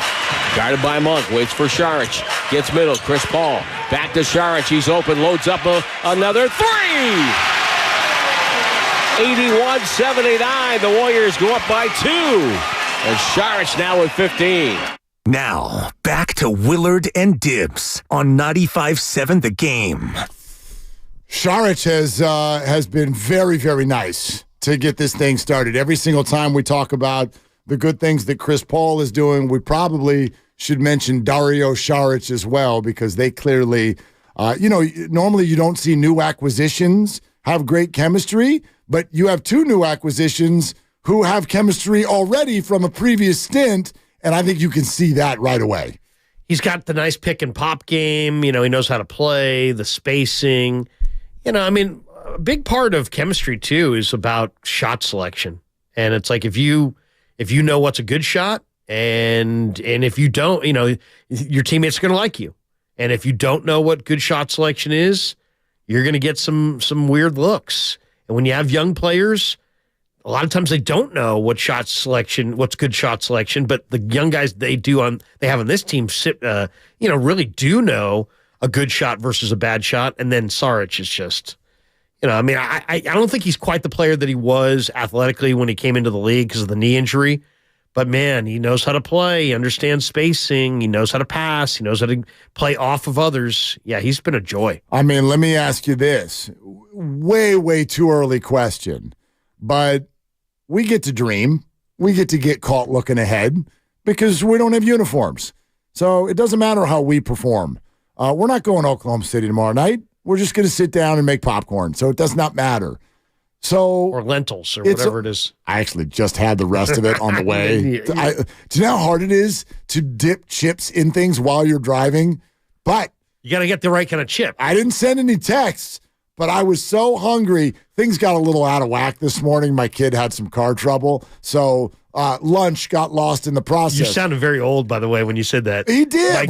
My kid had some car trouble. Yeah, except for I'm still young enough that the kid having car trouble means it's on me. He's not old enough to be like, I've got car trouble. Let me pull out my AAA card and let's get this all figured out. Instead, it's, Dad, what do I do? I mean, you and I were doing a little bit of a work project earlier today at about 11:45. I didn't tell you this. My phone was ringing the whole time. Dad, I need to talk to you now. Dad, I need to talk to you now. What? I'm busy. My car won't start. You're versatile. You could have a kid who has car trouble, and maybe not that long ago, a kid that has car seat trouble. You know? That's right. That's right. I can both have a kid who has car trouble and drive the little mini bumper cars with one of my other kids all in the same weekend. In the same day. You're versatile. Yeah, thank you. I appreciate that. All true. But anyway. I like how deep your kid, Abe's voice is when you're. That's like my kid. My kid sounds like Shaq. That's me doing I'm doing impression of Dibs, doing an impression of my son. All teenagers, according to Dibs, are Napoleon Dynamite. All of them. But he knows my Vote kid. For Pedro. Yeah, and my kid, he does. That's I always tell my kids, stop mumbling. Stop mumbling. You're mumbling. I can't hear you. I need some money for the dance, and we're going to go after. I'm going to a friend's house. And what do you mean? Whose friend? Where's this going to be? Well, I don't know. I'm not really sure. Dude, if you get a response, you're doing great. Yeah. Usually you got to ask like 5 times. Anyway, get all the stuff out now because it's 2:37 after 3 o'clock. Sometimes he listens. We can't make fun of him nearly as much. So anyway, yeah, like that stuff. Sometimes there are things that just travel and they work anywhere. And I have to admit that on Chris Paul. That's the one side of it that I was hoping would be the case, and so far it has been. I still have feelings sometimes when I see him in a Warrior jersey. There are still moments where I'm like, the looks on his face, the antics, the flops, whatever. When those happen, we're only 5 games in. I'm still just like, oh God, I can't believe this is happening in a Warrior jersey. But what I do admit and never really fought against is that Chris Paul's game travels. Like that, he's Chris Paul. He's a Hall of Famer. Everywhere he goes, their team improves. So his intelligence and his ability to make the other players around him produce at a higher level was never in question and never will be. It's kind of like bringing free food to the office. That's another thing I did earlier today. You brought free food to the office? Well, I made some cookies from Trader Joe's. Look at you. But they were good. You made you baked? Trader Joe's. It's a box. You pour it into a bowl and you stir it up and you put it in the oven. Oh, it's a mix. Okay. Yeah, it's a mix. But anyway, point being is they were good. They weren't amazing. But Dummy made the mistake of making cookies 2 nights before Halloween. Well, now the whole house is covered in desserts and nobody wants the cookies because they've all got 28 bags of M&Ms. So I'm like, you know what? Before these get hard, I'm going to bring them to the office. And I just referred to them as good, not great. They didn't make it through the first segment of our show. They're gone. Gone. That means they were good. Those cookies are Chris Paul. Food being put out on the table at the office works. It doesn't matter what industry you're in. It doesn't matter how great they are. When you walk by and there's free food, you take one. Okay, but not to interrupt the celebratory moment here on the 2nd of November, days after the beginning of the year. But my big concern with Chris Paul had nothing to do with Chris Paul and would they like him as a player? He knows how to play. And it was never going to be, is Chris Paul going to fit in? These guys are all about winning, and this guy is a great competitor. My question about Chris Paul is, can his body stay intact playing the tempo that the Warriors like to play?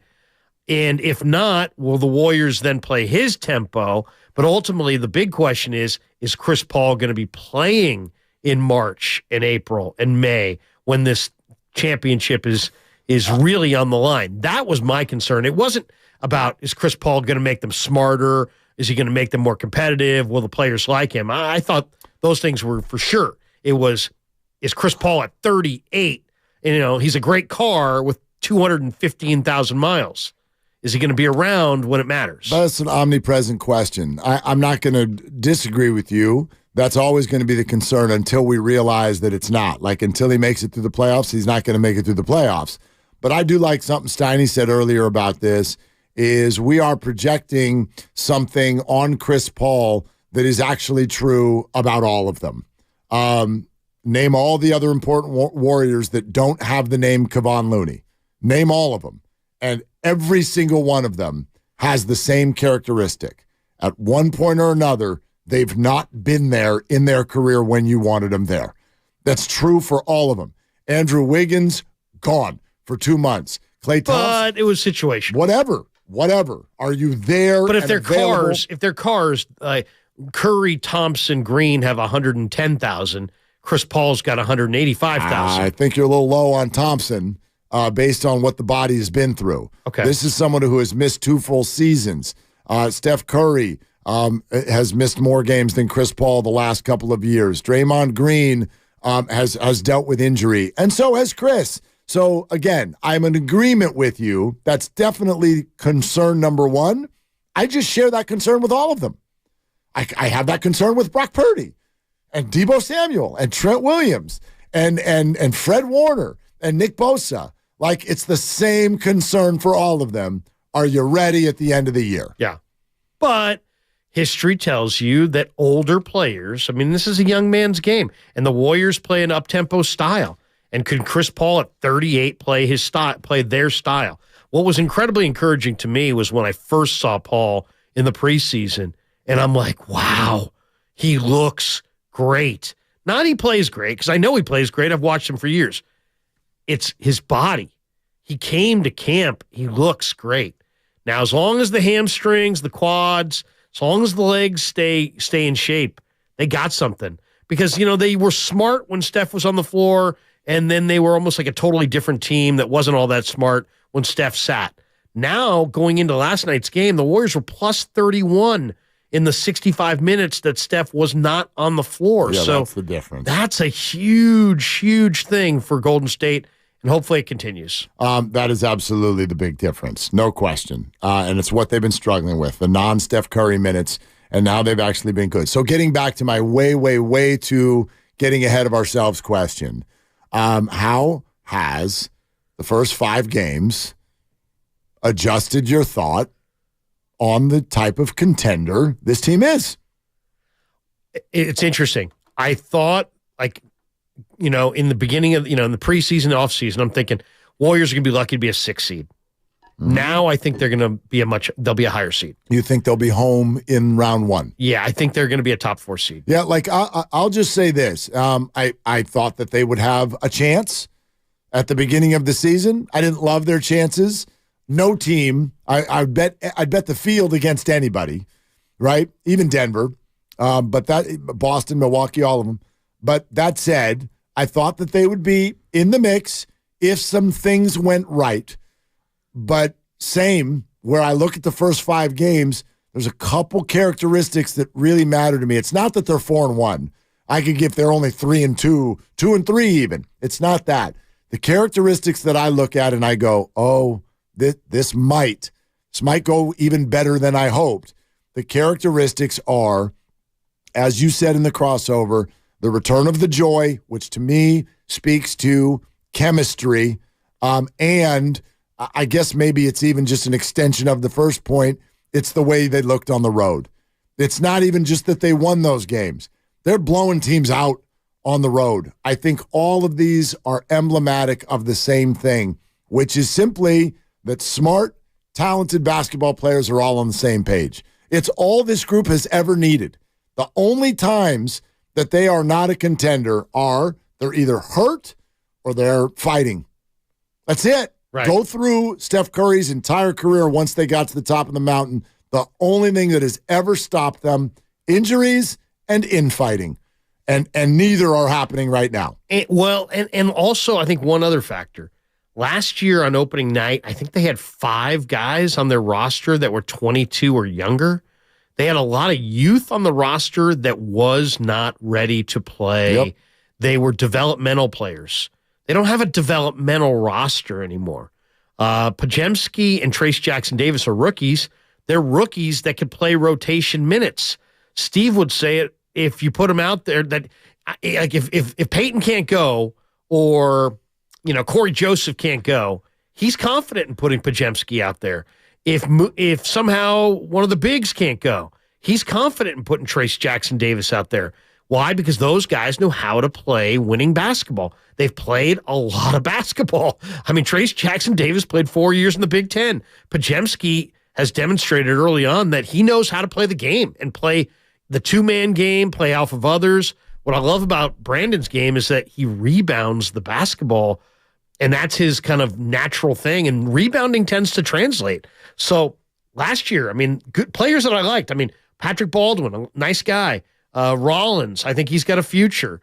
They had some nice players, but they had 5 guys on a 13-man roster under 22, most of which you couldn't really depend on, and so they had a very thin bench. This year, they're loaded on the bench. Kerr's got his rotation. Last night he played Sarge, Kuminga, Paul, Payton, and Moody off the bench. 3 guys didn't play, but the 3 guys that didn't play can play if you got to have them in there, and they can play effectively and smart ball. So they're just far deeper. 888-957-9570. We want to take your phone calls specifically on what Draymond Green said last night. And if you're just joining us, here are the comments that he made when the subject of chemistry and togetherness came up after the victory. Last year, we had an awful team as far as chemistry goes. It was pathetic. But chemistry has been a strong suit here. That's why Steph has been here for 15 years, Klay's been here for 13, I've been here for 12, and Luna's been here for 9. Because chemistry is a strong suit, and Andre Iguodala. The list goes on and on. That's why so many guys have been around here for so long, because the chemistry is what we've hung our hat on. Well, you look at last year, you say, oh, man, this team hasn't lost a Western Conference series under Steve Kerr. And then it happens. The big reason why is our chemistry sucked. And so, I don't look at that as, oh, man, like this is a team that we've struggled with chemistry. I mean, yeah, we struggled with our chemistry for years. It was a one-year thing. Things, stuff happens, and it was an anomaly, but, we're right back where we need to be in that department. And most importantly, I think there's still room and will be growth in that department. We will ask Steve Kerr about all of that coming up in a little bit less than a half hour. He also said this, and for me, this to me was a specific answer to a question so many of us had all year long. Why aren't you better on the road? To me, this answered it. Last year was horse. It's hard to come to work. Y'all see me trying to do Klay's little paper airplane. It was hard to come to work, not fun, And so this year you see the joy, on guys' face when they come in the building. You got guys like staying over 2 and 3 hours after, just sitting around talking, getting here 2 and 3 hours early just to be here. It's like you start to see that and you're like, okay, this is a group that likes being together. It's just like this station. It's why you were here at 11 o'clock this morning, Larry, because you just can't get enough. That's right. That's right. Well, and Kerr made the point. Last year was the outlier. They've really, in his tenure here, and this is year 10 for Kerr, they've always been a great road team. They really have.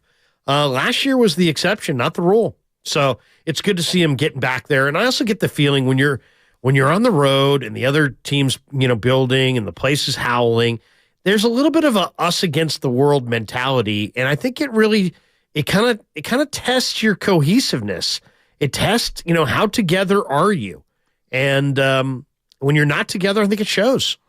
A reminder before we get to some of your calls that yet another spot in the knockout game at Chase is coming up in a little bit less than 2 hours. Knockout at Chase Center today, every day for the next 2 weeks. Make sure you're listening at 4:30 for more details and an opportunity on that. Let's go to Andrew in Pleasanton. Hey, Andrew, you're on with Willard and Kruger. What's up? Yeah, so I hope you're having a great day, guys. I just had a sort of a take on the discrepancy between Klay's version of events and Dre's version of events. Okay. I think most of us would agree that Dre's is closer to reality, but I don't think that Klay is like, I don't know what's in his head, but I think that it's possible that he is telling us his version, that it is true for him, because Klay just sort of, we love him, but God help us, he lives in a different world than the rest of us, right? Like maybe to him, it's a nice way of saying it. Maybe to him, maybe to him it was all good.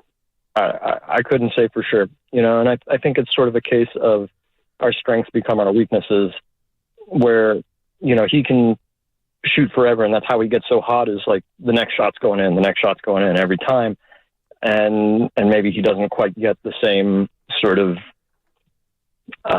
team aspect, the same sort of relationship kind of aspect with people who aren't Steph or Draymond. Yeah. And Draymond's take is a lot more Draymond. There's a lot more passion to it. And I think he's more accurate, but the way he says it, like some people might take offense to the amount of truth spoken. It's rude to be that honest, but yeah, like I think that's one of those things where like Dre's passion is both a strength and a weakness there and demonstrated in his version of events. Yeah, Andrew, I mean, maybe both of these, thanks, Andrew, maybe both of these are completely authentic.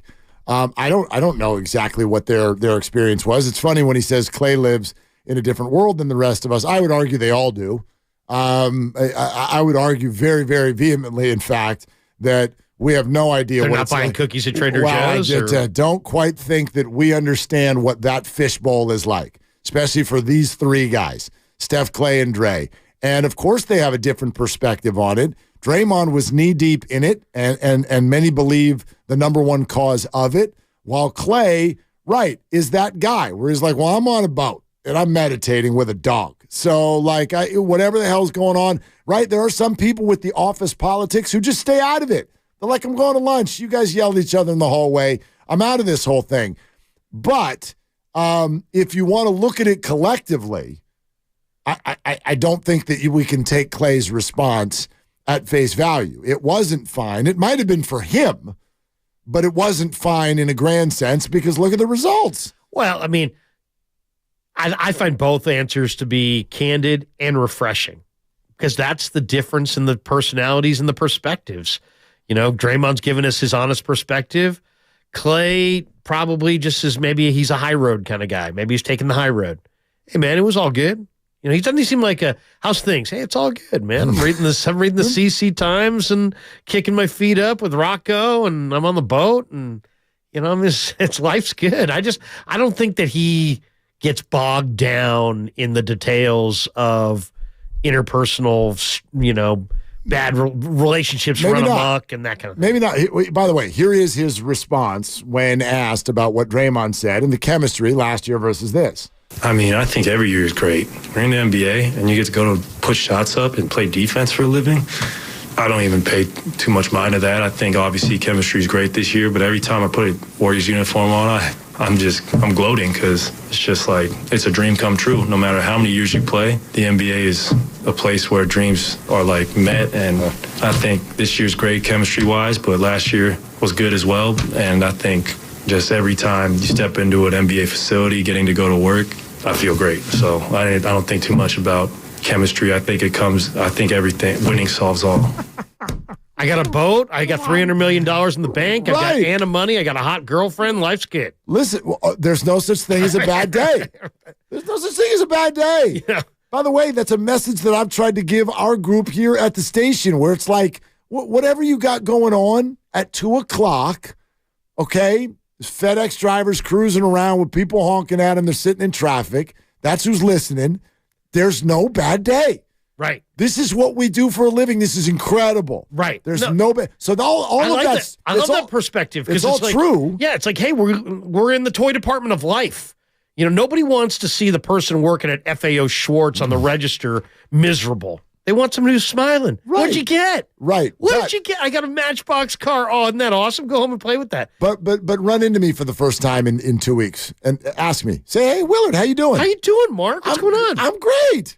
Total lie. Right. I mean, total lie. Like, no, I am, but there's stuff, right? There's stuff. But nobody wants to be. Nobody wants. Hey, Krug, what's going on? Oh, you kidding me? Right. Got taxes. My mom called. She's got weird stuff going on. When she showers. My neighbor just trimmed his whole hedge back, and he left his hedge clipper in my yard. It's a disingenuous question. How you cares. doing? We're presented by Fremont Bank, full service banking, no compromises. More of your phone calls on this coming up next. Steve Kerr in 20 minutes. Larry's in for Dibs, Willard and Dibs. This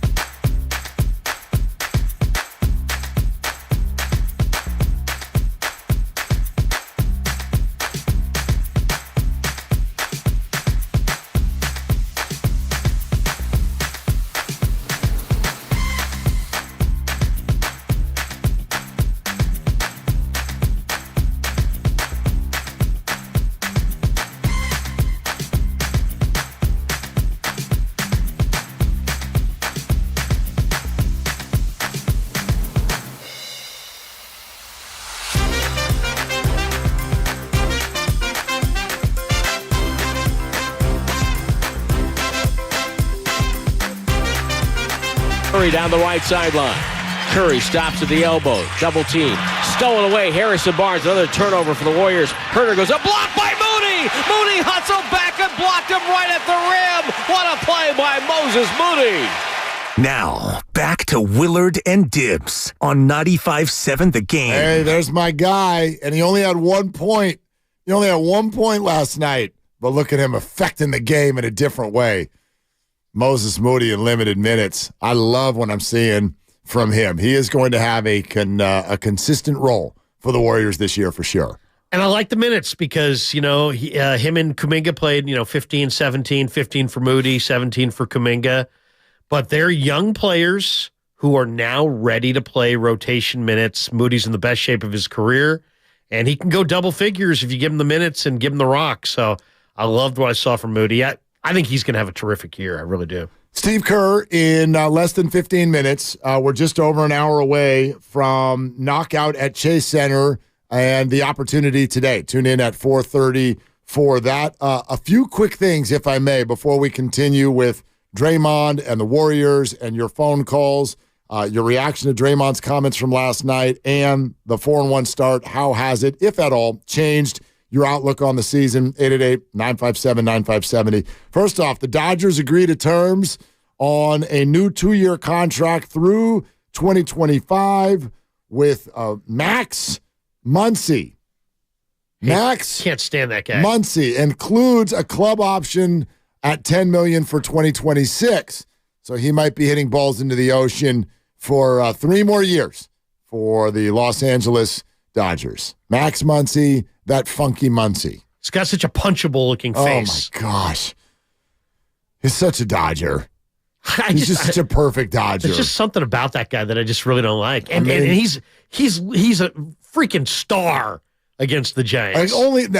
He was for a while against everybody. Now it's only against the Giants. Right. Only against the Giants. All right. 2 other quick things. First of all, don't kill me if I'm wrong, but my God, I love the Steelers tonight. I love the Steelers minus the field goal tonight. I think Will Levis had a great stat sheet last week against the Falcons, but hucking the ball up and letting DeAndre Hopkins adjust to it does not count for an offense. I think prime time on the road at Pittsburgh is a completely different animal. I think the Steelers are going to eat tonight on Thursday Night Football against the Titans. And all that fire Matt Canada, Steeler fans unhappy with the OC. Did you see what they're doing, though? What? Did you see what the Steelers are doing? No. Matt Canada out of the booth and down onto the field, making an adjustment so he can get down there in the foxhole with his players, Larry. It's a message being sent from Mike Tomlin to Steve Wilkes. Get your butt out of the booth. I'm kidding, but they're doing it in Pittsburgh. I know it's OC versus DC, but I mean, the Steelers just got beat 20-10 at home by the Jaguars. Jaguars are good. Yeah. But I mean, the Steelers don't score a lot of points typically. We'll see. I kind of do think that Will Levis, part 2, now that he's put something on tape. I mean, guy throws a great ball. Yeah, I mean, they're all talented, but this is a different assignment. Different animal. TJ Watt, hello. And last thing, do not worry, Warriors fans, about the Los Angeles Clippers. Don't worry about the Los Angeles Clippers and their acquisition of their latest super team member, James Harden. So I don't know how much of this you followed. Right. No, I've been following that. I just don't understand. Well, what are the Clippers doing with this roster? It's every yesteryear guy with a bloated contract is finds his way there. They're paying $45 million for Paul George. It's what both LA teams have been doing for 5 to 7 years now, if not longer. Which is just, you're right, from Carmelo Anthony Westbrook, to everybody, Dwight Howard when he came through there, Westbrook, and now James Harden. So first of all, Westbrook was asked about the process of integrating James Harden, and he was like, it's going to be a process. And they asked him to follow up, so what's that going to be like? Immediately got defense. I don't predict the future. I don't know what's going to happen. Give it a rest, media. Already, he's all flustered. And then how about this quote? James Harden was asked about what was going wrong last year. and he said that the Sixers had him on a, quote, leash, and then he unleashed this quote, which should signal the end of the Los Angeles Clippers. Quote, "I'm not a system player. I am a system." Well, that's the end of that. We'd like to thank. You're a ball hog. Count the. I mean, this guy just pounds the dribble, waits for the clock to roll down, and then hucks up a low percentage shot. And Westbrook is what? I mean, even worse. Yeah, I mean that's that. I wouldn't want to coach that team. And Kawhi and Paul George are going to sit there and listen to someone else, the brand new guys, like I'm the system. Oh, God. I bet the under on everything. Right. Everything. Bet the under on wins. Bet the under on how far they're going to go. This Clippers thing is as predictable as anything out there. That is not going to work. Is PJ Tucker like Harden's caddy? Is he like part of... It's like you got, hey, if you look, you can take Harden, you got to take Tucker. Dude, PJ Tucker, you want to know what PJ Tucker needs? A chair. Like, just put it in the corner of the floor and let him sit there. He does not go anywhere else. That would be awesome. Just give him a chair. Yeah, he shoots corner threes. Yeah, just sit there, dude. No one's asking you to do anything else, especially with these teammates. Yeah. Just sit there and wait for the ball to accidentally come to you. What a tire fire that whole roster is. Russell Westbrook, PJ Tucker, Josh Primo. He's had his issues. Norman Powell's a pretty good player, but he's making $18 million a year now. Incredible. I mean, Terrence Mann had a hot playoff series a year ago. Kawhi Leonard and his rest and his bloated contract. Bones Highland thinks he's a star. James Harden, Paul George. Wow. Wow. Wow is right. Streaming live on YouTube, 95.7 /957 The Game. YouTube.com/957 The Game. And you can check out, I always mention it, but it's true with Larry too. You can see how handsome Larry is. And for the first time in a year and a half, he's not wearing a The Krug Show t-shirt. That's right. So see what Larry's wearing. Go to youtube.com/957 The Game, powered by First NorCal Credit Union. It's a very, very nice polo. You look great. You look great. You. And by the way, these last two shows, Mark, I believe, was this your first time in the new building, right? Yeah. The building's nice. And I was getting I did a little stream last night, and people were like, hey, what are the studios like? Yeah. Well, and I told everybody, man, it's sharp. This is a great looking studio. Well, and now that we're gone, I feel free to say this now, because it was never you or Goo or Dibs or Joe. It was the camera. You are no longer on the fat cam. It's over. You got a new cam that's much more head on. So you look like you've lost 80 pounds because you have, according to our cameras. And so please fire up to see the all new Larry Krueger. No longer on boiler cam. That's right. That's right. Now we're on front and center. It's very exciting. Should I wink every now and then?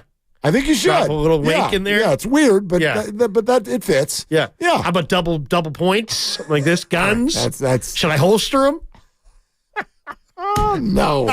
Now you've gone too far.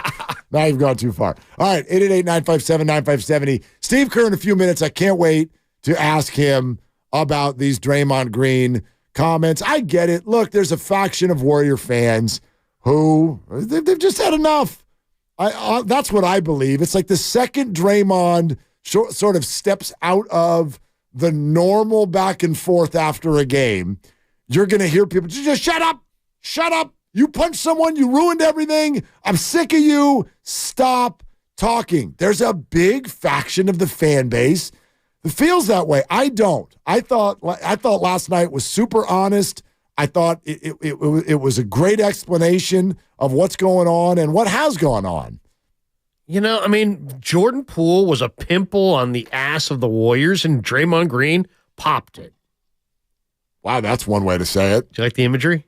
No, not but really. But it's true. He brought the whole thing to a head. I felt it was real. You kept it real, Larry. Thank you. Yeah. Thank you. I could have gone pimple on the chin, but I'm just saying he put the pressure point. I mean, if that hadn't happened, is Poole still here? If he hadn't punched him? If he hadn't punched him and things, their chemistry was just marginal, but, still kind of uncomfortable.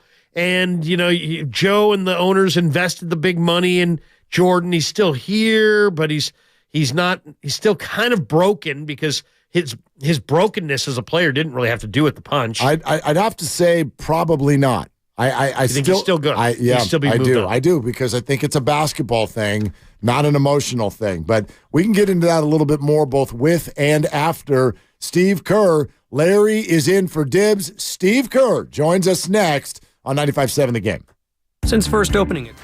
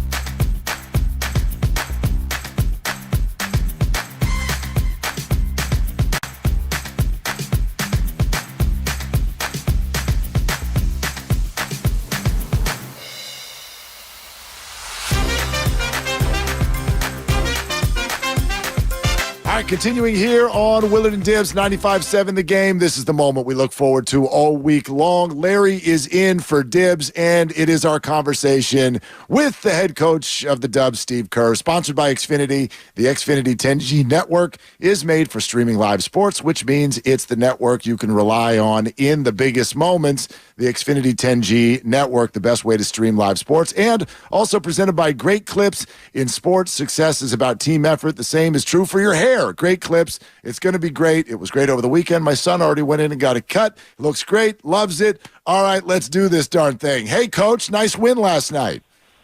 Yeah, thank you. How you guys doing? Doing great. We're doing great. So was that what you drew up, or did that just turn into an ad lib at the end? What? Take us through the last play. Well, when when Sabonis banked the shot in, I tried to call a timeout, and I was going to sub in a couple people, but we inbounded the ball and we went, and at that point, I decided to let them go. I usually let the guys go at the end because I like the flow of the game. I don't like for the defense to get set or substitute anybody in. Change should be able to talk about whether they're going to double team Steph or whatever. And so at that point, once we got the ball in, I just let them go. And then I kind of prayed that it would turn out well.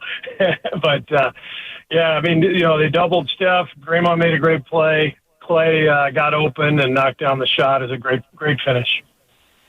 It really looks, Steve, like Klay has his legs back this year. Would you say that's pretty much right on? Yeah, I think what was great last night was his defense was excellent in the fourth quarter, and Klay is a guy who usually struggles with his shot the first few weeks of the season. I mean, that's been the case for years. Even though he hasn't shot it well, I'm really looking at his legs and his movement, and I thought that was the best he's moved this season. Defensively, he was so good, and I just think you're right. I think he had a good summer. He came to camp in good shape, and he's starting to get into a nice groove. Coach, because of everything you just mentioned and all the other factors, even going back to the injuries, but all the discussion about Klay and the way the playoffs ended last year, what do you think last night meant to him?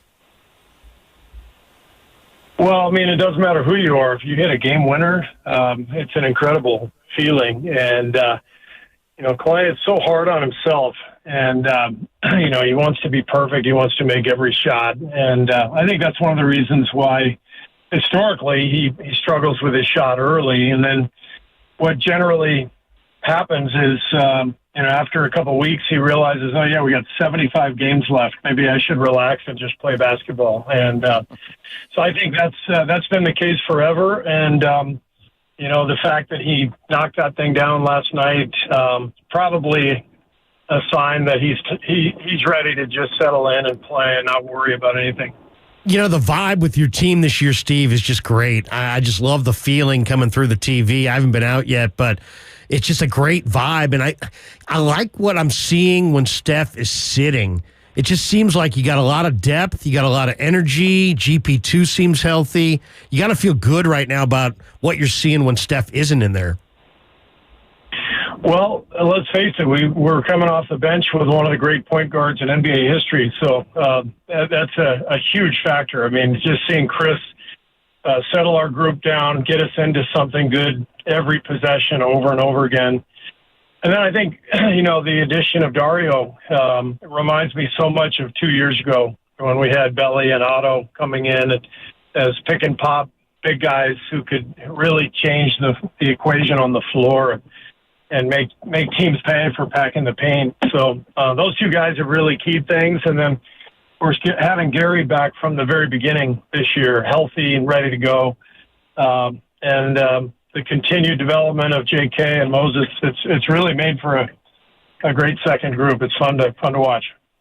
Steve Kerr with us, as he is every week right here on Willard and Dibbs 95.7 The Game. Coach, we had so many conversations last year about what the heck was going on when you guys left home on the road. So I know we're still buzzing about last night, but let's go back to a 3-0 start on the road and what do you attribute that better play away from home to at this point?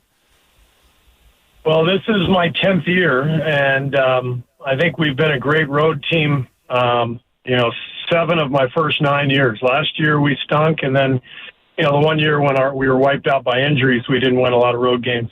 Every other year we've been a great road team. So that's the rule. The exception was last year. So I don't even think twice about this team winning on the road because we've got a lot of talent and we got a lot of experience. And these guys know how to get it done.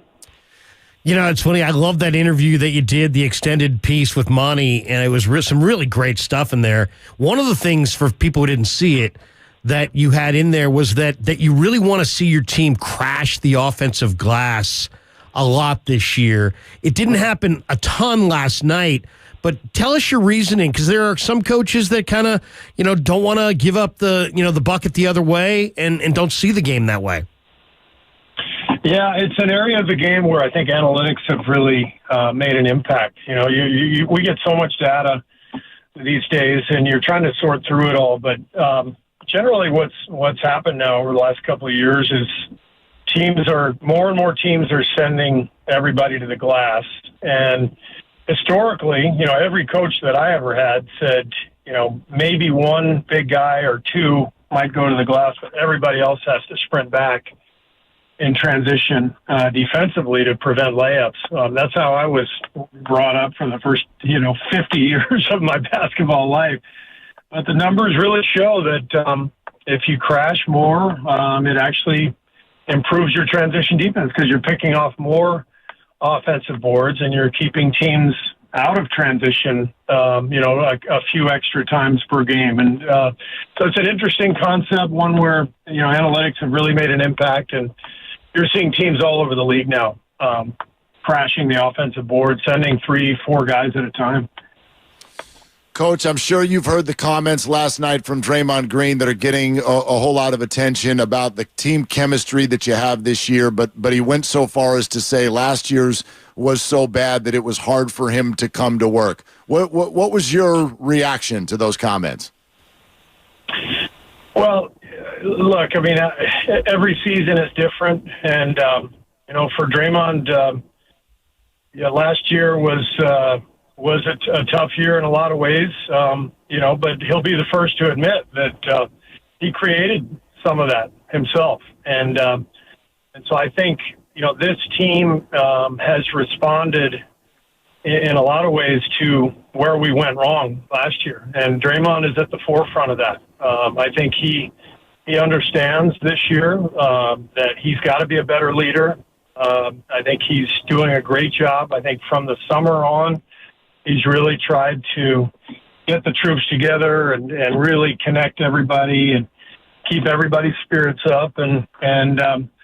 So, last year was tough in a lot of ways, but, the great thing about adversity in sports, if you've got a veteran team, if you've got guys who are willing to learn from mistakes, then that's what we're doing. And we are all doing a better job of connecting the group and creating better chemistry. Coach, I know all of you want to focus on this year. Do you have any concerns that when Draymond makes comments like that, he's still referencing last year? Look, Draymond is Draymond. He's always going to speak his mind, and I trust him. We've been together for almost a decade now, and we have a great relationship. And I'm constantly pushing him to be the best version of himself, and he's a guy who's going to speak his mind, and he's been very successful, doing what he's doing, and he's going to ruffle some feathers along the way, but at his core, he's a champion. He's the ultimate winner, and Draymond knows how to handle himself, and I'm not worried about him at all. It's so funny. It's like teams sometimes either grow together over the long haul or they grow apart. It seemed like, Phil Jackson did a great job of keeping teams together. I kind of feel like that's one of your strengths, Steve, that for the most part, your teams stay together, grow together over the course of the long haul. Is that more difficult than the X's and O's part of it? I think it's different for everybody. I feel very comfortable communicating with guys, telling the truth.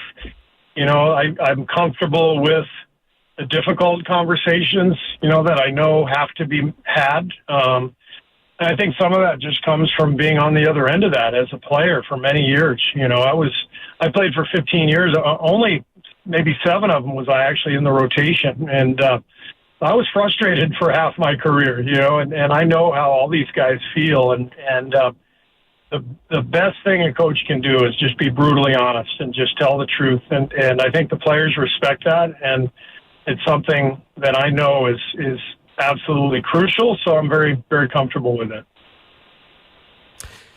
Steve, I've had a chance to talk to you many times through the years, and I'm watching the thing with Monty last night with my 14-year-old, and they're going through your broadcast career. And, they go to a commercial, and I'm like, man, Steve could have stayed in the booth. Probably would have had a pretty nice, easy, comfy, cozy life. And I've asked you this question in the past, but there are people that feel like if you wanted to, that you could be the president of the United States. And you know what? I don't even know if I always agree with you politically. Sometimes I do, sometimes I don't. But I do think that you're the kind of person that I would like running this country. If you did that job, what part of it would you be good at, and what part of it would you struggle with it? Oh my God! I mean, how am I supposed to respond to that? I'm very flattered. First of all, thank you for the compliment, incredible compliment.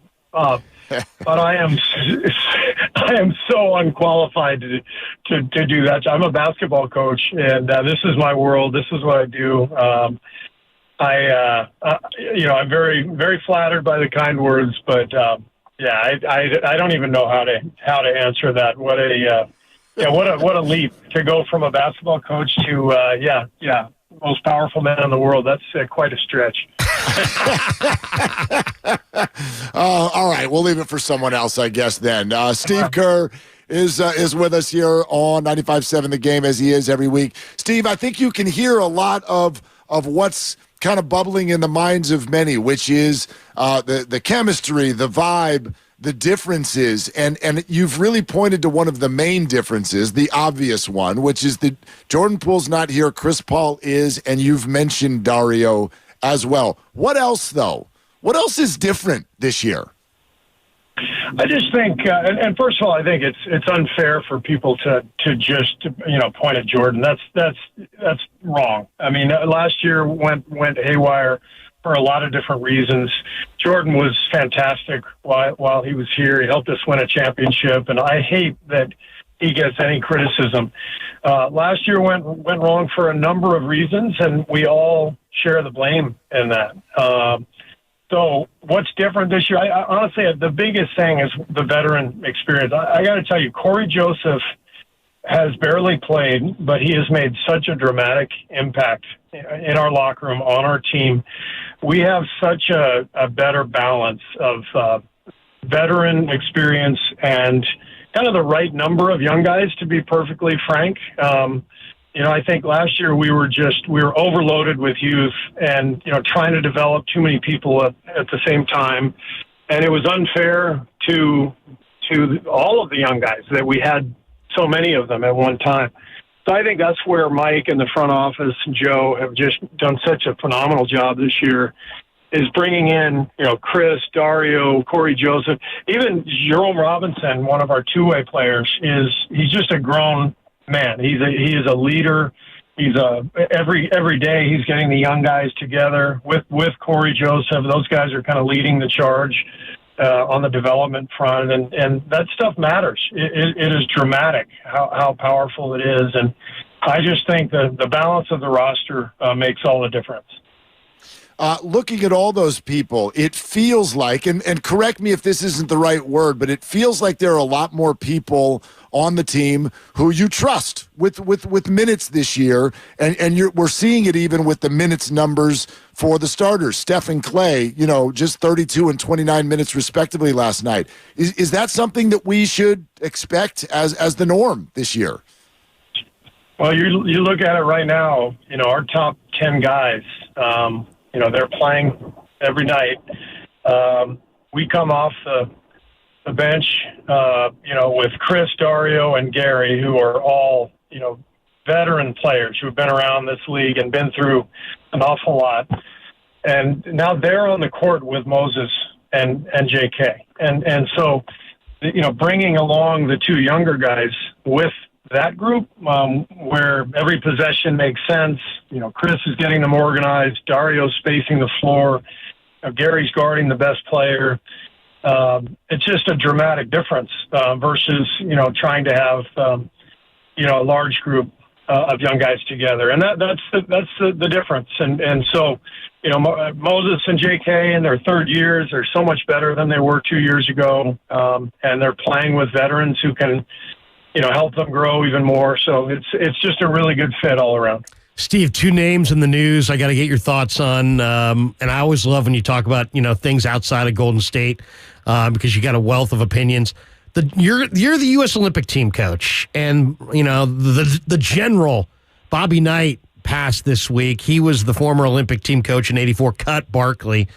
Do you ever have did you ever cross paths with Bob Knight anywhere along the line? Do you have a thought on his coaching run? And also Bruce Bochy. I mean, come on, Boch wins the World Series. Yeah.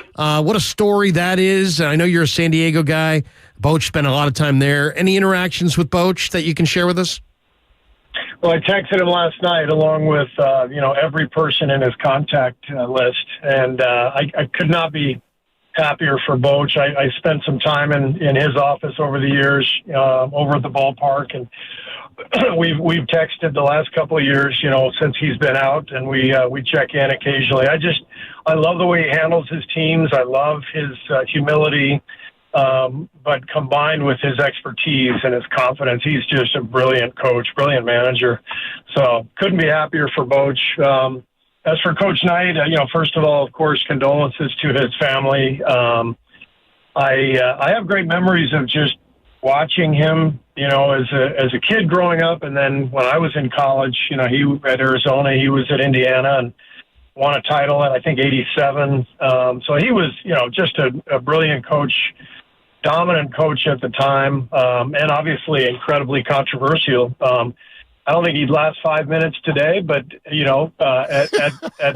in his era, he was effective. And I think the biggest testament to him is if you ask his former players, the vast majority of them swear by him and said he made a wonderful impact on their lives. So, I didn't know him much, met him a couple times, but, what a controversial character and a guy who made a huge impact on college basketball. Steve Kerr with us here, Willard and Dibbs, Larry in for Dibbs, 95.7 The Game. All right, Steve, it's the moment we've all been waiting for. The playoffs start tomorrow night. Here we go, big one. You got to have it, right?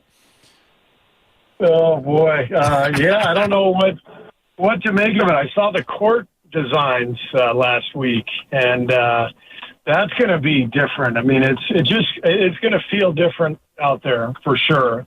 We want to win. I mean, there's something to play for. Our guys are the ultimate competitors, so we want to win this thing. We're going for it, but it doesn't mean I'm playing Steph 45 minutes. I'll tell you that. We've got a picture on it too. Hey, I mean, are there any changes at all? Or is it just, I mean, I know, yes, you want to win it, but you're coaching this as a regular game like you would any other? We haven't even talked about it yet. We're flying to OKC today, and we'll have our coaches meeting, and it's something we're going to discuss. But my gut is we go in with the same rotation. We've got a good groove going right now. We've won 4 games in a row, and I don't foresee doing anything differently, but maybe the competitive juices will get going, and maybe I'll bring, Steph and our vets back a little sooner. I don't know. We'll have to wait and see. Steve, incredible job by Dunleavy getting Pajemski and Jackson Davis. I mean, Jackson Davis had 57 and Pajemski. I mean, it's rare to see rookies that know how to play, that can play rotation minutes. I know you got a deep roster, but, man, you got to be impressed by just kind of how developed and ready to go those two guys really are. They're both fantastic. I mean, Trey's played 125 college games, I think, and we've put him into 2 games now, and both times he's just looked like a 10-year vet. He just understands the game, and the game makes sense for everybody when he's out there. He's diving at the right time, setting good screens, he rebounds, he protects the rim. And then Brandon's just got a feel. He's got a way about him. There's something special about that kid. You know, he gets 8 rebounds in his first NBA game. You know, that's like when you get a guard who rebounds like that, it's a great indicator that he's just in the right place at the right time. And it translates to other stuff, steals, deflections, back cuts on offense. Like, Brandon sees the game, and I think it bodes really well. I would have zero doubt about putting both those guys into a game right now. You know, if anybody was injured, I'd have zero hesitation putting them out there knowing that they're going to do the right things. Steve, I can remember a conversation last year about your pace, and you felt maybe it was a little too hot, and people thought, well, boy, Chris Paul's not gonna be able to handle this pace. So now we've got this blend. What's your take on the pace of your team so far this year? I love it, and I'll tell you, I haven't even looked at the numbers yet. You know, in terms of the rating league-wide where we are, but I love the contrast. You know, Steph at the end of the Lakers series last year, he said we didn't have a changeup. You know, we only had a fastball, and I thought that was such a perfect comment. This year, I feel like not only do we have a changeup, but you know, we got a slider too. You know, we got a repertoire with Chris coming off the bench. It's a completely different look. We are going from sometimes frantic and hectic to totally under control. Last night, Chris had 8 assists, no turnovers. I think his numbers on the year are something like 41 assists and 6 turnovers. I mean, it's insane. And we just have a much better variety of ways to play. And you know, Chris and Dario are definitely at the forefront of that. All right, Coach. Great stuff as always. And if you're going to weigh in on college basketball and baseball, then maybe we should do football too. You got any words of wisdom for the 3-game losing streak going on with the 49ers? Yeah, we lost 6 in a row 2 years ago, and we won the title. So a long season. It happens. They'll be fine. Sure does. All right. Well, Coach, good luck with the largest game of your life tomorrow. With this tournament, we're all excited and we're all counting on you. All right, thanks, guys. We'll see you later. Steve. Okay. All right, there it is. Head coach Steve Kerr, GSW Hoop, with us every single week. Willard and Dibbs, 95.7 The Game. Larry in for Dibbs. We'll react to that. Get your phone calls, 888-957-9570. His reaction to Draymond. We'll let you hear that again if you missed it. What he said about Jordan Poole is certainly interesting as well. That comment about the in-season tournament. Raise your hand if you knew that was tomorrow. Put your hand down. You're lying. I only found out about it yesterday. I had no idea. We're presented by Fremont Bank. Full-service banking, no compromises. Plus, we're closing in now less than an hour away for today's chance for you to play a game of Knockout at Chase Center. We'll do it every day for the next 2 weeks. Make sure you're listening at 4:30 for more details. And get ready to call our contest line at that time. If you don't have that jotted down, it's 415-523-4652. 415-523-4652. Jot that down and have it ready for next hour at 4:30 will be your opportunity to win today.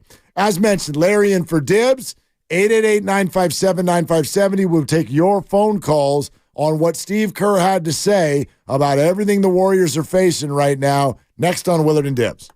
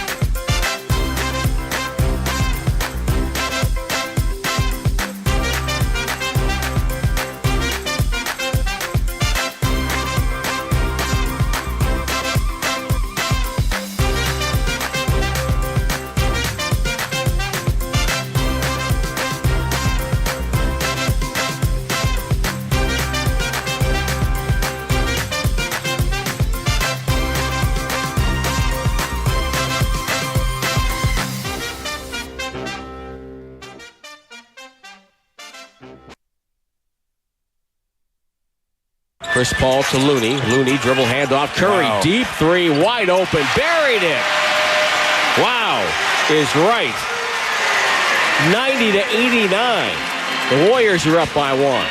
Now, back to Willard and Dibs on 95.7 The Game. I feel like we dove in so quickly to Draymond's post-game comments. We have not really just stepped back and said, it was a great game last night. Great game. It was like a really, really fun watch. And it always is. The Kings are cute. We know that. Kings fans hate you. Of course they do. But the ones who understand the bit don't hate so much. And in fact... Oh, they hate. Well, if you just... And all drinks from Mark Willard are double in downtown Sac. Yeah. Not meaning stronger, meaning double the price, right? Right. Yeah. You know, $17.95. That man's wallet is no good in this town. No. It was a silver bullet. Yeah. Oh, that's $22.50. Thank you, Mr. Willard. Look. In life, what's the one thing most humans are worse at? Self-assessment. It's hard to be self-aware. It's hard to know all the little quirks about yourself and the way other people respond to you. Sacramento Kings fans don't want to hear this. Part of the reason they don't want to hear it is because they know it's true. That's why you don't like it. It's actually, and there's no way to get everybody to agree with this, it's not the criticism that people think it is. They're new.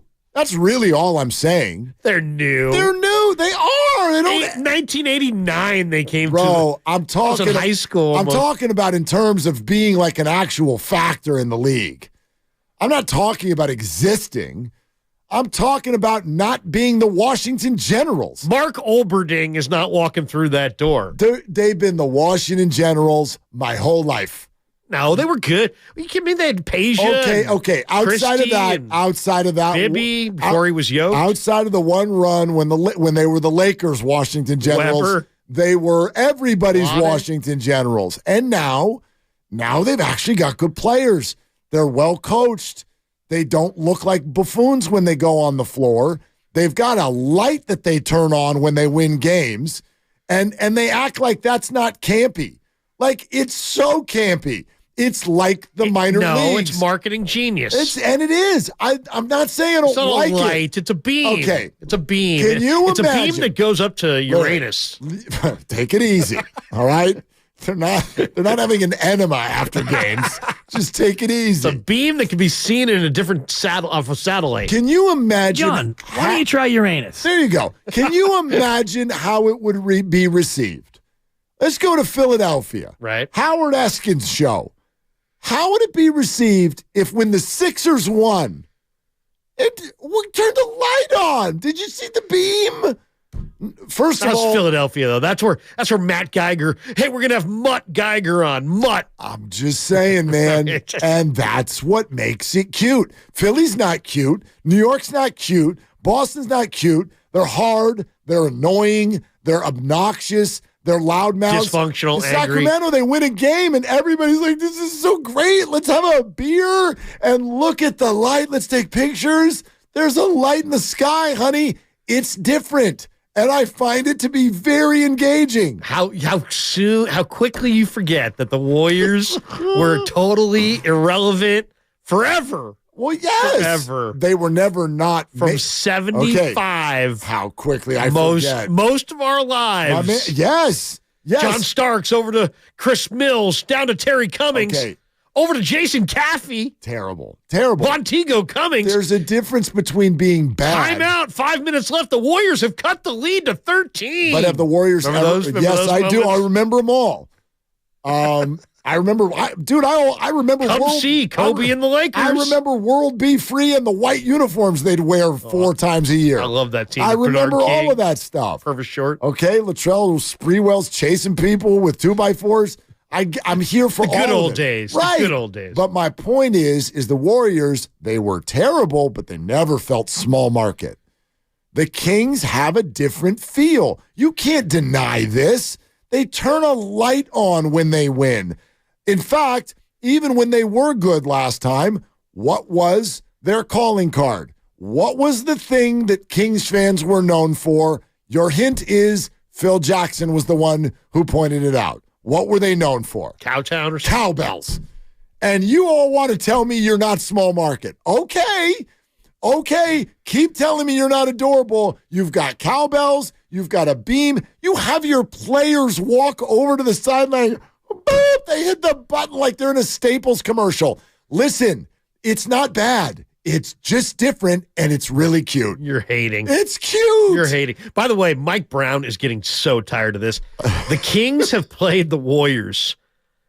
The Warriors have faced the Kings 11 times in their last 17 games, including the preseason matchups. And if you watch every one of these post-game handshakes, because the Warriors are getting the upper hand in a lot of these games, they're getting less and less warm between Kerr and Mike Brown. Mike Brown's a cool guy. And like 3 weeks ago, they're like hugging it out. Hey, they're pointing at each other. Mike, they're kind of ripping each other and hitting each other in the ribs.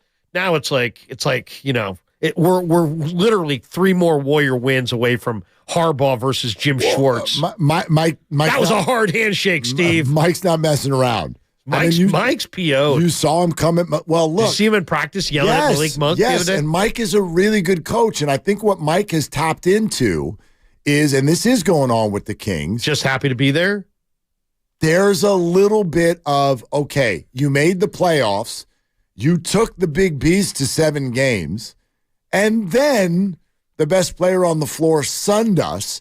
And if you want to walk into the sunset and act like that's good enough, be my guest, but I'm not here for it. Like, that's Mike's vibe. And he's right. He's right because, and this is part of why they're so adorable. Mike's a cool guy with a chopper who's now pissed, is what you're saying. Larry, how many really good NBA teams would have gone 7 games with the Warriors, lost their Game 7 on their own floor by allowing a 50-burger, and had everyone walk across the street to the bar and go, but it was a good season. Yeah, but come on. This is what there's mad stages. about. There are stages of development in the NBA. Right, and they're at the first stage. Right, but he's trying to push him to stage 2. Right. That's his job. Right? Right. That's all. Look, if they're Warriors are just a little bit better. Look, if all bit better. Though a lot of people think Sacramento's better. They're good. I never said they're not good. They're going to be, I'll say this, I think they're going to be close. At I do too. At the end of the regular season, these teams are going to be within 3 or 4 games of each other. Took the Warriors a buzzer beater without their best player. Yeah. I mean. And they were the 3 seed, right? Yeah. Yeah. Now, it was a 4-game difference than the 6 seed. So I do think there's a little bit of, and I think that goes to what Mike Brown's talking about too, you look at that Sacramento Kings team and it's like, oh, they were the 3 seed. It's like they were a couple of games better than all of the teams that were right behind them. And they also were not a load management team. They tried their asses off all year long. The Lakers and the Warriors and these teams were like, yeah. They lost by a point. They didn't have their best player, though. Right. Last night. No, they're good. They're good. They're good basketball Davion team. Mitchell, by the way. I love a lot. I love all of them except for Sabonis. He's the only one. You don't like Sabonis? Nah. Was had a triple-double last night. 23, 11, and 8 for Sabonis. He annoyed me in the playoff series, and they just beat him down in the playoffs. Totally. And I also think that there needs to be a new rule in basketball, which is that if you throw in some cockamamie bank shot that you didn't mean to throw in, it's only worth 1. You don't get 2 for that. That's all. No. It's going to be a no from me, dog. You do not get 2 points for that to put your team ahead with 30 seconds. The minute he let that go, I'm like, that is so off. That's enough for me, dog. I thought it was so off. You bank it in. Get out of here with that. So anyway, but I like all those guys.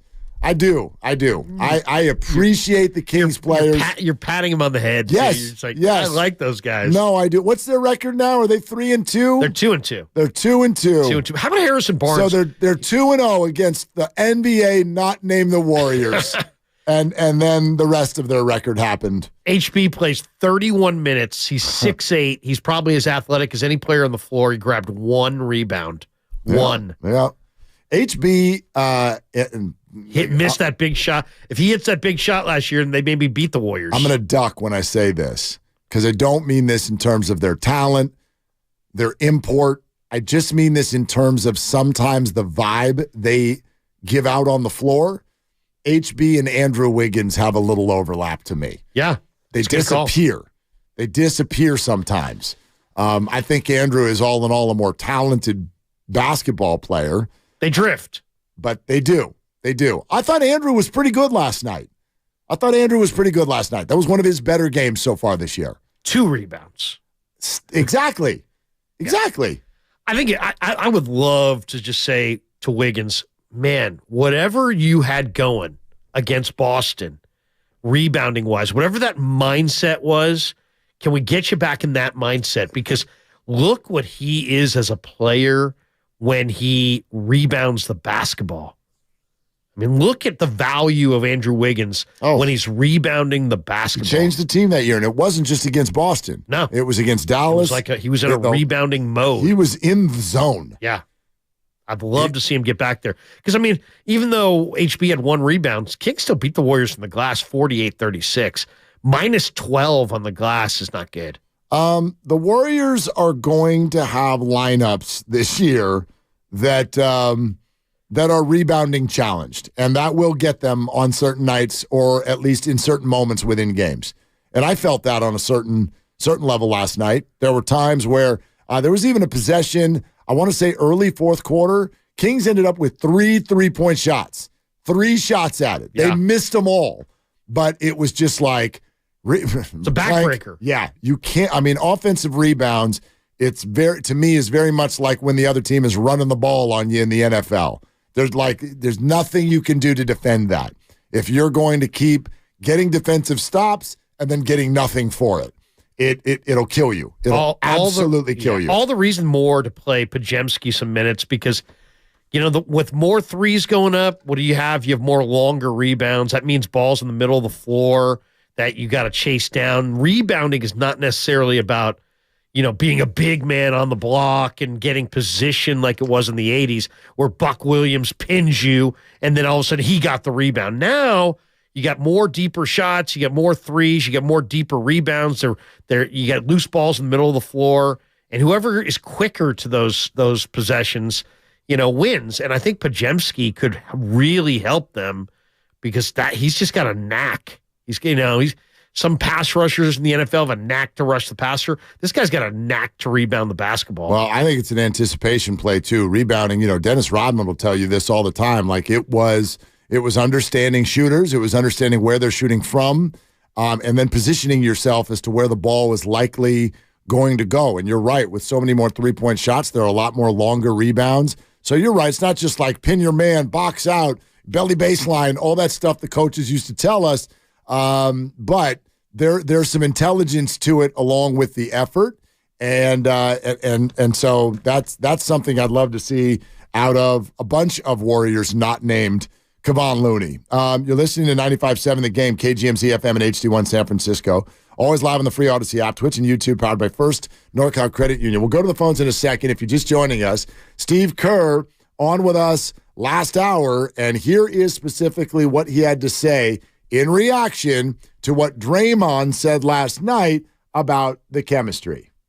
Every season is different, and for Draymond, last year was a tough year in a lot of ways. But he'll be the first to admit that he created some of that himself, and so I think this team has responded in a lot of ways to where we went wrong last year, and Draymond is at the forefront of that. I think he understands this year that he's got to be a better leader. I think he's doing a great job. I think from the summer on, he's really tried to get the troops together and really connect everybody and keep everybody's spirits up. So, yeah, last year was tough in a lot of ways, but, the great thing about adversity in sports, if you've got a veteran team, if you've got guys who are willing to learn from mistakes, then that's what we're doing. And we are all doing a better job of connecting the group and creating better chemistry. Look, I think Steve Kerr's words right here on this show are going to help this entire conversation for people, because I did hear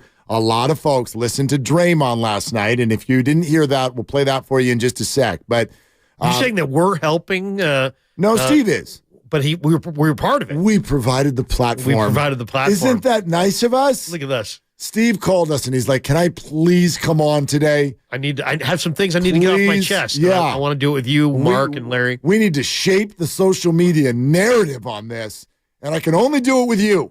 Right. And so that's how this interview came together today. But here I like it is. that. I love that. I love the fact that Steve didn't just go positive. He kind of referenced the tough part of it, which is that Draymond caused the upheaval to some degree. To some degree, yeah, of course. And I think that I love that not only did he say that, but did you notice how he said, I think Draymond would be the first one to tell you? Right. Because what came out of last night, to many, I didn't have an issue with it. I think Draymond Green did learn his lesson. I really do. It doesn't mean he's going to stop talking. But when he said what he said last night, there was no sentence in there where he went, and look, a lot of that was on me. He didn't say that. He just said the chemistry sucked and I didn't like coming to work. And so for many fans, that resonated as, here we go again. Draymond's not letting the past die, and he's pointing the finger at Jordan Poole. And so, Steve, these words, I do think are going to help redirect that by him saying, look, Draymond's well aware of the role that he played in this. I think that's all people want to hear. I agree. They just want to hear some ownership. Some. Hey, you know what? I had a hand in this. Right? Yeah. But the other side, which I would point to again, though, is that if you are one of the people who gets angry when Draymond talks, I almost feel like it's time for you to have a talk with yourself. And I don't mean that you're wrong. I just mean it's probably time to stop hoping that Draymond's going to say what you want him to say. He's not. It's literally the core of who he is to say the opposite of what you want him to say. He's honest. He's brash. He's out there. He's unafraid. He will be controversial. He'll push buttons and do all of those things. And he will never, ever, ever stop doing that no matter what. Because I believe if this wasn't the thing to stop him from doing it, nothing will. But Steve's comments give us a glimpse into the behind the scenes, and there's the accountability there. And that's what I think people want to hear. It's okay to have a falling out. It's okay that things fractured. It's okay that he had a hand in it. Is he taking accountability? And it sounds like, at least we can take Steve at face value, that he is taking accountability. Here's a portion of what Draymond said last night. Then we'll take some calls on it. Last year was horse. It's hard to come to work. Y'all see me trying to do Klay's little paper airplane. It was hard to come to work. Not fun, And so this year you see the joy, on guys' face when they come in the building. You got guys like staying over 2 or 3 hours after, just sitting around talking, getting here 2 and 3 hours early just to be here. It's like you start to see that and you're like, okay, this is a group that likes being together. Okay, so if you just landed here from Mars and heard that, you'd be like, why is everybody upset? That sounds great. Right. There's somebody who didn't like last year. He likes this year. It's actually rather obvious to all of us who watched. Last year looked fractured. So far this year doesn't. He's speaking to it. What's the problem? Everything's hunky-dory in Warrior Land. And I think it is. And so for me, everybody gets to take home with them whatever they want from that. If you want it to be about Jordan Poole, it can be about Jordan Poole. If you want to make it more about who's here now and give them credit for the fact that two of the most controversial bleep starters in the current NBA are now suddenly teammates and apparently kumbaya. Like, you can focus on that. There's a lot of different legs here. I understand. It's hard. It's hard not to look at this and go, okay, chemistry bad, Jordan left. Chris showed up, chemistry good. I don't think it's that A to B, but I get why it feels that way. It's all being dropped on the feet of Jordan Poole, and that to me is unfair because in reality, what you've replaced is You brought in Podziemski. He's ready to play. You brought in Trace Jackson-Davis. He's ready to play. Corey Joseph. I thought one of the other takeaways from that interview that was interesting is Corey Joseph, according to Kerr, is a very, very much a key to their chemistry, which I don't know Corey's personality, but I thought that was interesting. Yep. Moody and Kuminga have grown up. GP2's healthy. Chris Paul's now here. You brought in Saric. Not only do they have experience, they have a little chemistry together. So that's kind of the other side of this. You know, the salacious part is Poole and Green and that whole thing. But in reality, there's the other side of it, which is equally important. You had 5 guys on your roster that were 22 or younger that really didn't contribute, weren't ready to contribute, and now you've got an entire bench full of guys that are ready to contribute. So, yeah, are you a year older? Yeah, but you're far deeper, and you don't have that drama. So, like, if you didn't have the drama, that would be good. But not having the drama and being far deeper, both of those are huge positives. And I think as the season plays out, the far deeper is going to be as important as the drama or the lack thereof. Agreed. Yeah, I think there's some other pieces to this. We can keep discussing it. Let's welcome in some of the listeners. Mike and Hayward. Hey, Mike, you're on with Willard and Larry. What's up? You guys, I think I was very impressed with the conversation that you guys are having today. Thanks, man. But I would say this: Draymond Green is responsible for a big portion of stuff, but I think what people are mislooking, so are the Golden State Warriors, because that team that they had when they won the title, they got the right people, they got Belize, they had Porter, right, and Draymond and them, they felt comfortable with that squad, right, and they had chemistry, right. So then all of a sudden they changed directions. And they start doing something different. See, I think the problem with that is that I think Draymond was probably saying, "Hey, look, it's going to be hard to win with what you guys helping us win with last year. It's almost like you asked us to do something that's never been done before. They win with a whole bunch of new guys, and we ain't got no vets, right? So the Warriors, for some reason, didn't do.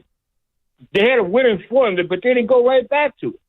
They went back to another direction. We're going to get now. You need young guys, but you got to have something similar to the formula that they had the year they won it, right? Because when you got those four core guys, they know darn well that who you bringing in is going to either help them win it or not, right?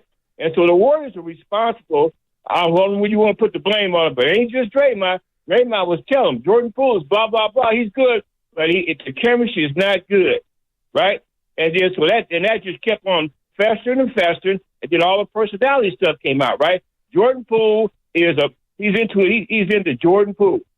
So if you have people like that in the locker room, right, and they're young and they're still learning, it affects everybody. It's a problem. Right? Yeah, Mike, I agree with you, but here's where the focus to me is a little off. And we can get to this more coming up next. And your call's always welcome, 888-957-9570. I think when we talk about Jordan Poole and Draymond Green, a lot of people go, oh, those are the Warriors off the court issues. I think actually those are the Warriors on the court issues. And that's why this move needed to be made, and that's why it's so much better this year. It's not because of practice. It's not because Draymond punched Jordan. It's because of what Jordan would do during the games, not after the games. We can get to that a little bit coming up next. Also, do not forget, your chance to play a game of Knockout at Chase is coming up in less than 20 minutes. We're sponsored by Consumer Cellular, Freedom Calls. Larry's here for Dibs. It's Willard and Dibs.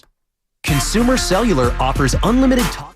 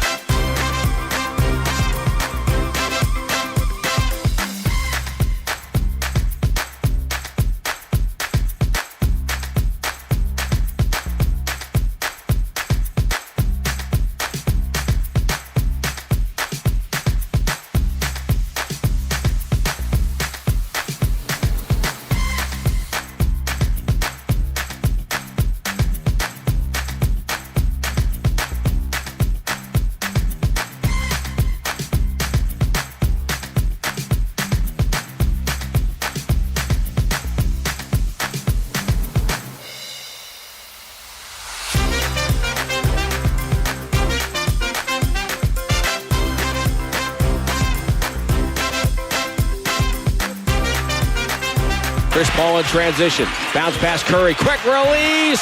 Front rim, no. Rebound Draymond finds Moody for a dunk.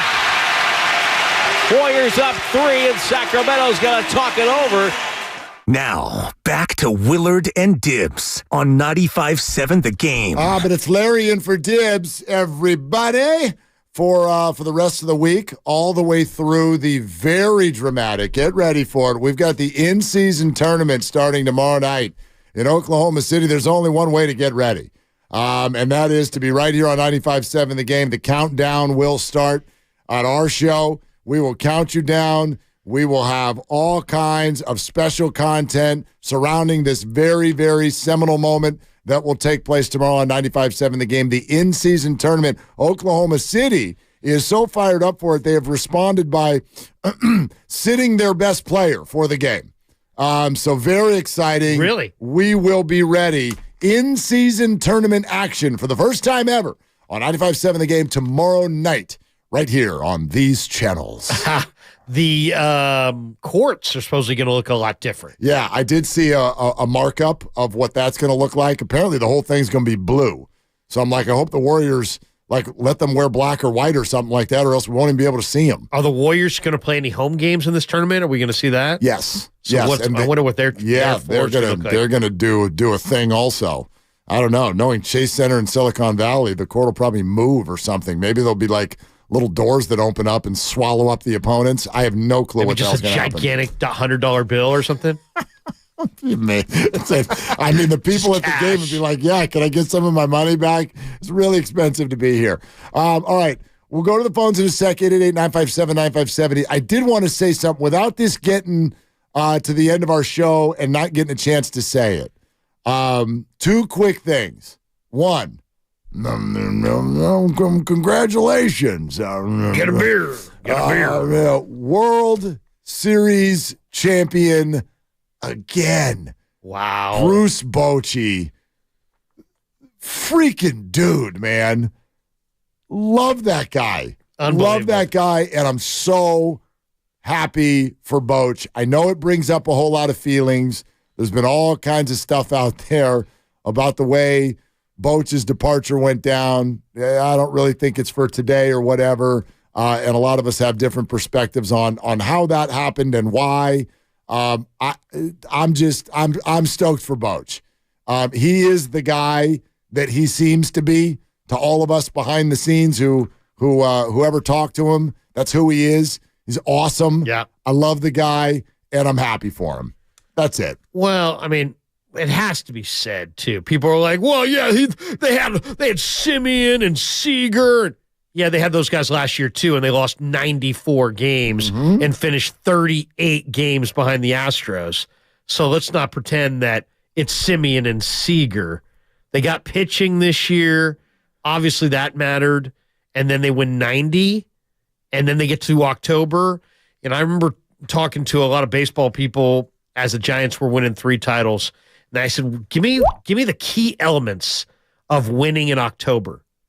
And I was told you have to have a special catcher and a special manager. Yeah. And that's what the Giants had. If you go back to the great Yankee teams of the yesteryear, I mean, Yogi Berra. I mean, you go back to the Big Red Machine, Johnny Bench.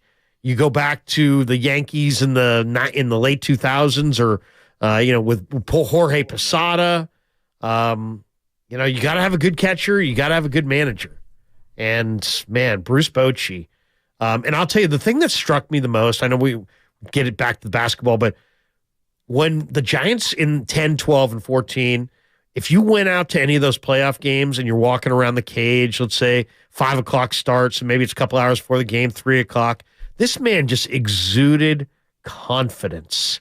He didn't have a strut, but he just had a smile on his face. He looked calm as calm could be. He just looked like it was a split squad game in Tucson on March the 18th, and he's just, having fun. I mean, the guy is a tremendous leader. And don't let the shucks, get a beer. Don't let that fool you. Don't let the draw fool you. The guy is very, very smart. Oh, and competitive. Very competitive. And competitive. Yep. Absolutely. No, I'm stoked for Boch. Well, and then the other side to it, and the second thing I wanted to say, ladies and gentlemen, drum roll, please. Free agency has begun. And the Texas Rangers. 5 days from now, you can sign. 5 days from now, you can sign with others. You can re-sign with your own now. So the Giants can go out there and keep Austin Slater if they want. Sean Manaea, come on down. He's got to opt out. But yeah, you can't. So it is underway. You can re-sign. Yes, in 5 days, you can just sign.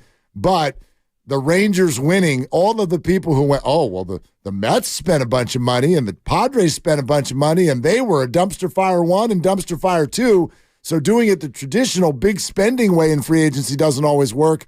Well, how would you characterize the Rangers? All I would say to the Giants, though, do not say, Farhan, if you're listening, if you're driving around, do not say the name Shohei Ohtani. Don't say it. Don't laugh about it. Don't imply it. Nobody associated with the Giants should say Shohei Ohtani. If you sign him, great, but do not get the fans hot and bothered. Try to understand sales, which is you underpromise and you overdeliver. That's very good. And not the opposite. That's actually very well said. I appreciate that. Like and one last word to the wise before we go back to the phones on the Warriors is this. If you're in the middle of a free agent meeting and the free agent you're talking to lets somebody record a phone video of him at the Fairmont, end the meeting. Right. It's all a hoax. You've been used. You're being used. You've been had. Yeah. You've been had. It's over. Right. So do not, if Shohei Ohtani has a translator and a phone waiting for him at a fancy hotel, just drive away. Just leave because he's using you to drive up the price. Do not get led around by the nose again. Do not get people all hot and bothered. Did you hear Shohei? Shohei's staying at the Mark Hopkins tomorrow night. Listen. Do you know what that means? When that happened, it means he's going to sign with the Dodgers. I felt like a dummy because I was like, Aaron Judge is at the what was that hotel down by the was it the what was the hotel he was at? I thought it was. No, it wasn't the Fairmont. It was like anyway, the whatever. W or one of those. Something. Yeah, it was a fancy letter hotel where you'd put up Aaron Judge, but like it wasn't that I saw that and went, "Ooh, he's coming." I didn't, but the fact that I didn't immediately go, "Oh, well, that's a wrap. That's a wrap. He's not coming here." That's completely a show that he's putting on for someone else. The fact that that didn't occur to me for about 3 more weeks still ticks me off. I should have known the second I saw. Oh, my gosh. Don't get led around by the nose. Under promise, over deliver. Don't say the name Shohei Ohtani until the ink's dry on the contract, and literally don't even announce a presser. Just to have a presser. Don't even announce it. Have nobody be there. I will predict. I'm going to put my name on this one, though. Oh, God. Yamamoto is going to come to the Giants. Maybe that doesn't do anything for everybody. It doesn't do anything for me. I think he throws 98, though, and he's got a Frisbee curveball. I think Yamamoto is going to be a Giant. Just mark it down. It is November 2nd. I'm telling you, I think Yamamoto is coming to the Giants, and I think Yamamoto. Yamamoto is coming. And who's not going to want to buy that jersey? If you're driving down the 280 right now and you just heard Mark say Yamamoto is coming, how many people that just heard Yamamoto is coming can name his first name? Who are you? I don't even know if I could, exactly. To be honest with you. How many Oryx Buffalo fans are in the audience and know Yamamoto? By the way, Yamamoto is supposed to get, according to Jim Bowden, a 7-year, $211 million contract. Yeah, absolutely. And he's pitching. Right. He's pitching this weekend too. He's got savvy. He's got feel. He's got poise. He's got 3 pitches. Yoshinobu. So if anybody's like, I can't remember what his first name is. 25-year-old righty. Super Mario character followed by a great sushi restaurant. Look good in the WBC. Yoshinobu Yamamoto Giants 2024. Mark it down. Oh, stop. Write it down, Larry.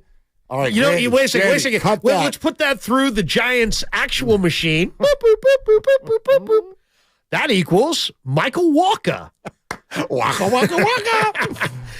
You thought you were getting who? No, it Yamamoto? Yoshinobu Yamamoto Giants. Put that through the Giant machine. Boop, boop, boop, boop, boop, boop, boop. You're getting 35-year-old Kenta Maeda. Mark it down. And he's changing his name to Cy Young within the next 3 years. Once again, you put that through the Giants machine, and you're getting boop, boop, boop, boop, boop, boop, boop, boop. Kyle Gibson, 36-year-old righty with arm problems. We decided to go from somebody off the Blue Jays roster who once got hurt. Hey, look, they missed out on Yamamoto, but word is Cobb's feeling healthy. There you go. No, I'm getting ready for disappointment. I'm just preparing. I'm preparing myself for disappointment. Fine. That's where you I'm do at. you. I'm getting ready for Yamamoto, as Doc Pandia would say, jersey in the cart. Boop, boop, boop, boop. All right. 888-957-9570. This is what I wanted to say following Draymond Green's comments last night, because it gets everybody sort of focused on team chemistry, and I find it to be completely inevitable that Jordan Poole's name's going to come up. And I'm not trying to hash out last year, and I certainly don't want to talk about the punch, but let's be honest. When Draymond says this, that's where people's brains are going to go. Last year was horse. It's hard to come to work.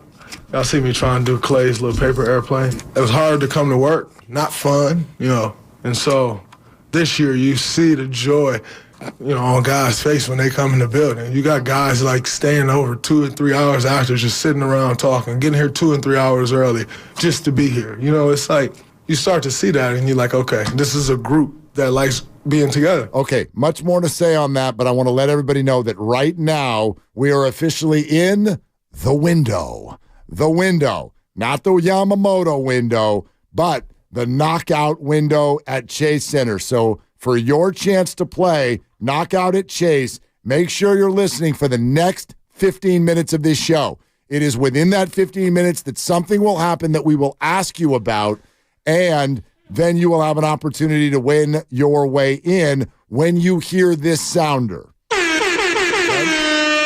Not right now. Don't call right now. Don't call right now. Don't call right now. But when you hear that sounder next, we're going to ask you a question about something that we said over the next 15 minutes. You'll call the contest line. If you're the first to do so and answer correctly, you win your way into Chase Center and play knockout, okay? So what you need to do right now is be completely locked in over the next 15 minutes, because the question will come from there. And if you want to jot down the contest line so that you can call it later, 415-523-4652. 415-523-4652. So here's what I want to say about this. When Draymond says that, and it pops to everyone's mind, oh, he's taking a shot at Jordan Poole again. Chemistry. Had to get him out. Punched Jordan Poole. They hated each other. In the end, I don't look at that. The reason that the Warriors are 4-1 this year, and the reason everyone is singing Kumbaya in the locker room after the game, is not because Jordan Poole got punched or Jordan's cocky or Draymond's a jerk. It's because Jordan Poole is not an intelligent basketball player. That's why. Watch him now with the Washington Wizards, and to me, what really gets accentuated are all the moments of frustration that Warrior veterans expressed on the court, not off, not in the meeting room, not in the banquet hall, not in the hotel on the road. On the court, Steph Curry throwing a mouthpiece, Klay Thompson hucking his hands up in the air, and Draymond Green walking off the court in the middle of a play. All those things happened last year.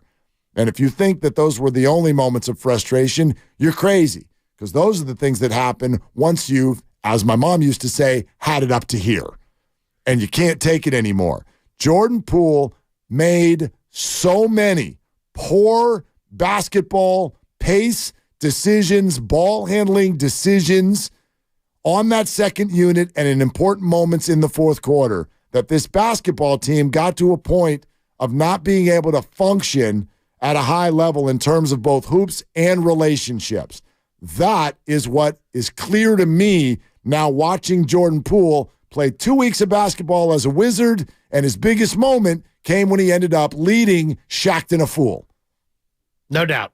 He's broken as a basketball player. And let's look at the numbers.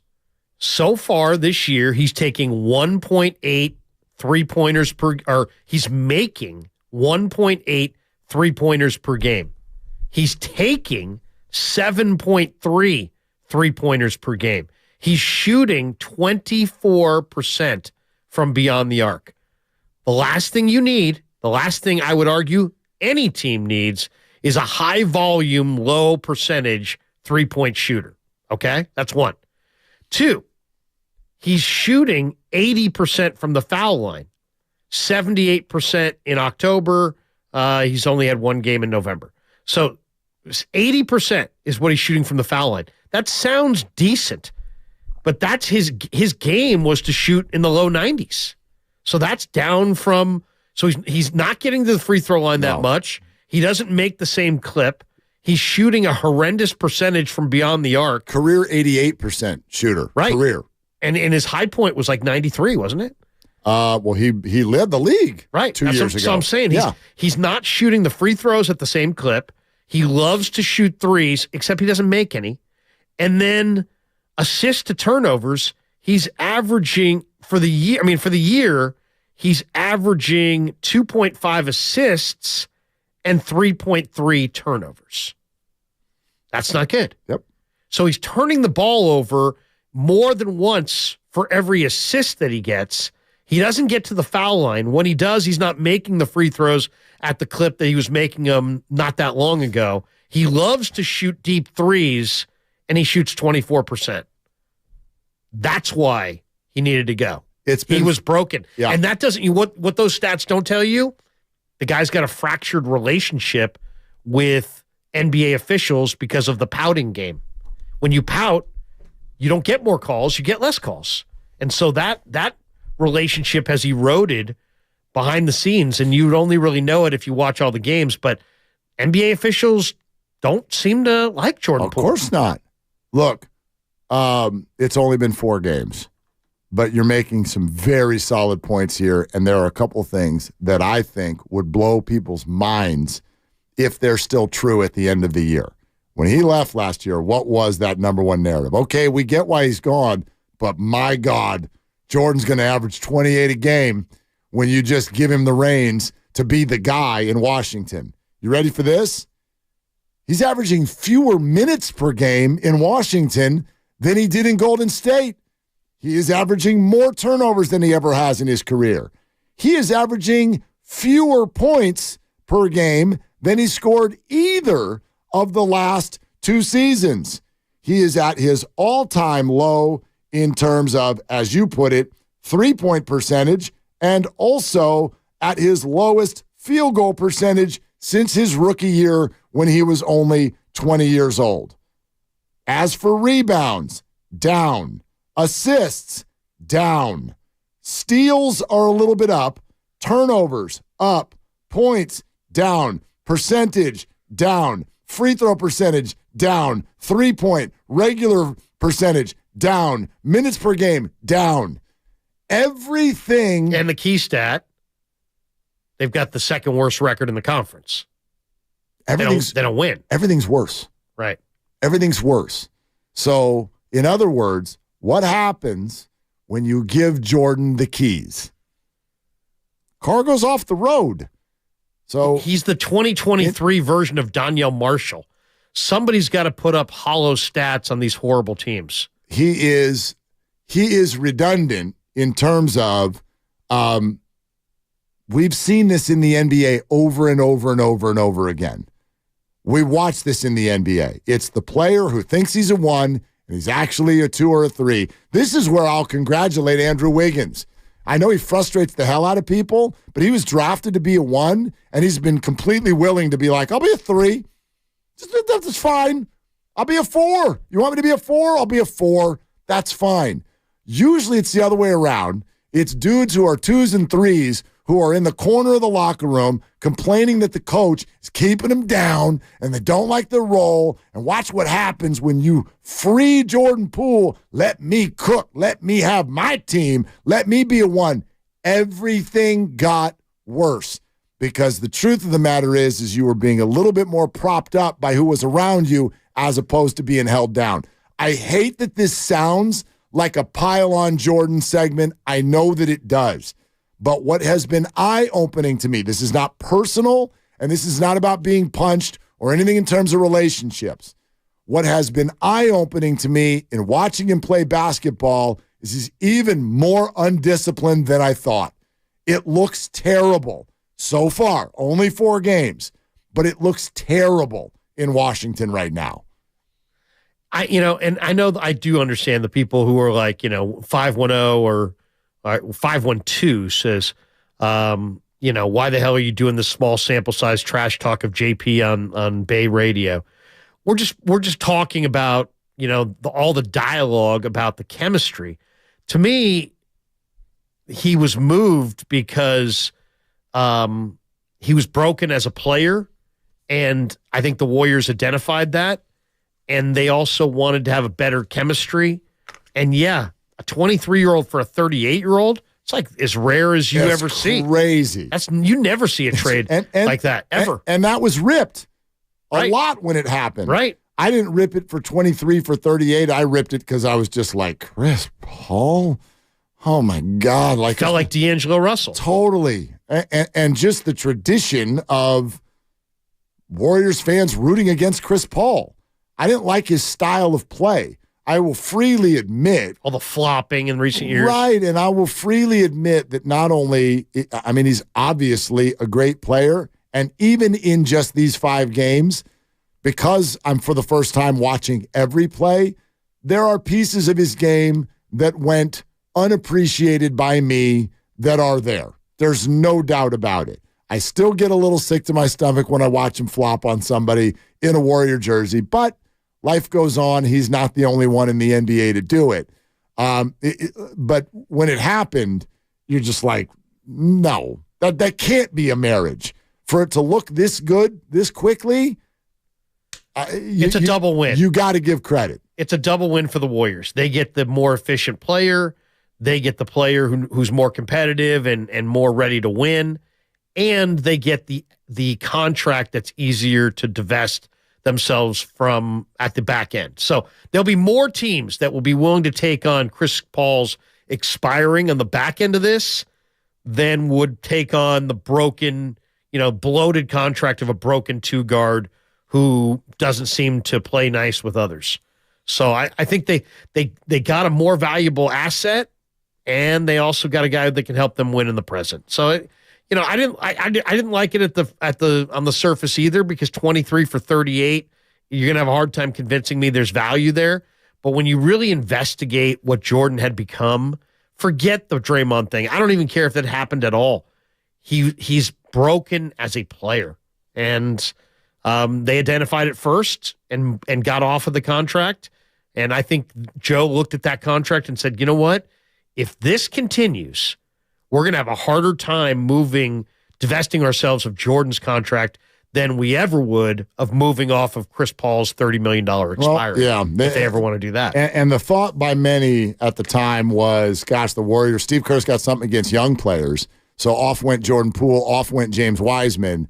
And now you look at them in other cities and you go, oh, maybe there was a reason. Right. Maybe there was a reason. All right, we'll take your phone calls on all of this. Draymond Green will reset what he had to say last night about team chemistry. Would love to get your thoughts. Was it right for him to speak on it or not? 888-957-9570. Also, our conversation with Steve Kerr, if you missed any portion, is around the corner. We're presented by Fremont Bank. Full-service banking, no compromises. Most importantly of all, your chance to play knockout at Chase Center is next. Larry's in for Dibs. It's Willard and Dibs.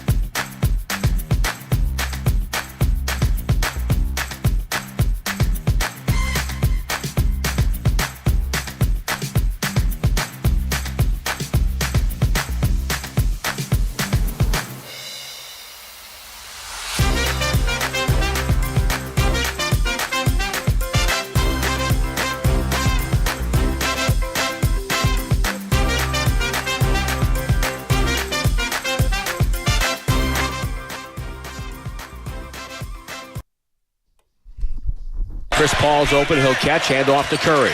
Curry gliding up the floor, working on Monk. Goes behind the back dribble, goes 2 for 1. Shot of the rim, crawled over, drop through, bucket good. Warriors lead by 1. 32 seconds to go, 100-99. Now, back to Willard and Dibs on 95.7 The Game. All right, we are going to, we'll hear the conversation with Steve Kerr coming up in a little bit. I keep hearing the same phrase, good vibes. Good vibes, man. It's early, but there are good vibes. Well, and some people will say, do vibes put the ball in the bucket? And I'm kind of like, I think so. I do. I do think good things happen when you're feeling good and there's positive energy and everybody's got each other's backs. It builds and it turns into something a little bit more tangible, I believe. Well, I think it is tangible. I think we're just not hitting on this. I was looking at last year's Warrior roster. Now, to me, one of the main problems was that last year they had too many roster spots devoted to guys that were too young or too old. And just rolling it down quickly. Patrick Baldwin, too young. Jermichael Green, too old. Andre Iguodala, too old. Ty Jerome, kind of probably too young. Jonathan Kuminga last year looked too young. Anthony Lamb was a little bit more refined, but I'd throw him in there. Too young, first year in the league. Moses Moody last year looked a little too young. Luis Quinones last year, a little too young. Ryan Rollins, definitely too young. James Wiseman, a little too young. I mean, you have, when you count that up, there's like 9 guys. 9 guys that you can't really rely on because they're either too long in the tooth and the game's passed them by, or they're too young to depend on and they don't have a skill set that's dependable. That's a lot of guys on an NBA roster. Now fast forward to the roster they got now, and you've got Saric and you got Paul, and we'll see if Paul's too old. So far, he doesn't look too old. Kuminga's come of age. Peyton's healthy. Moody's come of age. Trace Jackson Davis and Podziemski are rookies, but they look like, Steve just said it in the interview. He feels comfortable putting them out there. Corey Joseph, guy that can contribute. They've just got more bodies and less guys that are just there because they've been in the league a long time, and or guys that, hey, you know what, they're taking a roster spot, but really they should be in the G League. So I just think that they're far deeper because every roster spot this year is been given out to somebody who can be in their rotation if need be. There it is. It is that time. If you know the answer to the question that I am about to ask, fire up the contest line, 415-523-4652. Your chance to play Knockout at Chase Center is right now. Here is the question. Last segment, I said the reason the Warriors are having success this year and everyone's singing Kumbaya in the locker room afterward is not because of the punch, Jordan Poole's cockiness, or Draymond being a jerk. It's because Jordan Poole is not a blank basketball player.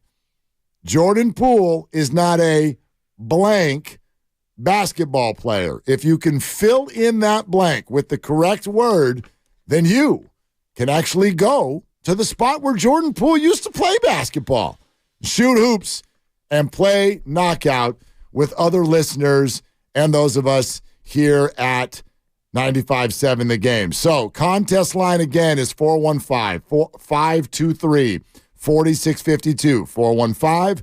415-523-4652. Call the contest right now, contest line right now, your chance to play Knockout at Chase Center. We do it every day at 4:30 this week and next. Special reminder that tomorrow we'll do it at 3:30 because of Warriors basketball.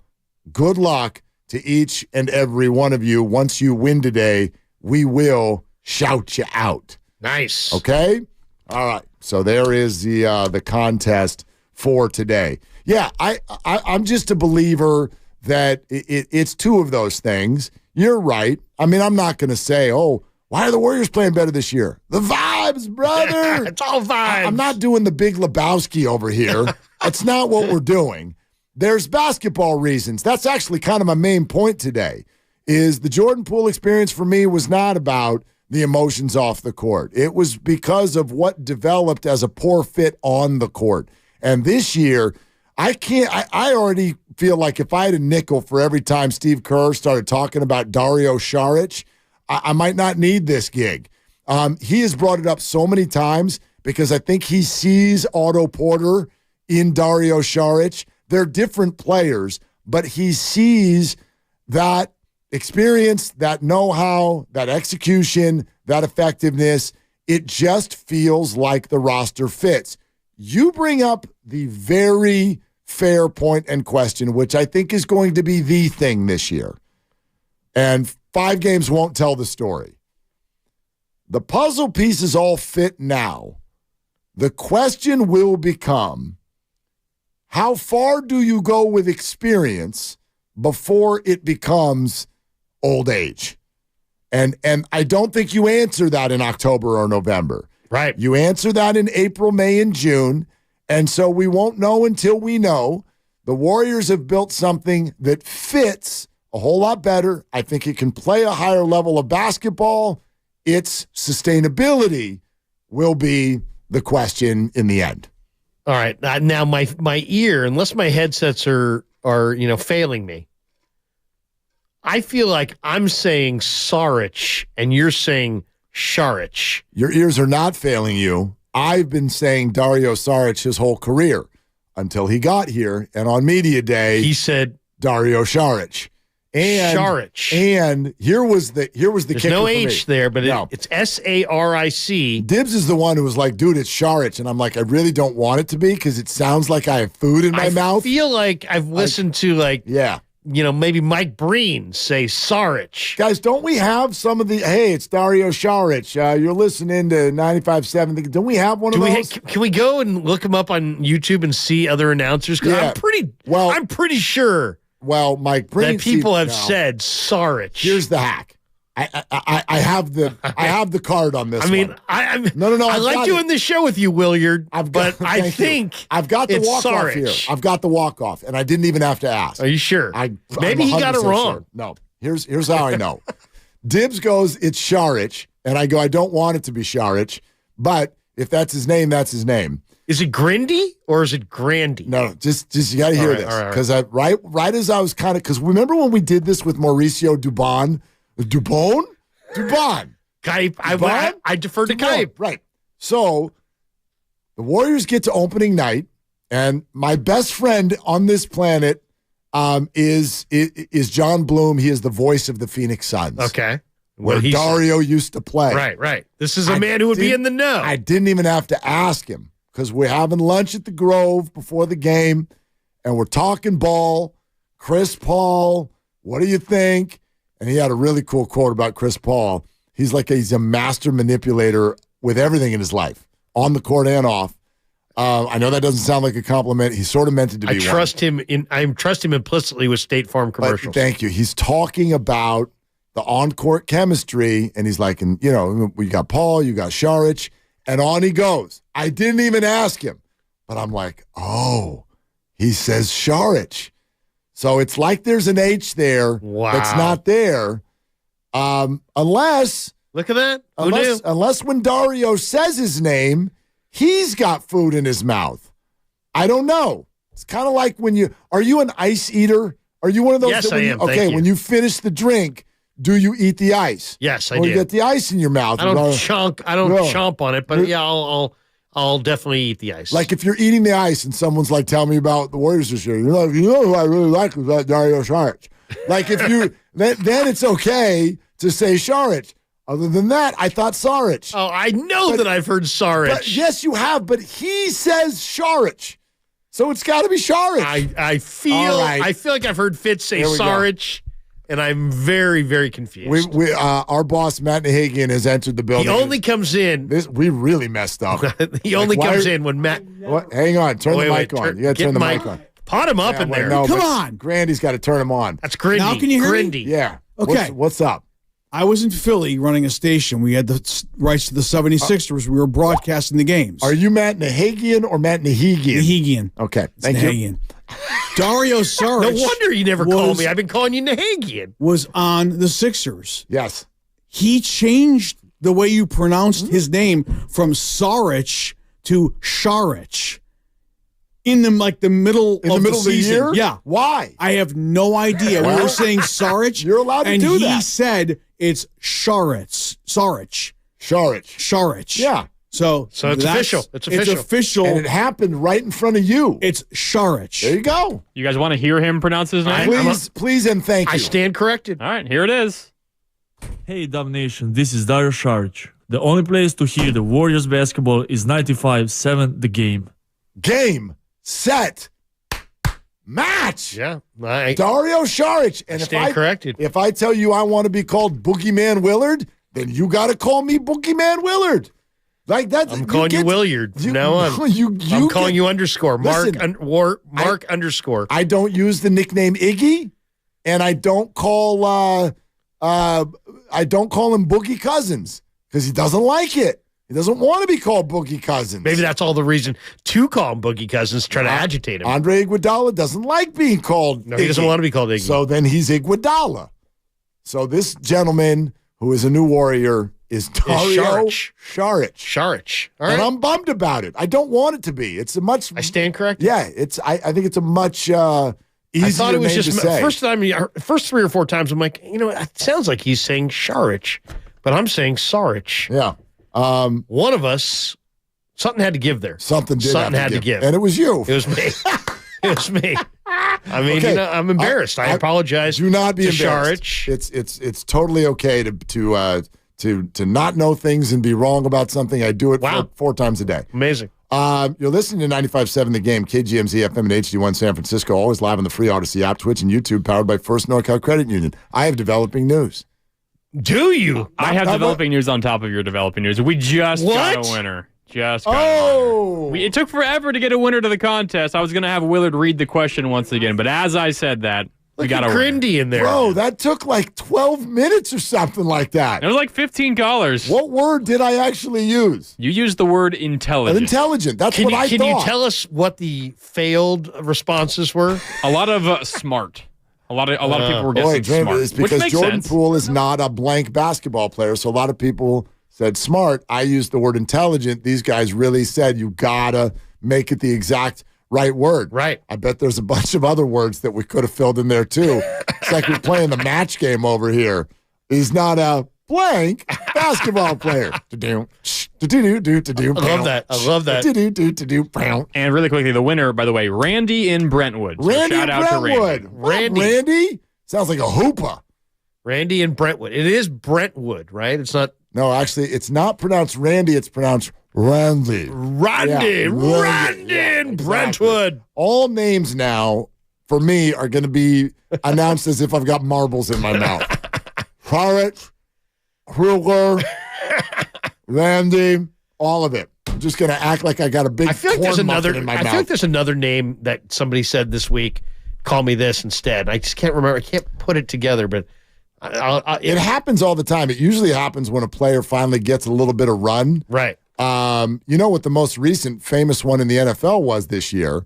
When everybody wanted to call this rookie for the Dolphins Devon A-Chain. A-Chain. I'm an A&M fan. I've been calling him A-Chain. Well, because it sounds like A-Train and you're a running back and just A-Chain, like it's a sweet sounding name. Oh, yeah. There goes A-Chain. Yeah, and he ran for 250 and he's like, stop calling me A-Chain. That's not my name. It's A-Chan. A-Chan. And everyone went, that's not as cool. No, can we go with A-Chain? If you want us to.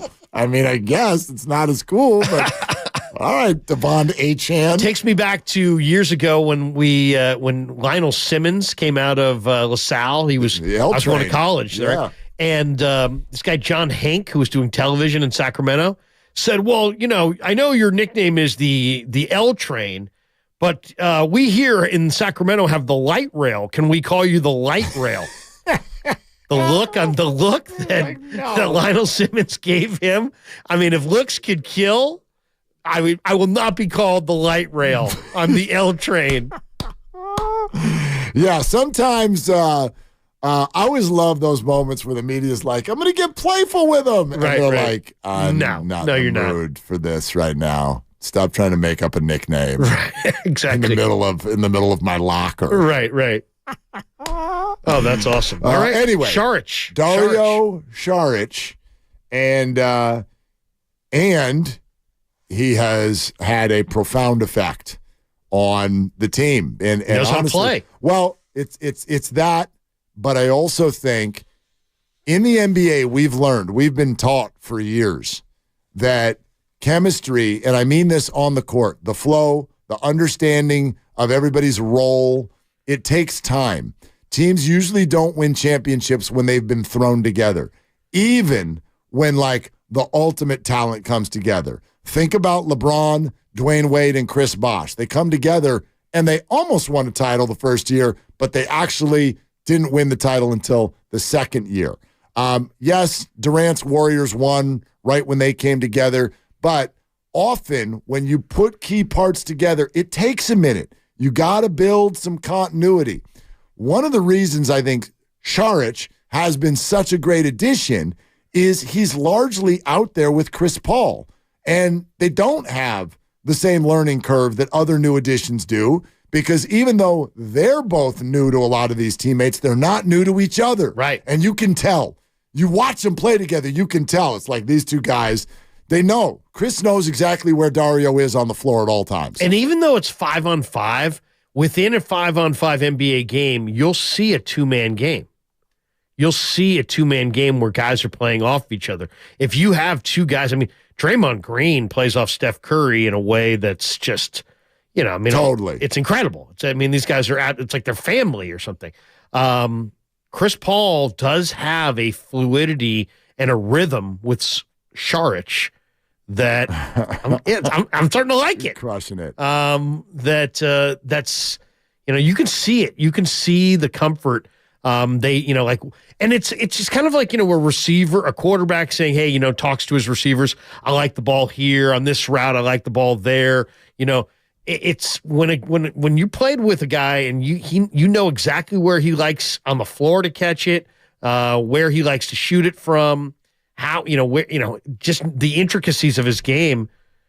You can exploit that. That can be an advantage, and you've already seen it early on. You know what else it feels like? And Luke brought this up before our show. We were just chatting out Dubs hoops, and he's like, you know what last night felt like in terms of Steve Kerr's substitution patterns is it felt like a hockey line change and there is some overlap, like there'll be a little bit of Klay or a little bit of Wiggins in there, and then you get to that finishing lineup, which Wiggins has largely not been a part of for the majority of these games. But when Chris and Dario are out there, it does often feel like it doesn't all happen at once, but pretty quickly it's like get the starting five off the floor, and here comes what is truly a second unit. Second unit often has we'll grab one or two of the starters, and then, we'll kind of mix and match, especially with the Warriors because there was Jordan Poole, but largely it was like scoring is going to be a problem if we don't leave a second scorer from the starting unit out there. This feels like a full line change where Chris can come in, Dario, Kuminga, Moody, maybe some GP2, maybe you get another big on the floor, but it's a completely different unit and it's able to function. And I think that's huge in so many ways. A, your non-Steph minutes are going to be more productive, and B, those guys can almost load manage within the games they're playing because instead of playing 35 minutes, they're going to play 28. And you see the lead sometimes extended with Steph on the bench, which gives Steph, and I'm sure the rest of the team, a huge emotional lift, right? Hey, you're resting your guy, and yet you're extending the lead. And that's that's just, you see it in college basketball a lot because they're stars and the guys on the bench are truly secondary type players who may not even play professional basketball, right? So there's a lot of times they're really lesser players. But, man, if your star in college basketball is on the bench and you can extend the lead, when that guy comes back in, that's a major advantage. It just feels like a major moment in the game. All right, Kruger in for Dibs, Willard and Larry today, and our conversation with Steve Kerr, head coach of the Warriors, joins us every single week. And we started off by welcoming Steve in and congratulating him on a great victory last night. Yeah, thank you. How you guys doing? Doing great. We're doing great. So was that what you drew up, or did that just turn into an ad lib at the end? What? Take us through the last play. Well, when when Sabonis banked the shot in, I tried to call a timeout, and I was going to sub in a couple people, but we inbounded the ball and we went. And at that point, I decided to let them go. I usually let the guys go at the end because I like the flow of the game. I don't like for the defense to get set or substitute anybody in. Change should be able to talk about whether they're going to double team Steph or whatever. And so at that point, once we got the ball in, I just let them go. And then I kind of prayed that it would turn out well. But they doubled Steph. Draymond made a great play. Klay got open and knocked down the shot. Is a great finish. It really looks, Steve, like Klay has his legs back this year. Would you say that's pretty much right on? Yeah, I think what was great last night was his defense was excellent in the fourth quarter, and Klay is a guy who usually struggles with his shot the first few weeks of the season. I mean, that's been the case for years. So even though he hasn't shot it well, I'm really looking at his legs and his movement, and I thought that was the best he's moved this season. Defensively, he was so good, and I just think you're right. I think he had a good summer. He came to camp in good shape, and he's starting to get into a nice groove. Coach, because of everything you just mentioned and all the other factors, even going back to the injuries, but all the discussion about Klay and the way the playoffs ended last year, what do you think last night meant to him? Well, I mean, it doesn't matter who you are. If you hit a game winner, it's an incredible feeling. And, Klay is so hard on himself. And, he wants to be perfect. He wants to make every shot. And I think that's one of the reasons why historically he struggles with his shot early. And then what generally happens is, after a couple of weeks, he realizes, oh, yeah, we got 75 games left. Maybe I should relax and just play basketball. And so I think that's been the case forever. And, the fact that he knocked that thing down last night, probably a sign that he's ready to just settle in and play and not worry about anything. The vibe with your team this year, Steve, is just great. I just love the feeling coming through the TV. I haven't been out yet, but it's just a great vibe. And I like what I'm seeing when Steph is sitting. It just seems like you got a lot of depth. You got a lot of energy. GP2 seems healthy. You got to feel good right now about what you're seeing when Steph isn't in there. Well, let's face it, we're coming off the bench with one of the great point guards in NBA history, so that's a huge factor. I mean, just seeing Chris settle our group down, get us into something good every possession over and over again. And then I think, the addition of Dario reminds me so much of 2 years ago when we had Belly and Otto coming in as pick and pop big guys who could really change the equation on the floor and make teams pay for packing the paint. So those two guys have really keyed things. And then, of course, having Gary back from the very beginning this year, healthy and ready to go, and the continued development of J.K. and Moses, it's really made for a great second group. It's fun to watch. Steve Kerr with us, as he is every week right here on Willard and Dibbs 95.7 The Game. Coach, we had so many conversations last year about what the heck was going on when you guys left home on the road. So I know we're still buzzing about last night, but let's go back to a 3-0 start on the road, and what do you attribute that better play away from home to at this point? Well, this is my 10th year, and I think we've been a great road team, 7 of my first 9 years. Last year we stunk, and then, the one year when we were wiped out by injuries, we didn't win a lot of road games. Every other year we've been a great road team. So that's the rule. The exception was last year. So I don't even think twice about this team winning on the road because we've got a lot of talent and we got a lot of experience. And these guys know how to get it done. You know, it's funny. I love that interview that you did, the extended piece with Monty, and it was some really great stuff in there. One of the things for people who didn't see it that you had in there was that you really want to see your team crash the offensive glass a lot this year. It didn't happen a ton last night, but tell us your reasoning, because there are some coaches that kind of, don't want to give up the bucket the other way and don't see the game that way. Yeah, it's an area of the game where I think analytics have really made an impact. We get so much data these days, and you're trying to sort through it all. But generally, what's happened now over the last couple of years is more and more teams are sending everybody to the glass.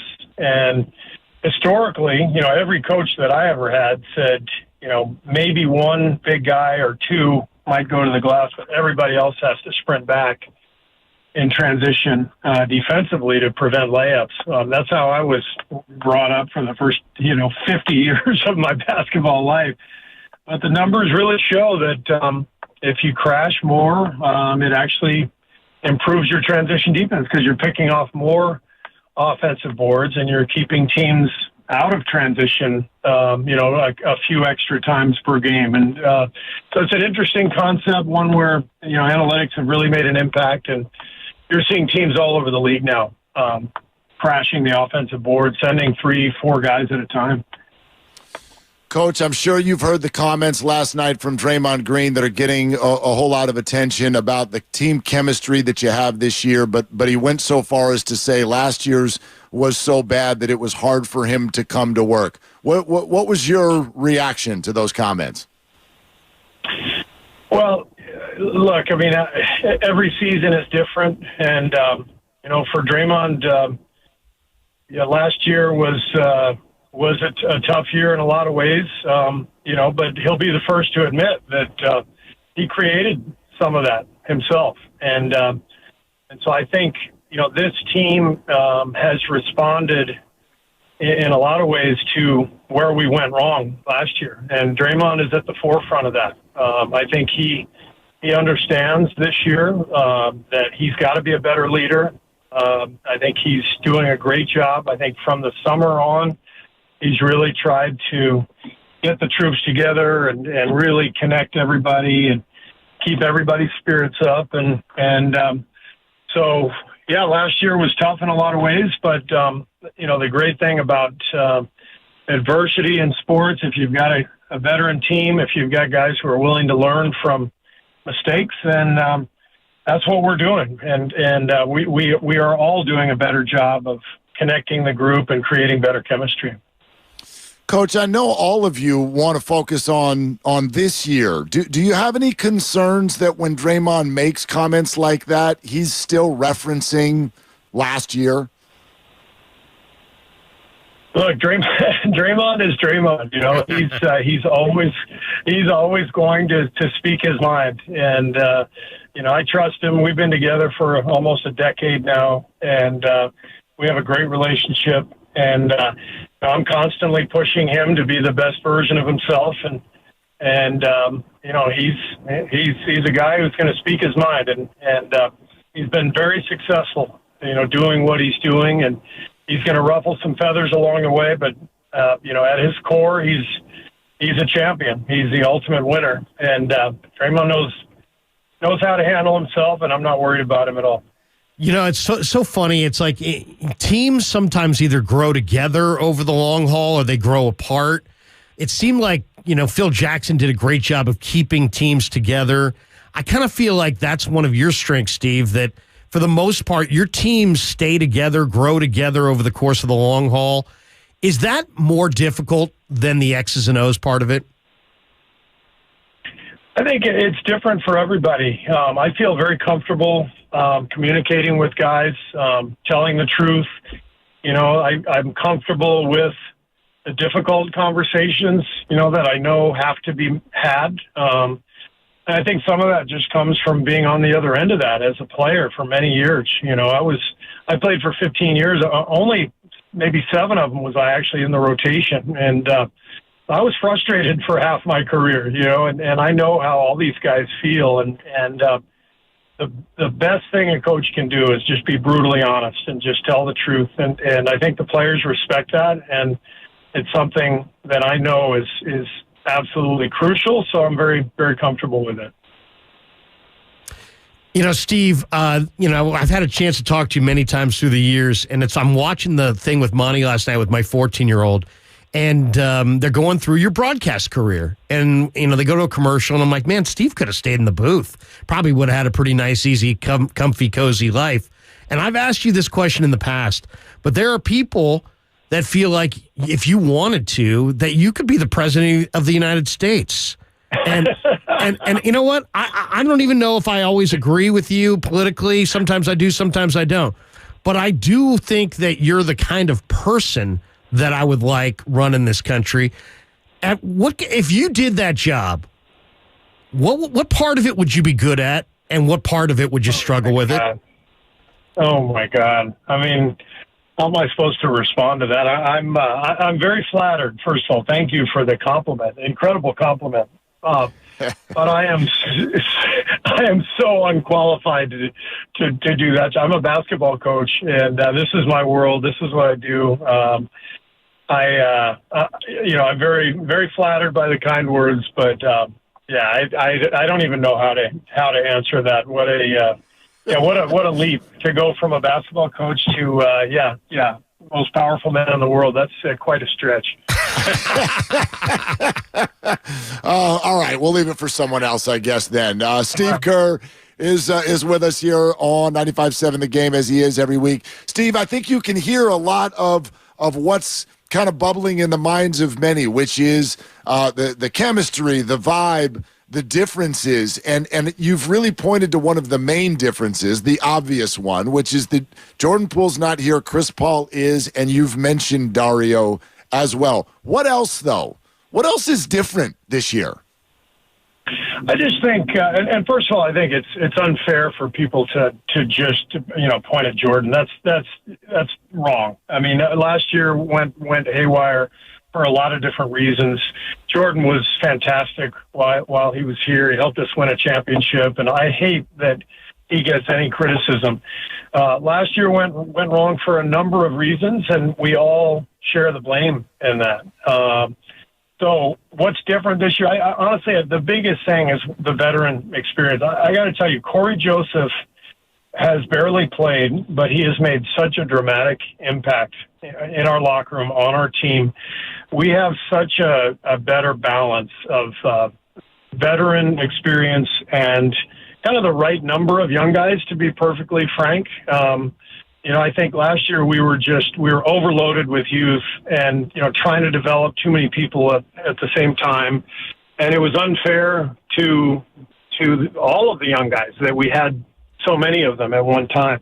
So I think that's where Mike and the front office and Joe have just done such a phenomenal job this year, is bringing in, Chris, Dario, Corey Joseph, even Jerome Robinson, one of our two-way players, he's just a grown man. He is a leader. He's every day he's getting the young guys together with Corey Joseph. Those guys are kind of leading the charge on the development front, and that stuff matters. It is dramatic how powerful it is, and I just think the balance of the roster makes all the difference. Looking at all those people, it feels like, and correct me if this isn't the right word, but it feels like there are a lot more people on the team who you trust with minutes this year, and we're seeing it even with the minutes numbers for the starters. Steph and Klay, just 32 and 29 minutes respectively last night. Is that something that we should expect as the norm this year? Well, you look at it right now, our top 10 guys, they're playing every night. We come off the bench, with Chris, Dario, and Gary, who are all, veteran players who have been around this league and been through an awful lot. And now they're on the court with Moses and JK. And so, bringing along the two younger guys with that group, where every possession makes sense. Chris is getting them organized. Dario's spacing the floor. Gary's guarding the best player. it's just a dramatic difference versus, trying to have, a large group of young guys together. And that's the difference. And so, Moses and JK in their third years are so much better than they were 2 years ago. And they're playing with veterans who can, help them grow even more. So it's just a really good fit all around. Steve, 2 names in the news I got to get your thoughts on. And I always love when you talk about, things outside of Golden State because you got a wealth of opinions. You're the U.S. Olympic team coach, and, the general, Bobby Knight, passed this week. He was the former Olympic team coach in '84, cut Barkley. Do you ever have did you ever cross paths with Bob Knight anywhere along the line? Did you have a thought on his coaching run? And also Bruce Bochy. I mean, come on, Boch wins the World Series. Yeah. What a story that is. I know you're a San Diego guy. Boch spent a lot of time there. Any interactions with Boch that you can share with us? Well, I texted him last night along with, every person in his contact list. And I could not be happier for Boch. I spent some time in his office over the years, over at the ballpark, and we've texted the last couple of years, since he's been out, and we check in occasionally. I love the way he handles his teams. I love his humility, but combined with his expertise and his confidence, he's just a brilliant coach, brilliant manager. So couldn't be happier for Boch. As for Coach Knight, first of all, of course, condolences to his family. I have great memories of just watching him, as a kid growing up, and then when I was in college, he at Arizona, he was at Indiana and won a title in, I think, '87. So he was, just a brilliant coach, dominant coach at the time, and obviously incredibly controversial. I don't think he'd last 5 minutes today, but, in his era, he was effective. And I think the biggest testament to him is if you ask his former players, the vast majority of them swear by him and said he made a wonderful impact on their lives. So, I didn't know him much, met him a couple times, but, what a controversial character and a guy who made a huge impact on college basketball. Steve Kerr with us here, Willard and Dibbs, Larry in for Dibbs, 95.7 The Game. All right, Steve, it's the moment we've all been waiting for. The playoffs start tomorrow night. Here we go, big one. You got to have it, right? Oh boy, I don't know what to make of it. I saw the court designs last week, and that's going to be different. I mean, it's going to feel different out there for sure. We want to win. I mean, there's something to play for. Our guys are the ultimate competitors, so we want to win this thing. We're going for it, but it doesn't mean I'm playing Steph 45 minutes. I'll tell you that. We've got a picture on it too. Hey, I mean, are there any changes at all? Or is it just, I mean, I know, yes, you want to win it, but you're coaching this as a regular game like you would any other?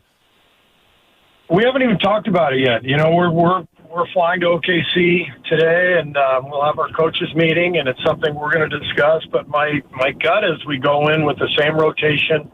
We've got a good groove going right now. We've won 4 games in a row, and I don't foresee doing anything differently, but maybe the competitive juices will get going, and maybe I'll bring, Steph and our vets back a little sooner. I don't know. We'll have to wait and see. Steve, incredible job by Dunleavy getting Pajemski and Jackson Davis. I mean, Jackson Davis had 57 and Pajemski. I mean, it's rare to see rookies that know how to play, that can play rotation minutes.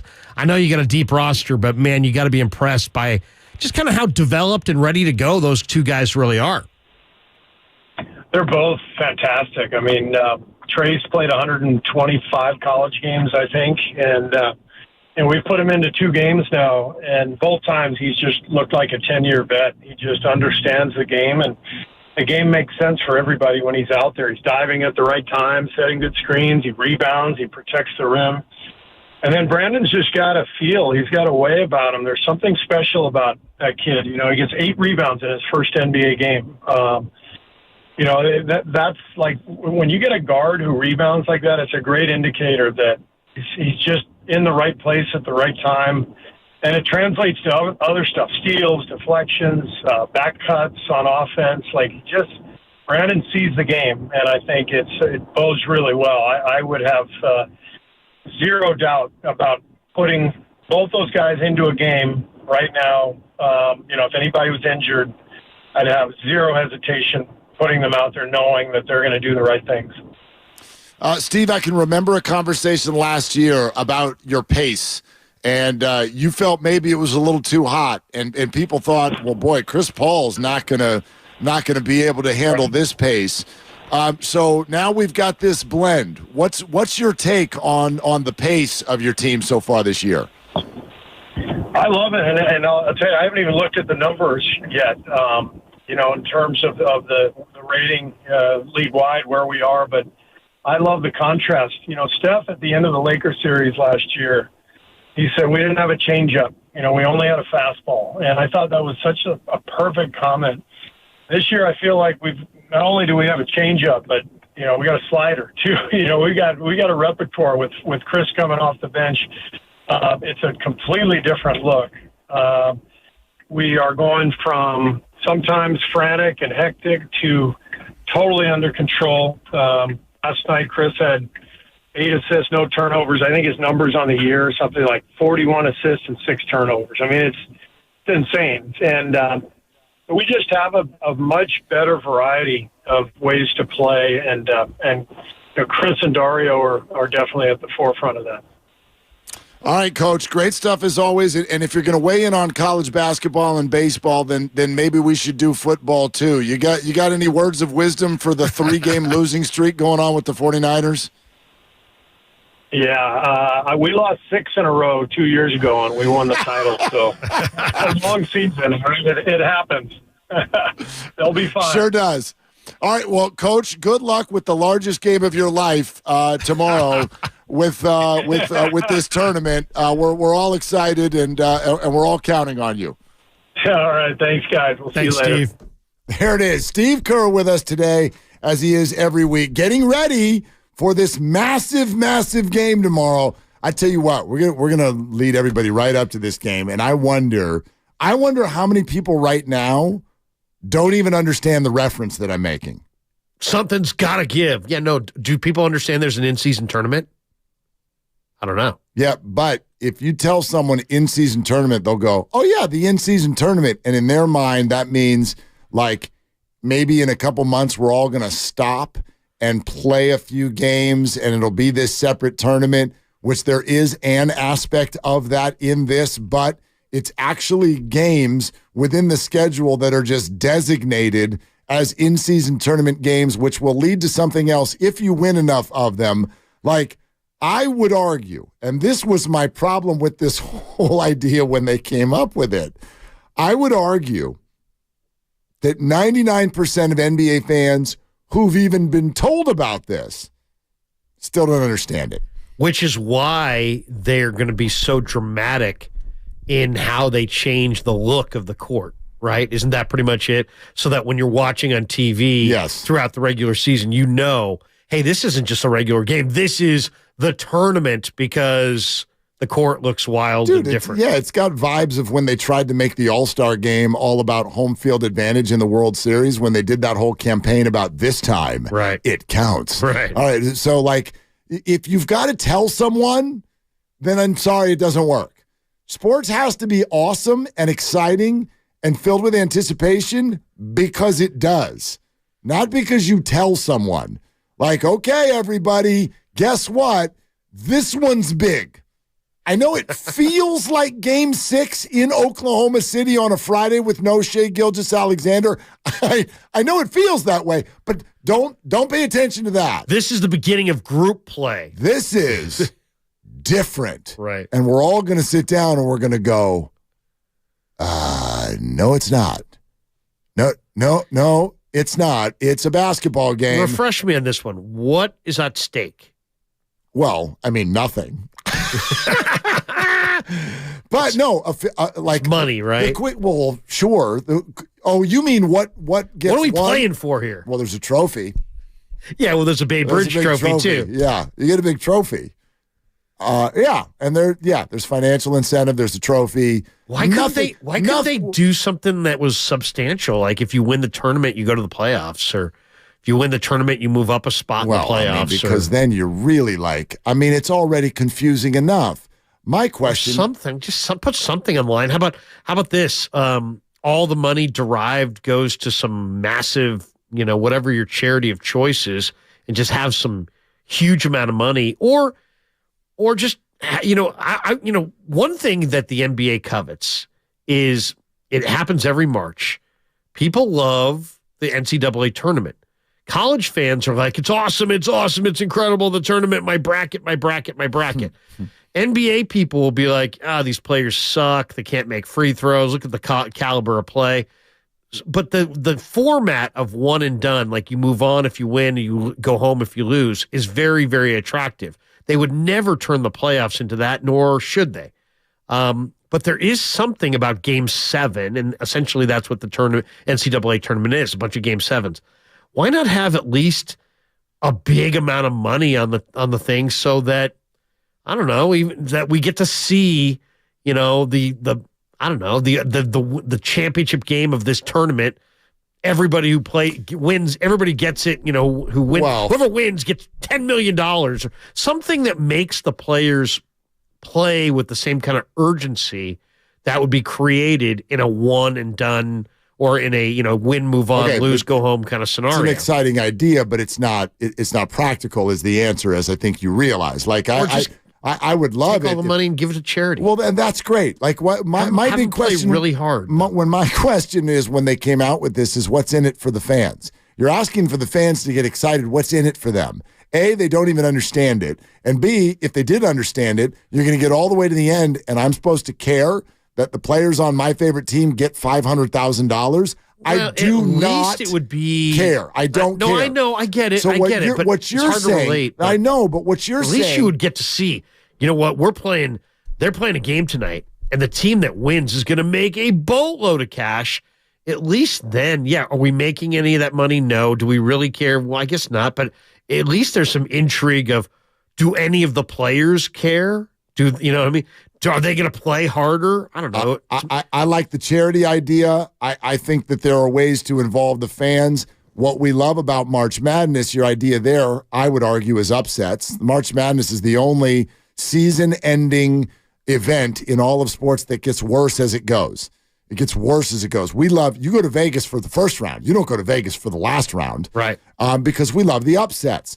What's the 12 that's going to beat a 5? Is there a 15 that can beat a 2? There is nothing like being in the sports book when all those games are going on. So if you did that in the NBA, it would actually be fun. It would be hilarious if Orlando beat Milwaukee in the first round. The problem is that it's not practical. It's not doable. You're not going to get players to buy in to go play extra games. And as you advance through the tournament, you're basically putting more miles on your legs in the middle of this other season that you care more about. So it's just, their ideas, none of them are doable, which is why they relegation. That's what should be happening in college football. But the point is there are ways to do this, but none of them are doable. And that's why they said, let's build a tournament and actually just make it the games that are already being played. Therefore, we've got to go to the fans and explain to them, see this game that's just a regular 1 of 82? It's also this over here behind door number 2. I think it's a very hard thing to explain to fans. It's even harder to get them to care. And if what's at the end of the rainbow is millionaire players getting even more money, I'm sorry. I don't care. That's a bad idea. Do not care. The text line is weighing in with some good ideas. What's up? 415 says extra cap space for the winning team. Now we're talking. Okay. Give me something that's tangible for fans. How about this one? This one's good too. 415. I like this one. That's amazing. NBA lottery balls for the first place team. That is a good idea. That's a very good idea. That's a good idea. That's a really you want good Victor idea. Wembanyama here with the Warriors, last year if they had this tournament. Like last year's champion gets a stake in the lottery? Yes. Yeah, the problem with that would is be freaking cool. It would be so cool until it actually happened.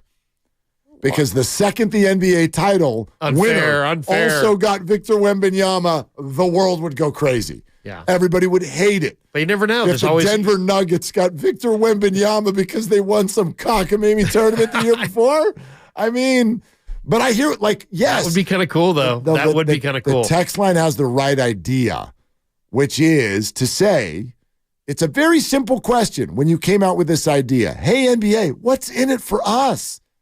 We're the fans. You're telling us it's for us. What's in it for us? Right. You gave us nothing. Well, I've heard Adam Silver speak on this, and he's like, we're trying to create an environment where there's more attractive games for the fans. Okay, but it's so you're going to go to all this effort for that? I mean, it just, I don't know. To me, it doesn't seem like a winner there. Add the tournament winnings to that team's salary cap. People suggesting that. Yeah, I mean, extra draft pick maybe for the winner. A sandwich pick. Some kind of little comp pick in between the first and second round. Well, I mean, the way the draft is working these days, that actually might have some value. It's not a bad idea. Yeah. Yeah. I mean, listen, I would be open I don't to know if almost, the players would care about that. Yeah. I mean, I'd be open to almost anything you say right now if it led to being something for the fans, something to root for. I need something to believe in. I don't care who gets $500,000. Okay, how about this? On these rosters. How about this? Hold on. Now, this is interesting. This is an interesting one. Hold your idea. I want to hear your idea. If you haven't already, make sure you subscribe to Willard and Dibs, free Odyssey app, wherever you find your favorite podcast. We'll get to some of your calls. Larry's big idea next on 95.7 The Game. Don't miss this. For today's show and tell, I present my phone. It's made with glass and various metals I can't pronounce. It's powered by Xfinity Mobile, so my family saves big. Take a handout. Colin, what are these? I'm quizzing the class on the material.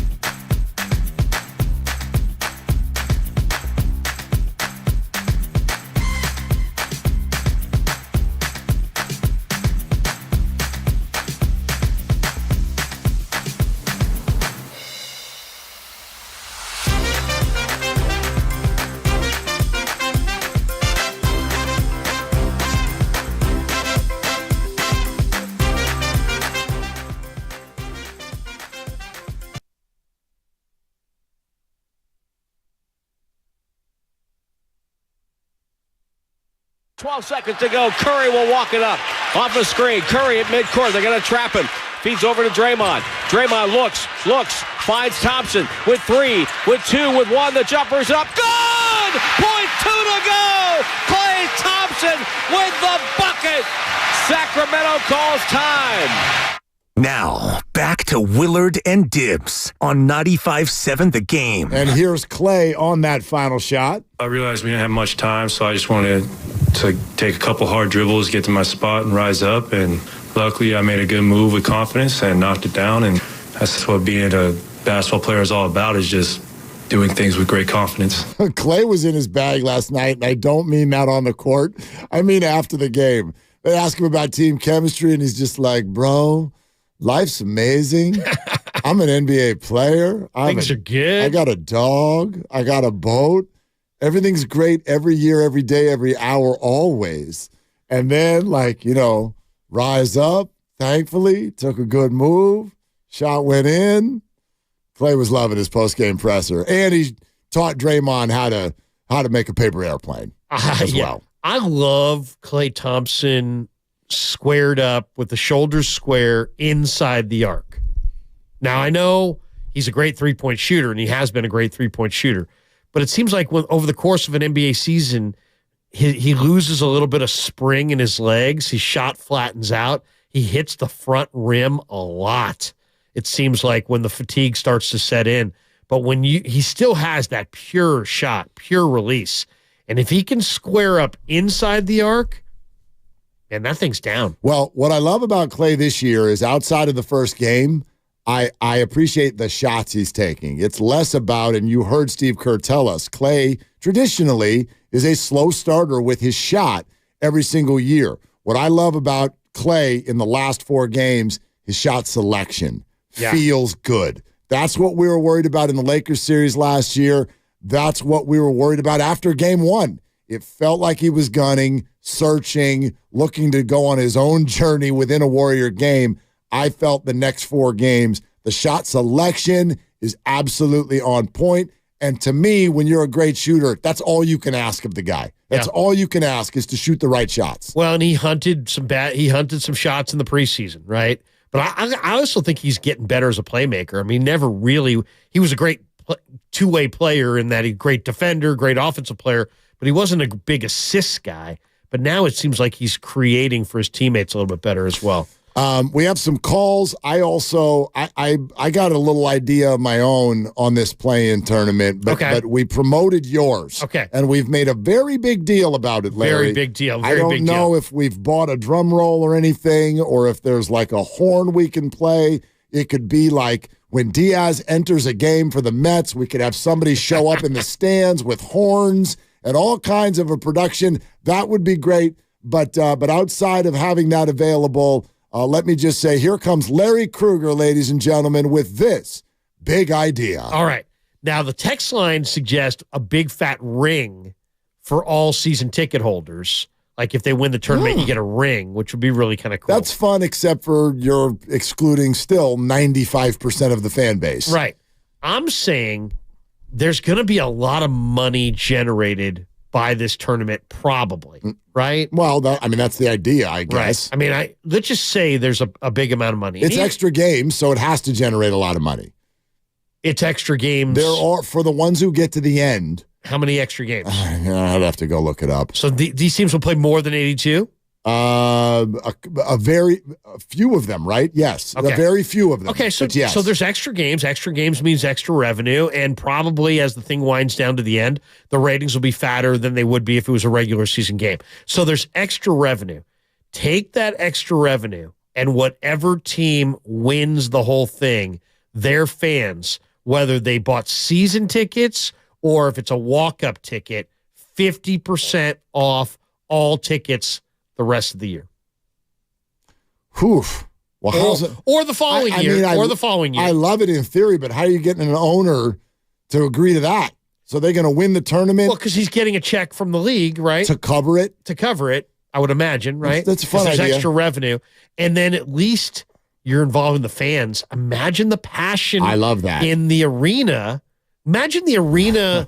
Why should you steal what all all the arenas used to do, right? If you hold the other team under 100, like a free taco or something. That's all we need. Yeah. That's all that people would. I got a chalupa. Right, people would be on their ear about chanting free tacos for a taco that 98% of them are never even going to go get. Right. But they would love it. That's all I'm saying. It doesn't even need to be that tangible. But for crying out loud, will you involve us? We're the ones here doing this. I know, but think about it. If there's a sizable amount of revenue and you gave a fan base half-price tickets for the next year, whether they had season tickets or if they walked up, people would be so jacked for that. And the atmosphere in these arenas coming down to the end would be phenomenal. I mean, could you imagine? Place would be off the hook. No, it doesn't. It doesn't take much, as Incredible. you know, with fans. It doesn't take much. Yeah. If so you that's just what, somebody said comp tickets, but I mean that's how are you going to do it? Yeah, that's the thing. You can't go comp tickets. Like you got half price off tickets. All right, you want me to really get outside the box? $75 ticket. You want get to half price. Want to really get outside the box? Yeah. So that you're not touching anybody's money. You saw this idea thrown out in baseball and this is really borrowing from the All-Star game, where the NBA now announces captains and allows them to draft their team for the All-Star games. Not West versus East, right? It's LeBron's versus the Stephs or whatever. Okay. Which I really don't like. All right, well, fine. But I feel like sports is heading in that direction. You've even heard people in baseball talk about, hey, what if you win the 1 seed, you get to choose your opponent. Like, remember that idea? Right, which is also rife with all kinds of issues. They picked us and we beat that kind of thing. Winner of the I don't know if I'd want that. Winner of the in-season tournament. You're creating incentive for provided that they make the playoffs, gets to choose their first round opponent. Yeah. I mean, at least it's juicy. It's juicy. And it involves the fans. You've won an advantage in the playoffs. Like you've literally won a leg up in the playoffs. What if you have a really unpopular owner and your fans decide to vote for a really tough first-round opponent? You're adding to it. You're saying the fans get to vote for the opponent. Yeah, that would be sweet, I thought like the team could choose the opponent. Yeah. Well, but the fans could vote. That's a fun wrinkle, too. Sure. The A's make the playoffs, yeah, and but now their A's fans are mad at John Fisher, and they vote for them to have take on the Braves. How do you legislate who's a fan that gets to vote? Because you could have all the people who don't like the team come in and vote also. You could be like, excuse me, do you know who I am? I'm a voting fan. That's right. I'm a fan with a vote. Only Peter King can come in and actually break all ties. It's got to be something like that, though. It's got to be something. It's got to be something that makes the fans go, yes, that is awesome. How about this? All the fans that register, you have some kind of online thing, right? Get some kind of maybe they get some free team garb, free jersey, free hat, free whatever. Again, they get a voucher to go to the team store and buy some free garb. Anything that sort of requires that we have to know who the fans are. Like, how do we decide who the fans are? Everybody would show up and be like, I'm a fan. You give me free stuff? I'm a fan. Oh yeah, I've been a fan for years. Like, how do you? You're only a fan if you live within 100 miles of the arena. One of our favorite listeners on this show, we'll let him take us to the finish line. Drew Down in Tracy. Hey, Drew, what's cooking, brother? Hey, Mark, what's going on, brother? Hey, Larry, good to see you fill in, man. Love your work. Thanks, man. Just want to talk about the Warriors game yesterday. Thought it was a plucky victory. Shout out Dibs. Couple of things that stood out to me was the Kings' zone defense. I thought that definitely kind of had the Warriors' offense a little bit out of sorts. Thought the Kings actually did a pretty good job there. Also, Gary Payton II, defending Monk, defending out on the perimeter. He's definitely, looking good. Not like he did late last season. He's looking like the 2022 GP2. So thought that was a big deal. The CP3 Saric pick and pop, I thought that was working. Definitely gave us some offense when we were struggling a little bit. Also, Kuminga, I thought, did a nice job a few times flashing to the key, getting a free throw line jumper. He knocked down a couple of those.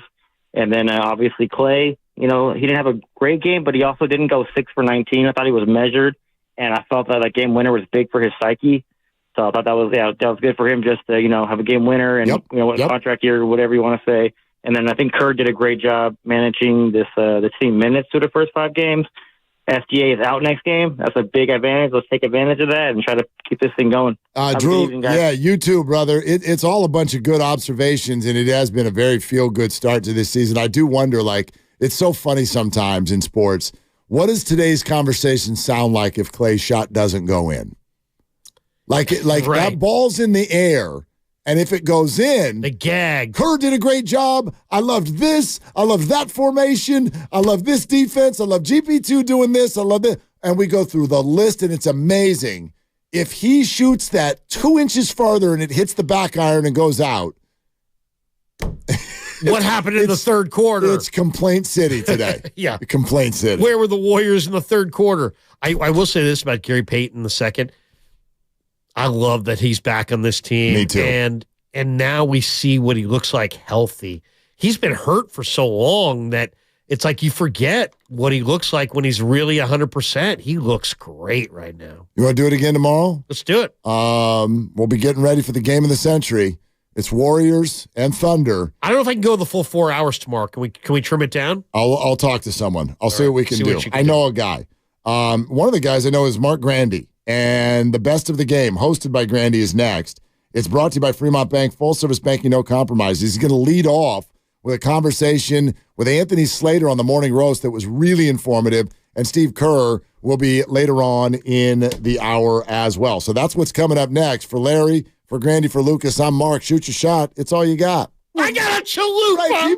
When you pick up some scratches, cause you want a fun break, the playful way you scratch is the next choice you should make. You can make your dog's leg kick and scratch with that. You could even grab a laser pointer and use your cat. You could build yourself a homemade scratching machine, or use a piece from your chess set. Go ahead, grab the queen. Scratch like a DJ with your record player. A cactus could scratch off that scratchable layer. Cause when it comes to scratching, there's a million playful ways. Thanks to scratchers from the California Lottery, a little play can make your day. Please play responsibly. Must be 18 years or older to purchase, play, or claim. Save on stuff you really need and stuff you bought for fun.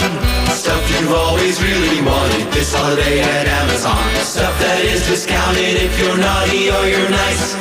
Stuff to buy your grandma who drinks her Chardonnay with ice. Stuff to make you big and strong. Stuff we can't name in this song. Stuff for lawns and decking halls. Save big on stuff at Amazon.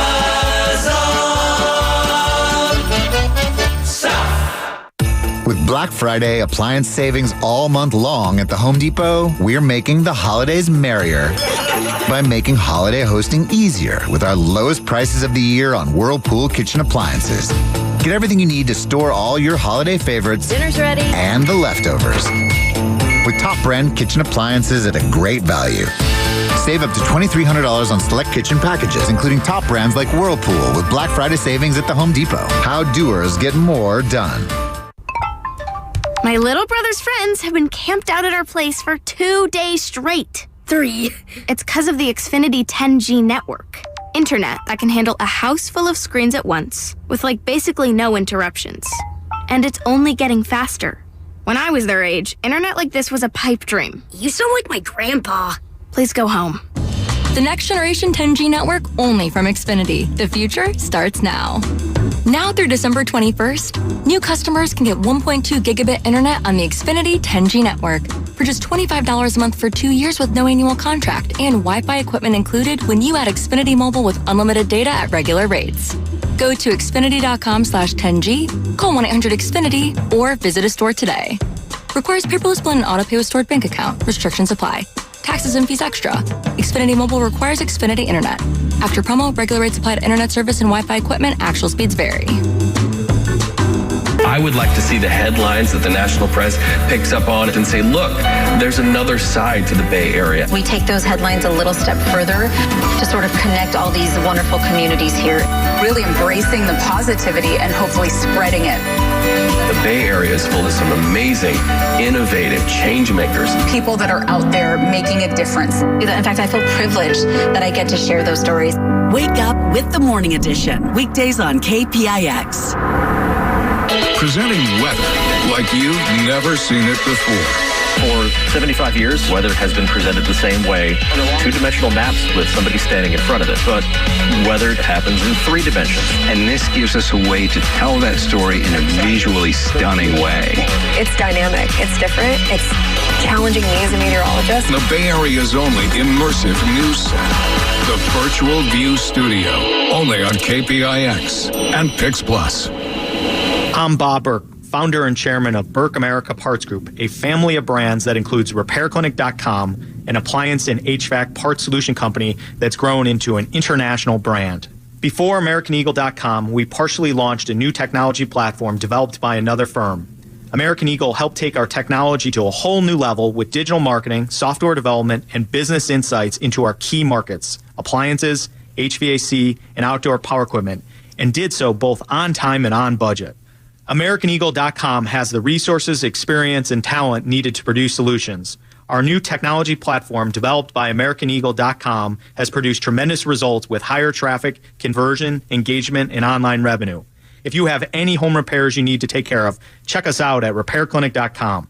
If you need a world-class website or technology project, then I would highly recommend AmericanEagle.com. Call AmericanEagle.com at 773-NETWORK. That's AmericanEagle.com, 773-NETWORK. Visit Friedman's Appliance in Pleasant Hill to see the full selection of Monogram appliances. At Monogram, it's not just one detail, it's many. You can preheat your oven using voice control or check how much time is left in your dishwasher cycle with your phone. And now receive up to